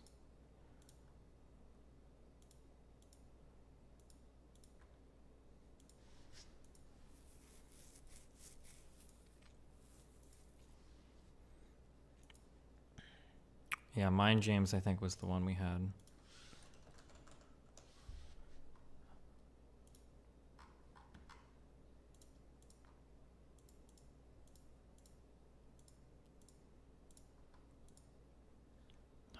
Fuck, stop. Okay, and then we'd scroll down, and I think we'd listen to...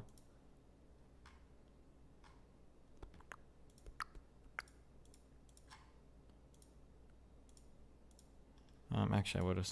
Fuck! Come on, dude. Stupid. What am I even clicking over here? When I click over here, where the fuck is this even taking me? To the user page? Nice. Good.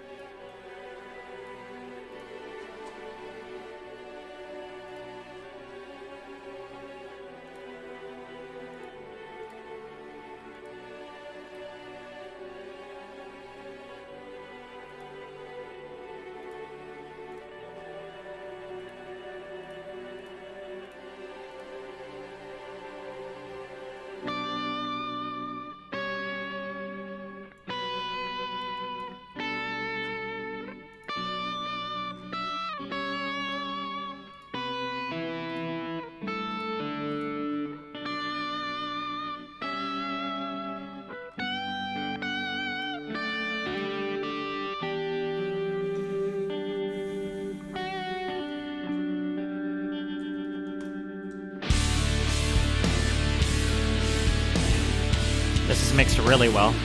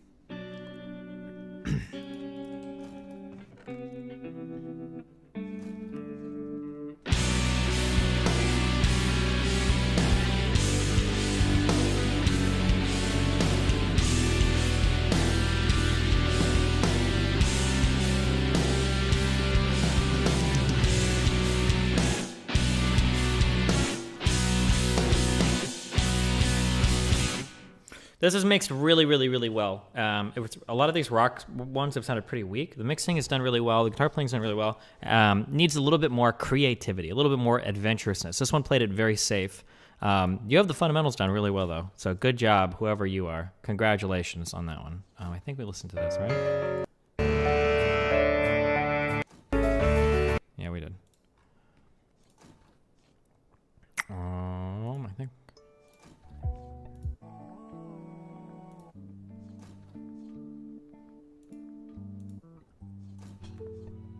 I think we did listen to this one. We listened to this one. This is the Porter one, right? No, never mind.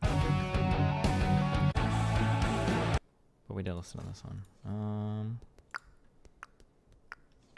Timba. Oh, we listened. This one was really cute.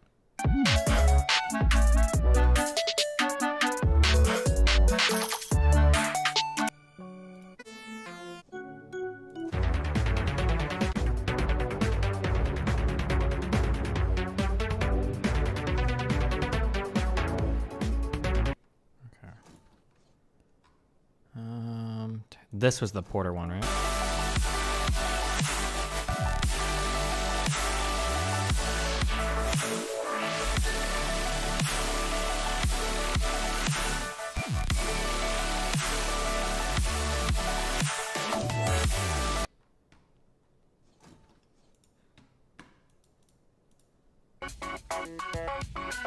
Listen to this one, right?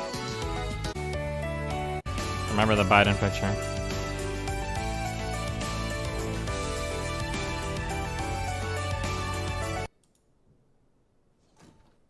Club Gish. Oh, I remember this one. Did this one make it in?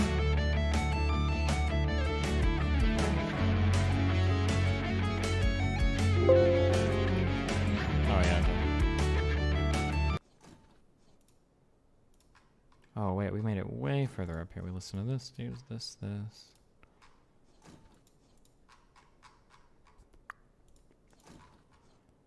Okay, now we listen through this, guys. Oh, this might have been the last one we listened to?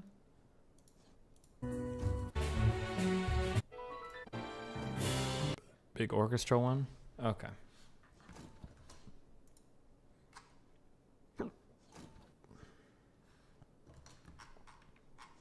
Okay, back to the top.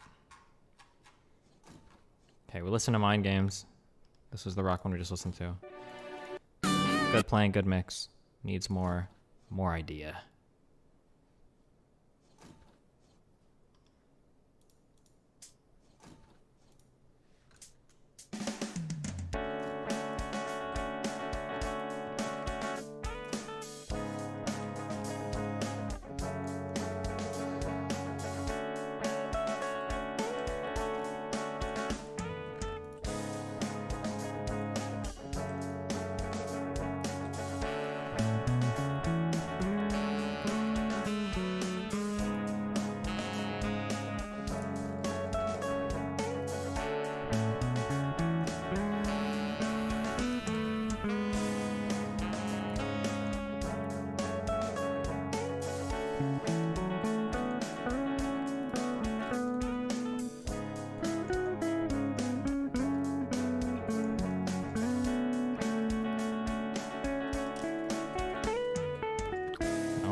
Where the fuck did I put my fucking paper?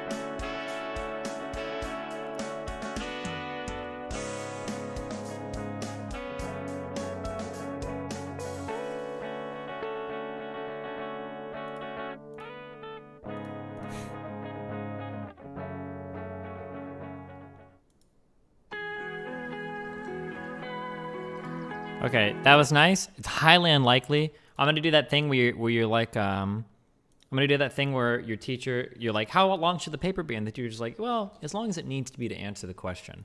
And then I'm gonna tell you that like, that's my answer, but it's highly unlikely that anything under 2 minutes is gonna make it. That we have a, let's remind you that we have a tremendous bonus show.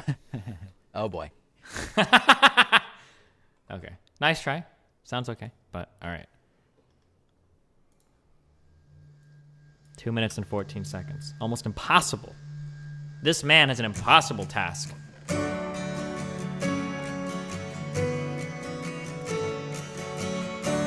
Where did I put my paper?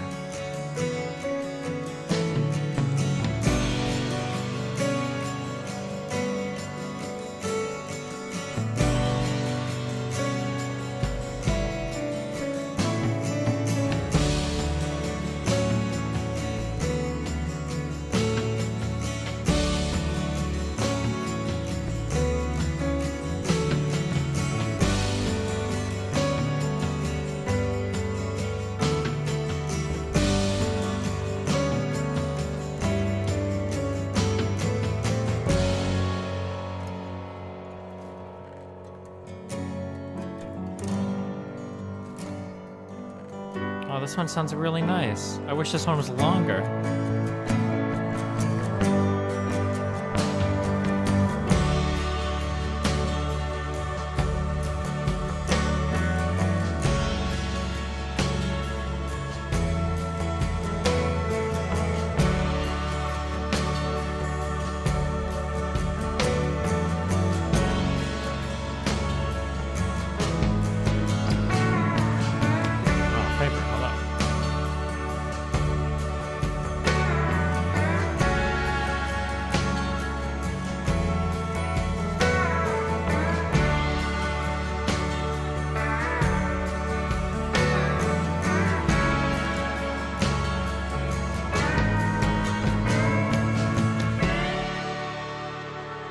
Okay. This is okay, but it needs... We need more ideas. More stuff going on. Sounds nice, though. Good start. Good foundation. Freshly squeezed. YouTube link.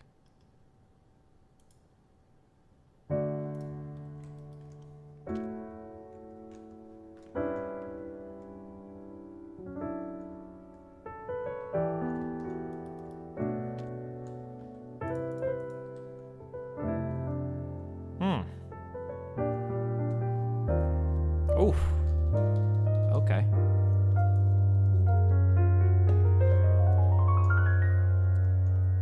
Okay, Mr. Jasmine.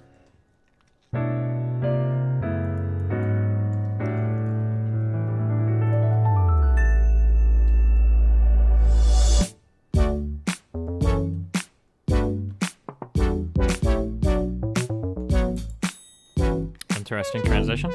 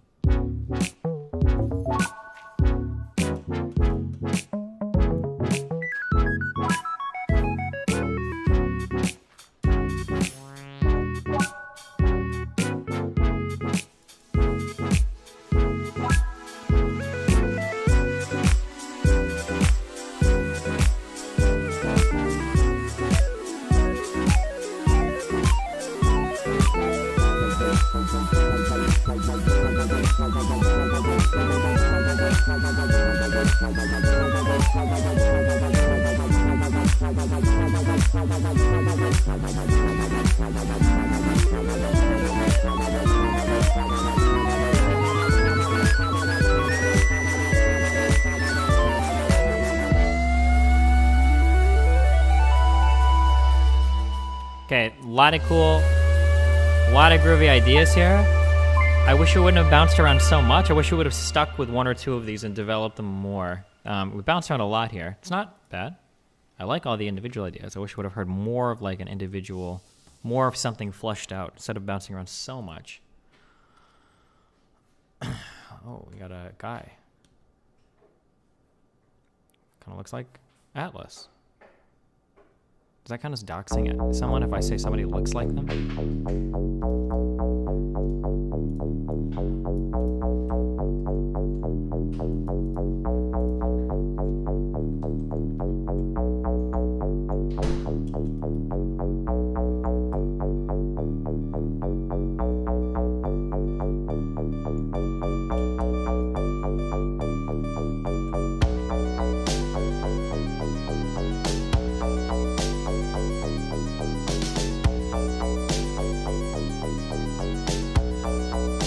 spooky.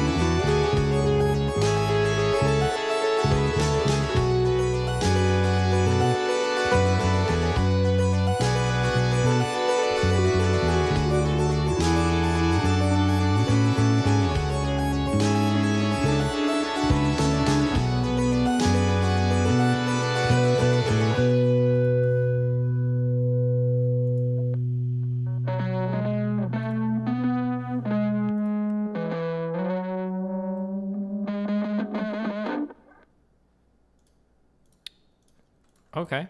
This was it went on a lot. Very overpowering, but cool. I think some of the, I don't know if it's supposed to be some of the charm of it, but I think some of the instrumentation could have been like better samples. Like the scoring and everything was fine, but or maybe it's supposed to sound like very overpowering. Been a fan of yours since the SC2 days. Thanks. Glad to see you're doing well. Grab yourself a beer. Good ideas. Nice attempt. Look forward to seeing you in the next composition challenge. Gregorian Lion to end all arcs.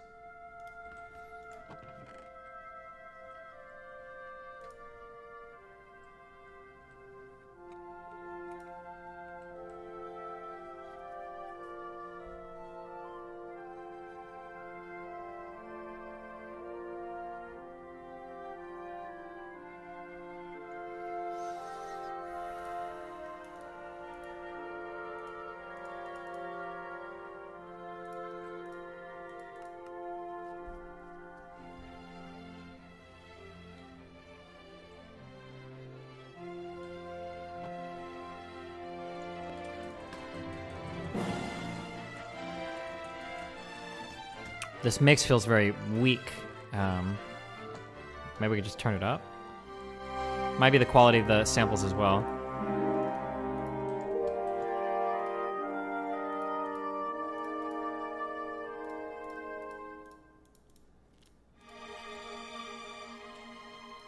Almost sounds like a PSX chip for the PlayStation 1 sound chip.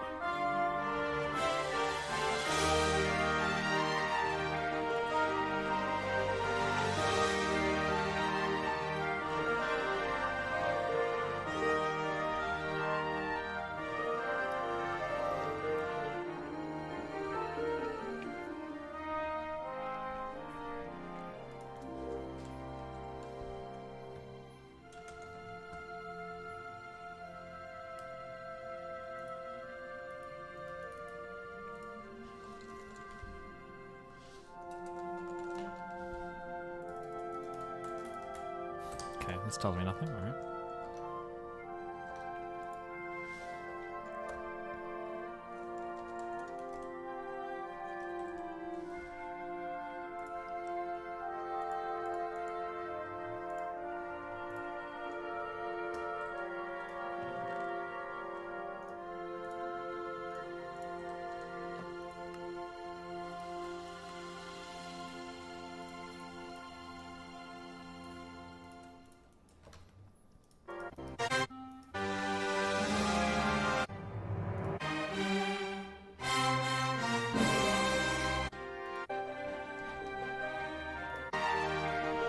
This was cool.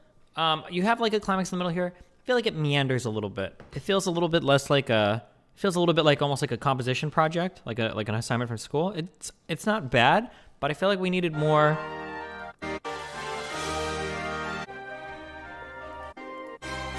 Like I feel like we needed this to go somewhere more interesting. I think, maybe, just maybe. I'm gonna put a big maybe on that one. Wait, did we just listen to this? Did he post from another account? Oh, yeah, he did once. Okay, this blue eye.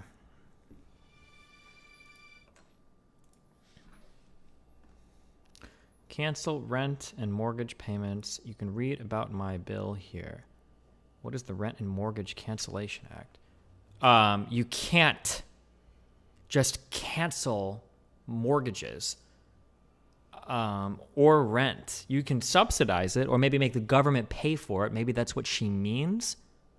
But like, I'm pretty sure credit throughout the country kind of requires that like institutions that have mortgages are receiving payments so they can continue to loan that money out to people. Like, I'm pretty sure that's pretty important. Like, you can't just not do that.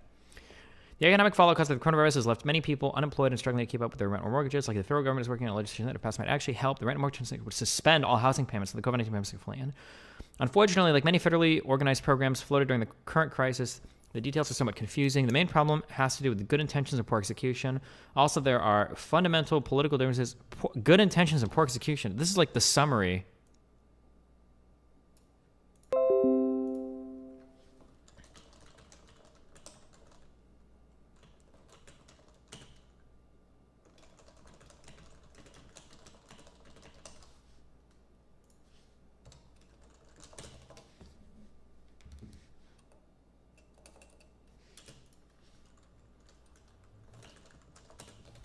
Succinct?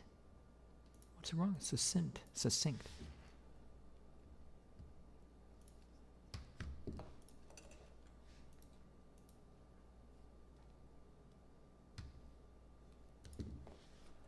We'll do 80%. We'll do 85%.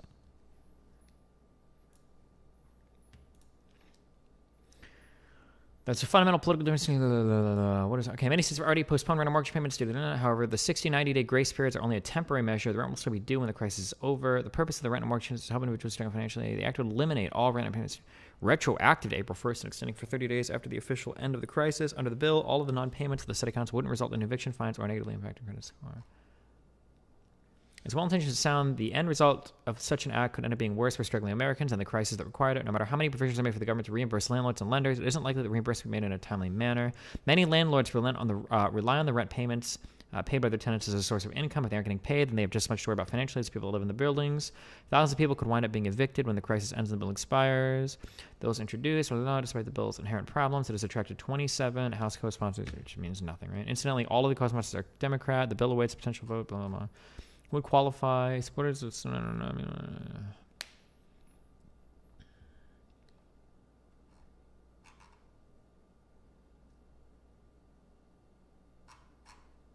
Oh. When this says forgive, is the government going to pay for this stuff? Is it going to subsidize the payments, or...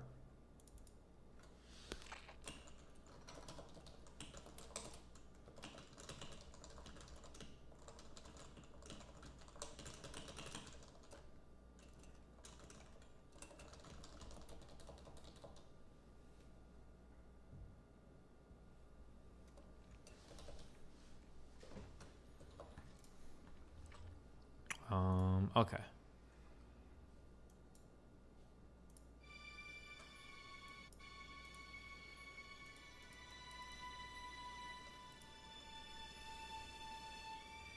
The poll book Wait, is sorry. completely off.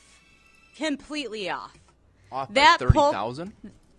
I'd say that poll book is off by over 100,000. And That poll book. Why don't you look at the registered voters on there? How many registered voters are on there? Do you even know the answer to that? No, I guess I'm trying to get to the bottom Zero. of this here. Zero. There's zero. So, my question then is if the Guess how many? Wait. What about the turnout rate? 120%. Let's let Representative Johnson ask his question, please. So the poll book number, there's two things that could happen here. Either the poll book number, if ballots were counted multiple times, there's two options. Option number one is that the poll book numbers are not going to match. They don't. The actual. Not by thousands and thousands of votes. That's not what we see right now. Take a look again. Take a look again. Option number two is that they essentially were filling in names of people who didn't vote. Dead people too? So is that? Let's I guess, let is that Representative your suggestion? Johnson ask his question, and then when I he's thought that done, was his answer. Okay. Well, I guess that's my question here is why we're not seeing the poll book off by 30,000 votes. That's not the case. What did you guys do? Take it and do something crazy to it? I'm just saying the numbers are not off by 30,000 votes. So I know what are you I saying saw. that they're filling in? I know what I names? saw, and I signed something saying that if I'm wrong, I can go to prison. Did you? These are the affidavit people, by the way. okay, I'm just trying to ask you a legitimate question here. Yeah, let's let Representative Johnson ask his question, and then don't interrupt him, and then if you want to respond to it, that's fine. And did you have more, Representative? Yeah, I guess I just want to keep following back up with the poll book. So are we saying that the poll book is either wildly off or that they are Wildly filling off. in names? It's wildly off, and dead people voted, and illegals voted. Okay. So that's my answer. I think. All right. Okay, sorry. Can we listen to these now? Okay, stop distracting me with dumb shit.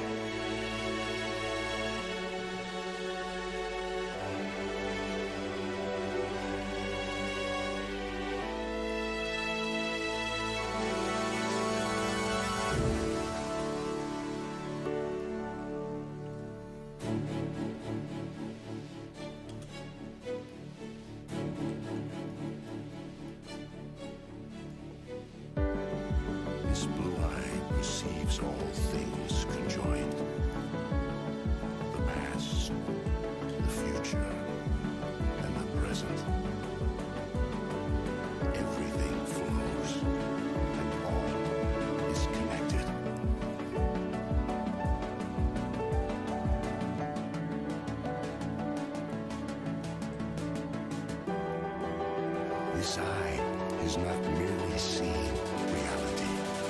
It is touching the truth.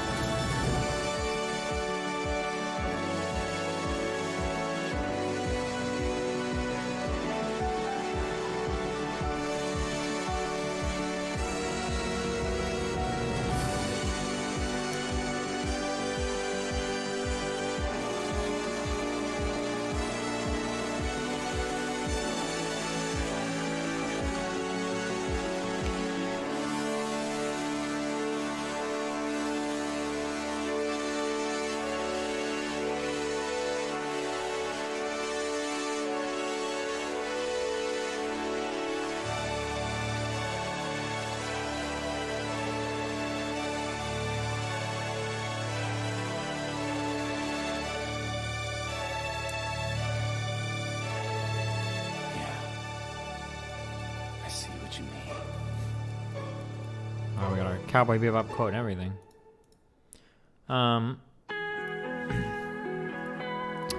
This could be greatly improved with better samples. There's a lot of cool ideas here. There's a lot of good development throughout this. Like the working on this idea and like building upon it and everything. Oh man. Fuck, I'm already at 16. I'm gonna throw yours down here and we'll see. We'll see if it survives. The thing is, I don't know if this person can totally redo, like reorchestrate in like with better samples.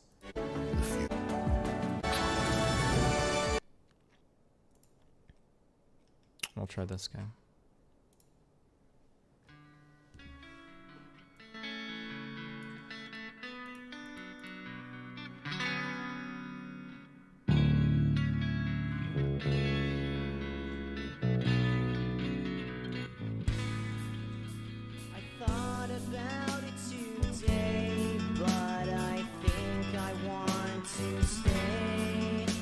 I've been here once before. I know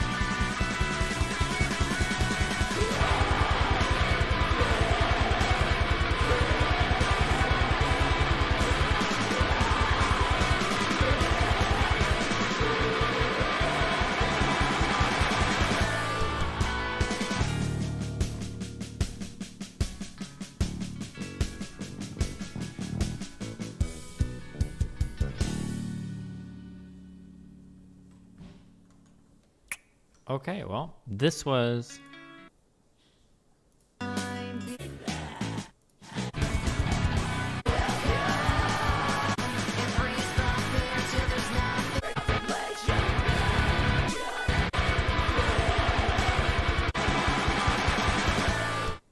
This is a very unique submission, and I appreciate it.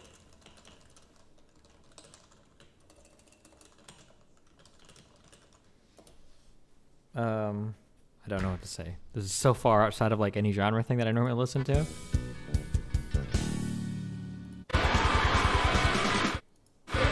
It's very unique, but it needs that special something. This is, I look forward to seeing a strong Screamo CC11 contender. The drums do need to be improved 100%, but it was a very, very, very good shot. Good shot, bucko.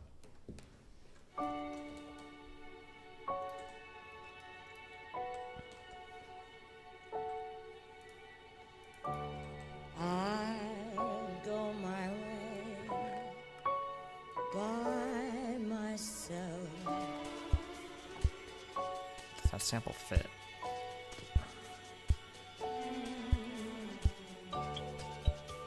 This is the end of romance. I'll go my way by myself. Go my way.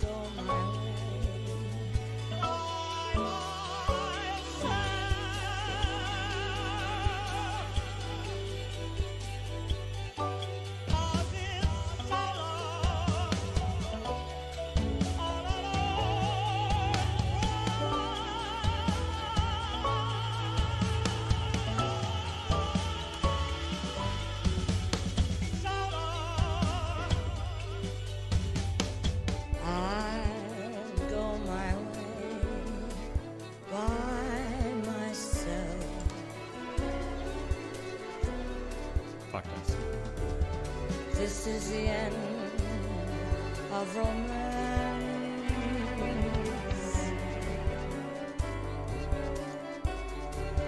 This is the end.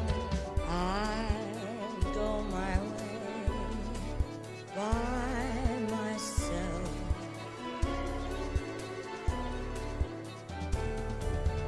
This is the end of romance.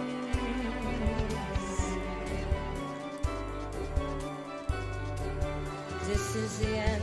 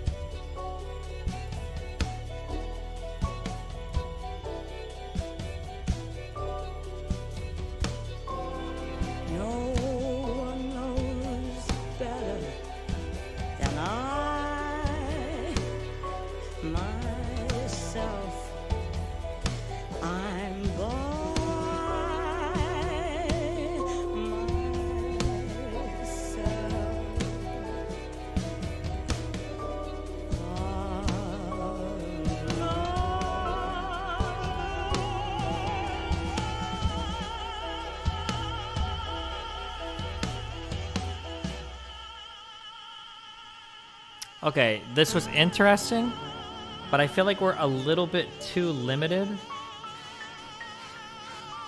I feel like we're a little bit too limited by the vocal sample.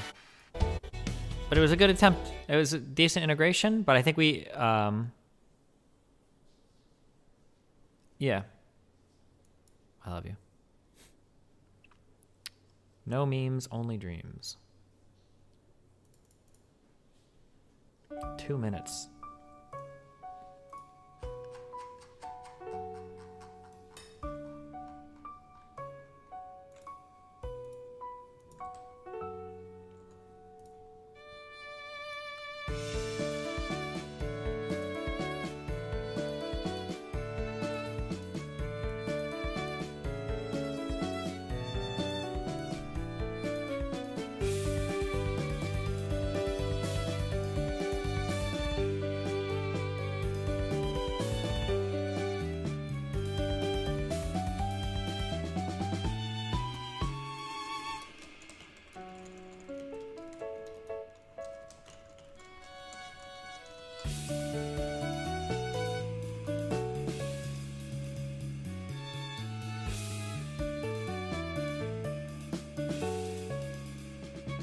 God, what is this? Cancer?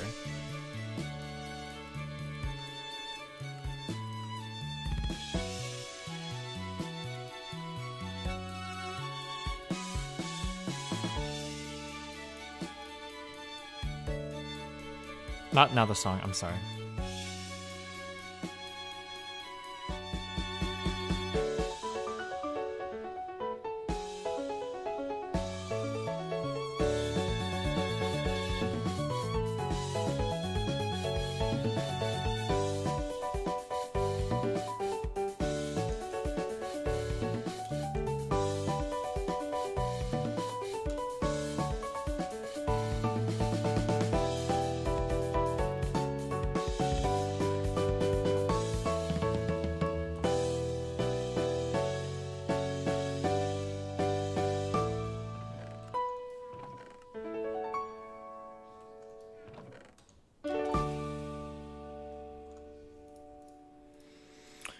Okay, this was cool. Played it a little bit safe. Definitely could have used higher quality samples on the instrumentation for sure. But strong. Keep an eye out for ZAKFVWlQhwo in composition challenge number 11. Wait.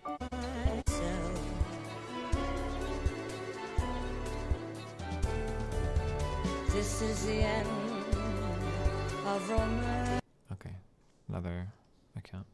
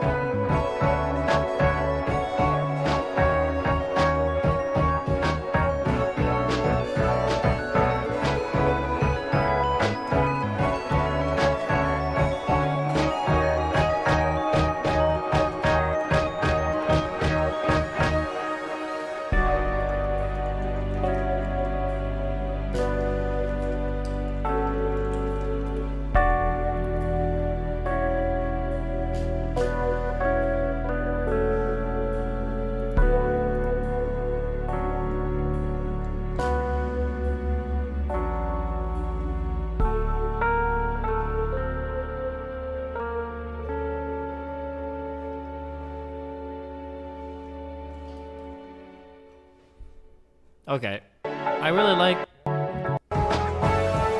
This section is really cool.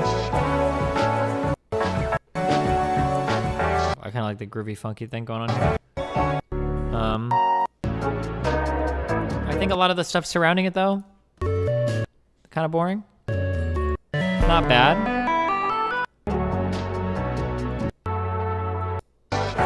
This section was cool as fuck. I really look forward to seeing how you expand on things like that. For composition challenge number 11.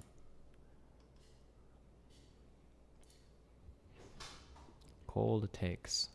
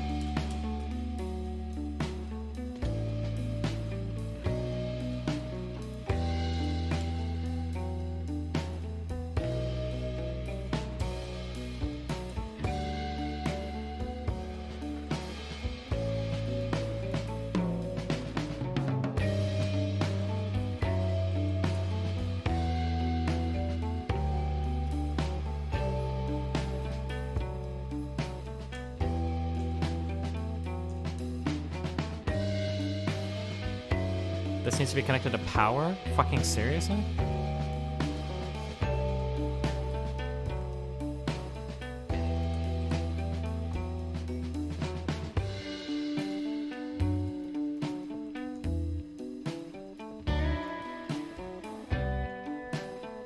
No.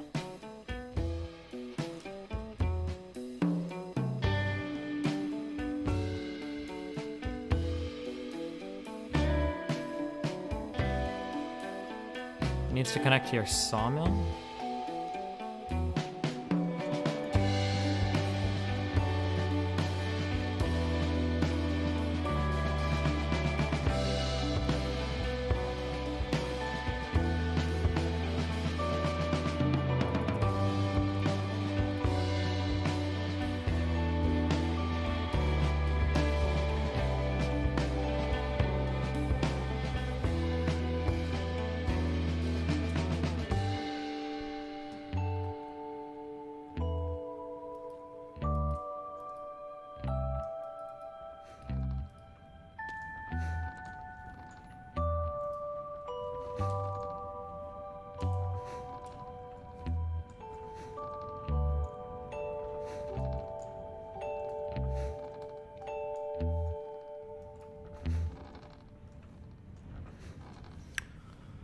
Okay, this was interesting, but I feel like it didn't really go anywhere. I feel like we didn't do much.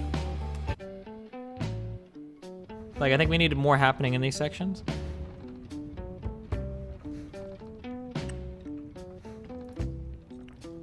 But okay. Wait, before I go on to the next one. Wait, so how does... So, in order to make a soul-forged steel ingot, I need to throw into a stoked cauldron a soul urn, an iron ingot, and a charcoal dust. And then that's going to give me an urn. And I need to keep going back and forth between the stoked cold crucible. I need to do this over and over and over again. Okay. Or make multiple urns. How do I make an urn? Oh. Stoked kiln. Unfired urn.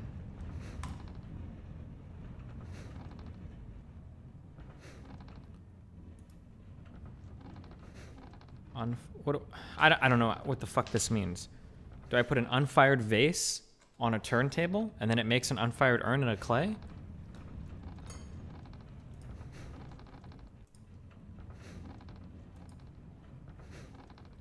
Or do I just put a block of clay on it and keep spinning it?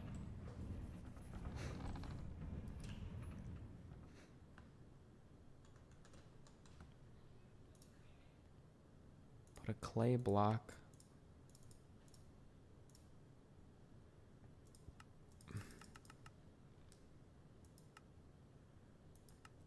What is the easiest way for me to make a clay block again?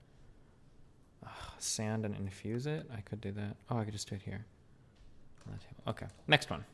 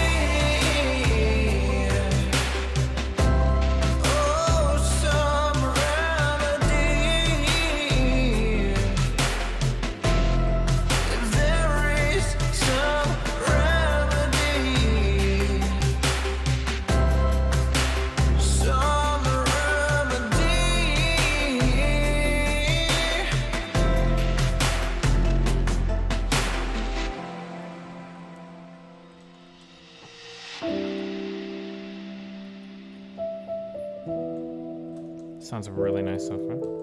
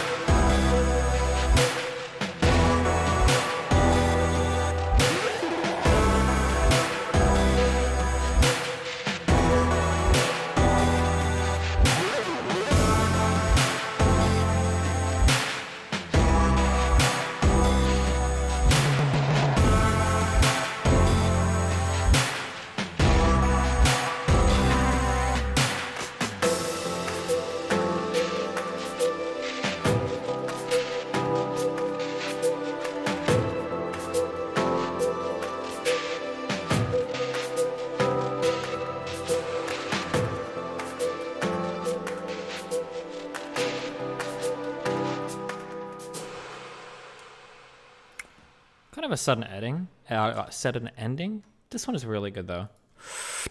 I'll add this one. Oof, we're really pushing it, guys. You can still touch the clay. Too lazy. Let's try this.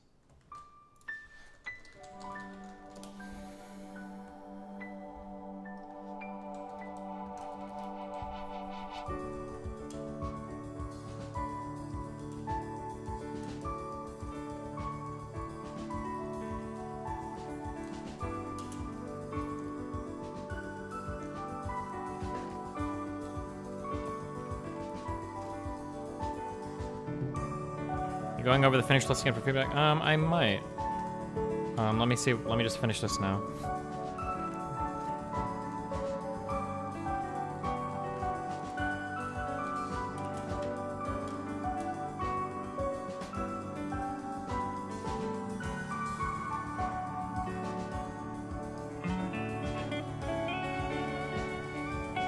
Do I have to keep like spinning this?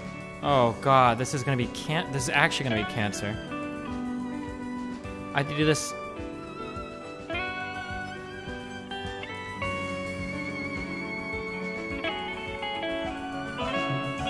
You don't have to click it?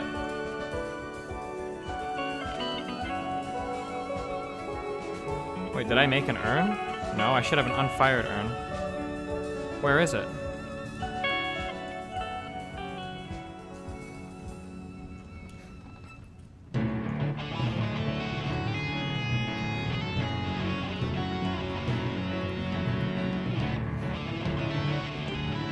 Make sure to grind it off at some stage. It'll break it down completely. Wait, really?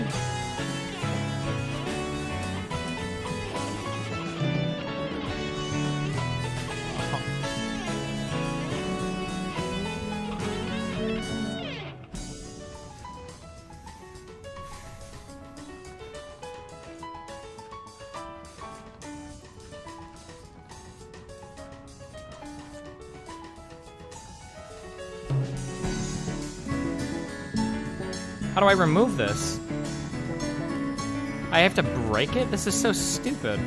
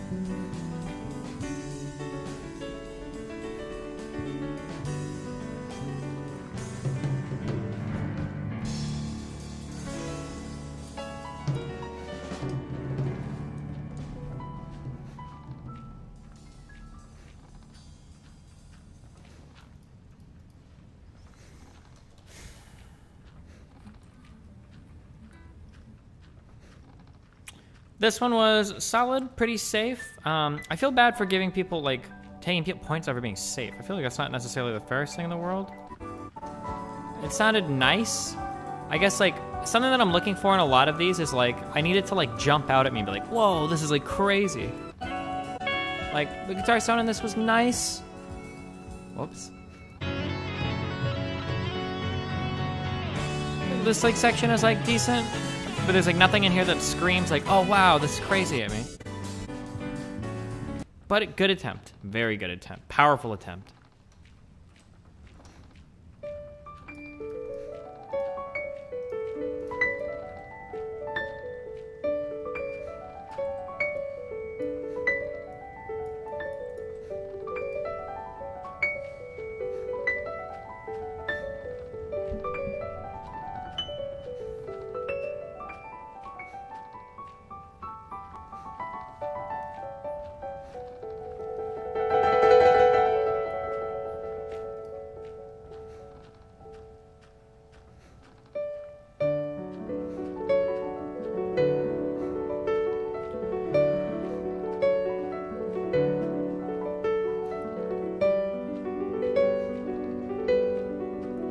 this guy have like 7 cameras recording him?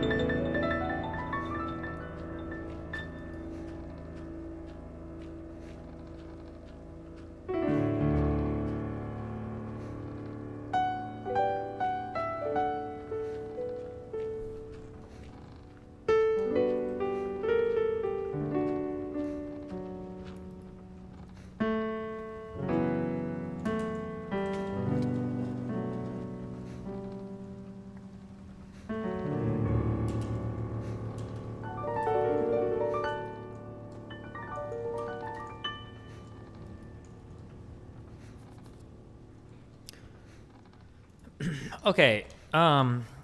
So the playing here is good. The playing here is really good, obviously. The composition has a lot of cool ideas. I feel like we could have used a more variety of texture.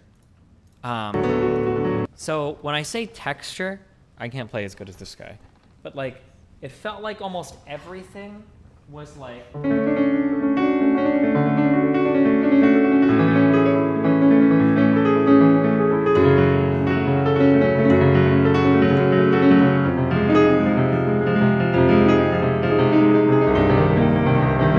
Like, it felt like we had, like, it was like rolling arpeggios for, like, the entirety of the song.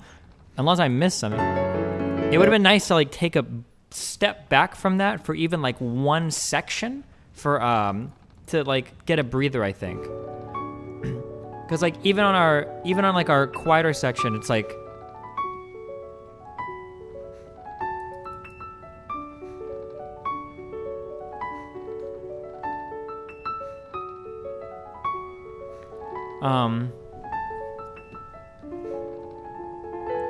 The composition is really, really cool, though. You got a lot of cool ideas. You can play really well. Oof. I'll throw this here. Yeah, I saw that Zane just messaged me. I think I've only got like 10 more of these left to go, though. I'm also starting to run out of time because I need to get ready to fly soon, so. I'll add this on for now. How many of these do I have left to go through? 1, 2, 3... 4, 5, 6, 7, 8, 9, 10, 11, 12, 14, 15, 16, 17, 18, 19 left to go. 19 times, if we average... Oof, okay. Yeah, I did get my ticket. I leave at like 7 a.m. Wait, so real quick, how many of these urns am I going to need? So I just want to make 3 stacks of this ultimate ingot, so I never have to worry about making it again. So I'm going to put an urn beneath this, and then it's going to turn into a soul urn. And then I'm going to use the soul urn to make a soul forged steel ingot. If I want to have 64 times 3 is what? 180 and 12 is 100 and... Wait, 180 and 12? Yeah, 100... It's 180 plus 12, right? 192? If I want to get 192 urns, if I've got a 75% chance of getting it back every time, what's the formula? How many urns do I need? Not 20, 25. Yeah. So if we start out with 100, that would be more than enough because I'm likely to get 175, 100, then 75, and then whatever. 10 mode 25? What's the answer? Can somebody just tell me? I know it's got to be... I know it's less than 100. Probably less than 90. Where is Kogasa? The one fucking time I have a fucking math question.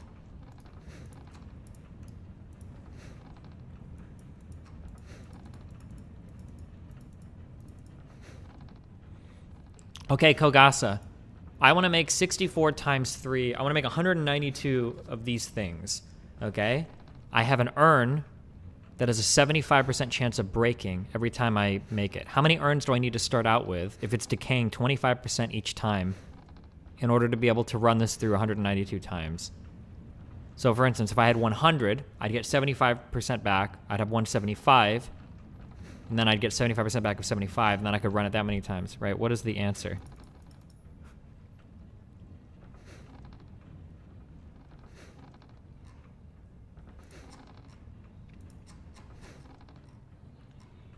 I don't know if this is exponential decay or what. It's a 75% chance that I keep the urn. Hold on. I'm going to use the rest while he figures that out.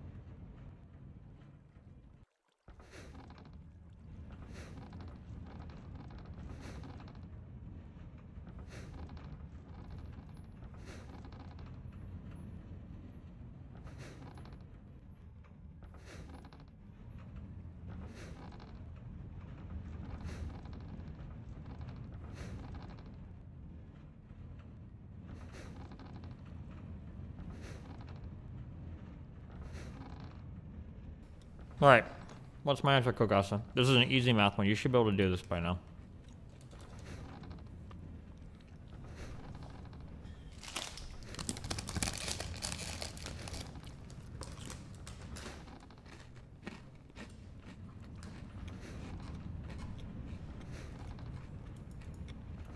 It should be 25% of whatever you need. So if I need to make 192 of these, if I have like 50, that should be enough? You really think so? You gnome fuck!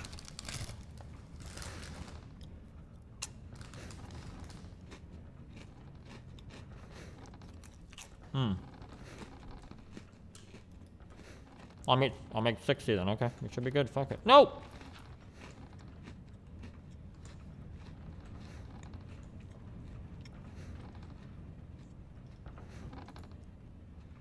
All right.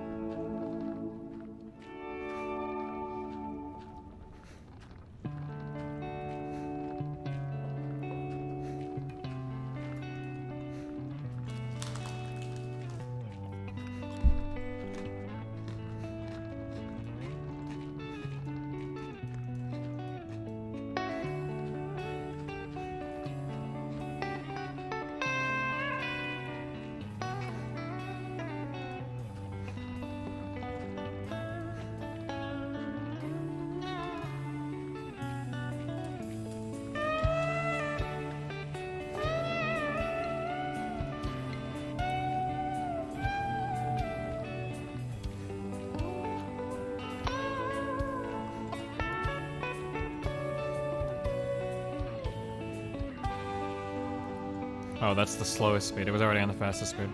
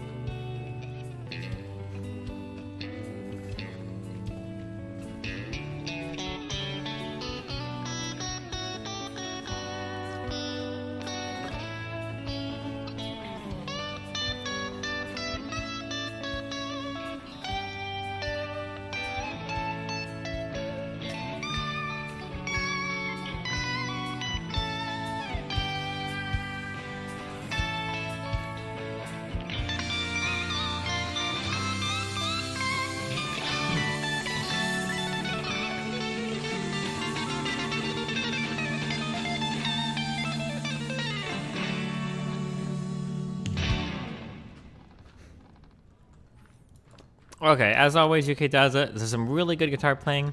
Not too sure how I feel about the composition. It feels like there's a lot of kind of like meandering.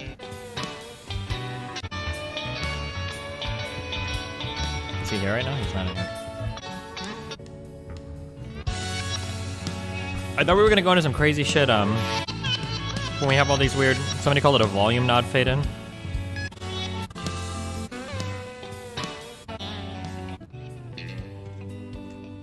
But I feel like it feels a little bit like it meanders a lot, not like in an interesting way, but just kind of in a meandering kind of way.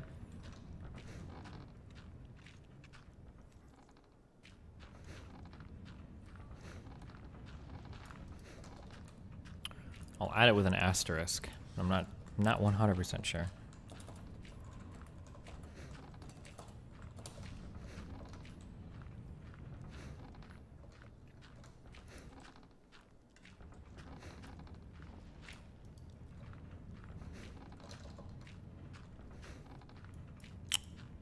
Did we listen to this guys already? Oh, this was removed. His lay Reddit account deleted. Interesting.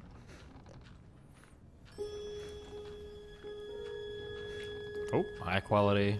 Guy spent a lot of money on his shit alert.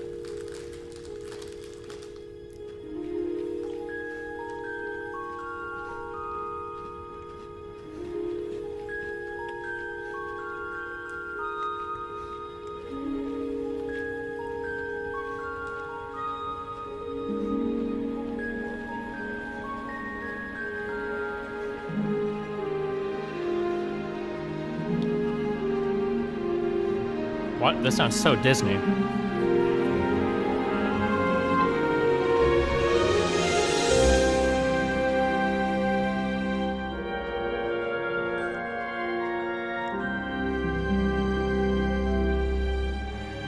I wonder why.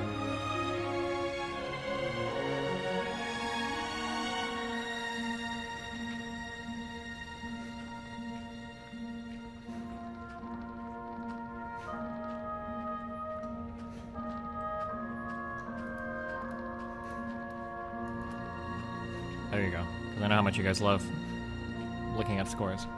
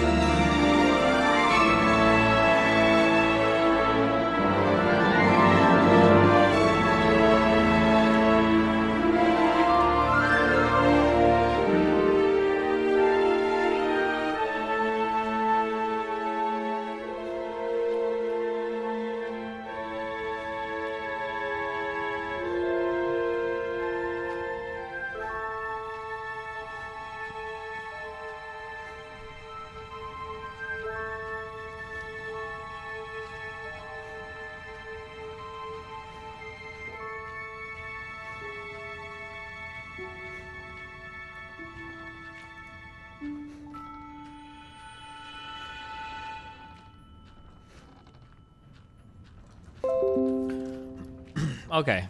Lots of cool ideas in this one. For some reason, it has a huge Disney sound. I'm sure there's like a specific like chord progression or reason why that's the case. I don't know. One thing that there's enough here that like pretty sure with some reworking. One thing is I think the balance on a lot of the horns especially, but in a lot of the louder sections, I don't want to say shrill or bright, but it's like there are some high-end instruments that are punching a lot, that are drowning out everything. I don't think they're meant to be.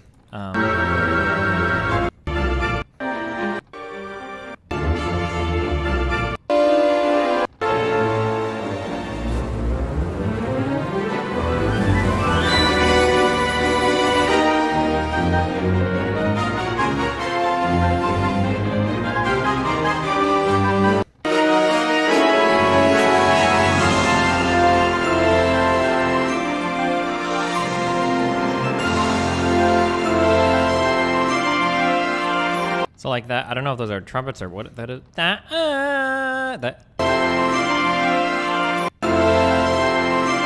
There's a lot of I've noticed there's a lot of parts in this where it feels like you have like a high instrument that's just holding a single note, and they'll be like this like is like going on beneath, but then they'll be like this very very very like not moving note just playing a chord right, and it's like very very very very very very very loud.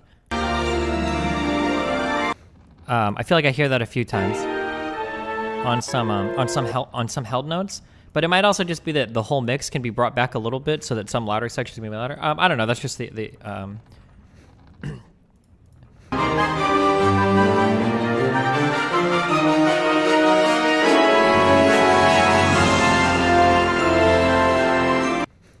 but that's kind of nitpicky. It might just be that the whole mix is like super very loud too, but. Okay. All right. Well, I'll add this one, of course. JT on thin ice.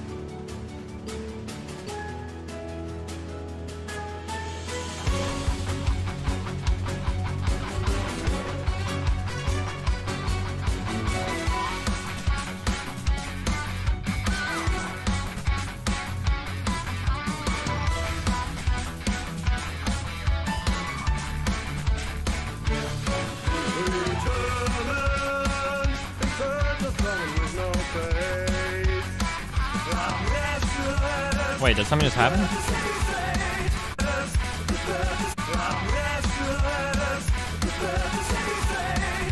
Sorry. Oh, it's just like just an instant up in tempo.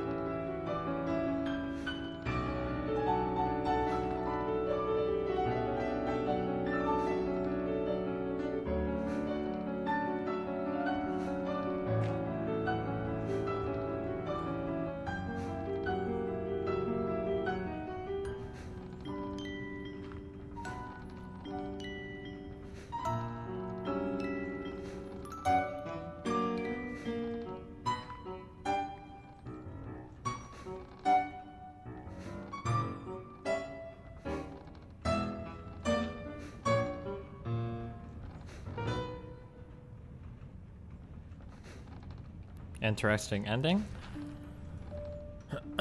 I'm mixed on the singing. If you did the singing, JT, good job. Good for you. A+ for putting yourself out there. I'll have more pointed things to say later, but this is pretty solid. It felt like we were building up to something huge.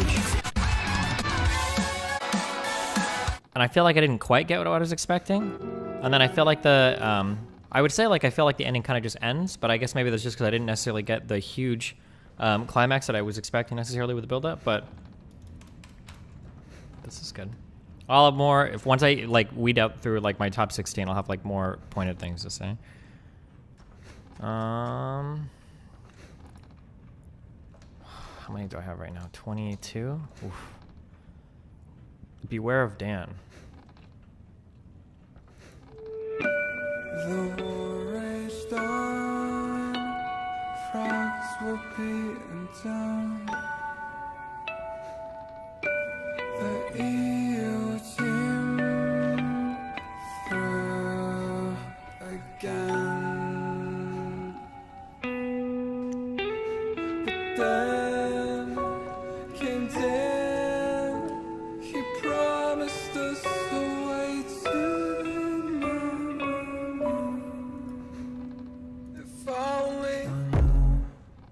you should never trust a landlord. So put me out of my misery. We were never gonna win, just admit it. You said we could put our trust in you.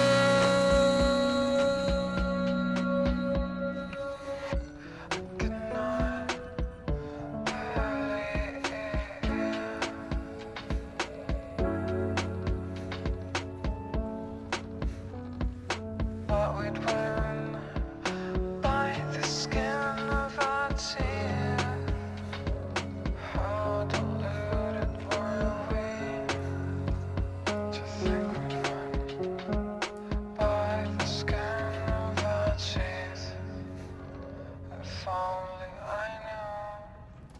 You should never trust the landlord. So put me out of my misery. We were never gonna win, just admit it. You said we could put our trust in you.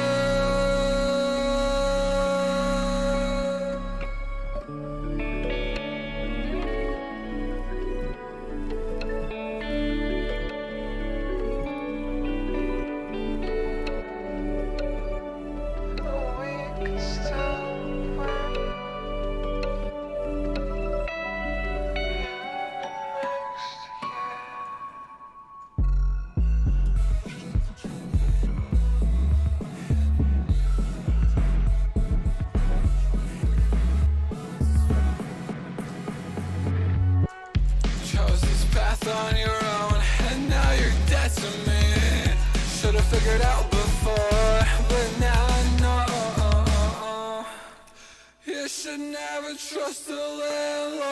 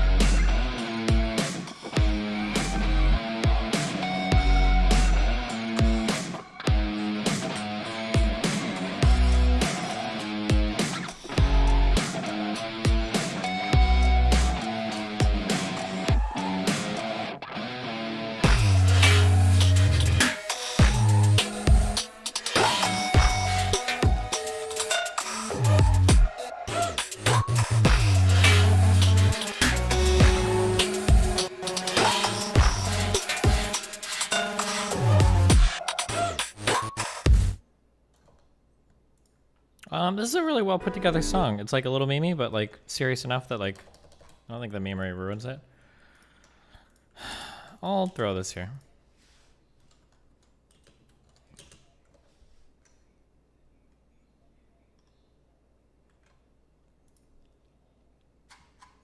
Let's work from the bottom up a little bit more.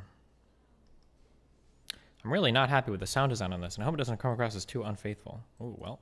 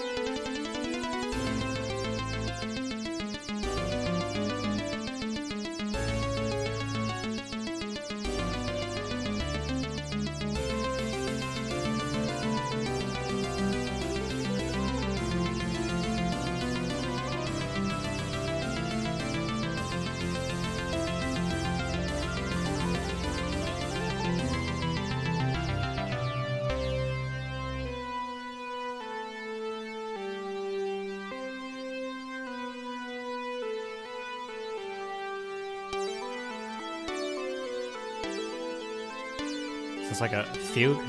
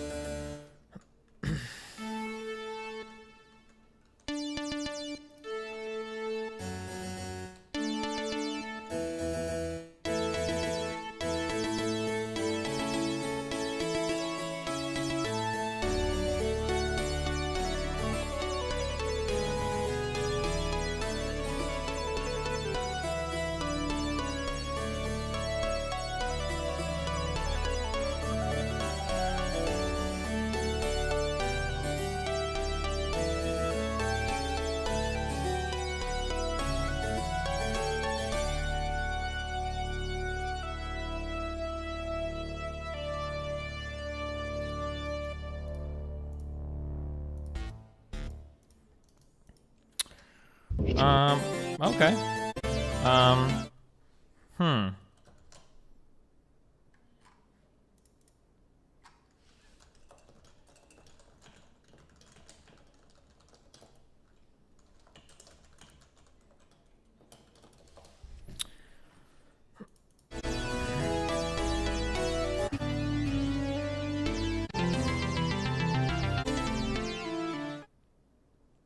This was interesting.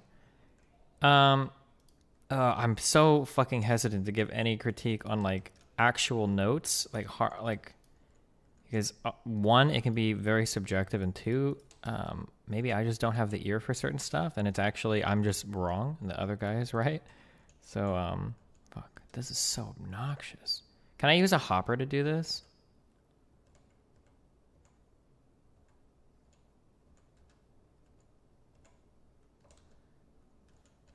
This is actually fucking AIDS.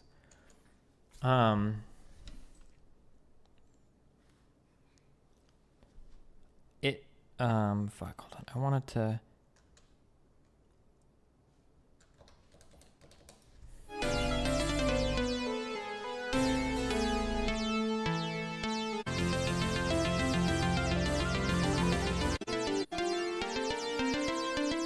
When we're talking about, like writing harmonies and stuff, I think that, oh God, it's...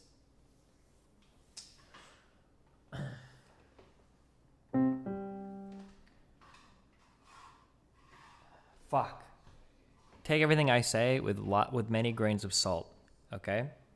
So there's like a couple of like really basic... No, fuck, I don't think I can do this. I don't think I'm actually qualified to give advice like this. So this is like, we'll do like C minor to F minor to C minor, okay? So I could do this, okay?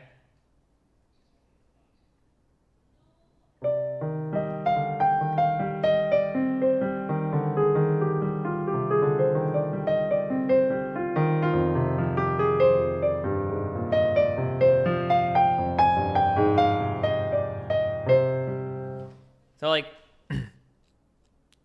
I mean, it technically works. Like there are no wrong notes, but it feels like we don't have like structure to our melody. Like nothing is wrong per se, right? Like.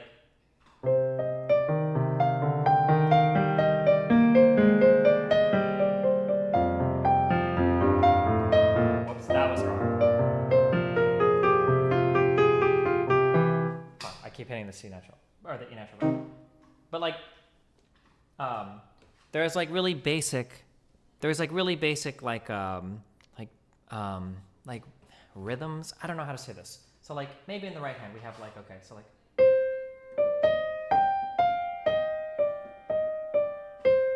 So that's like a basic melody, okay? So let's like.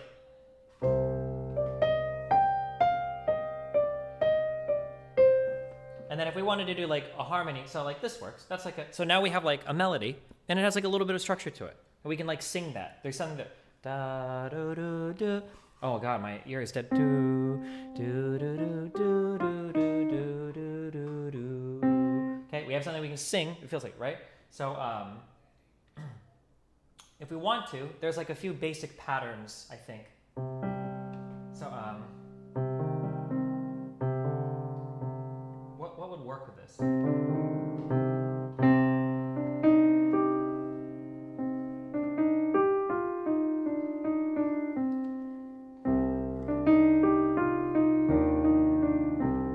I don't know. That's like an example. I have to think about this, but like.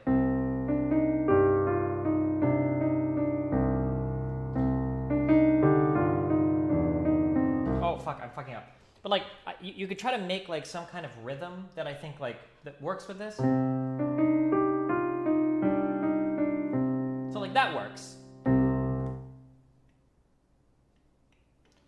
Oh fuck! There's like so many concepts I have to go through to like even think about this. Like boom, bum, ba-dum, boom, bum, boom, boom.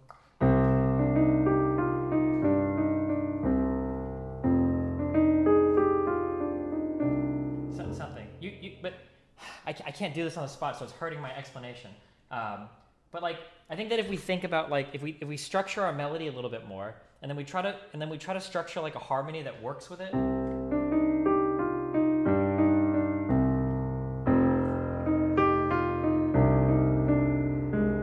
Oh God, I can't do it. Fuck, I can't do it on the spot. There are ways that we can structure harmony so that it works both rhythmically and cordially, note-wise, with our melody, where it feels like sometimes like none of the notes in any of this are wrong. It just, I don't hear like any pattern. I don't hear something where it's like, oh yeah, like there's like a call and response, or there's like a melody and the harmony like plays into the rhythm or whatever. Fuck.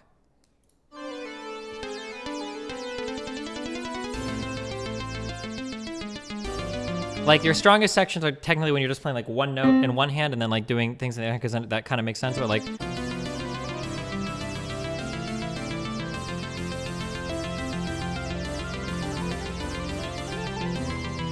We have like 3 different, so we've got like running 16ths, I think, in the left or middle hand, and then we got like a kind of syncopated thing in the melody, and then we got this like this boom, ba boom, boom.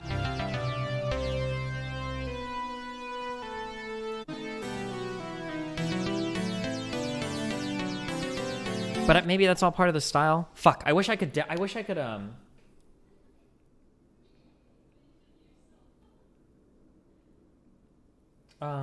I can think of something I've done in the past. So this is like a little melody thing that I've written in the past. I'm not gonna be able to remember it. Fuck. Oh, okay. This. It's this, I think.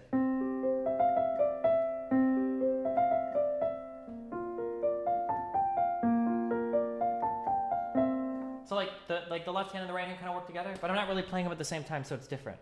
Fuck, I can't demonstrate this on the spot. Good try. Composition challenge 11. You're gonna win it all. Okay, I can feel it. Fuck.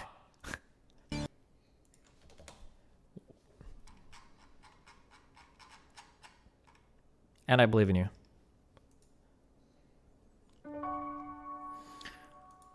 There was a glitch rendering some of my songs, some of the tracks, and everything.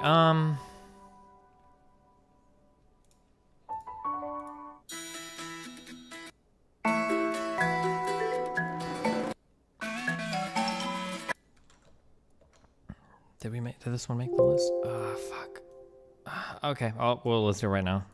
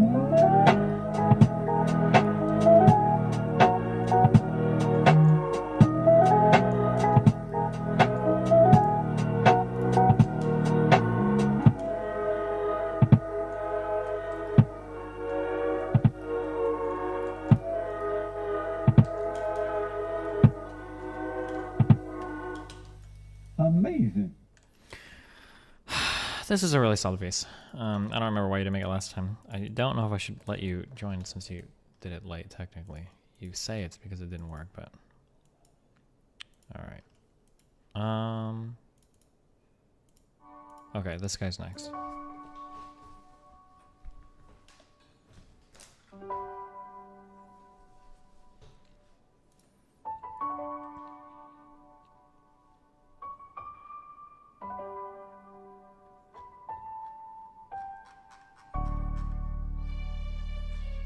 Oof, bad string sample.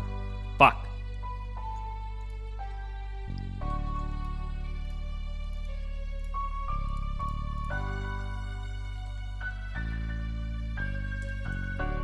We won't have time with feedback run with Zane, do we? Maybe. My flight leaves at like 7:30, and I don't want to be tired for that show. Although I can sleep on the flight too, but...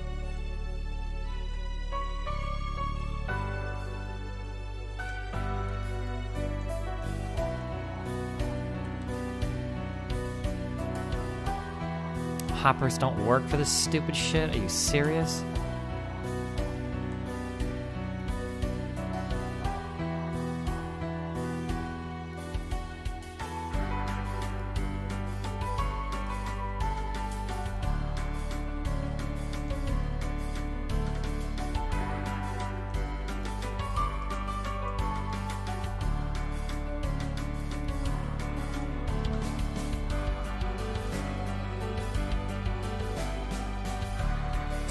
Can't use a hopper over here either.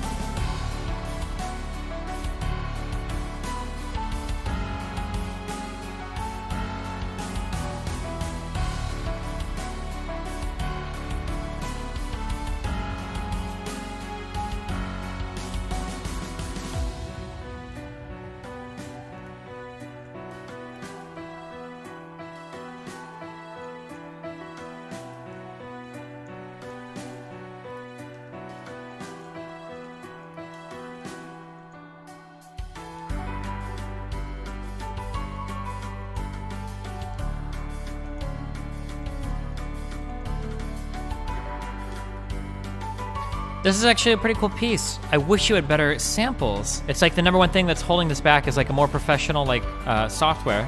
There's like a lot of cool ideas in here.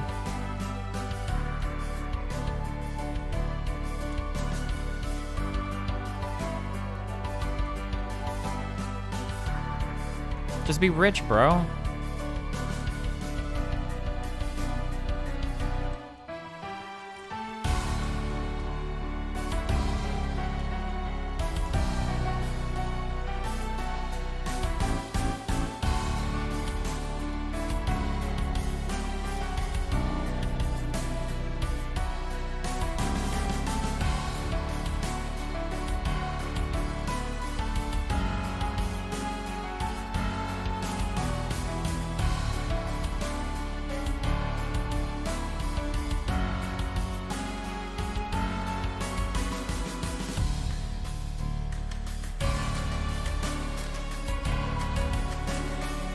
Want to direct people for samples to use so people stop losing? Well, you have to learn to use them, and then also they cost money, a lot of money sometimes, or you pirate them, which I can't lead people to that.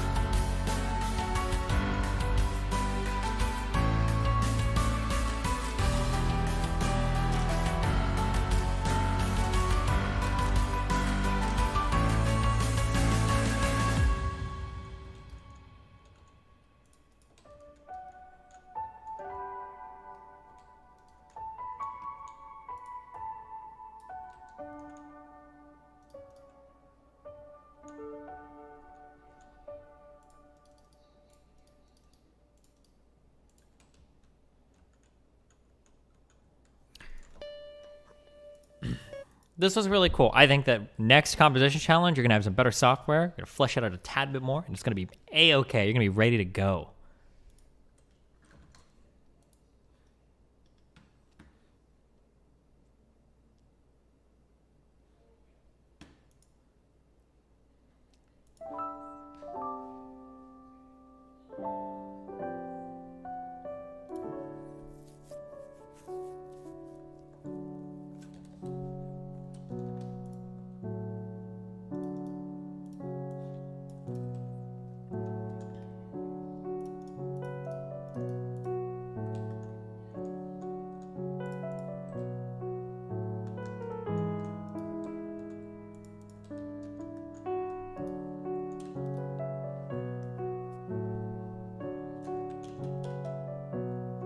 Is that melody from somewhere else? Dun dun dun dun dun dun. I feel like it's probably like an anime or something, but maybe not.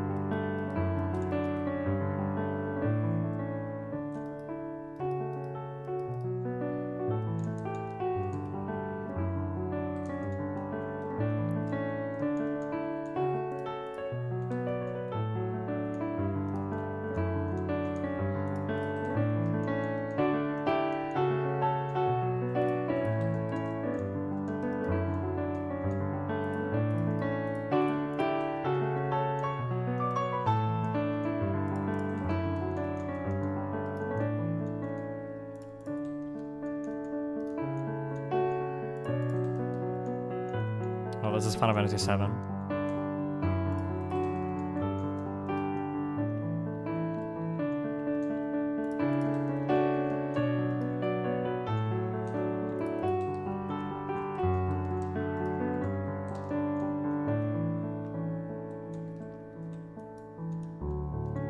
Oh, fuck. Did that brick just...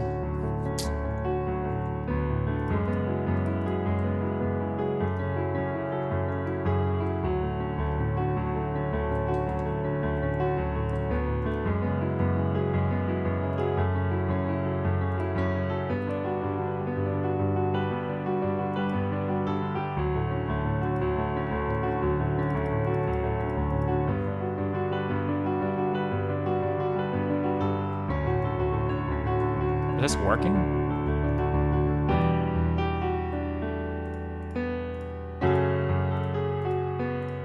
Hopefully.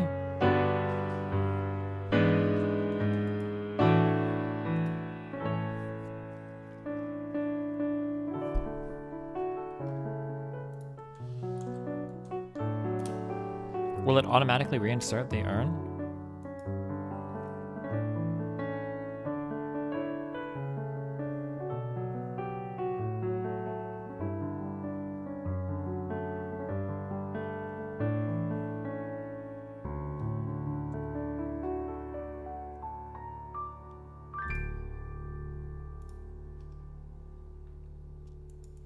Oh, it's just a normal... I gotta do this dumb shit again. Yee! This is a really cute,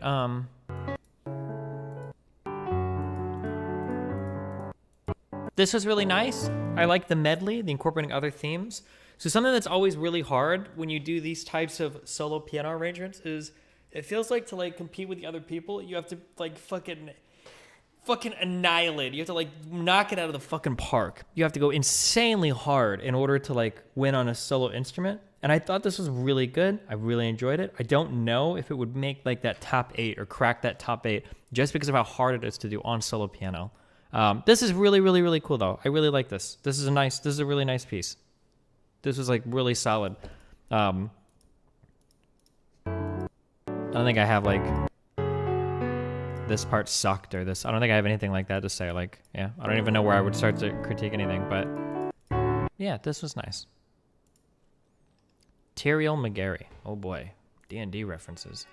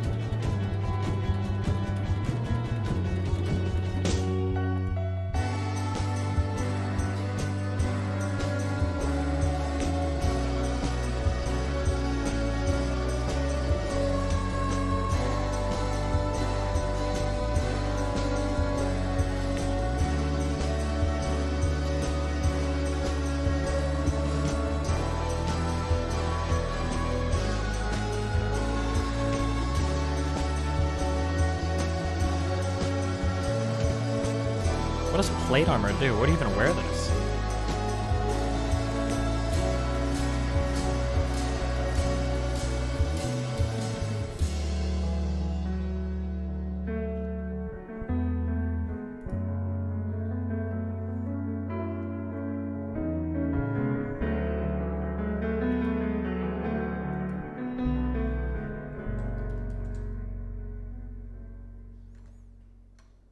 This was really cool.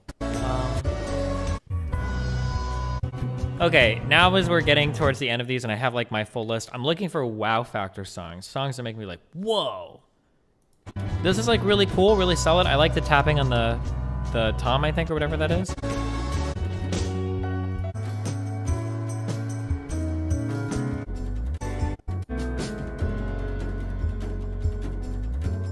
Is this fingers on a tom? Maybe not.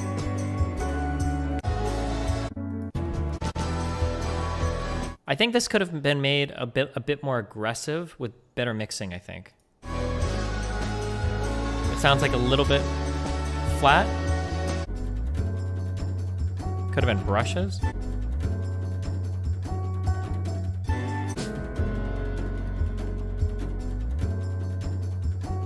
I don't think it's brushes. This is good. This is solid. This was good and solid.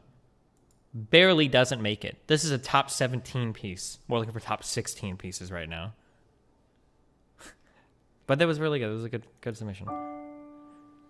227. Very, very, very hard for pieces of this length to make it very far.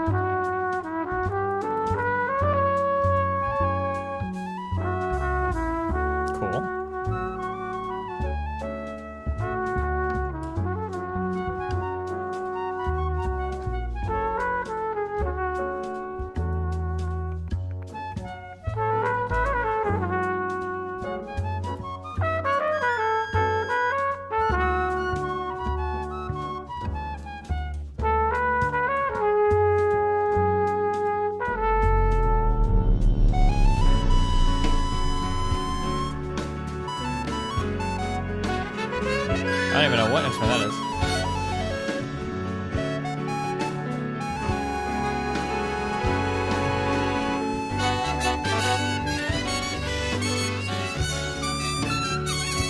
Oh, dude, this is...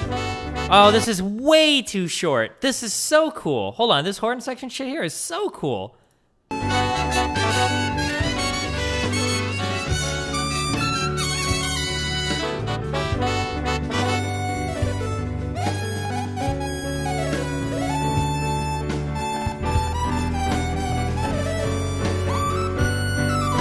Drum tracking in the back is super weak. Really, really, really not good compared to the horns. The horns are so much stronger than everything else here. You would make a class or write a book on your methods of debate. Oh my god, I thought that was... Would you ever enter in competition with professional debaters such as yourself? Am I a professional debater? Maybe someday, my dude.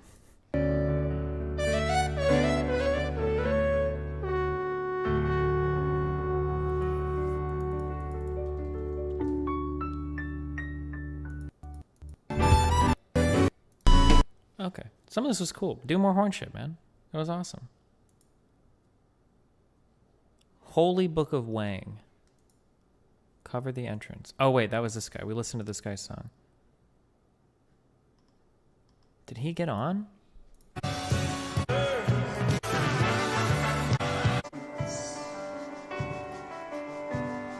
the entrance. I don't know if that's one of these. I don't know if we added him or not. This is a cool arrangement. He needs to sing way more. Yeah, I know he listed on YouTube originally. 1, 2, 3, 4, 5. 6, 7, 8 left. Whew.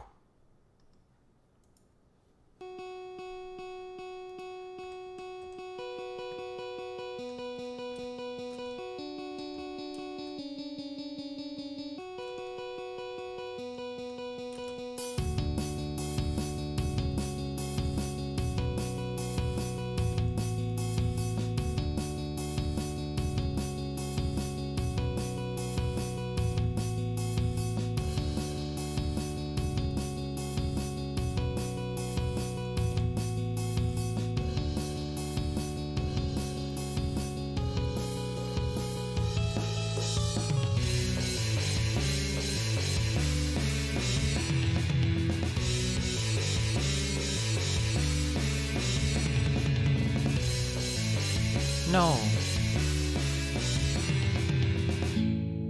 No. No. No. I can't sort this myself? Fuck.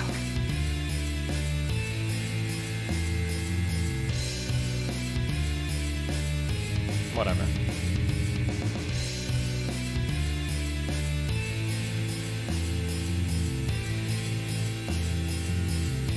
So this is a good example earlier where we were talking about for how a lot of these rock mixes sound kind of weak. I don't know if it's because of the MIDI drums or whatever, but like everything here is very flat. Like your rhythm guitar, your lead guitar, and your drums are all just kind of like...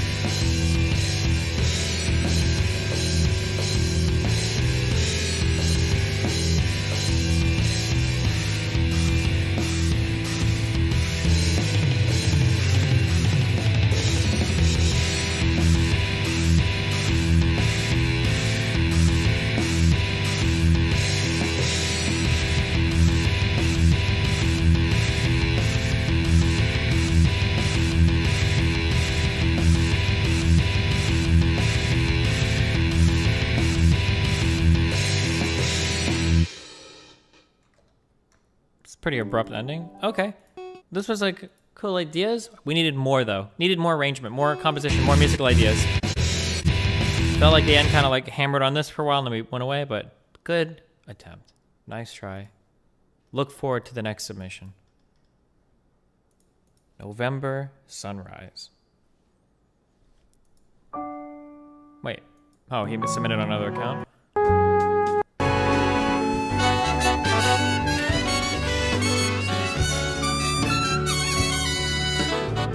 Okay. Killian Bruh.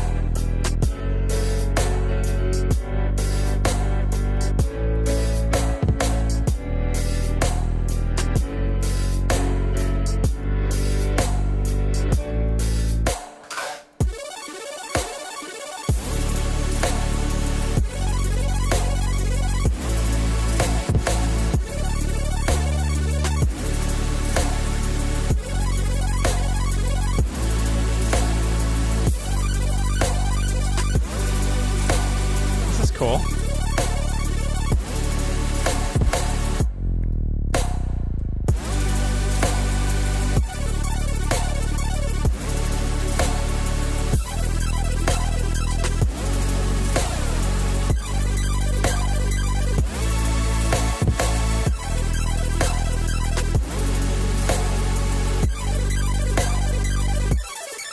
He handles my.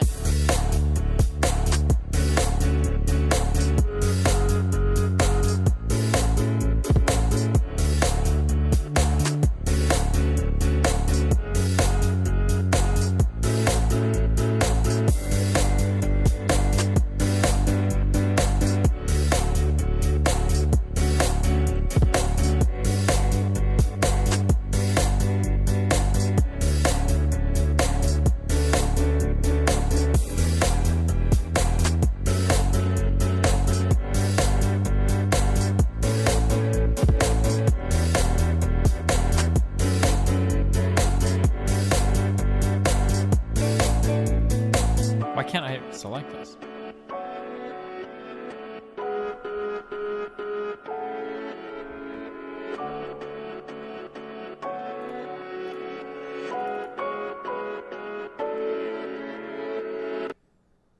Okay.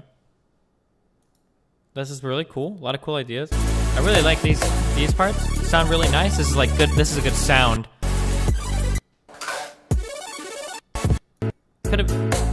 Could have been a little braver, explode a little bit more.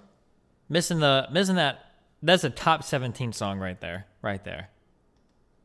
Wait, did we listen to this already? No, I don't think so.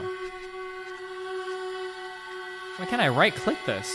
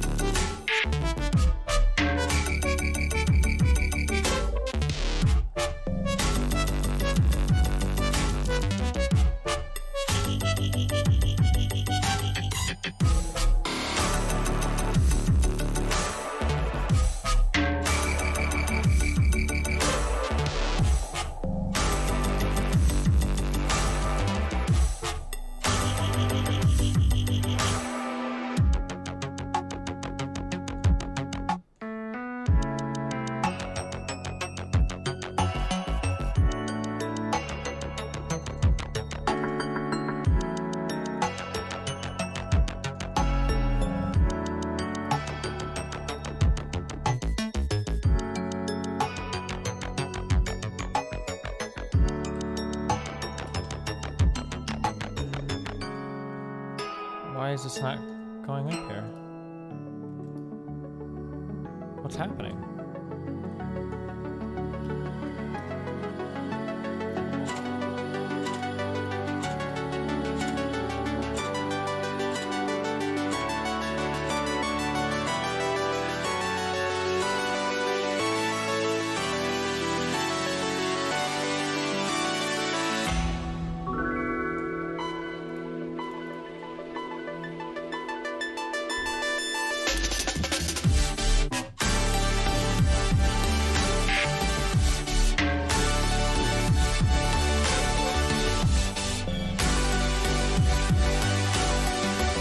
That sounds really cool.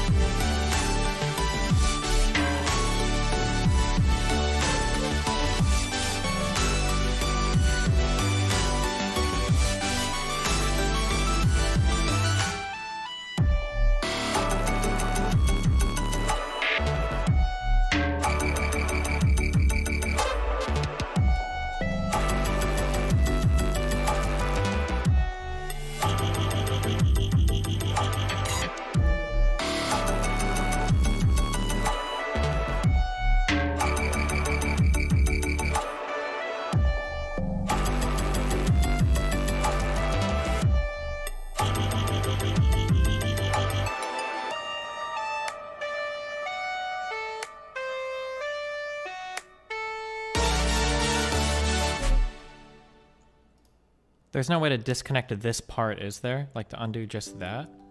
This was really cool. I like this.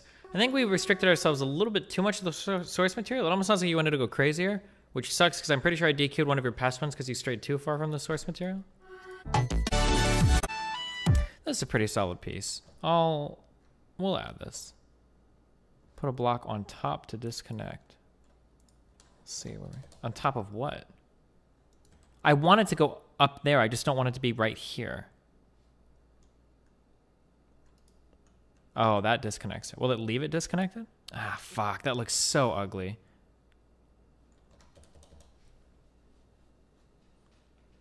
Hold on.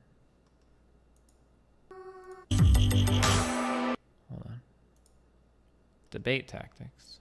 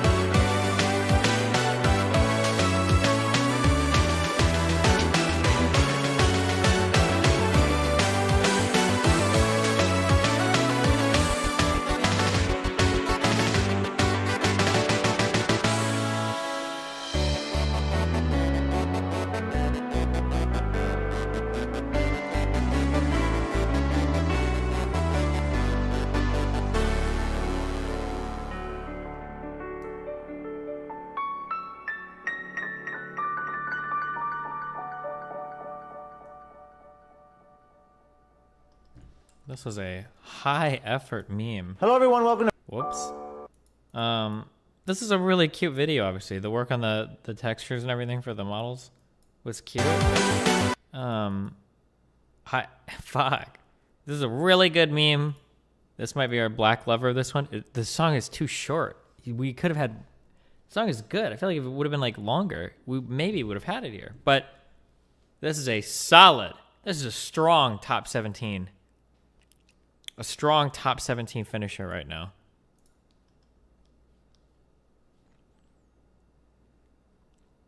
Three left.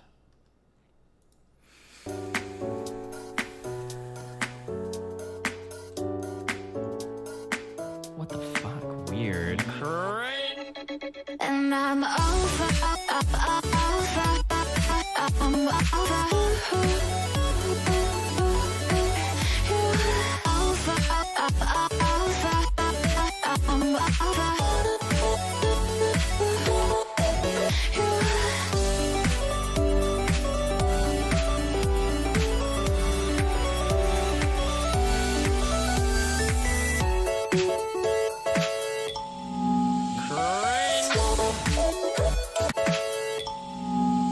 Wait, is this the second song that sampled the PlayStation 1, the Sony logo thing? Didn't that other one do that? That's kind of weird, right? Sorry.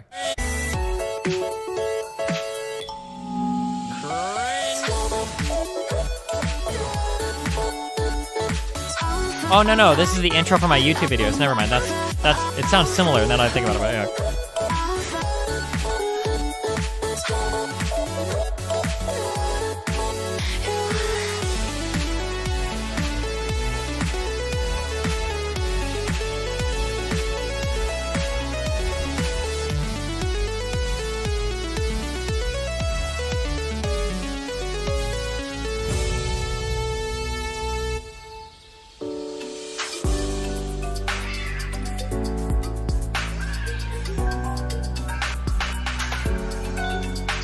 No, why is this connecting?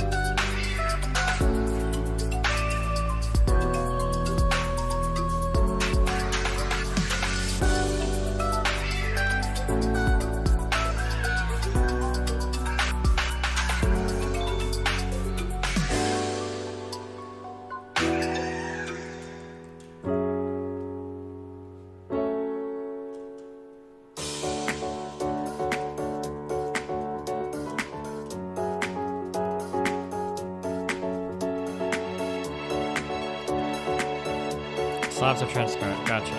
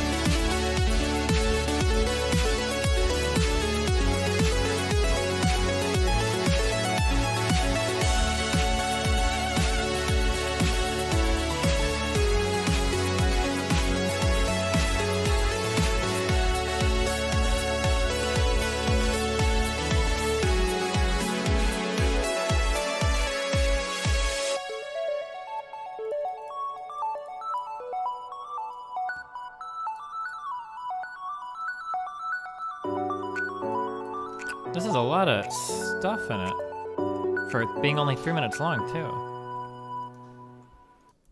This was pretty cool.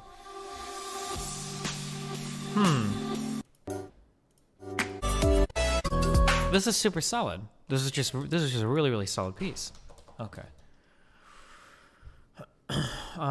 2 more.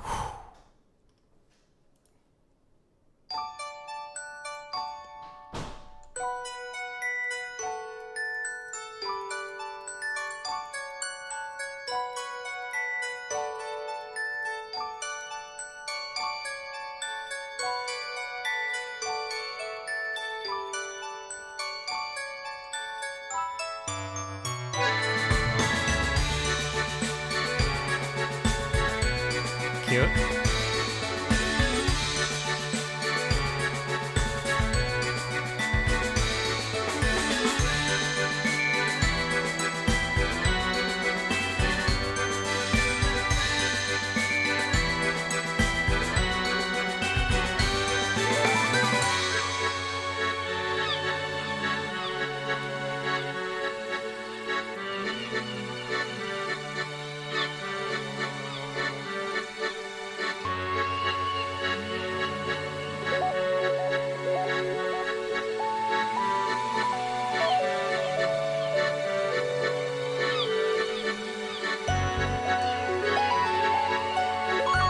Is that Yi in the background?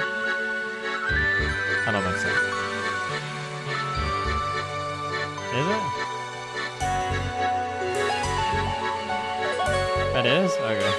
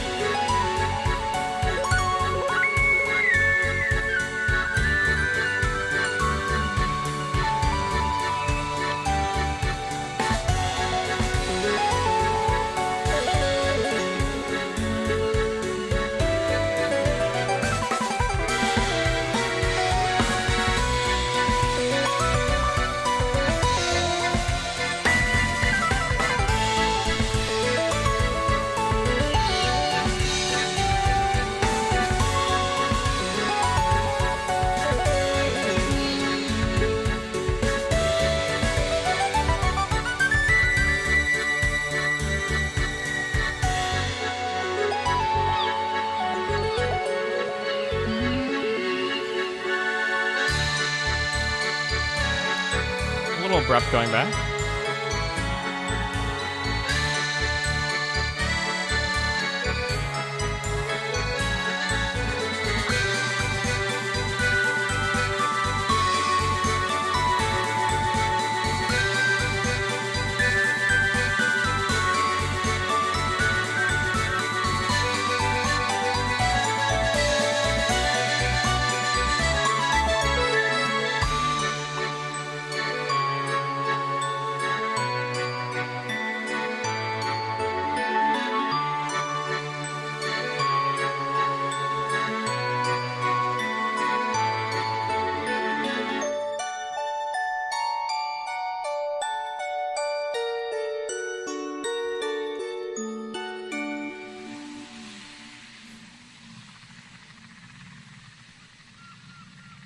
definitely a ye.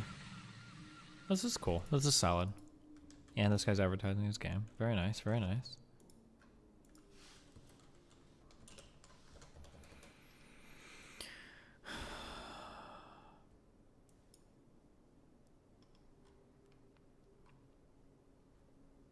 Final one.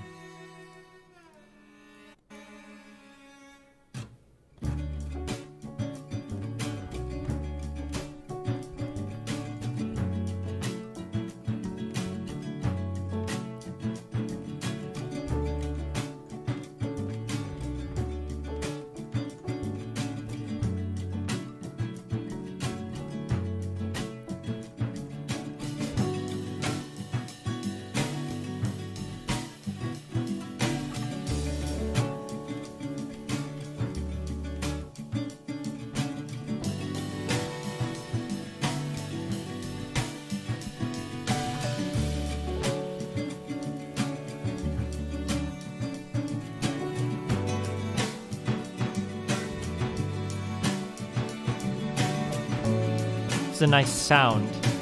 This is a good foundation for a song.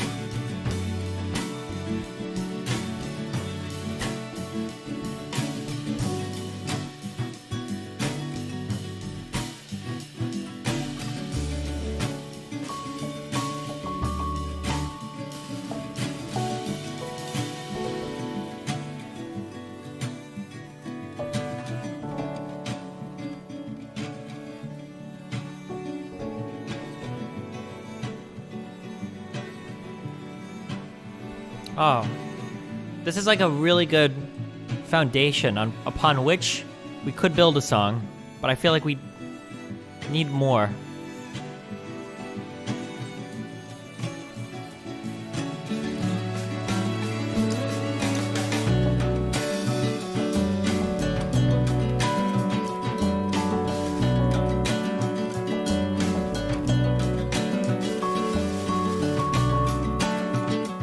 Like, this song is like aggressively passive.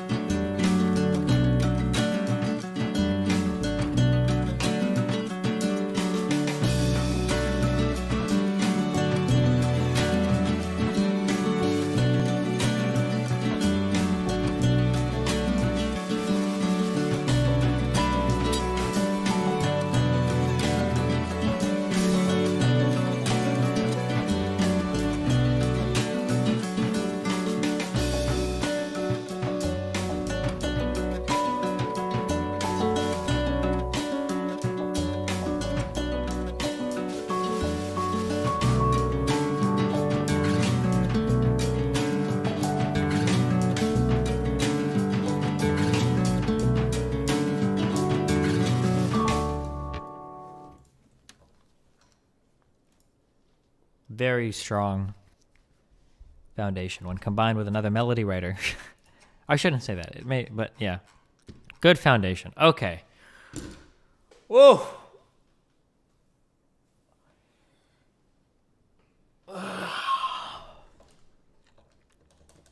I asterisked. That word is hard to say. A few. Do we drop these immediately? Let's tell. Hold on. Trust that all things will go right. The wind will carry you to your goals. I choose just what you say. Oh, I remember these, the flutes.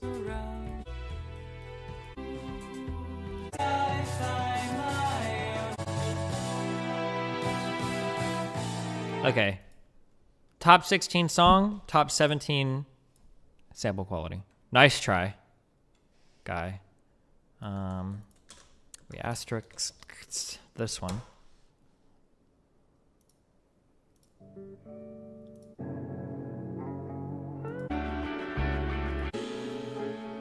In the state of uniformity.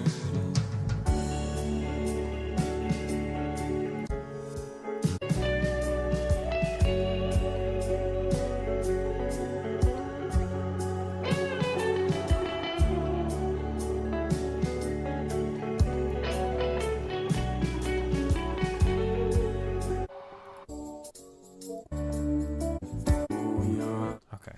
This. Hold on. Wait. What is this? Point of order. The answer that I gave you is they didn't bother to interview a single witness. Just like you, they don't want to know the truth.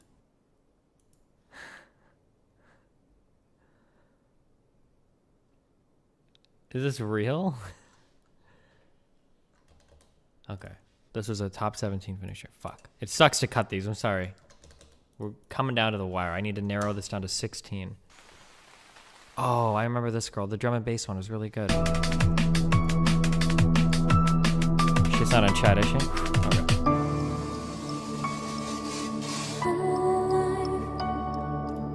Nobody tell her.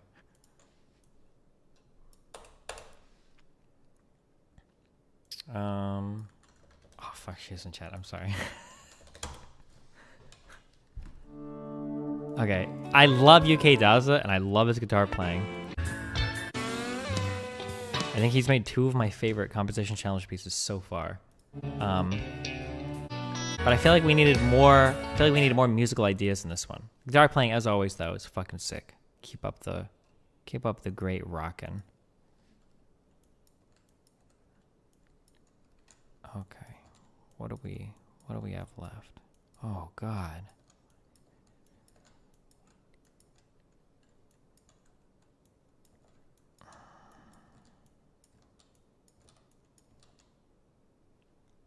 Oh no. Wait.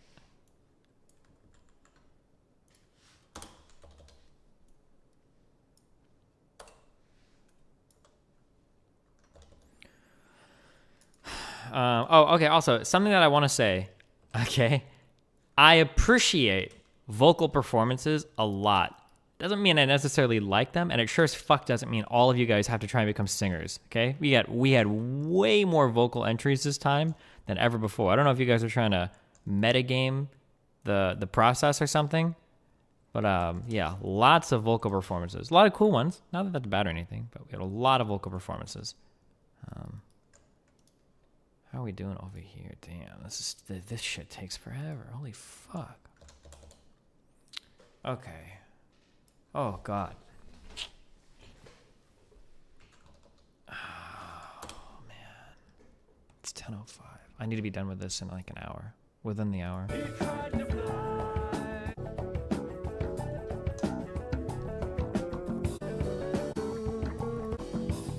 Bass checklist was really cool. I remember this. We had the second funky section.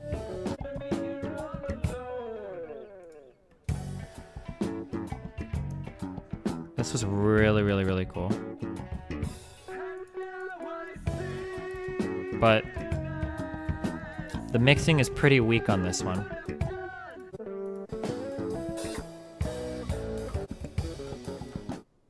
I'm gonna give this one, it's getting an asterisk.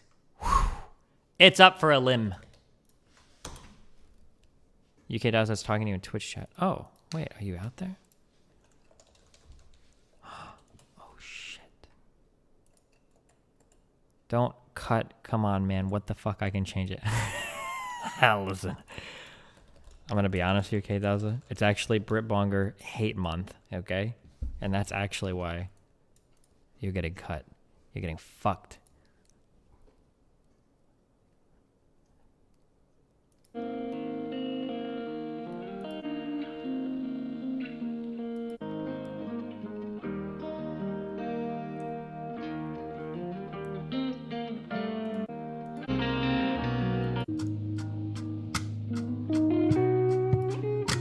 I want actual feedback for real. I did. I thought it was a really good song. I thought it was a really good guitar playing.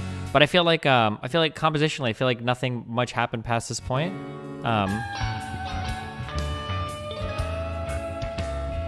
Like it kind of meanders around a bit. You never say anything about it. Listen, UK Daza, give it to. Listen, Zane will give you way better feedback than I can. Okay, I am a meme feedbacker. Okay, I give meme feedback.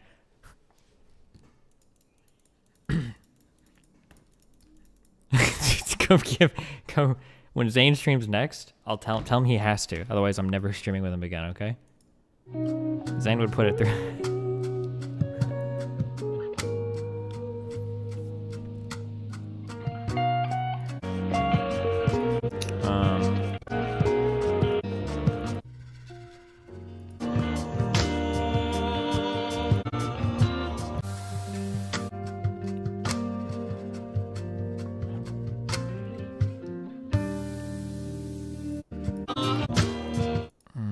The mixing on this one was kind of weak too. Fuck.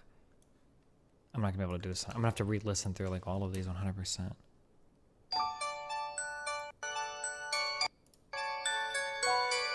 Should let each person debate their way into the top 16.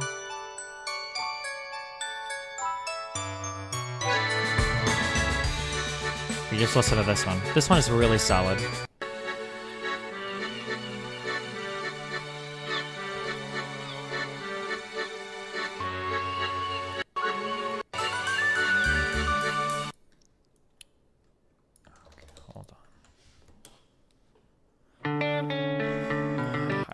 This one is really, really good.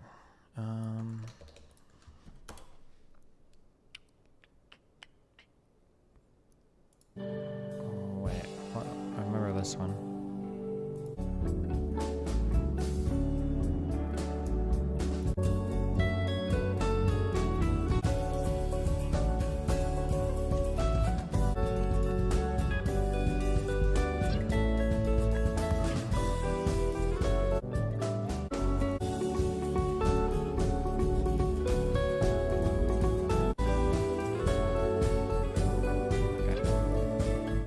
For like big like huge like mixing problems or other like huge big disqualifiers.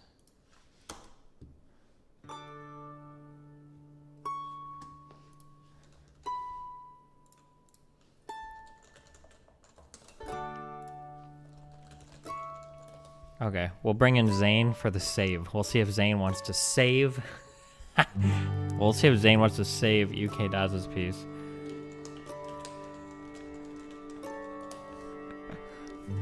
Oh, I don't need to listen to this one. Holy shit.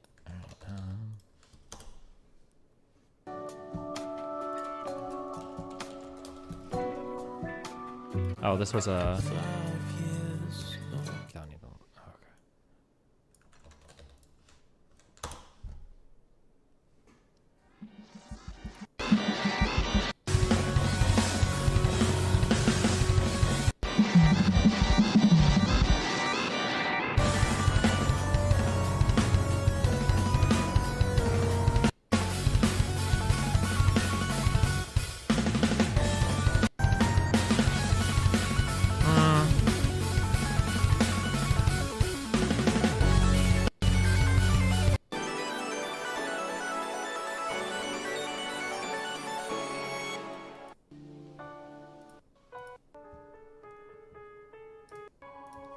This one was pretty short. Really intense. It's getting the axe. That was a top 17 contender. This snuck its way into the top 16. Hold on.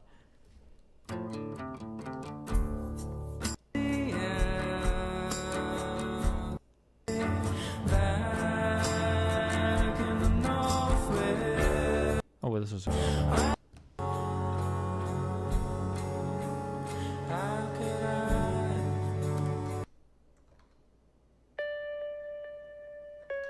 Why, wait, okay, I'm so confused. This is called Lave Mix, but there's another person called Lave that submits songs. Are these the same person, or?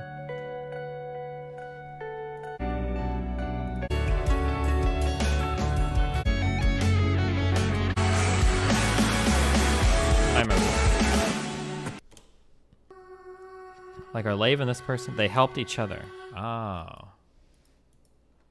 Interesting. Okay. What about this one?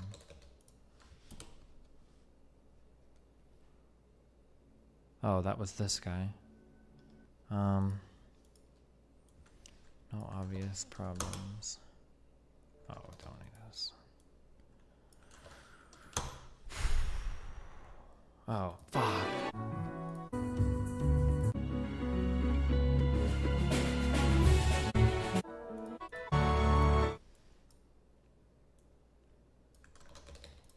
This is not an obvious removal.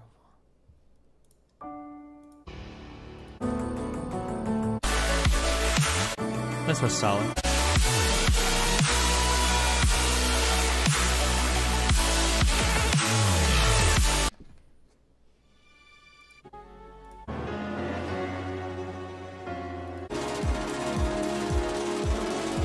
Oh wait, this guy did. And the present.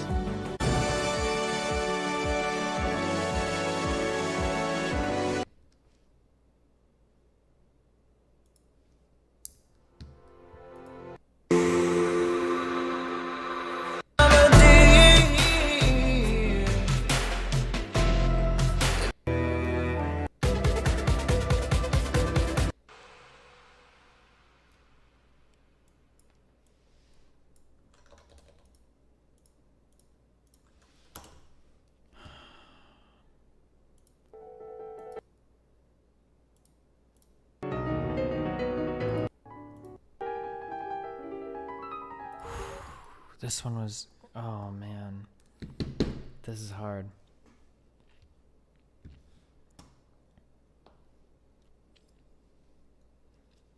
Yo, yo. Hey, what's up? Okay, I don't have too long to do this because I have a flight in like 10 hours, okay? But, man, all good. Trying to weasel this, whittle. I'm trying to whittle this down to 16, okay? So, Love a lot of hard things. I want you to listen to this one. And now I'm gonna need. Okay, so before we were being like very nice to everybody, okay, but now we're like this is hypercritical. Not hypercritical, but like this. When you say something is gonna make it, you're also saying somebody else is gonna cut. So this needs to be tap 16 material, okay? So I want you to listen to this. We'll start this at the same time. Then I want you to just tell me what you think about it at the end, okay? Let me know when you're ready. Great. Okay, I'm ready. All right, 3, 2, 1, go.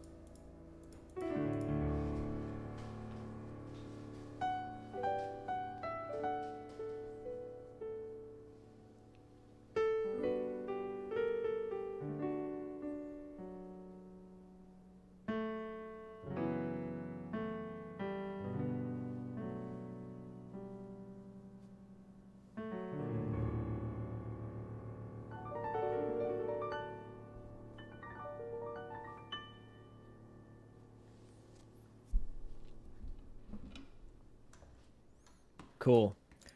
Okay, what do you think? Good things, bad things. Talk to me. Good things. I thought it was a bit literal. It was a bit sloppy on some of the runs. Whoa! Good things, I said. Yeah. Oh, good thing. Oh, great. Good, well, no, good things. The beautiful use of the structure, like especially at 3 minutes and 20 seconds, there was some incredible stuff going on. The departures that happened. I love the Dorian and Lydian vibes he kept hitting. He had a lot of beautiful sharp 11s. I gave him bonus points for using diminished chord. It's the first composition I've heard that had a diminished chord in it, like a proper diminished chord, and that was a tonality that wasn't really explored. I love the arpeggiated ending. So a lot of positive stuff. I just started at the very beginning where my first two notes where it felt a little bit literal compared to what you had given as the thing. And it felt a teeny bit more like variations than a composition, but beautiful stuff. Really great harmonic stuff for sure. Yeah, okay. Yeah. Okay, the negatives. Yes. So I'm sorry, I kind of combined them. So starting positive, I fucked that up. So negatives, it just felt a bit literal to me. Like and that is nice, I guess, to take your theme. But I've heard more inventive ways of using your theme as a launching pad for a composition. And there was also a teeny bit of the arpeggios. The whole song was rubato, which I get as an approach, but I think maybe there was a couple of note errors that maybe could be cleaned up. And then the fact that it felt a little bit more like variations than a composition. Like I didn't hear a melody on top of the suggestion you had given, but definitely very nice. Gotcha. Okay, interesting. Yeah. It was a bit literal. One of the criticisms I've given is that it's very, very hard if you're going to do just a solo instrument. You have to you're working on such a high level that it has to be so good to outcompete people that are using a whole thing. One other thing that was I wish there would have been a bit more texture variation. So for instance, it felt like so if I'm C minor, it felt like a lot of the piece was literally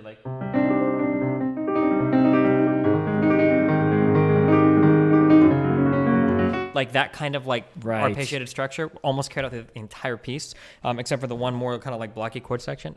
Hearing some, especially since you're on one instrument, you want to it feels like you want to milk as much kind of variation as possible out of it in terms of changing it up. These are really, really nitpicky. This is a really cool song. Yeah.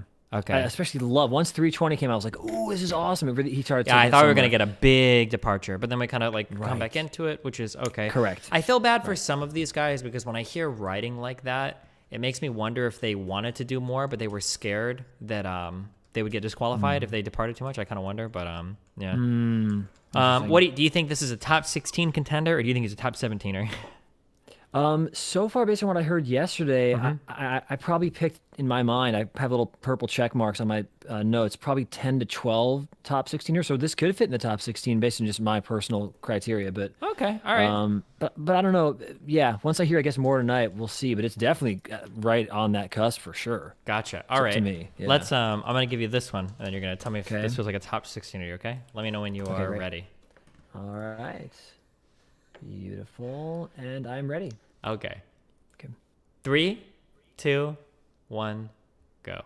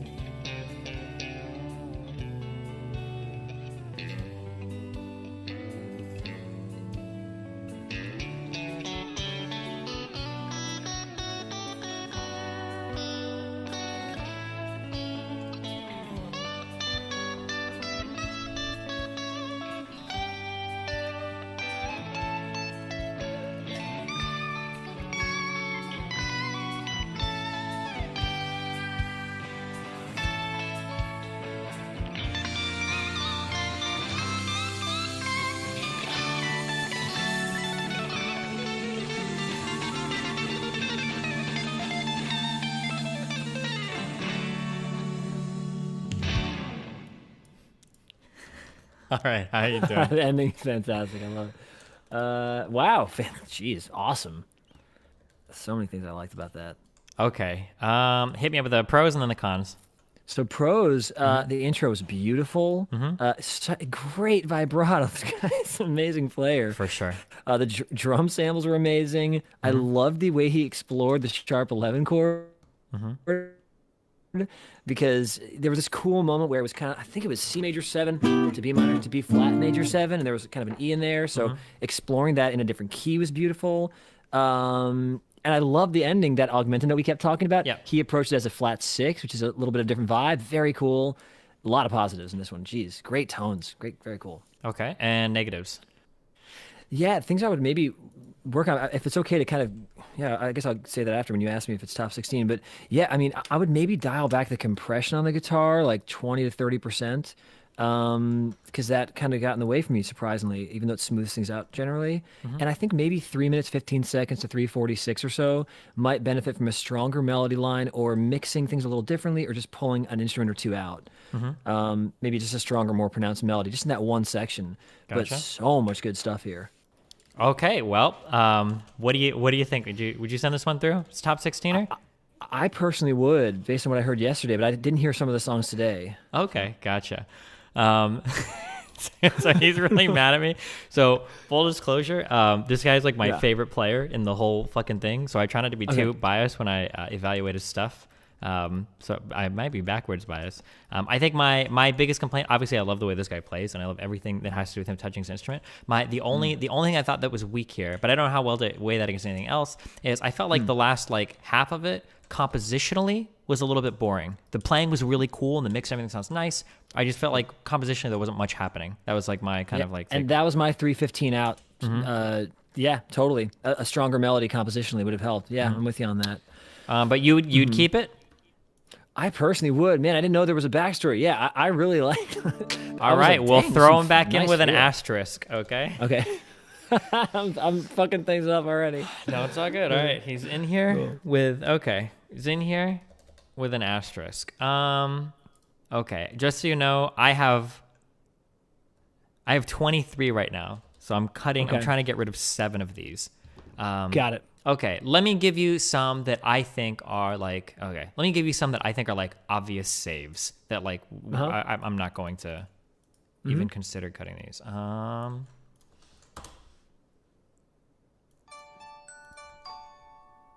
Oh shit. Okay. Here, listen to this one. Tell me what you think if this would do it today. Great. Let me know when you're ready to go. Okay. I'm ready. All right. 3, 2, 1, go.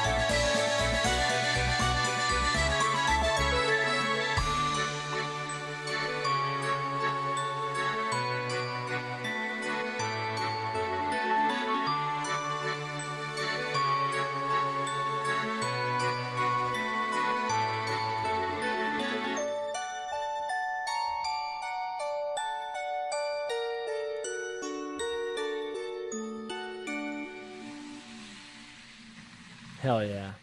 Okay, I feel like this is just an obvious keep. Yeah. Yeah, it's fantastic. 100%. Yeah, there's so many good things to say Yeah. about that. I'm not sure if you even need me to. No, so not good. right now. Okay, just trying to I get can our if you want. top 16. Yeah, good This to is go. Yep. another one. I don't know if do you Fantastic. remember the math rock one, the deco mixing one? Do you think that's a Yeah, safe of course. keep?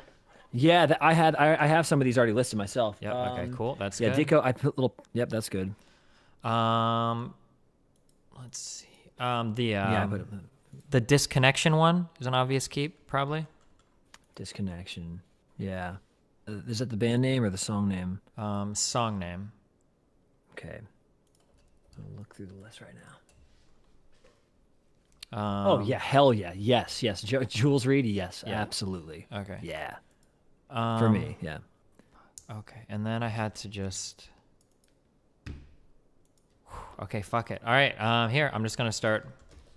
We're just gonna listen through some of these. Killer. Wait, I'm gonna start at the bottom of my list because these were newer ones that I don't know you've listened to yet. So then you can tell me if you feel Okay. like these are top 16ers or not. Okay. Here you Okay, go. great. Let me know when you're ready. 3, All right, 3, 2, 1, go.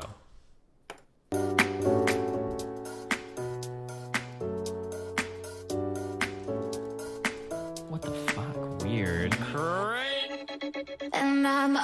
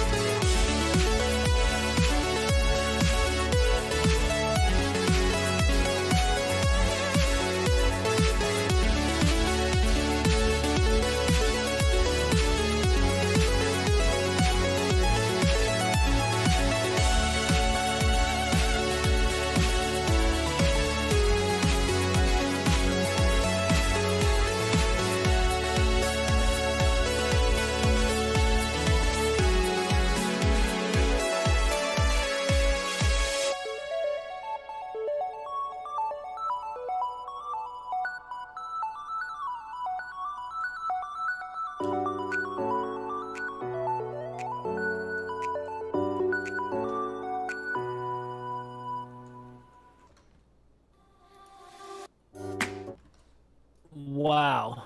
Just super ultra solid. Like the solo and everything at the end is like, Insane. yeah.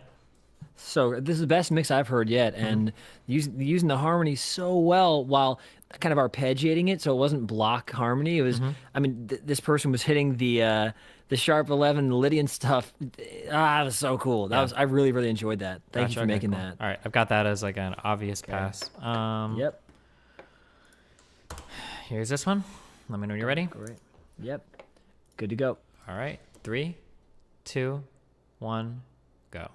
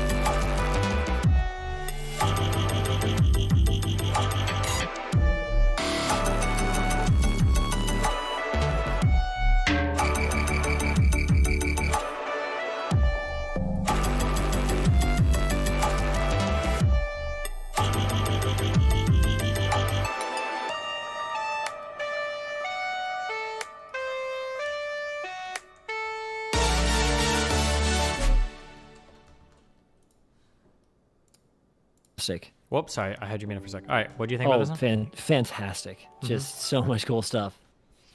I don't know Obvious if I should Cape? get specific. It's for me it is, yeah. Okay, that's 5 of them. All right, be careful. Yeah. Well, there are too many things that were good about that for me. Yeah. I really wanted that to go drum and bass at the end. That's the only thing I would say, because he implied it for like two beats, and I was like, oh, go do it, do drum and bass. All right, throwing you this one, okay? Cool. We Okay, listened great. to this one before, so let me know when you're ready. Okay, great. I'm ready. Or do you remember it? Yeah, I do. I don't think I had this in my list of top 16 personally, but I will Okay. go back to the chart. Yeah, because I can give you the list of all the people I had as. Nope, in my I'd rather thing. you don't, Great. because I've already marked Great, I some of these. won't. So if you tell me you already agree with me, then it makes it feel like we're So not. this one actually, I wrote down on my thing that you had put a check on it, and I wrote down I'm not sure on my page. Yeah. So But- my problem with this was that the overall like mix was pretty weak. The bass playing itself was like super awesome, like very sick. Yeah, fantastic, very explorative. Yeah. But very clearly above the rest of everything else on this, I think. I especially really like the last half of this. Like I thought, like the funk section was like super, super, super cool. I think what we were talking about is just if the vocal mix, I guess, between this round and the next round were maybe improved so it could shine, because the voice is actually cool. It's just buried a bit. Yeah. But definitely very interesting and explorative. I do remember this one rather well. Gotcha. But I didn't put it down, but I would be stoked if this went through. I just yeah. Oh, no. That's what I meant. I don't have it listed as like passing, so I asterisked this one. Okay. Oof, okay. These cuts are like the hardest, so. Yeah, it's tough. Okay, I'm gonna throw you. Pick a number, 1 or 2. 2. All right, I'm gonna throw you this one then. Great. Let me know when you're ready. All right, I'm ready. All right, 3, 2, 1, go.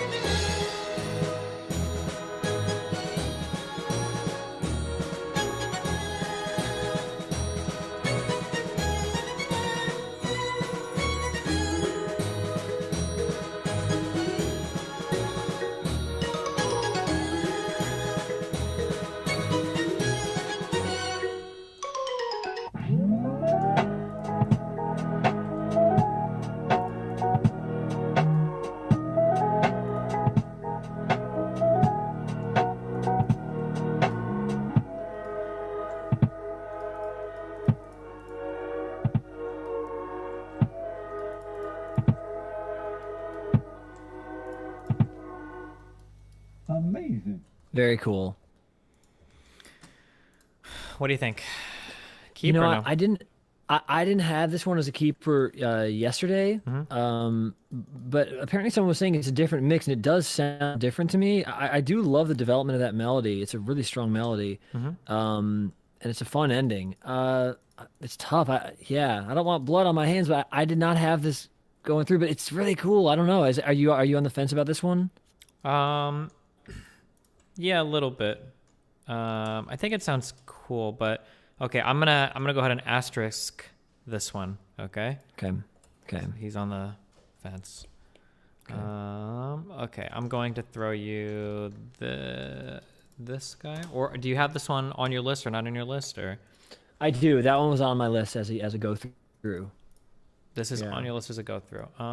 Yeah. Okay. Then we'll move to this one. What do you think about this one? I had that also as going through. I also had that. Okay. Yeah. You have this going through.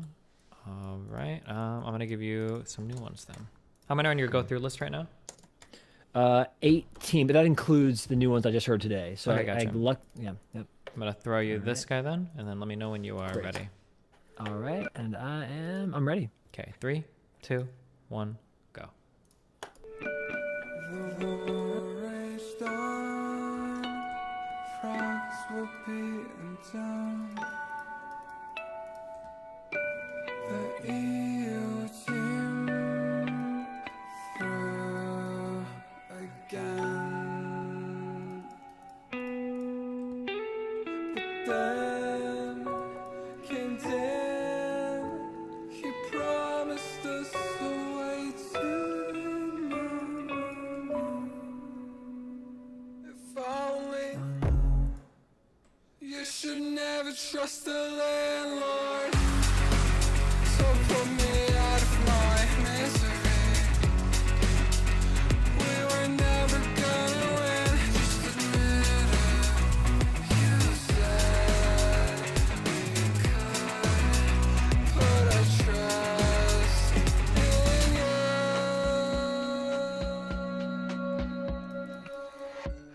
Good night.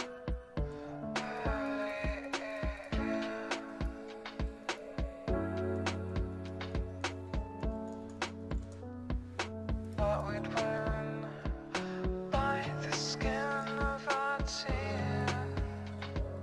How deluded were we to think we'd win by the skin of our teeth? If only I knew. You should never trust the landlord. So put me out of my misery. We were never gonna win, just admit it. You said we could put our trust in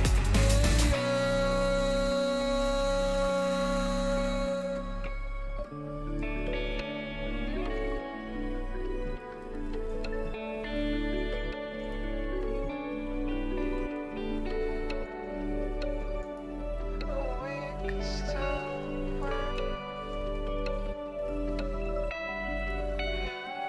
Next year.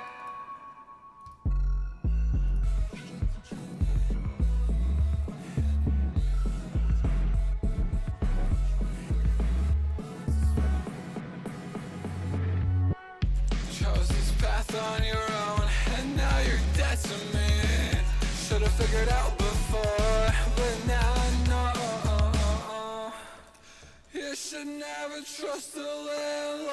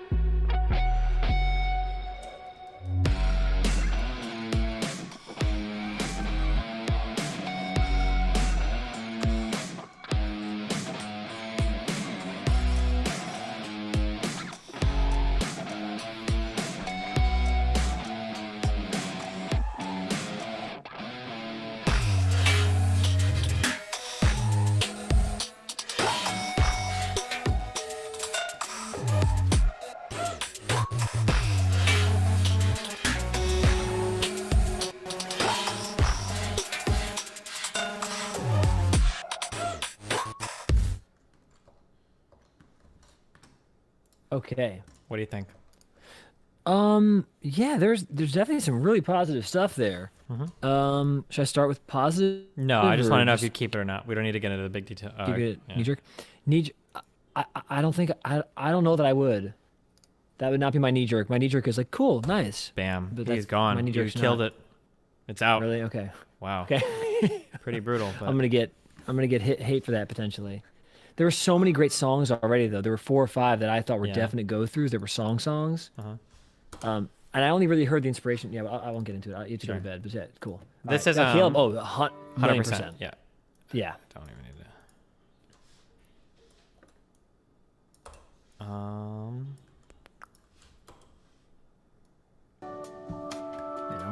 to. This one. Do you have a yes or no on this? I had a yes on that. Yep, me too. Easy. Yeah. You're still feeling like the guitar one that we listened to, the UK Daza one, is a yes? Is it a Silkworm or Next Cage? No, the one that the guitar one. Oh yeah, what was his name? Ukdeza. Yeah. Yep. Okay. I still am. Yeah, but okay. yeah. Nope, that's fine. That's fine. I'm just making sure. Okay, I'm just adding that to your keep list. And I'm keeping this. This one. Did you have this as a yes or no? I did have it as a yes. Yep. Okay. We agreed on a lot of stuff. Interesting. Yeah.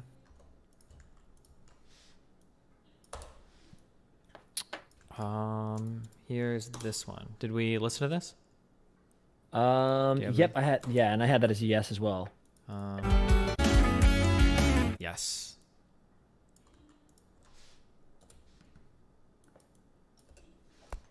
Hold on. What about this one? I had that as a yes. Yeah, crazy guy, but okay. Yeah, I did. Yeah.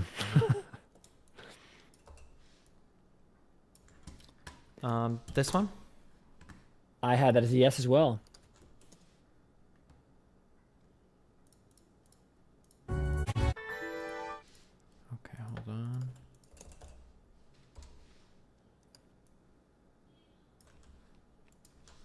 This guy? I actually did not have that person in my yes list, but I can look at the page real quick. Didn't have it in your yes list. I'm gonna look at the page real quick. This is or like I can listen to the it real quick. Porter Robinson one, kind of. Right. Maybe I messed up and forgot to do it. Oh yeah, why did I not have this as a yes? I remember this one. Yeah, I must have messed up and forgotten to put that down. Put that down? Okay. Yeah, because I'm looking for the page right now because I took notes and loved that one. Gotcha. Okay. Where's the name of that one? Oh, there we go. Oh, right. That one did have a lot. Right. I remember why I didn't put a check mark next to that, but I think it should have a check mark. But I said that there was that 10K thing, but it was so good. The drop was so nice. Yeah. Okay. This one? I did not have that in my list. I don't know if I heard that one actually. You might. I must have. Right? Oh no, I think this is the one I heard today. Okay, the next 5 we're gonna listen to are ones you haven't heard yet. Okay. So let me know when you're ready to start this one. Okay. Ready to go. 3, 2, 1, go.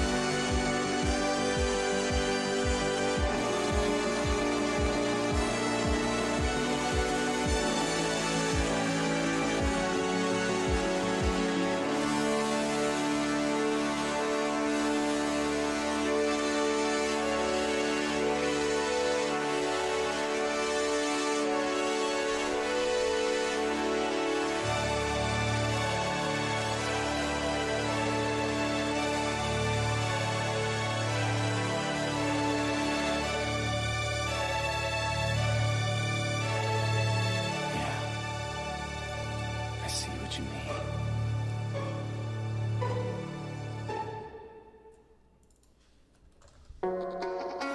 Wow.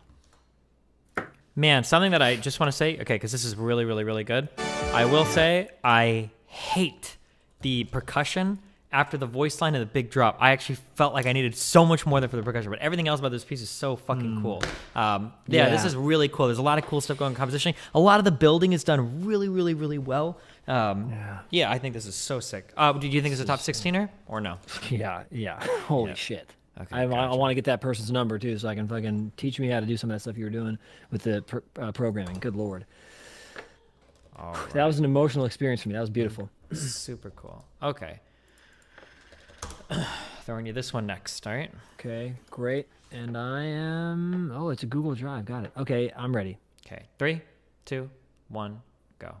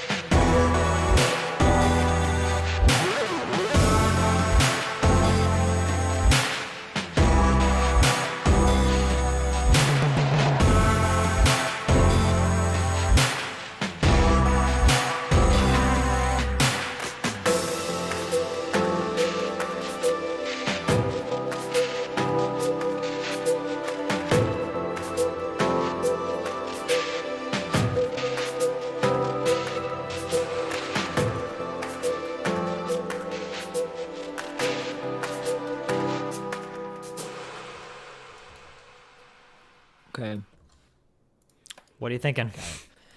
Man, the last minute and a half or 2 minutes was so different than the beginning, and I wonder if that would maybe hurt this one. But really great melody off the inspiration from your piece.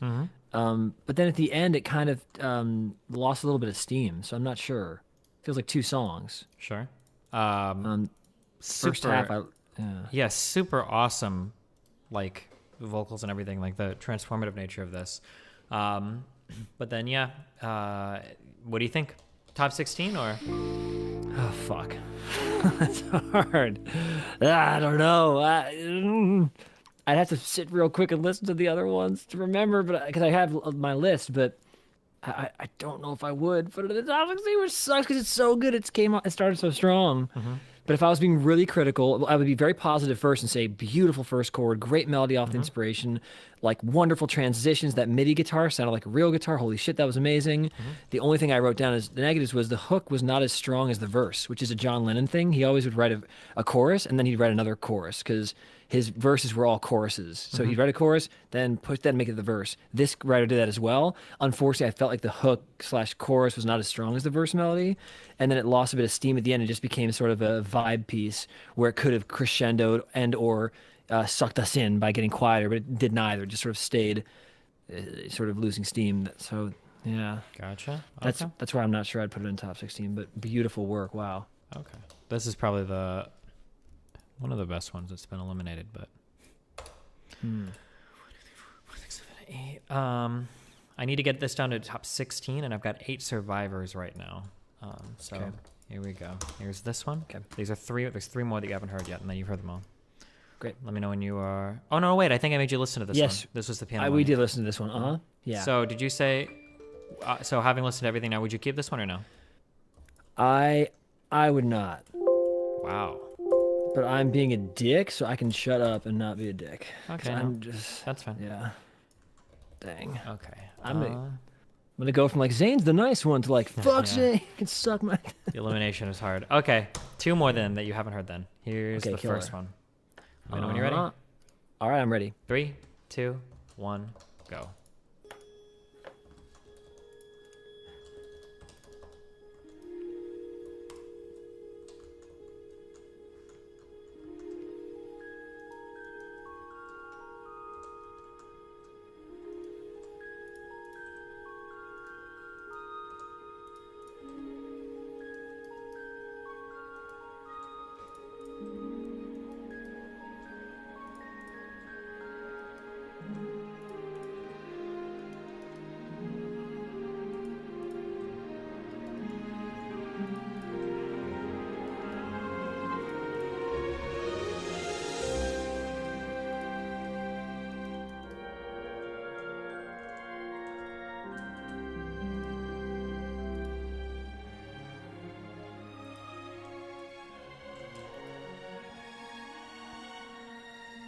Oh, I think Peach hosted me. Did I say thank you for that? Thank you.